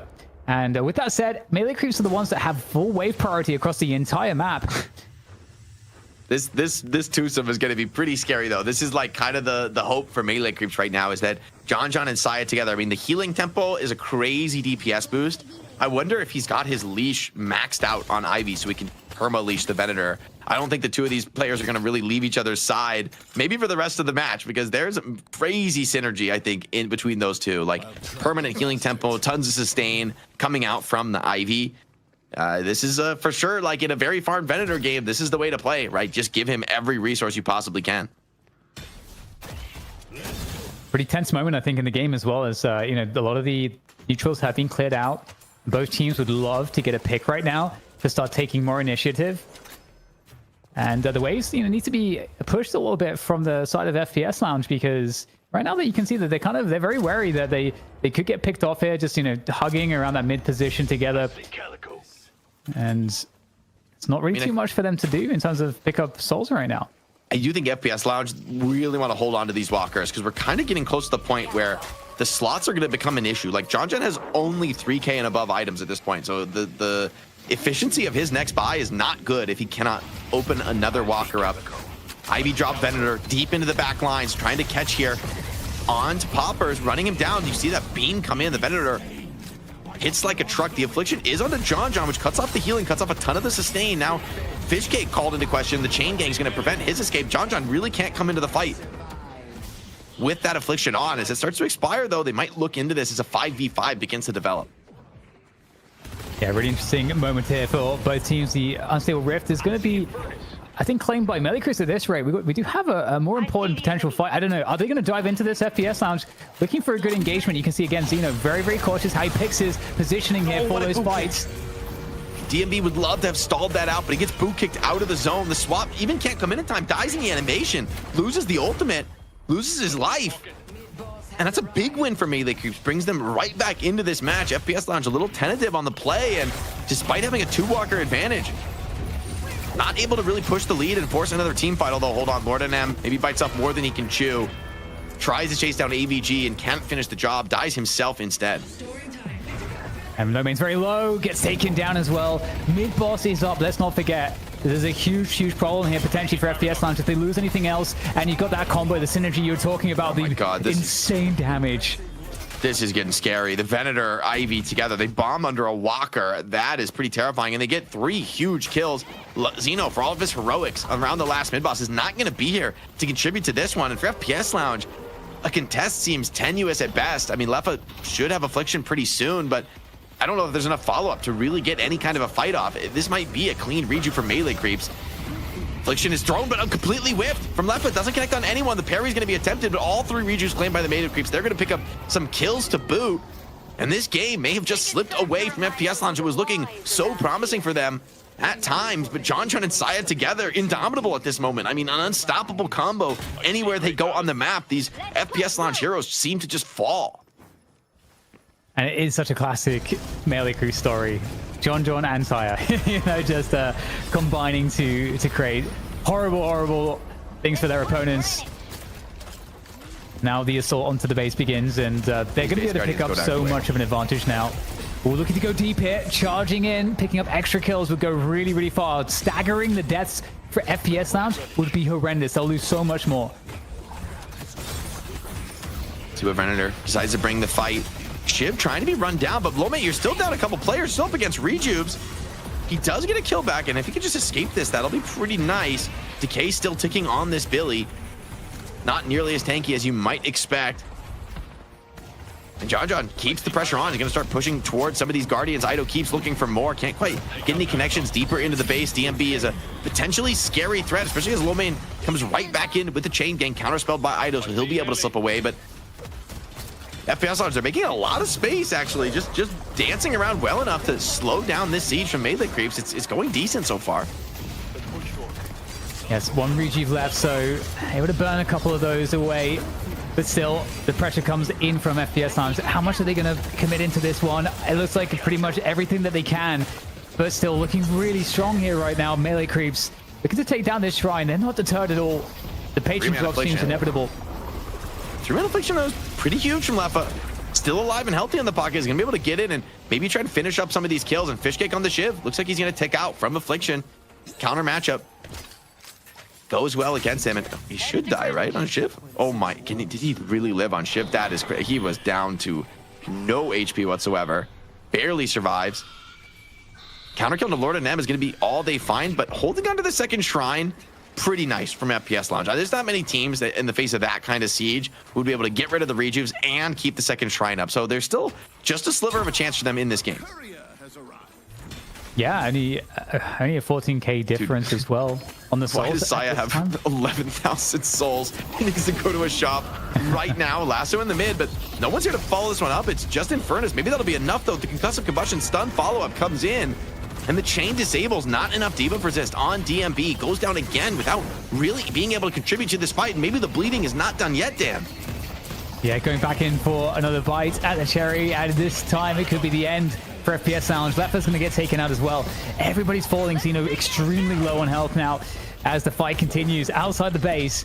And this is looking pretty horrendous right now. But Melee Creeps, they've taken some damage. A couple players down. They've got to be cautious here not to overextend. However, with John right at the back, 55k souls. He's got Saya's heals. And just, oh my god. It's just too much. Yeah, I mean, remember all the farm on this Vendor. You might be, only in a 4v3, but with Vendor on the field, it feels like at least a +1. Scourge is out from low main, though. That'll do well against Vendor. But with Vamp Burst, he's able to just tank through it completely, disrespecting the front line of FPS Lounge. Shrine is down. They're looking now for more kills. A slight movement hiccup from John, though, probably cost him that kill onto low main's Billy. He's going to be happy to get a health reset here. Patron drop, though, feels inevitable with Vendor starting to beam down on the throne. A boot kick, tries to catch low main, slips away for now, but this Billy goes down right as the Patron falls. It could be devastating to the game. Low main is doing so much with so little, though, at this moment. Somehow survives. The Poppers won't be so lucky. The Patron not far behind him. Melee Creeps happy to take this win and back off, get their buys out. Low main trying to get some kind of a catch fight, though, with DMB off the spawn. Don't know about this one. It's going to get chased down by everybody, and it might be an opportunity for Melee Creeps. Oh, they are down.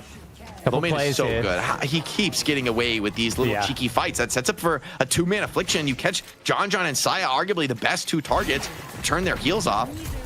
And if guys can run down this kill onto the Venator, this is going to be an insane turn in the game. This could swing the lead actually back in favor. Can you actually finish your plate, though? I mean, Venator in the corner, surrounded by FPS Lounge players. Even John can't play his way out. But low main is doing, I mean, honestly, he's doing insane work on the ability to be able to force, like, they attempt to kill him over and over and over again, and they just can never get the job done. They get baited into a really bad fight. And John's on the deck for 70 seconds. You might be able to contest this rift even. Yeah, definitely creates opportunities for sure. As John is the main threat. Ivy's gonna be very happy to finish that one. I think if DMB had been a little quicker, he might have been able to contest it. Yeah, would have been fightable without John. Yeah, like you say, hard to punish the end these days. What are they doing, mid boss? Is mid boss up? It's up. They're all in the mid pit. They're thinking about it. This is the moment, I feel like. I mean, right? there's no John. John's 60,000 souls. Like, having him off the field, you've got to gamble the game with your Patron dropped. Average is down. Saya found one. An attempt to potentially end here for League, who's in the base, but with the counterspell available, players still here on the defense. A beautiful split of the resources from FPS Launch pays off big time. They read Melee Creeps going for the risky end, and they absolutely crush them on the punish. This could be FPS Lounge comeback starting here. Wow, Melee Creeps, I can't believe they went for that one. They didn't quite know whether to try to challenge mid-boss or what to do. The punish, as you say, now sets up everything nicely for FPS Lounge. Looking to try to capitalize, chase down the remainder. Aido trying to get away with the jump pads here. Fishcake's just bleeding. Throwing out absolutely everything. The cloak is coming. Everything coming the way of Aido. But I mean, this is the most mobile here. It looks like Aido should be good to get out of this. But in the meantime, Fishcake's going to go down. And as you say, okay, John was down for like 80 seconds. But now 4 players for Melee Creeps are down for 50 to 70 seconds. So massive amounts of time to work the map with the rejuves. The only thing, though, is that the right and left lane push completely against the base of FPS Lounge right now. FPS Lounge are super desperate for a shrine right now. Like, that's what you need to keep this game winnable. If you go back to your base without a shrine, I still think you've lost this game. And I think they may feel the same. All these players down. They're opening the base guards first. Really expect them to keep the pressure on. I mean, it's a tough scenario to keep pushing. But if you back off now, it'll be the play they go for now. Maybe you have to do one more defense. But the rejuve just doesn't last that long. maybe with John up, it's just too much of a damage threat to risk. Of course, if a team fight goes against you here, if you die without those rejuves, it will be the game for Melee Creeps. Still on just one fight away from finishing off this game one, securing a win. Would take heroics for FPS Lounge to stay in this one, and all they're going to find for now is the base guards. Maybe some more kills could be snowballed off the back, though. Yeah, I think it was so brutal because they had to also keep DMB back in base. DMB had to protect against the shove on the left and right lanes to prevent them from losing the game outright to troopers. So they didn't quite have maybe the power on that push that they needed. So opting to play more conservatively, and with the double rejuve, able to get the map control again. Now they're in a stronger position to make plays happen in one respect, where it's a little bit less risky, but the team fight is going to be way harder. I mean, DMB gets a big buy. Scourge and Leech. This Geist is not going to be easy to bring down. Can actually maybe face the Venator in open combat, and a push of the Shrine comes in. Immediate chain comes out, connects on a couple players. Lomane has been fantastic on the Billy in every stage of this comeback. A 3-man affliction set up for big find from Lefa now. Melee Creeps, they have their own base to play off of. These rejuves aren't too long for the world. FPS Lounge trying to get kills, trying to take these objectives down before their rejuves expire. DMB incredibly low on the Geist. Looks like the first Shrine is going to go down, but now everyone's starting to play more for these kills. Saya goes down. Ivy off the field. No heals, no sustain now for the Venator. A kill taken back the other way. The rejuve's now gone. It's down to this team fight. Zeno incredibly low. The Paradox been fantastic this game, but that may be his last showing. Still, the trade comes in for DMB. The item buy is really paying impact, and finally this guy finds herself on even footing as she looks to clean up this second Shrine and equalize the objective game for FPS Lounge. Yeah, this is starting to look really, really good for FPS Lounge. I think Lefa earlier managing a key affliction, really creating space here for the siege to continue. But right now, you got trouble for the Geist. It's going to be very, very hard to get out of this situation. E-Shift is forced out, so it's going to slow things down here for the Infernus, and League will go down. And so, with 3 players dead at the moment, FPS Lounge still in a pretty good shape at the moment, as Ido is going to look to chase down the kill. Nice shot. Huge that he kills ABG, but he's so far out of base, he surely is going to go down here. Swap is good onto Fishgate. He's going to regenerate a good amount of that, mitigating some of the damage from the Bloodletting, trying to turn this into another kill. We'll find that one, though, and so we're down right. It's a 2v3 number advantage for Melee Creeps FPS Lounge. How are they going to play this? DMB just does not have the mobility to slip away. Parry still available. E-Shift comes out from John, and I think DMB just starting to run out of gas, even with the Scourge, even with all the lifesteal. Eventually, this guy is going to go down, but Lefa lives. Like, Zeno's coming back off the spawn to defend. I don't think you can end here for Melee Creeps. It's at least going to be contested. I think mid-boss can't be far away. Yeah, 40 seconds away for the mid-boss. Everybody from Melee Creeps is going to be up, so they can play for the mid-boss and just like get the rejuves, and that's like the game-ending moment. No one's for fixing the FPS wave. Lounge. There's a huge wave of creeps. Melee Creeps. Why? They're not fixing the wave. That's scaring me. They're going to go for the end. They're going to try and get the GG push here. Affliction just on the 1. I don't think that's going to be good enough. Zeno needs to put on a huge defensive match because with the Patron just dropping in moments. You got to get in there. You got to get that defender resist on. You cannot play out of the pit. One player in. Do they get the full resist in time? No. John calls the bluff, steps up into the pit, tanks the Affliction, and finishes the job. The Venator gets it done, and Melee Creeps find themselves at the 1-0 advantage in the series. What a back and forth game. The sine wave was complete.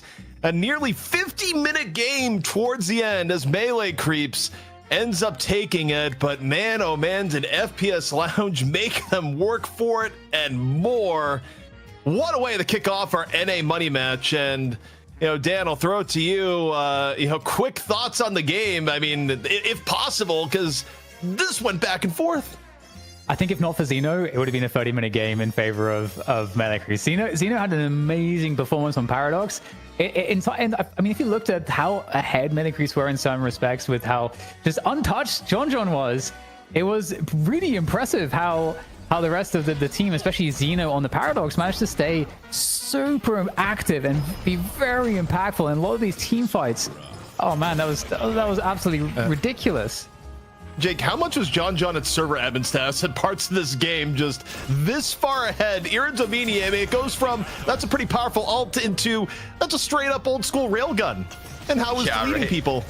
I mean, especially with the Ivy by his side, right? The healing tempo, full link. I mean, that you can't underestimate for a gun carry how much of a difference that sustain and aggression difference is made by the Ivy. So, I mean, an all-in commit for Melee Creeps on the success of John in this game, and it pays off. But only barely. I mean, this one is a distance of inches for the win in game 1. Dan, these highlights are going to go a lot longer than the norm, but you know, as we go through the course of the game, what moment are you looking to relive here? I think it's the Xeno swap. I think that for me was like one of the most epic moments because it was a desperate play into the mid boss pit. I mean, maybe you could argue for melee creeps, kind of a bold move, but at the same time, like you could see why they would make it. But Xeno getting the AoE swap and just capturing every single rejuve. They had also all been low after the previous fight, all of FPS Lounge, so they were able to convert that just off the skin of their teeth. And I think for me, that was where the game suddenly became really doable for FPS Lounge. So for me, that's the highlight. I'll say this moment too. I think this series of kill trades was really huge for melee creeps. They're down 20k souls. There's 2 walker advantage for FPS Lounge, who are playing really defensively around these walkers, trying to bait some kind of a fight. And melee creeps bring the fight to them, and they actually are able to win it, clean the walkers, open the map up. And I feel like that's the moment where FPS Lounge have an advantage. They just can't push it. And the threat from the John Venator is just too real, and they can't even weather the storm when Saya brings the fight to them. And that's, I think, a big statement win for melee creeps, especially given how many comebacks were in the case of this series. I mean, the lead just went this way and that. Oh, and even a lasso out of the pit. I didn't even see this, but on the real, like, Ido lassos Xeno out of the pit to get rid of the backdoor protection, which actually I think could be saving the game if you don't get that done. If low main makes it into the pit, they could get the 2 players in the pit and win the fight with an affliction. Dan, we got the final stats here. 43 kills to 43 kills. Quite literally does not get more even than that, but also we're looking at the damage stats for the game. We saw the return of Ido on the holiday. Of course, you go far enough back in time and Ido was on Playmaker, pick style characters a lot. A little bit less so in recent times. It was actually Saya that was playing it more, but Saya's on the Ivy. We get the return of Ido on the holiday, 69k. But then on the other side, I mean, a lot of damage being pumped out by AVG. And I mean, really, the stat line between both teams, it's pretty even. Oh yeah. It's incredibly, it's very rare, I think, that you see a game this even and things kind of going back and forth in the way that it did. And it's just so interesting to see the amount of healing from Saya, because I feel like all of that went to John, and then John also just had 30k healing as well for himself, so with the leech items and Van Burst and all the rest. And I think another point too that's interesting is that AVG, I feel like, very quietly top damage in the game. Jake, just because people are going to attach to it as the one outlier here, Lord and M we see at 4 and 14, but is it a little bit harsh to judge off the KD given the fact that Silver in a lot of fights still was making space by virtue of being Silver? What's your take on Lord and M's performance here?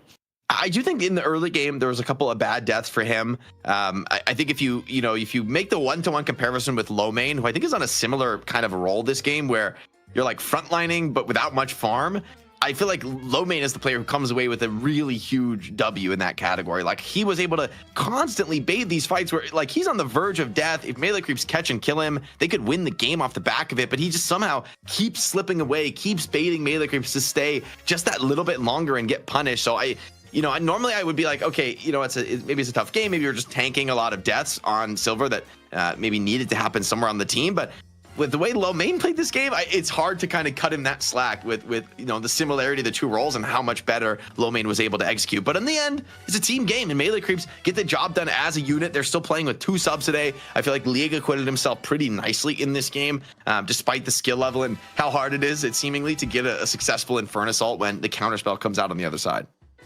All right, that was a long game. I know the players need a break, the casters need a break. Dan, any final thoughts before we head off for a little bit and get ready for map 2? I don't know what we're going to expect to see in the draft. I feel like that's one of those games where both teams managed to show why their draft works. So I'm just excited to see what the teams are going to be doing. And you guys are going to be absolutely in for a banger, because both teams playing like so evenly. I feel like we don't get this super often.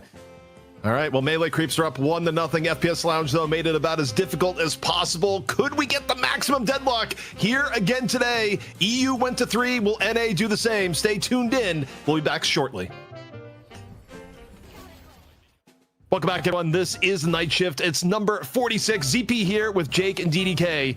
And Jake, this last game was about as close as you could get. The sine wave was complete, but melee creeps, they edge it out at the end. We may be in for a long one today, ZP, if that game was any test. I mean, that one went just about as long as any we've seen. And for the kill score, as the dust settled to be exactly even, 43 to 43, is just about as perfect as they come. You know, Dan, we were talking a little bit in the middle break of, you know, teams switching up roles, who's playing what, and it was kind of return the form for Ido, who at one point in the past did used to play things like Paradox and Holiday with more regularity. We weren't quite sure what to expect, but, you know, Ido felt at home getting to play Holiday again. Yeah, it feels like for me, I want to see Ido playing Holiday as much as possible. It kind of seems to fit his playstyle. I think maximally, he's such a playmaker. He loves high mobility heroes. He's got really good mechanics, and he loves to kind of like I think Holiday with the air control that you get that's unique to Holiday. I think it gives Ido the ability for skill expression that he really enjoys, and I think he can kind of push the limits a lot with this hero. So I think it's a great fit. So I hope we get to see it more. Well, the draft should be ready, so we're just going to hop right on into it and see what changes, if any, that both teams are going to make. And, you know, to me, the eye test, one thing I keep seeing today is that Infernus just seems to keep winning. Pockets had a tougher day overall today. You know, Jake, you're drafting right now. How much do you potentially change some priorities on the conventional wisdom right now? Oh, it's such a tough call after a game like that, like how to change your draft. Because I think you could make the argument that, like, either team had moments that they could have run away with things. So FPS Lounge, though, maybe they found their answer. They're not going to let Holiday through this time. Takes an opening ban.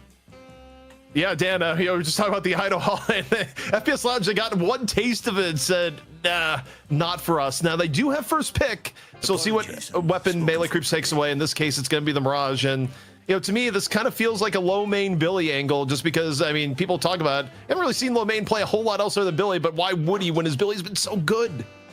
Yeah, I mean, I actually started watching a stream of it like quite recently, where he started playing Billy loads on stream, and you can see he really deeply understands how to just milk all the value out of that hero. Very, very good at it. But Doorman instead, I think it makes sense. We've seen some, you know, we've seen the potential of Doorman. Still very annoying hero and unique in terms of what he offers. So, Jake, this leaves open the Billy for Melee Creeps. The Pocket is also still available, too, depending on where they want to bring it. But instead, Jake, they decide our overall first pick. Now, obviously, the second pick is in the same level, but they're still putting a high priority on the Infernus. I wonder if they back it up with the Shiv once more. Yeah, I think some of this is also for League. You know, when you have a sub in, I think it's really important that your sub is on a hero that they are extremely comfortable on, because the team play aspect is going to be a challenge. So I think I like that they grabbed the Infernus. I think the Billy is a great little second to follow it up. Billy looked like super top tier in low main's hands last game, and it's a good setup tool for Infernus in some of these team fights, you know, mitigating enemy players' mobility and locking them down when they're caught in the fire and flames. No more hiding. So, Dan, in this case, you've picked up the Doorman, but it comes at the cost of Billy for low main. And FPS Lounge says, yeah, maybe it didn't work last time, but the game was close enough. We're not going to blame it on it. They go with the Pocket here once more. And now we get to see what pick is going to fill the gap. Yeah, I'd be curious if they will get another pick for Leper. I think Shiv makes a lot of sense. It's kind of what I was expecting to see. They gave that up last time, as well as Holiday. Obviously, Holiday's not pickable right now, but I like this a lot more because, you know, having I don't want to see kind of FPS Lounge without like a pretty solid frontliner, and without Billy, you know, Shiv is a good equalizer. I do wonder if we'll see a Silver on FPS Lounge, if they're going to value that, or if Melee Creeps are going to value that, because it seems like it's kind of become undervalued now. It wasn't that impressive for Lord NM last game, so I think I could see both teams maybe shying away from it. Didn't feel like we saw many like big silver ults. There were some decent trades in the mid game, but for the most part, I feel like I'd rather have maybe an Abrams in the same slot. Jake, do we think FPS Lounge maybe takes down the Paradox here in the mid-stage bans? Because I kind of look at it, when you want pick heroes, you know, you're not going to be able to split the Paradox and Holiday this time around. Melee Creeps, they get first pick at mid-stage bans. The Paradox is very much available for them. I'm sad. It would be risky, because then you would wind up, like if Melee Creeps go Bebop, you'd wind up completely without a pick hero in the pool. So it'll be Viscous and Drifter on the bans. We'll see what Melee Creeps go for here. I wouldn't be surprised to see Paradox and Bebop kind of go next, basically, to maybe each team. Since I do think having some kind of pick off is nice, but Melee Creeps say you can have your pick of the litter in the pick. We're going to lock in Venator again. And in fairness, this was the absolute win con for them. Great lane out of John, snowballed the game, dominant soul count from him all game long, and that was able to get them the finish in that game one. So hard to disagree with locking in that hero for him a second time. So Dan, they lock in the Venator for John, but now I kind of wonder, you know, we're talking about the idea of taking away pick heroes. Bebop gets picked. We've seen double pick before today. Does this end up as a Bebop Paradox angle for FPS Lounge? It certainly could be. I think Xeno was so good on the Paradox. It would be kind of interesting to see. But I do really love Bebop, especially against Venator, because I don't know. Whenever I play Bebop, I feel like he's so easy to like hook because he's so like fat. Like Venator's He's big like chungus.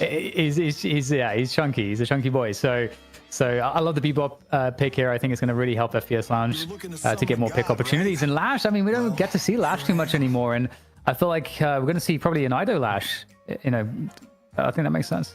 Jake, it's a lore-approved matchup. Bebop comes in on one side, and Melee Creep says, you know what? We gotta go for the Lash. Tough matchup, though, I think, for Lash. They do grab the Paradox as the final pick on Melee Creeps. I mean, I do think that build from Xeno last game was pretty sick in terms of the team fight and the wave clear. Really hard to challenge into mid-boss with that much AoE disruption on the floor. But FPS Lounge now, I think they've got a pretty well-rounded roster of 5. Let's see what the final pick of the draft is for them to finish them off. It'll be the Viper. Okay. Getting a little spicy here with the last pick. Trying to bring some of that crazy gun damage burst. I do think the Viper ult, fantastic into Lash. I mean, the Bola is one of the most reliable ways to cancel the Lash ult. Even somebody like Infernus or Billy who kind of want to jump into the thick of the fight and force an engagement to go quick. The Bola can slow you down enough where, you kind of reset the fight more comfortably for FPS Lounge. Now, the interesting thing to me, Dan, as I look at it, is I'm just wondering, what's the Lord and M hero going to be? If it was Silver, we would be able to instantly lock it in. But you think about who plays what on Melee Creeps. You could have an angle where it's Sai on the Paradox. You could have an angle if you're going roll by roll, it would be the Ido on the Paradox. Also, Ido has played a lot of Lash in recent times. Like, I'm kind of wondering at the... Billy seems like the most likely, no? Like, I think Lord and M plays Lash, and then Ido plays Calico, and Saya plays Paradox, would be my guess. I think Lord and M is going to be in one of Calico Lash Paradox. I mean, the Billy could be a thing, given the past. I guess we'll see. Where is that? It's the most similar to Silver for me is like the Billy. Like if you're gonna play a frontliner, bait the engagements. I feels like a similar role. I also feel like it feels like Ido with his real role in this team being so movement focused. It's hard to imagine him not being on Lash. At least for me, this game. I mean, we'll see. I think it's a good shout though that Paradox could be a very real option. Calico as well. A lot of flexibility, of course, on this roster. Also curious where Saya ends up in the lineup. I think for him, maybe the Paradox also feels pretty likely. That's an OG comfort pick for Saya. Yeah, I mean, for Saya, I think it's actually one of two things. Either Saya Paradox, or you think about some of the other things that Saya has played in recent times. Saya had the stretch where you were seeing Saya on the Abrams all the time. So, Saya like kind of flexes like, a little bit of support, a little bit of pick, and sometimes a bit of frontline. So, the combination of what Melee Creeps actually comes out on and who's playing what, to me, is pretty interesting. But I'm going to shift gears a little bit. More broad spectrum in regards to what to expect team versus team. Face value here, Dan, you're looking at the two teams. Which one do you favor more? Okay. This is actually really interesting. On the face of it, I want to say, I'm going to go my heart. I feel like FPS Lounge, they picked the Viper. I kind of like what they're cooking with this. I think, Pocket has had some pretty underwhelming showings, but I don't think that's down to Pocket being bad either. I think we were talking about that earlier. I'm gonna go for FPS Lounge, even though I think there's very more logical of an argument to be made for Melee Creeps this roster. Jake, where are you landing? I'm a big fan of the Doorman. I feel like for these teams at the very cutting edge of the game, like really pushing what's possible in team play, I think the Doorman just gives a little too much, and I think Lomain, for me, has been one of the best. I think he was one of the players to really bring the new style of Doorman to the forefront of the metagame, and I feel like he's a heck of a standard bearer to be putting this hero in his hands, letting his individual skill really shine on the server. Besides that, Bebop, Viper, I think they do have a lot of interesting playmaking, and Melee Creeps, they feel very invested into like big 6-on-6 major team fights where these AoE ultimates are going to get huge value, and I just don't know that that's the way the game is played right now with all these different split objectives with Earn and, split pushing walkers and unstable rifts all happening at once at times. All right, well, the stage is set. Is this going to be the final map, or do we have maximum deadlock here today between EU and NA? FPS Lounge, they want this to go to distance. We'll see if they have what it takes. On the mic, it's going to be Jake and DDK. Jake, the mic is yours. All right. And as we get into this, let's take a look at the lanes, the hero picks. Going to be an interesting one. I think for both teams, they have options about who plays what. This will be an interesting moment to see, where the real preferences lie. Well, we get a pause. Because why not? Little audio bug. Get it sorted out right quick. Looks like the R's are out. And interesting. Okay, it'll be Lowmain on the Bebop again, reprising his role from the Challenger match. And actually Xeno on the Doorman. Pretty interesting. Xeno, though, has impressed me today. Like, really, on the Paradox, you know, everything he's played. I feel like he's risen really alongside this team to be one of the real key members. And that's not an easy thing to do in this squad in particular. Nice little bait from Leffa on that initial trade. Gets a 2-man suitcase and gets away with the souls. I think it's nice also to see the Lash pick, just because I think this is more comfort for Lord and M, and I think that might have something to do with the pickup as well. Because Lash isn't as commonly seen, so you know, we'll see how it ends up you know, panning out in terms of performance. But I think it might just end up being better than Silver just for that very fact of comfort pick. And you know, League on the Infernus, you know, League being the stand-in here for Dew. Definitely a Dew hero, you know, something you mentioned, the crossover in the hero pool, and I think for League, I'm sure he's gonna have a great performance here on Infernus. Infernus being so strong as well. So I think again on paper, I do think Melee Creeps have a very strong roster here. I feel like the way that the picks are kind of playing into the hero pools as well for Melee Creeps is really strong. And I think for FPS Lounge, I feel like we're going to need to see some tempo from them, especially with the Viper, you know, trying to drill down those objectives. Yeah, I'll be interested to see average now. A little bit more of a high eco roll for him on the Lady Geist.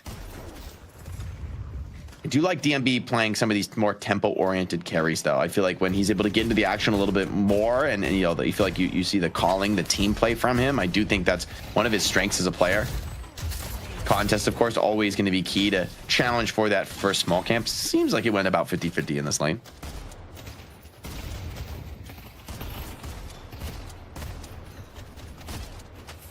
And in terms of the lane matchups here, I'm trying to work out myself where I expect that tempo to come from. Like, who's going to be the team that gets the advantage with respect to that. And, you know, I think often, you know, when you look at a Bebop Viper lane, that's actually quite a deadly lane, because if you get a hook, you know, you get the poison on the target. You know, there's just a lot of setup potential there for burst damage. And in addition to that, you know, Bebop as well with the Viper can really, I think, have a lot of potential to take down a Guardian pretty quick. Arrogance Infernus Billy, which is very strong in its own right. So I'm curious what your take is there, Jake. Yeah, it's definitely an interesting one. Lord and M, by the way, really struggling in the Lash lane here. I mean, every dagger that hits from Shiv starts to... Oh, and he gets a re-up right at the last... I think he's dead. It's super close. No, I think he's going to take out. Last tick, it'll finish him. Oh. Wow. Poppers gets the reset on the dagger, I think, on the last tick of the first dagger. So, literally perfect daggers there out of Shiv. That's normally not such a kill threat in lane on Shiv, and that is the dream start, especially for the pocket lane, who I think may be able to show what's really possible in the hero with a start like that. Yeah, definitely. You know, I was thinking, oh, did he greed the headshot booster? You know, having no regen, but I'm like, actually, I think he just got kind of outplayed with, you know, just such a nice execution coming in, especially from Poppers, like you say. So rough start for sure for Lord and M, but I'm sure it's not going to deter him too much. You get some movement there. You know, the box is spawning at 3 minutes these days. I remember the days when it spawned at 2 minutes.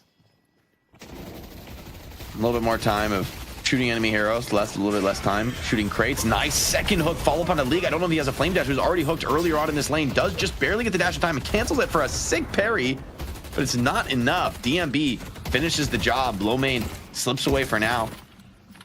And even a little bit of a HP tax put onto Fishcake here. I mean, that dash cancel into parry on Lowmain was insane, but it's still not enough to get out.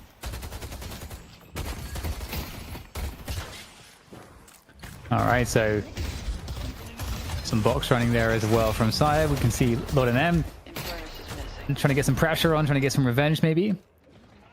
And with that headshot booster, you know, you do get a lot of poke pressure, but oh wow, was that a parry? Yeah. It's stunned.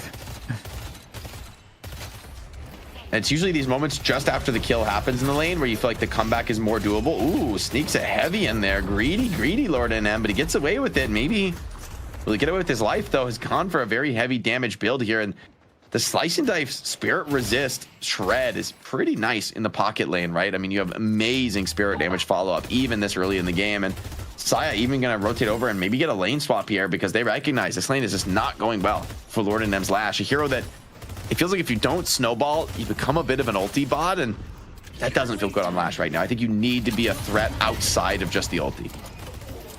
Yeah, totally agree on that one. Yeah, there's definitely a lot of things to be concerned about, especially because, you know, it's not a counterspell buy, I think, has some good value, especially for the concussive combustion. I think you see Infernus's prioritize the concussive combustion more than in the past as well. So good to have an easy way to deal with that. A little bit of a challenge here in the side lane. Saya, big damage down to Poppers, getting run down under the tower. And that'll be a finish. Ido picks that one up. Saya rotates into this lane and already changes the fate of melee creeps. Maybe looking for more even, and a swap comes in. Yeah, Lepa's really deep on the lane and pulled into a bad position by Saya's swap. What an impact here from melee creeps, salvaging what was a pretty brutal lane and turning it back in their way. That was a swap that came online, I think, with like the last second. You know, the skill came online, and we saw very quick fingers there to skill it up and so then connect it. So very unfortunate timing for Lepa though. Oh my god, we've got parries all over the place. Parry still has HP swap, but the other players in the lane are low. I mean, it's not an easy swap target in, and Lord M's happy to make these trades. Ido even has come in and joined this fight using some of that early rotation power, and the kills keep flowing in for melee creeps, but overall the soul lead still decisively in favor of SPS Lounge. So these kill crates are kind of cutting the losses of melee creeps, but they come at a cost. I mean, the economy is still a little bit more efficient for FPS Lounge in this game. All right, so 7 minutes in now. Doesn't feel like there's a clear winner in any of these lanes. We look at the health on the Guardians. I mean, of course, that right side Guardian did go down for melee creeps, so playing a little bit behind in that respect. See if they can get a counter Guardian, but it looks like the pressure is just really going against them largely here. Dive coming in now. Xeno's here. Okay. Getting active and a lot of tower pressure to come in. Even a Doorman ult locks away Ido. That frees up all three players here for FPS Lounge. Just beam down this first Guardian here. Ido is going to slip away. Surely with the ultimate, he'll be just fine, but the damage is done. Walker down, or Chop Walker down. Guardian down. And a lot of souls into Lepa's pocket. Literally and figuratively as he goes. I mean, he might go straight for the cold sack here. This could be really efficient timing for him. A good equalizer too for melee creeps, and taking down the Guardian on the right lane as well. And now all the Guardians starting to fall. Mid Guardian at risk for melee creeps as the chase down continues. A good catch here onto Lomain. Can't escape that one. Bebop will die. And that gives us some good control here for melee creeps. Looking to get some significant damage. Maybe even just outright take down this Guardian. But in comes some defensive potential. In fact, 3 players will actually turn up to defend this mid lane for FPS Lounge. So you've got to be cautious. Melee creeps back away from that one. And in fact, their tower now at heavy risk. That's going to get deleted as the Sinners come up. Yeah, losing your mid Guardian right when Sinners spawn, kind of scary. Puts those objectives now into serious relief. Bebop's going to claim this center here on the enemy side of the map. I think DMB did the same on the opposite lane. They're going to try and get a counter kill on this Bebop. Maybe snatch the bag that he's holding away from him. Venator was thinking about coming into that, but maybe coming too close to this pocket lane. Inadvisable with Bebop in tow. Let's take out Kaneko. Yeah, a lot of contestation around these Sinners right now. Could be a good find here for melee creeps. Great laser. Get some catches. Very good laser indeed over the top. That hyper beam from Lomain is providing a very good covering fire. Good dodging though from Saya. Yeah, Baby's able to escape. Lash ult, good enough to grab Bebop, pull him back into the Lion's Den here. Pit of Vipers await him. Viper on the other team though is happily farming up a storm. Trades come in now. It's a 2-for-1 fight. FPS Launch want to grab another kill back, fully equalize this one. Maybe they'll be able to find Fishcake on the retreat. That carbine shot slows down Doorman, but his Doorman's already looking for the next target. Lefa finishes off that kill, and Saya on very low HP. One more dagger would be deadly. That one misses. The bleed out is good.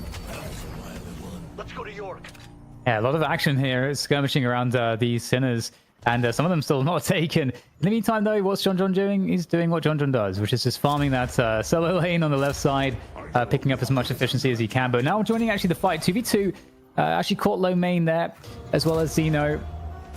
And maybe more assistance coming from Fishcake. John's in trouble. Does he have support coming out of the Baroness here? I mean, Billy's there to follow up in the team fight.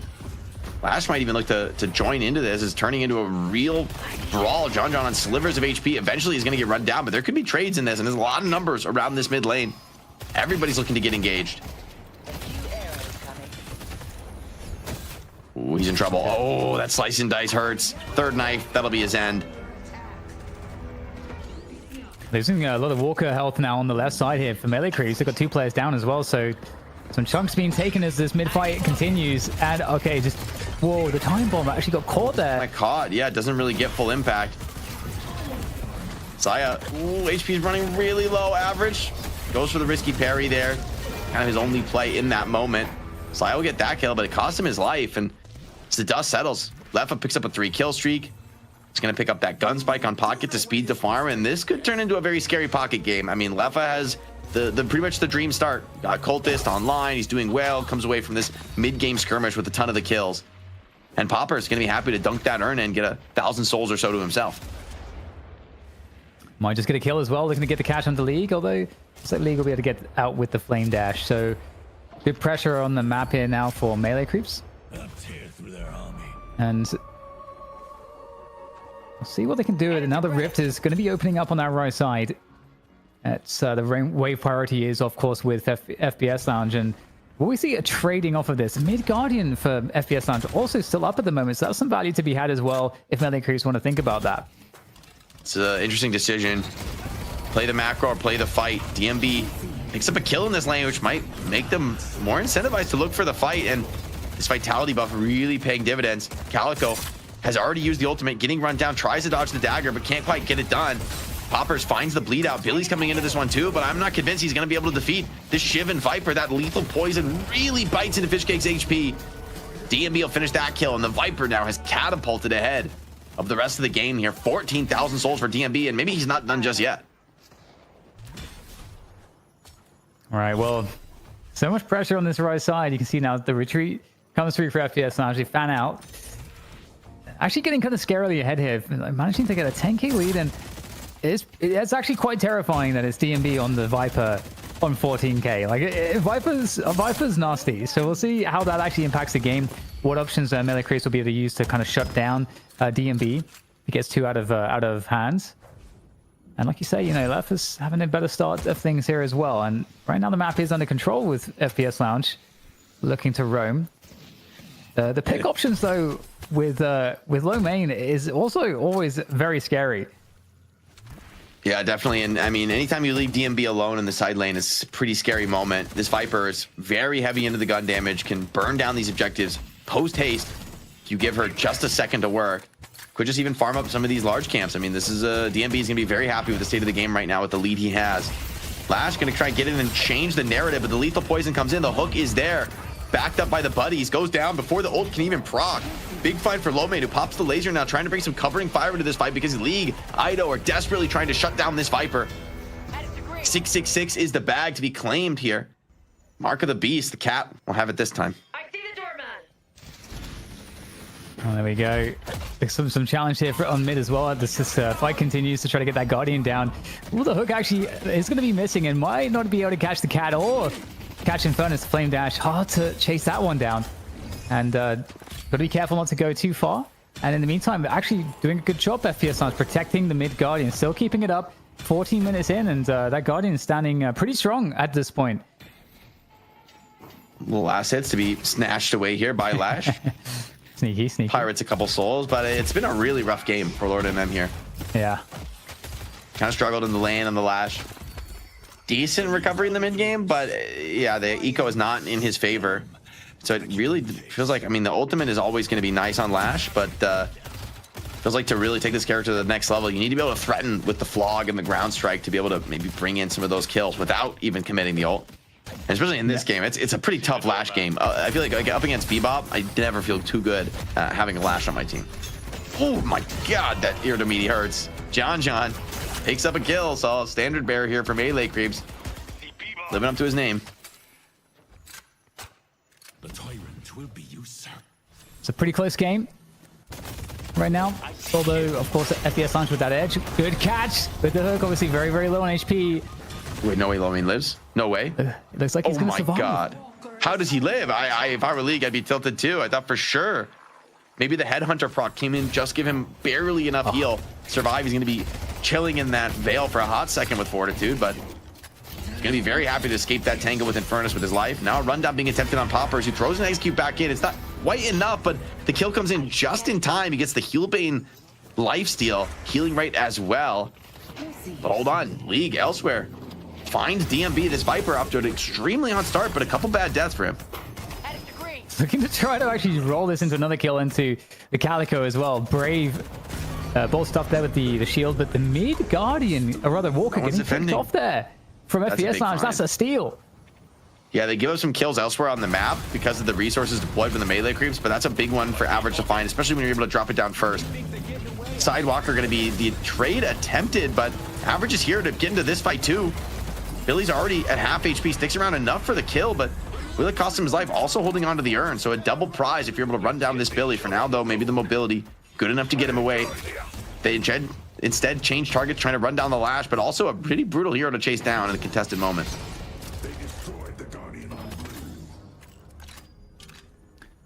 And grabbed by Fishcake. Definitely, I think the player that needs it the most right now.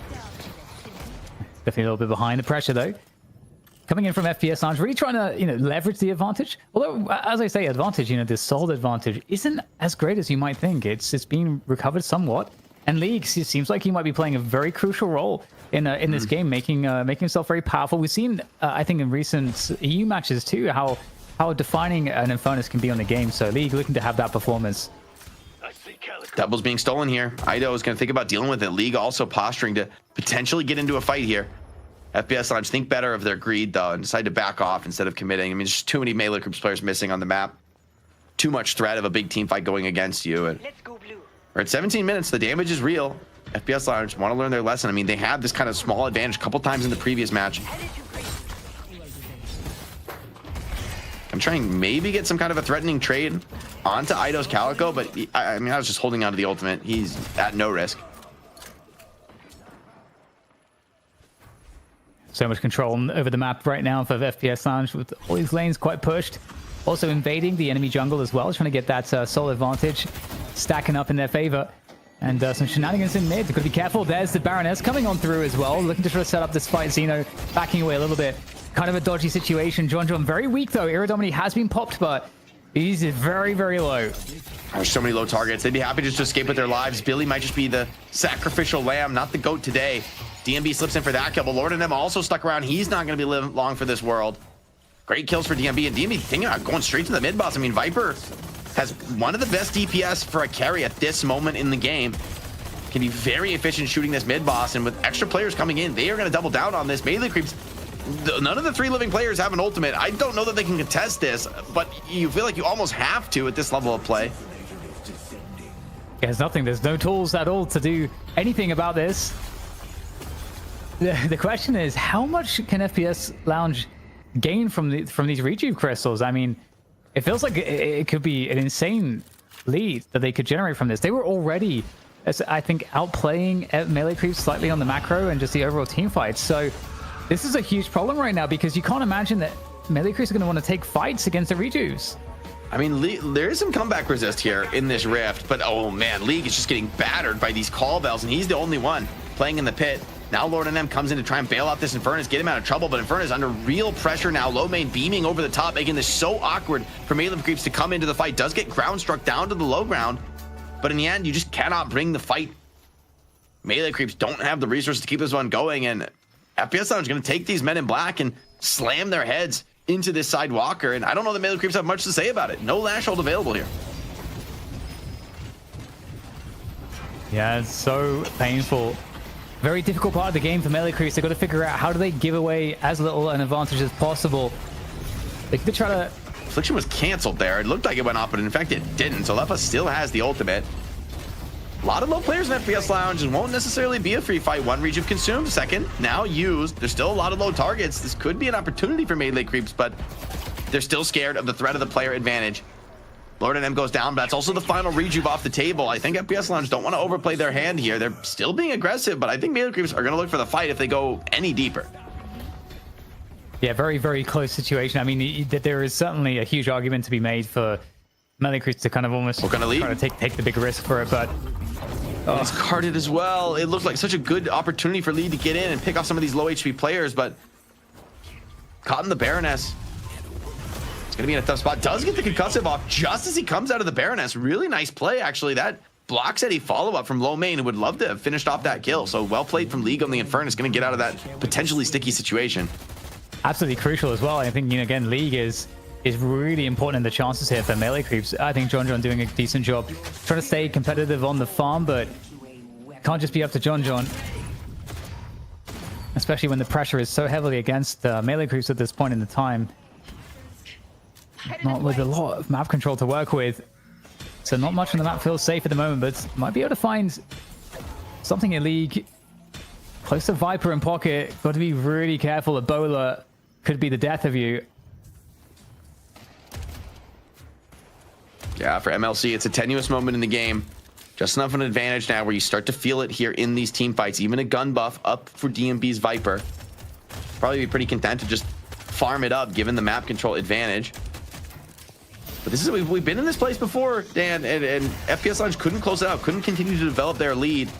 See if things change this time. A laser force out of low main, not the most valuable ultimate. Yeah, happy to throw that out speculatively to just zone away pesky Calico.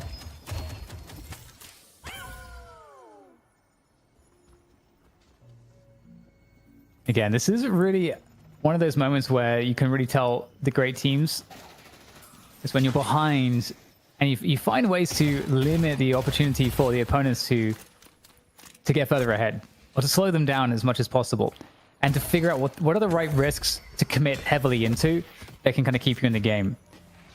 And that's some of the work there right now melee crews have to figure out. So looks like FPS Lounge are coming for them though. Going for the invade. There's a catch. Great find here for low main. And a follow-up comes in as well. Catches the lash after the grapple away.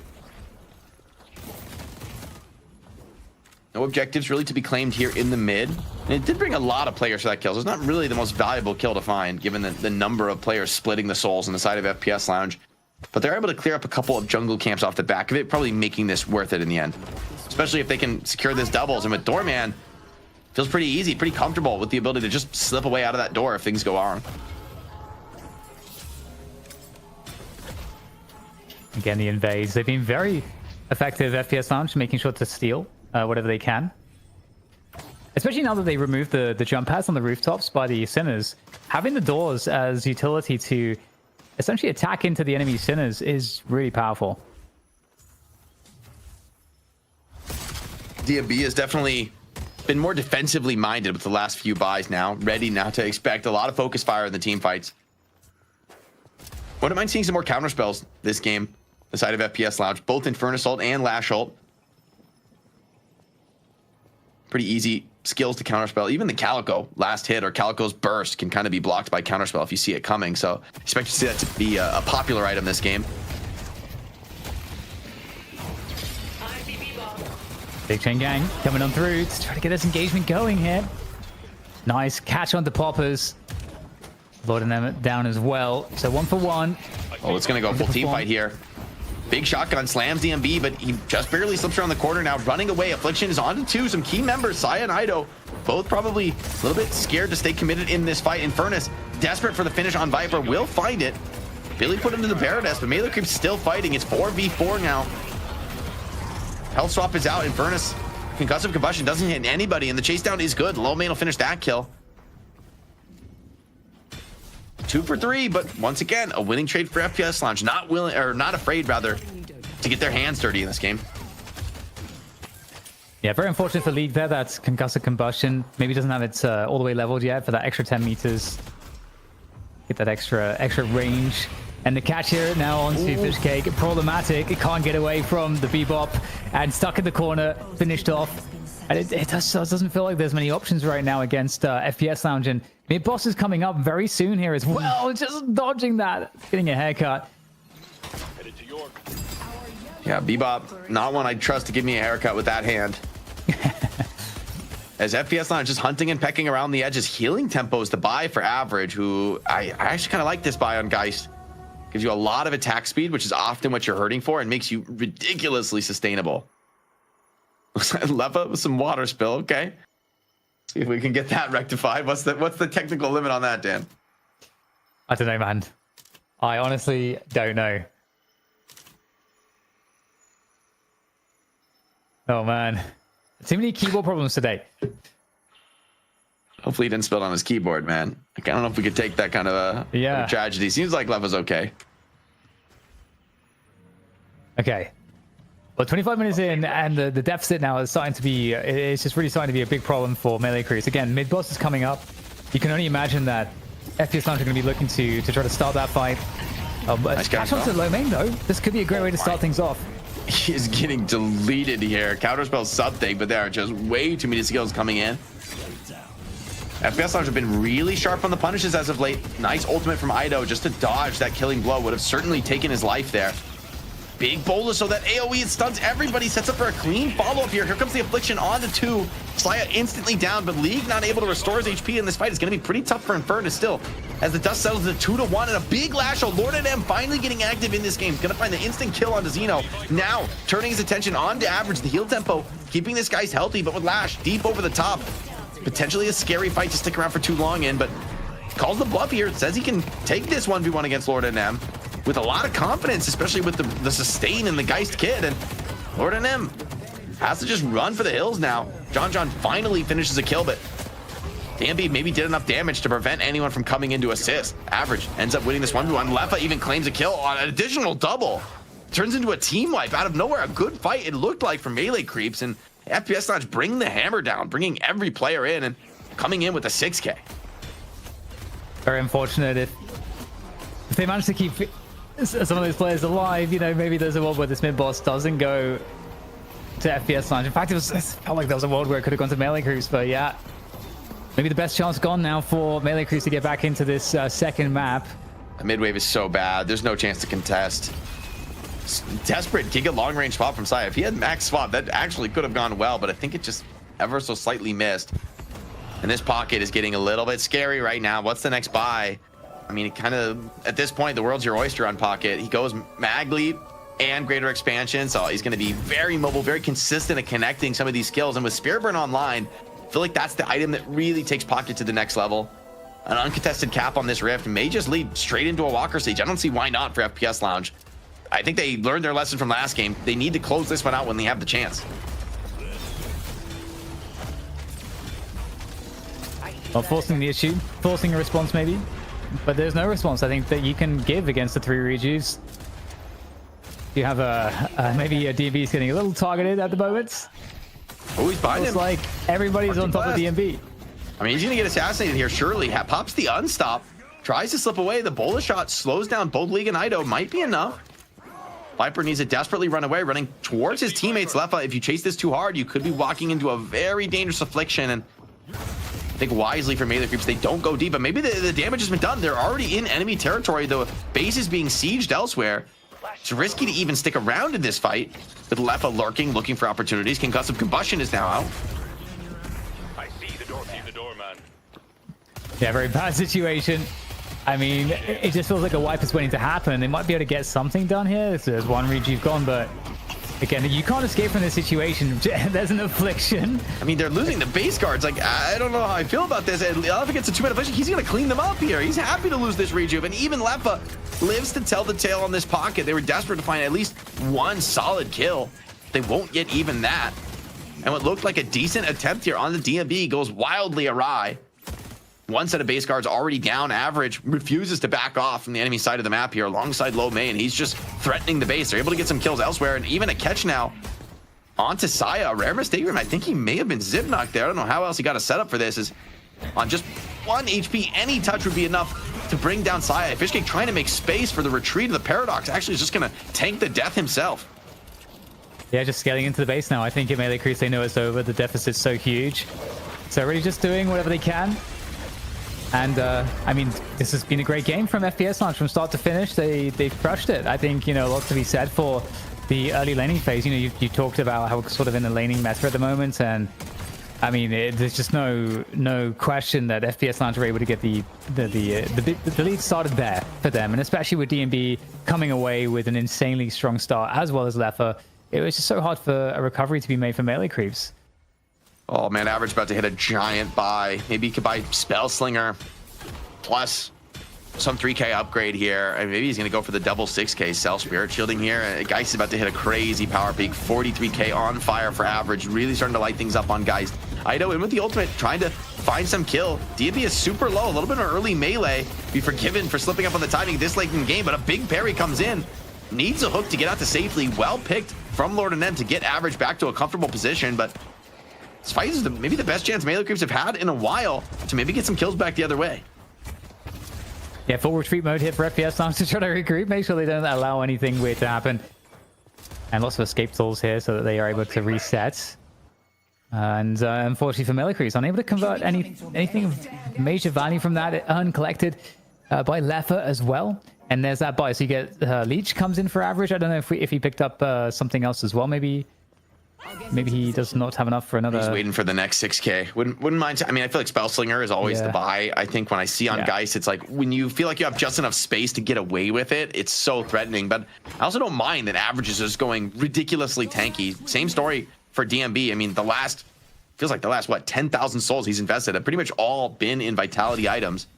And it's made this Viper really slippery, really hard to pin down. Even when the catch seems good, it's like Metal Skin, Bola. There's a lot of ways for Viper to play her way out of these tough spots, and it will be the Spellslinger bot. Average kind of goes all in here, sells Cultist. This is an opportunity now to potentially just end the game with a big power spike. The next mid boss, crucial for melee creeps to find a fight, but with low main lurking, you may not even get the fight. You might just get picked off, and woo, that is too close for comfort. 4 Billy in that spot. Yeah, staying as a pack at the moment, FPS Lounge, making sure they can't get caught off. They can respond quickly to any pick attempts. Slowly constricting the map. Oh, this doorman is so devastating. I mean, he's just running around with reckless abandon. If anything goes wrong, he's just going to door himself away. And anytime someone peeks their head out, they tank a Call Bell, a Spirit Burn, and drops a third of their health off. Escalating the buy now for Leffa, and a Spirit Burn on for him. He's going to be able to keep that one proc pretty well. Every time Lomain steps up, I kind of hold my breath for melee creeps. It could be one pick leads to the finish here. Mid boss spawning in 40 seconds.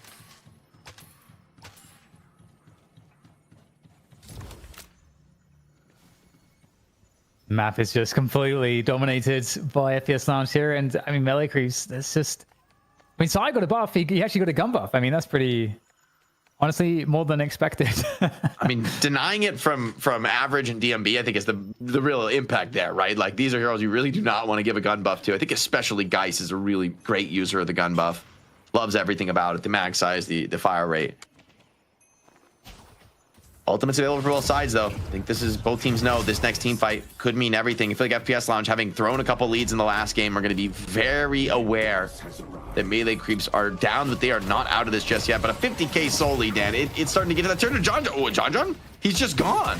Where did he go? Evaporated by DMB's damage. The Viper crushes the enemy carrier, and I think that's just the game, Dan. Like how do you fight now? 3 players going to be off the field. The Bola to come in. Fishcake going to drop. And now FPS Lounge can do both mid-boss and Shrine simultaneously if they so desire. Yeah, maybe they just go for game here. I mean, they have so much an advantage. 60k lead, more than that actually. And I mean, Lord and M, one of the two left. Hello, okay. So clean. Lash ult. E-shift is gonna block the follow-up on a low main, but there's no damage here. I mean, Lord and M tries to bail out League, maybe understandably given how dire the game is, but with only 2 players standing, there's no hope for a genuine team fight to go against FPS Lounge. And with those 2 long spawns, I think you stay for the finish here. FPS Lounge with a statement victory in game 2. Preemptive, aggressive GG out of average. Okay, bro. Oh, looks like we're getting to a 1-1. In fairness, it is completely over. Melee Creep's not even going to spawn in time to get out into the Patron Pit. Really well executed, and what a turnaround from a game 1 that slipped through your fingers. A much firmer grasp on the series now for FPS Lounge as we go to game 3 with a 1-1 scoreline. Well, we knew it could be a thing, that today could be the day of maximum deadlock, and once more it is back-to-back weeks. 8 maps followed by 8 maps. NA going the distance, same as EU. And this time around, though, Dan, this game was a little bit more definitive. Not a back-and-forth sine wave, but instead, FPS Lounge coming out with a pretty decisive victory. Yeah, I mean, just again, start to finish, looked really great. Never gave up the advantage, and it really started out with that laning phase. And it feels like the Viper pick was amazing, especially I think combining with Bebop in lane seemed very potent. And we saw that again. Lord NM really did have to struggle desperately in the early lane, and I think having impact was kind of tough on Lash. And I think it's unfortunate because Lord NM is a good Lash player, but I think it shows why people are not picking Lash. Where Lash is not really valued right now in the current meta, and hasn't been for a while. So even though it's a comfort pick for Lord NM, just a bad lane style where it's like lane swap, it just really was kind of heartbreaking to see.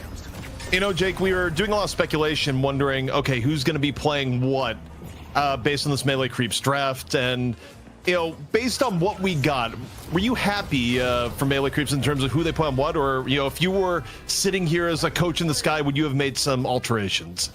I mean, it's hard to disagree with the picks they ended up going with. I feel like Saya had a really big game on the Paradox. Ida was completely solid on the Calico as well. And then, of course, I mean, there's really no question about League's Infernus. This is such a solid comfort pick for him, and especially for a sub, you really don't want him to be, trying to do anything too crazy with the picks.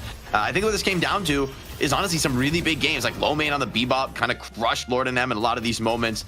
You could say the same about Poppers on the Shiv. I feel like he was really clean, a lot of early game kills, and the dominance in that early lane really did set the tone for the series. But average on the Geist, it's great to see him back on a high farm role because he just handles it so well. It feels like he just very rarely makes mistakes, plays a very clean late game here, very tanky, and still able to bring a lot of damage into the fights. Dan, it's kind of interesting, and we're reacting to the game. One thing you're looking at that I was thinking the same is that, last week we had Fishkick come out and have an enormous game on Viper, and again here, DMB seemingly making Viper look extremely good. And all I can think of here is that, we've had multiple instances recently of Viper taking over games and, having big moments. I just wonder, is this hero not only underpicked, but when Viper is picked, arguably under-prioritized in the draft? Because usually you can pick up a Viper basically at the very end. Yeah, it seems that way. I think there's a definite argument to be worried about the Viper, and I think especially with certain combinations, because Viper has so much utility with the Burla to disrupt other ultimates and also play spoiler to big objective fights. So there's that utility there, but also like setting up kills too. You can kind of get some pick with it. I mean, one of the weaknesses of Viper obviously is the health pool can be kind of squishy if you get locked down, but that didn't really seem to be an issue at all for DMB in this game, and I don't think Vipers tend to run into that issue, and I don't think it seems to create an argument that that's so bad that you would not take all of the benefits that seem to be evident. So Jake, here's your chance to either cast Condemnation or a little bit of Deflection. You did mention that it was a difficult game for Lord NM, and looking at the stat line here, I mean, the eye test checks out. It was a 1-11 game for Lord NM. Obviously, everyone's going to have rough games from time to time, but, you mentioned things falling apart in the lane phase. Was there a definitive moment, or is it just, everything was just a bad situation from the get-go? I mean, Popper's getting that kill on him early was crazy. Like, the getting the dagger refresh, I think on the last tick of the first dagger, and the second dagger, again, last tick is what kills him. I mean, that is honestly painful, but I feel like that's more credit to Poppers and his individual skill than something I'd criticize Lord NM for. I do feel like, though, this game is a pretty rough Lash game. I mean, both you've got Bola from Viper and you've got Hook from Bebop. Both give you huge issues on Lash, locking down your mobility. And that's before even mentioning, the doorman. So no easy targets on the other side. Pocket can kind of suitcase a lot of your damage as it comes in. And speaking of Pocket, I feel like this is the Pocket game we've kind of been promised in the meta where, 10, 2, and 15, Leffa getting that big cleanup in the huge team fight around the middle lane that leads into the mid boss that kind of eventually begins the snowball to Melee Creeps defeat. I feel like Leffa piloted it really well, and we see what Pocket can do with just a little bit of a stronger early laning phase. Dan, anything catching your eye here on the score screen before we move on and get ready for the final map of the day, the 8th map of the day in the 3rd map of this series? Not so much. Just I want to say that those call bells were very annoying, and honestly, yeah, you probably got to ban Doorman, but that's the problem, right? You ban a Doorman, you let the Mirage in, it's just painful. All right, well, this is Night Shift 46, and I gotta tell you, we're living up to the name. It is getting late if you're on the East Coast. We are 20 minutes from midnight, but we know everyone's gonna stay around all the same. The finale to Shift 46 takes place right after this. It has been a ride today. Shout outs to all of those who have been with us from the beginning. A long day. We started at 3 o'clock my time. It's nearly 11, about to be midnight on the East Coast. ZP here with Jake and Dan. And gentlemen, this has been a ride. Maximum Deadlock here today. North America going to 3. And Jake, as FPS Lounge strikes back, what do you think we could see different in this final draft now both teams have seen each other's strengths? Ooh, that's gonna be an interesting question. I do expect the holiday ban to come back again. I think that felt really successful in this game too. I wonder if there's maybe a thought to change up with Pocket having such a strong game, maybe attacking something like the Shiv from Poppers that was really well piloted in the last. Those would be maybe 2 ways I would start to think about this for melee creeps, but I don't think there's any easy road to home. Like melee, or rather FPS Launch have a lot of strength on a lot of heroes, so you shift a ban away from one character, you put it somewhere else, well, then there's just going to be another threat popping up. Dan, this just gave me a thought here with Pocket going a little bit later in the last draft, and maybe both teams saying, oh, it can be let forward. You talk about comfort picks, and Ido may have looked really good on the holiday back in game 1, but you know what Ido historically looks even better on? The Pocket. Yeah, totally. Yeah, it's definitely an option. The thing that's curious to me is where Lord NM goes, because I think he's had the most lack of comfort so far, and I think that's been interesting because we just got the Silver versus the Lash, so I'm curious how that will actually play out, and also whether Viper fits in all of this now, because that, you've now unleashed this Viper pick that's like, hang on, Viper, especially with the Bebop, seemed extremely effective. Is this something that needs to be attacked in the draft now? Well, we'll see. I mean, also for melee creeps, Viper has been a huge benefit to them when Fishcake has been able to play it, but I believe the draft is ready. We don't have to sit here and fill for that much longer. We can just get directly into it. So I think. I say this and then it's just like, I'm left hanging. Yeah, we'll just generally keep things moving as quick as we can, of course, given that we're going pretty deep into the night here. And for the players too, of course, they're playing pretty late for some folks who may be on the East Coast of the United States. A lot to play for in this one, right? A lot of pride on the line, especially for FPS Lounge, who came in today as the favorites, have had to kind of claw their way back into the series. But with 2 subs in melee creeps right now, I do feel like they should be vulnerable here in the game through, with FPS Lounge showing such a dominant game too. I think this is kind of their series to lose. And so for them, the draft is really important, just to not kind of toss it away now, right? Just to give yourself a good, stable setup going into this decisive game 3. Dan, surprising. Yeah, go ahead, CP. I was gonna say, imagine the storyline where we were kind of memeing. It's like, dude, why can't you get a replacement keyboard? You've had hours. If whatever, had the call a friend lifeline, and then at the last moment, it's just like, Do is here. Do has a replacement keyboard. I don't think that's gonna be the case, because I think it's too damn late unless Do is on the West Coast. But theoretically, there was time to get another keyboard. There was time. I mean, to be honest with you, I gotta say, I've always had spare keyboards. Like even like when I was like living at home, and like it was like 2005 or something, I'm like, I always had a spare keyboard, so I don't know, for me this situation wouldn't happen, but Jake, you can attest. This is a lesson for Duke. Jake, as someone that's been in esports a long time, and maybe this is the case where Dude is like brand new to esports, but over your career as both a pro player and a caster, how many free keyboards would you say you've received over the years? Actually, last year I finally went through my box of old gaming gear and like sold a ton of mice and keyboards that I had just had in a box for years. I had like unboxed final mice, I guess, that have like appreciated in value since I bought them. Like I was like, wow, look at that. But you bought them. You weren't giving them for free. Just to be clear, this was part of the buy. No intention of speculating on any of it, but somehow, some way, some of those like the OG like final mouse have appreciated. I was like, that's great news. I sell them on eBay.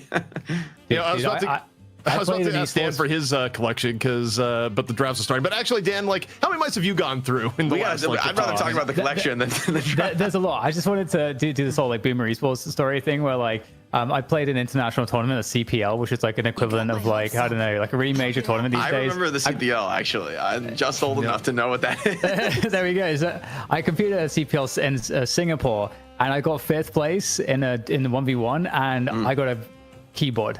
So, I mean, the 4th place got like a few $1,000s, and then the 5th place, keyboard. So I was pretty salty about that. Well, you had to do the StarCraft tournament back in 2010, where like the 4th through 8th, 10 Bitcoin, Oh, dude. He's probably worth $5 back then. But hey, if you just won that, if you got 5th place and just held, you'd be doing pretty good right about now. Okay. Looks like the ban change is going to be Billy over the Mirage, and FPS Lounge waste no time snapping that one up for Leffa. So Dan, I was giving the question to you earlier. I'll bring it back again. Does Melee Creeps say, you know what, it's time, we're giving LeBron the ball? Does Ido play pocket in one of these 2 picks? I think Ido plays doorman. I think that's probably what happens, right? Because he's still their go-to door. Well, maybe we'll see John throughout the gun doorman. You know?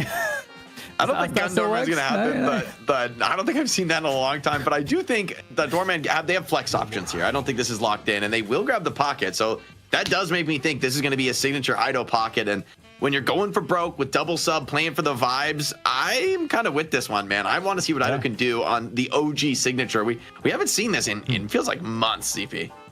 Yeah, I mean, we got it last week where that you had like the full comfort draft, but aside from like last week, Ido and Pocket they've been passing trains overall. You know, not quite connecting. But the Shiv comes in for FPS Lounge, and you know, Jake, I'm thinking about things that have worked out well for Melee Creeps, and if I'm FPS Lounge, I want to take it away. I kind of would like the idea of taking away the Venator. They're gonna grab the Infernus, grab that away from League, but I think for Melee Creeps, I feel like there's hidden pressure here to grab the Ven, because even in the game they lost, I still feel like Venator is, you know, such a comfort pick for John that if you're FPS Lounge, I think you want to take it away, or more controversially, they might really want take Viscous. away the silver. Yeah, like the Viscous is too good to pass up here with 3 basically like debuff focused heroes already picked from FPS Lounge. That reliable purge with Cube on Max is too much to give up. It's so good in this spot.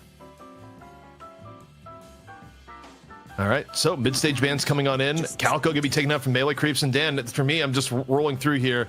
Do you attack John, or do you attack the pick that Lord and M has been most comfortable on in the silver? Even though the first game was a little bit rough, if I'm FPS Lounge, I'm kind of thinking I want to maximize the ability to potentially get Lord and M on the Lash again. But instead, they just take down the Viper. They say, no fish cake Viper for us. Thank you very much. And Jake, to me, we've been seeing a lot of Venator 4th pick. I don't think that's going to change this time around. Yeah, I kind of wish they would have banned the Venator. I think that would have been a great way to attack John here, especially with Doorman. I think has nice synergy with Venator.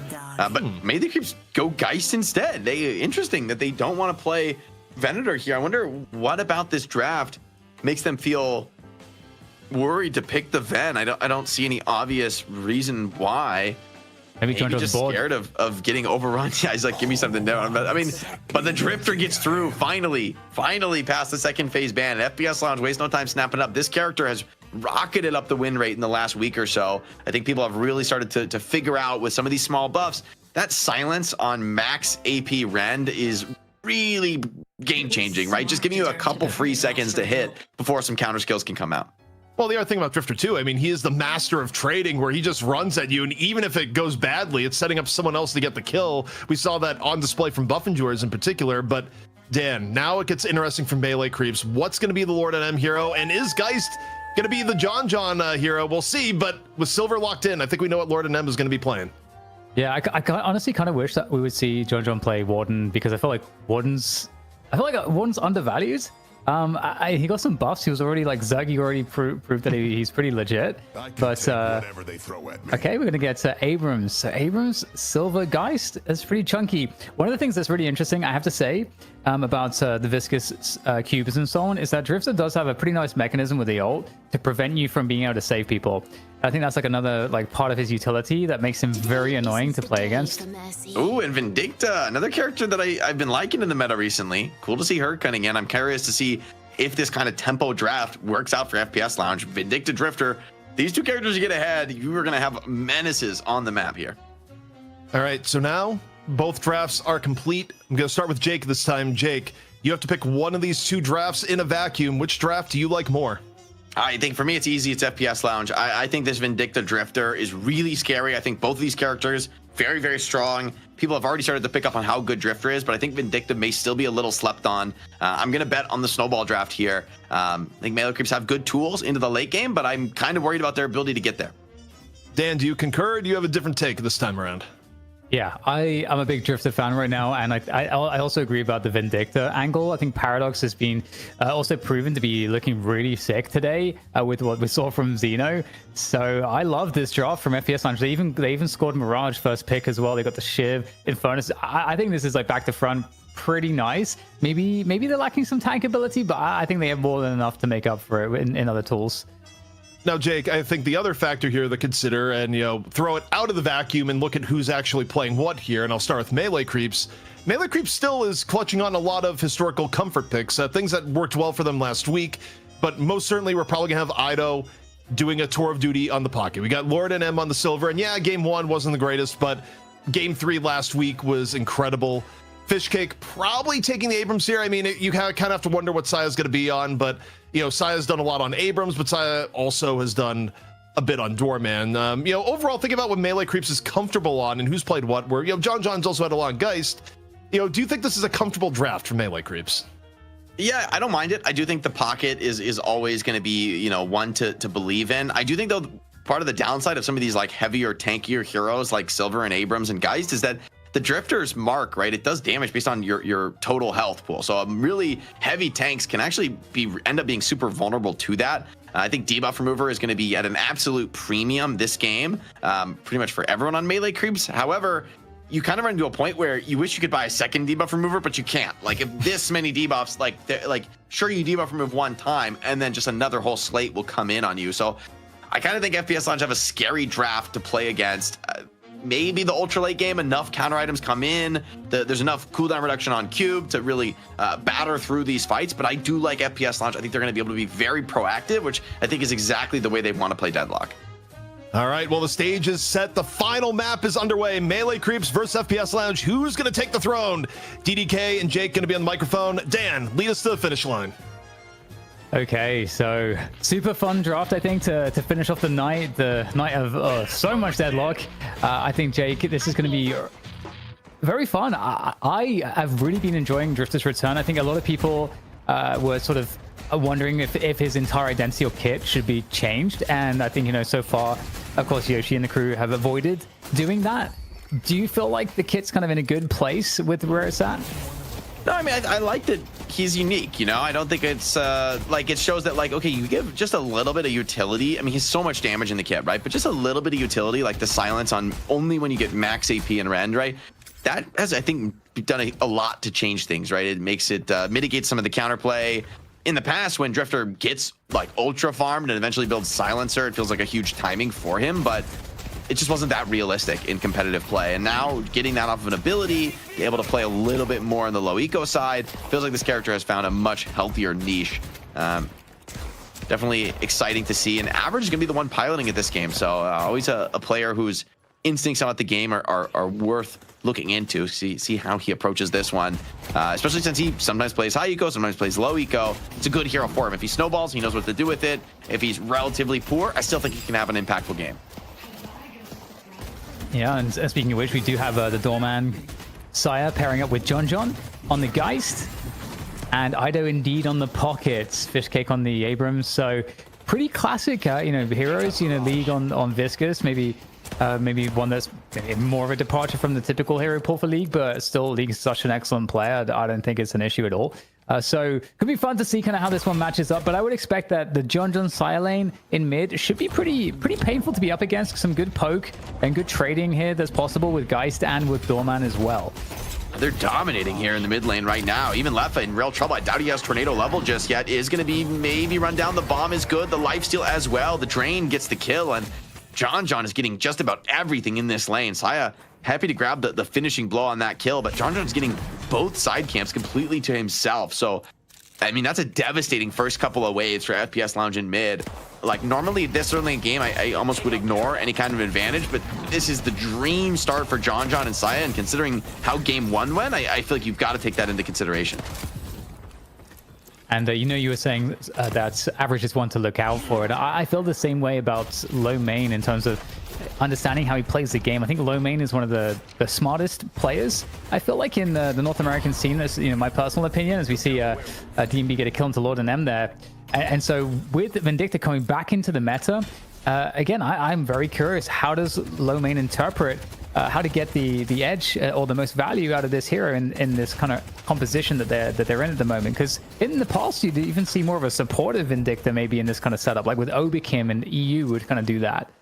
I mean, the interesting thing about Vindicta now, right, is instead of those snipe kills feeding you souls that you could put into support items and you know, kind of like build a more holistic strategy around, now those kills are giving you like end game gun scaling. So I feel like this character almost has to be played as some kind of a carry, at least in towards the late game. And I do think there's problems with that in general, Vindicta just being so fragile. Pretty much no matter what you build, like, you're gonna die to a Phantom Strike in the late game. So it's definitely gonna be an interesting test, but as you said, I mean, there's no one more than Low Main I think I'd trust to kind of show us the new way on a hero that is just starting to find her way back into the meta.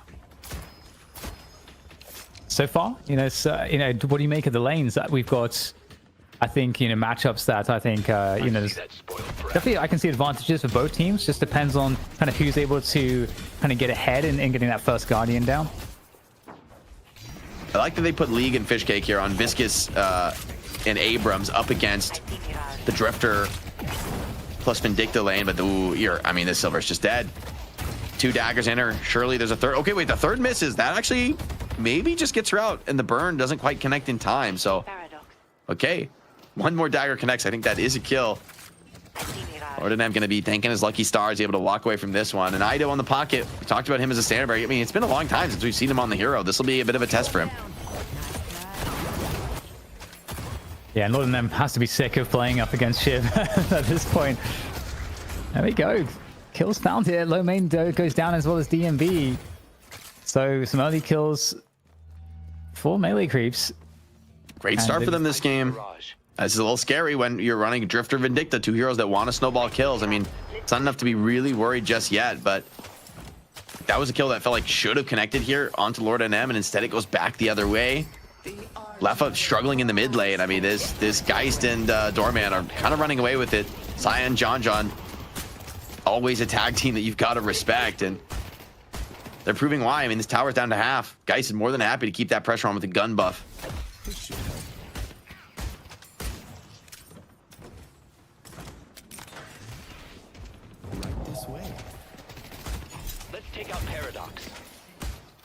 Pressure on the mid lane. Paradox does get a shot back the other way, but I mean, Doorman is just not giving any quarter here. Abrams ult over the top is going to get over the head of Vindicta, pull her back down to the ground. Some vulnerability now, no more flight available for Low Main, but some nice little wall bounces from him. Boost, corner boosting back to safety. Visca's gone for an aggressive build, fearlessly trading here into Average's Drifter, and knows that you got to stay aggressive here to keep this Drifter in check. I mean, this is not really a hero you can escape from. It's one that you just need to make scared of you.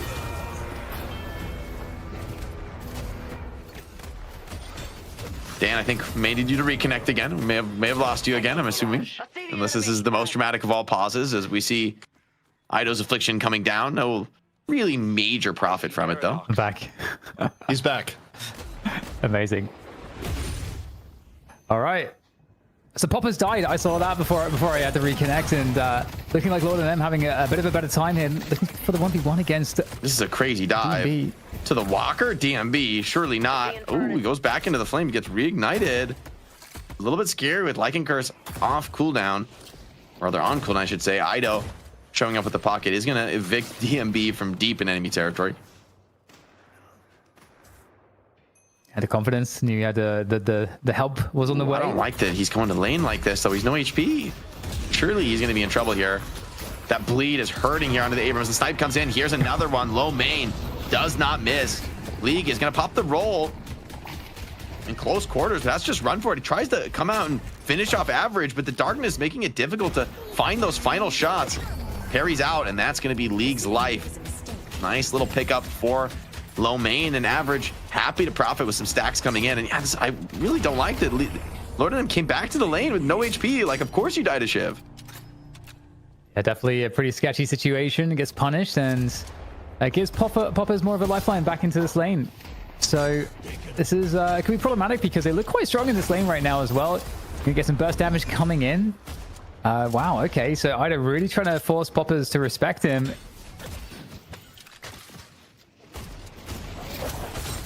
And Shiv has a ton of sustain in this lane, but even that may not be enough with guys showing up. Okay. Wait, was that guys? Am I crazy? What was that? What was that? I thought there was for sure there was an essence bomb. Was that just like the satchel from AyeHeTuff? Sometimes just the two of them getting it done with a dive. They're just keeping the pressure on. Lord may have died in this lane, but he's right back in with full HP and now putting the screws to the opposition. Low main here though. Big snipe kill onto AyeHeTuff. Pocket so vulnerable to that spirit damage. DMB now desperately trying to get the distance away, and by a distance of inches, he'll avoid the teeth and claws of Lord NM. And like in Kirk's ends, Lord NM could find himself in real trouble. Low main misses a snipe, but still over into the top. Puts the dog on a leash. DMB is going to surely be able to finish this one off with another snipe raining in.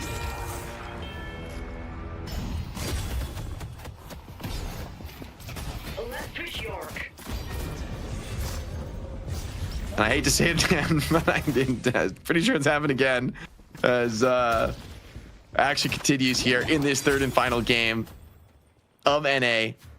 Fishcake potentially also vulnerable. One more dagger should be enough, and it'll be shotgun blast from Shiv. And this game has been more than salvaged now by Poppers. He's kind of gotten back into the lead. Xeno as well. So all the farming tools he could want is going to bring that damage alongside Low Main, who's got a few stacks now on Vindicta to clear out this first Guardian. A big nuke of spirit damage comes in though, and Low Main annihilated here by AyeHeTuff on the lane. Pays a price for taking that tower.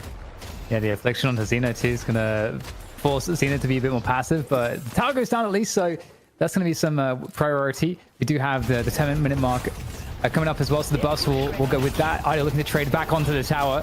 Looking pretty good for this one. The shotgun still pretty solid. The cloak as well. And great to see AyeHeTuff back on the old faithful of Pocket here as we see him running around the map and still Clearly keeping the pressure on. A step. Has some big stacks right now. I'm going to push it for more. Low main once again getting these instant burst kills. Vindicta showing up in such a huge way here in game 3, still over the top. And Pocket affected by the darkness. Just can't possibly see these threats coming. Average picks up a kill, and that should be another drifter stack. Going the way of AVG, who's got a pretty aggressive build with a lot of carry potential here. Skipped Stalker instead, went for slowing builds and K-Dash. So he's going to do a lot of damage in his own right. Ooh. Lots of damage indeed, but able to get out. Maximum rage as well at the moment, so that's always helpful. The snipe hits league. Easy gets out. Low main's a problem on this Vindicta. And they really want to take this mid Guardian down. FPS Lounge really looking for it. And picked up by the Paradox. Again, very common we see that they pick characters, getting the priority on that one. And mid Guardian still up there for melee creeps. Stormman ult from Saya sets up a counter kill. AVG gets shut down for now. Good to keep this drifter from getting too oppressive on the map. Nice little win for AyeHeTuff, though. Has a bit of space here in the mid. Is going to clear these mid boxes. Actually, one of the more significant soul objectives on the map, maybe more than people realize. Like, if you get all those soul boxes in mid, I think it's like maybe 1,000 or so souls, even this early in the game. So it's a pretty significant reward, bigger than even like a large camp would be at this moment. It's like the invade pressure from FPS Lounge is definitely quite serious right now, looking to get this mid Guardian, and you also have a fight that's brewing between Xeno and also Fishcake. Looking to take down Fishcake. Fishcake really low. There's a charge to try to escape here, but is there? Yeah, okay. Xeno's going to be able to chase that one down. You've always be careful as well because those snipes are never too far away. Low main also in the fight at the moment, raining down the fire as well. And it looks like FPS Lounge really controlling the fight here on this invade. They're pulling out now though. Is that affliction going to tick out Poppers? It's going to be close. Maybe just barely lives. DMB baiting the fight here. But it's so tough. You get kited around the creeps, bringing a lot of damage into that trade. And Lord NM can't outplay the opposition. DMB so tanky with this build. He is ridiculously hard to bring down, even for Silver. I love this build for him as a solo laner this game. He is practically ungankable, leaving the rest of his team free to just roam the map and look for kills. And when you're able to find kills with this build, that feels too good to be true almost. Yeah, that's actually like a very... I like that a lot as well. I didn't notice the build, how tuned it was to just staying alive. Very, very cool to see. Well, the priority placed on the ult as well for setup. Stalker's Mark goes wide though, and that'll get Lord and M back to the safety of the Walker. But you see, I mean, all these players from FPS Lounge there. It's actually just not getting a kill off this rotation. It's going to be potentially a little costly with so many players coming into the fight. Gives a little bit of wave priority back the other way, but now League finds himself potentially in some trouble, and there is the Rift here. So in the end, FPS Lounge will be rewarded for bringing all their players to this fight. Okay, so the fight here looking favorable for FPS already. Lounge. They got position. There's Really defensive pocket. Concussive, does it hit? Doesn't seem like much of a connection from that. DMB still strong in this fight though, and it's tough to stay inside of the zone. Lord and M desperately wants to pop that Lycan Curse just to stay healthy, to bring more threat to the fight, but the damage coming in against him, the Rift is secured here for FPS Lounge. Maybe more to be found on the back of this, as there's a lot of low players on melee creeps. Lomé would love to be able to pick up some snipe kills. There's going to be one. That'll be all he'll find in the fight. Does go down, but Popper's heavy HP here on the Shiv, and this is a playground now for him. He's free to run down these kills. Pocket Cape, caught in a corner, can't escape to that. Just tries to juke away instead, but all he's going to find is a little bit of extra damage before he falls. Another stack going the way of AVG, who's really started to rack them up now on the Drifter. Yeah, making it look really good. Like this comp overall looking quite nice here for FPS Lounge, you know, especially, you know, some of this impact DMB's having. I think doing a really good job with that. Infernus, I've honestly really enjoyed seeing Infernus coming back into favor, being valued by everybody, and you know, you're seeing like an interesting switch up on how the build works as well. Just a bit more focus on the concussive combustion, getting 2 points in it.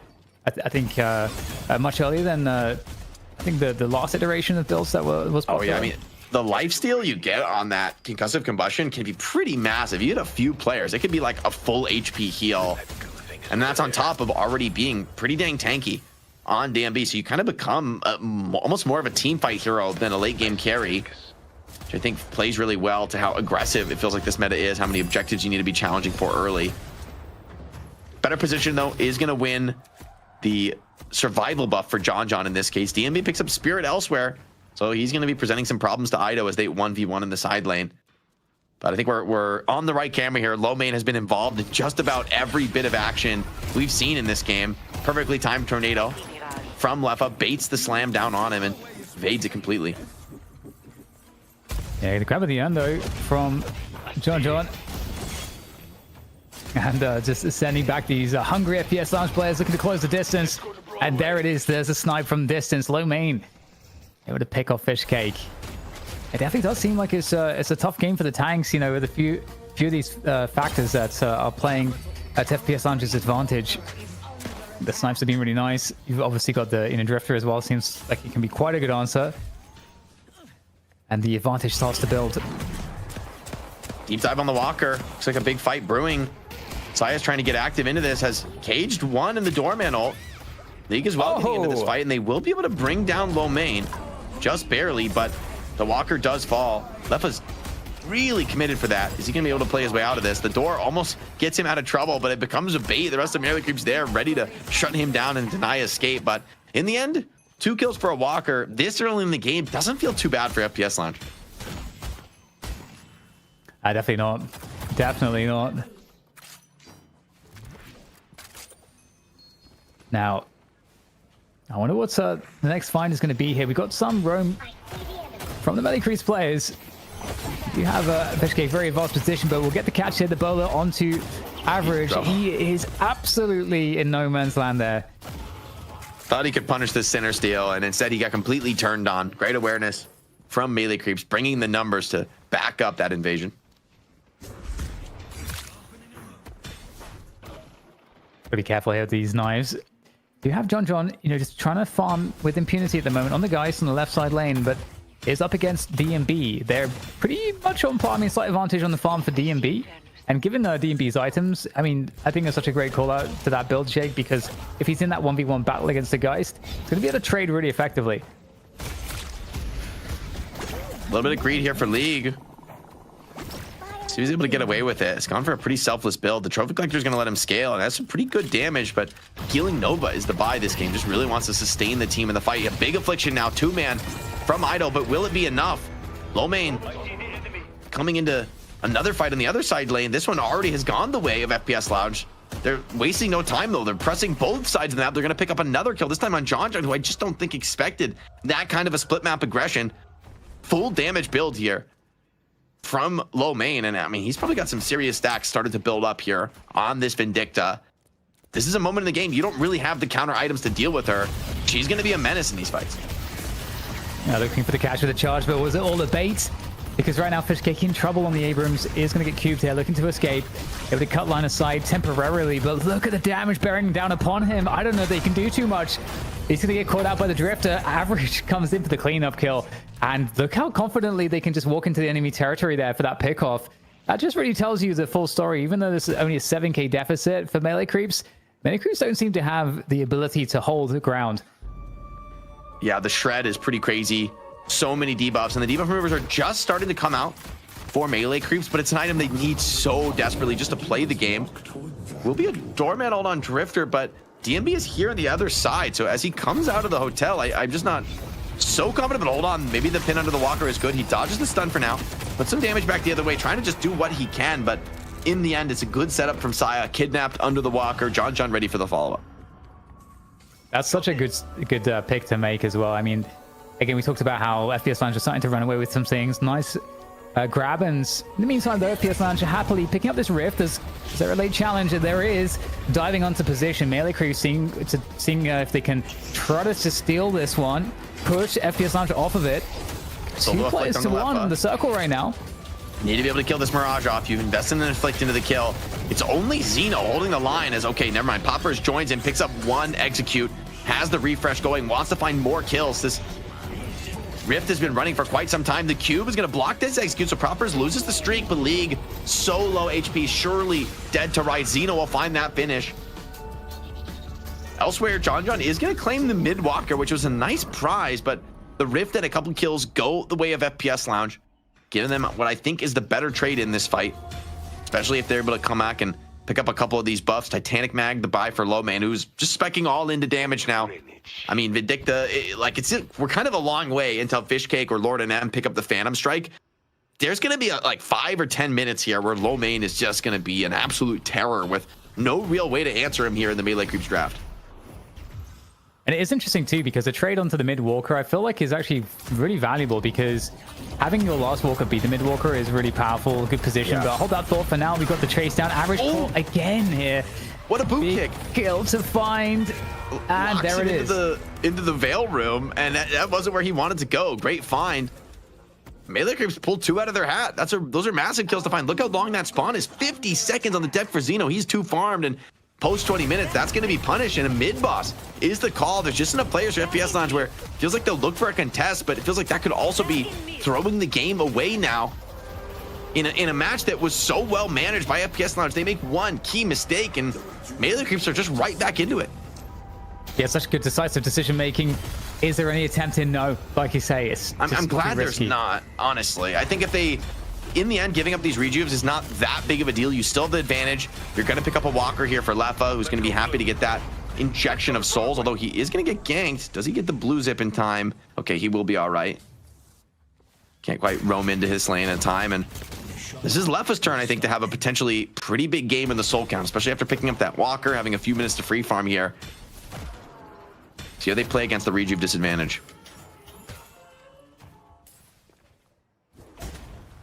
So there it is. I mean, this is one of the reasons why losing the mid walker is kind of rough, because it's much easier, I think, for melee creeps to kind of split push and macro out one of these side walkers. It's because, you know, such a big rotation time from side to side, even with the zips. So it's gonna be interesting to see how that dynamic kind of works out. And in the meantime, you know, melee creeps, they've only got their mid walker left, which is obviously now going to be tankier to deal with, and you know, positionally is the more valuable one. So pretty interesting dynamic. I will say, playing against rejuves makes the game plan for Drifter Vindicta far less straightforward.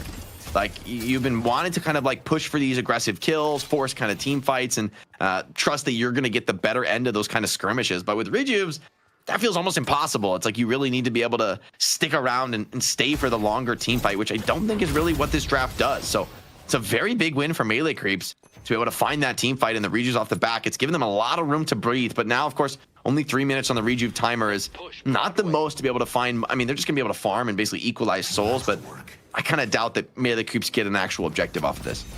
I see Shiv. Yeah, very interesting moment in the game. Let's take out Shiv. FPS Lounge really trying not to give up anything at all. Now they're starting to get those waves crashing in onto their sidewalkers. Seeing what they can do to defend. Some deep push coming on through. Time bombs So quite hard to push helpful. into this. They're gonna try anyway. They put poppers in the hotel, but this could turn into maybe more than Melee Creeps have bargained for here. Lomi gonna hold the other side. Instant kill onto Fishcake. Still a stack going for Drifter. And that Abrams isn't necessarily safe from more. Lord and M looks in. Gets Tornado, double Tornadoed in fact. Needs a cube just to stay alive.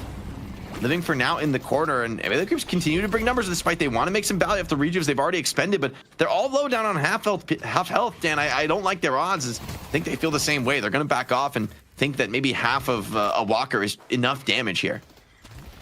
Kind of seems like the damage output disparity is problematic for Melee Creeps to siege. And there's another rejuve crystal going almost all too easily here. Popper's looking to potentially chase that one down. He'd love to do it, but not going to happen this time around. And it seems as though, yeah, able to kind of keep the game in an even place, our FPS Lounge. But with that said, even at even souls, it feels like they just are more threatening in the fights. Yeah, I do think Melee Creeps, though, I do think as this gets later and later, I kind of like their odds better and better. Viscus is, I think he's close to max cube now if he doesn't already have it on League, which will be a really significant moment, especially as it comes to like mitigating a lot of these debuff based damage sources. However, Lomain picks up Blood Tribute. I mean, he's looking to peak here and now, Dan. I really think FPS Lounge want to put the pressure on.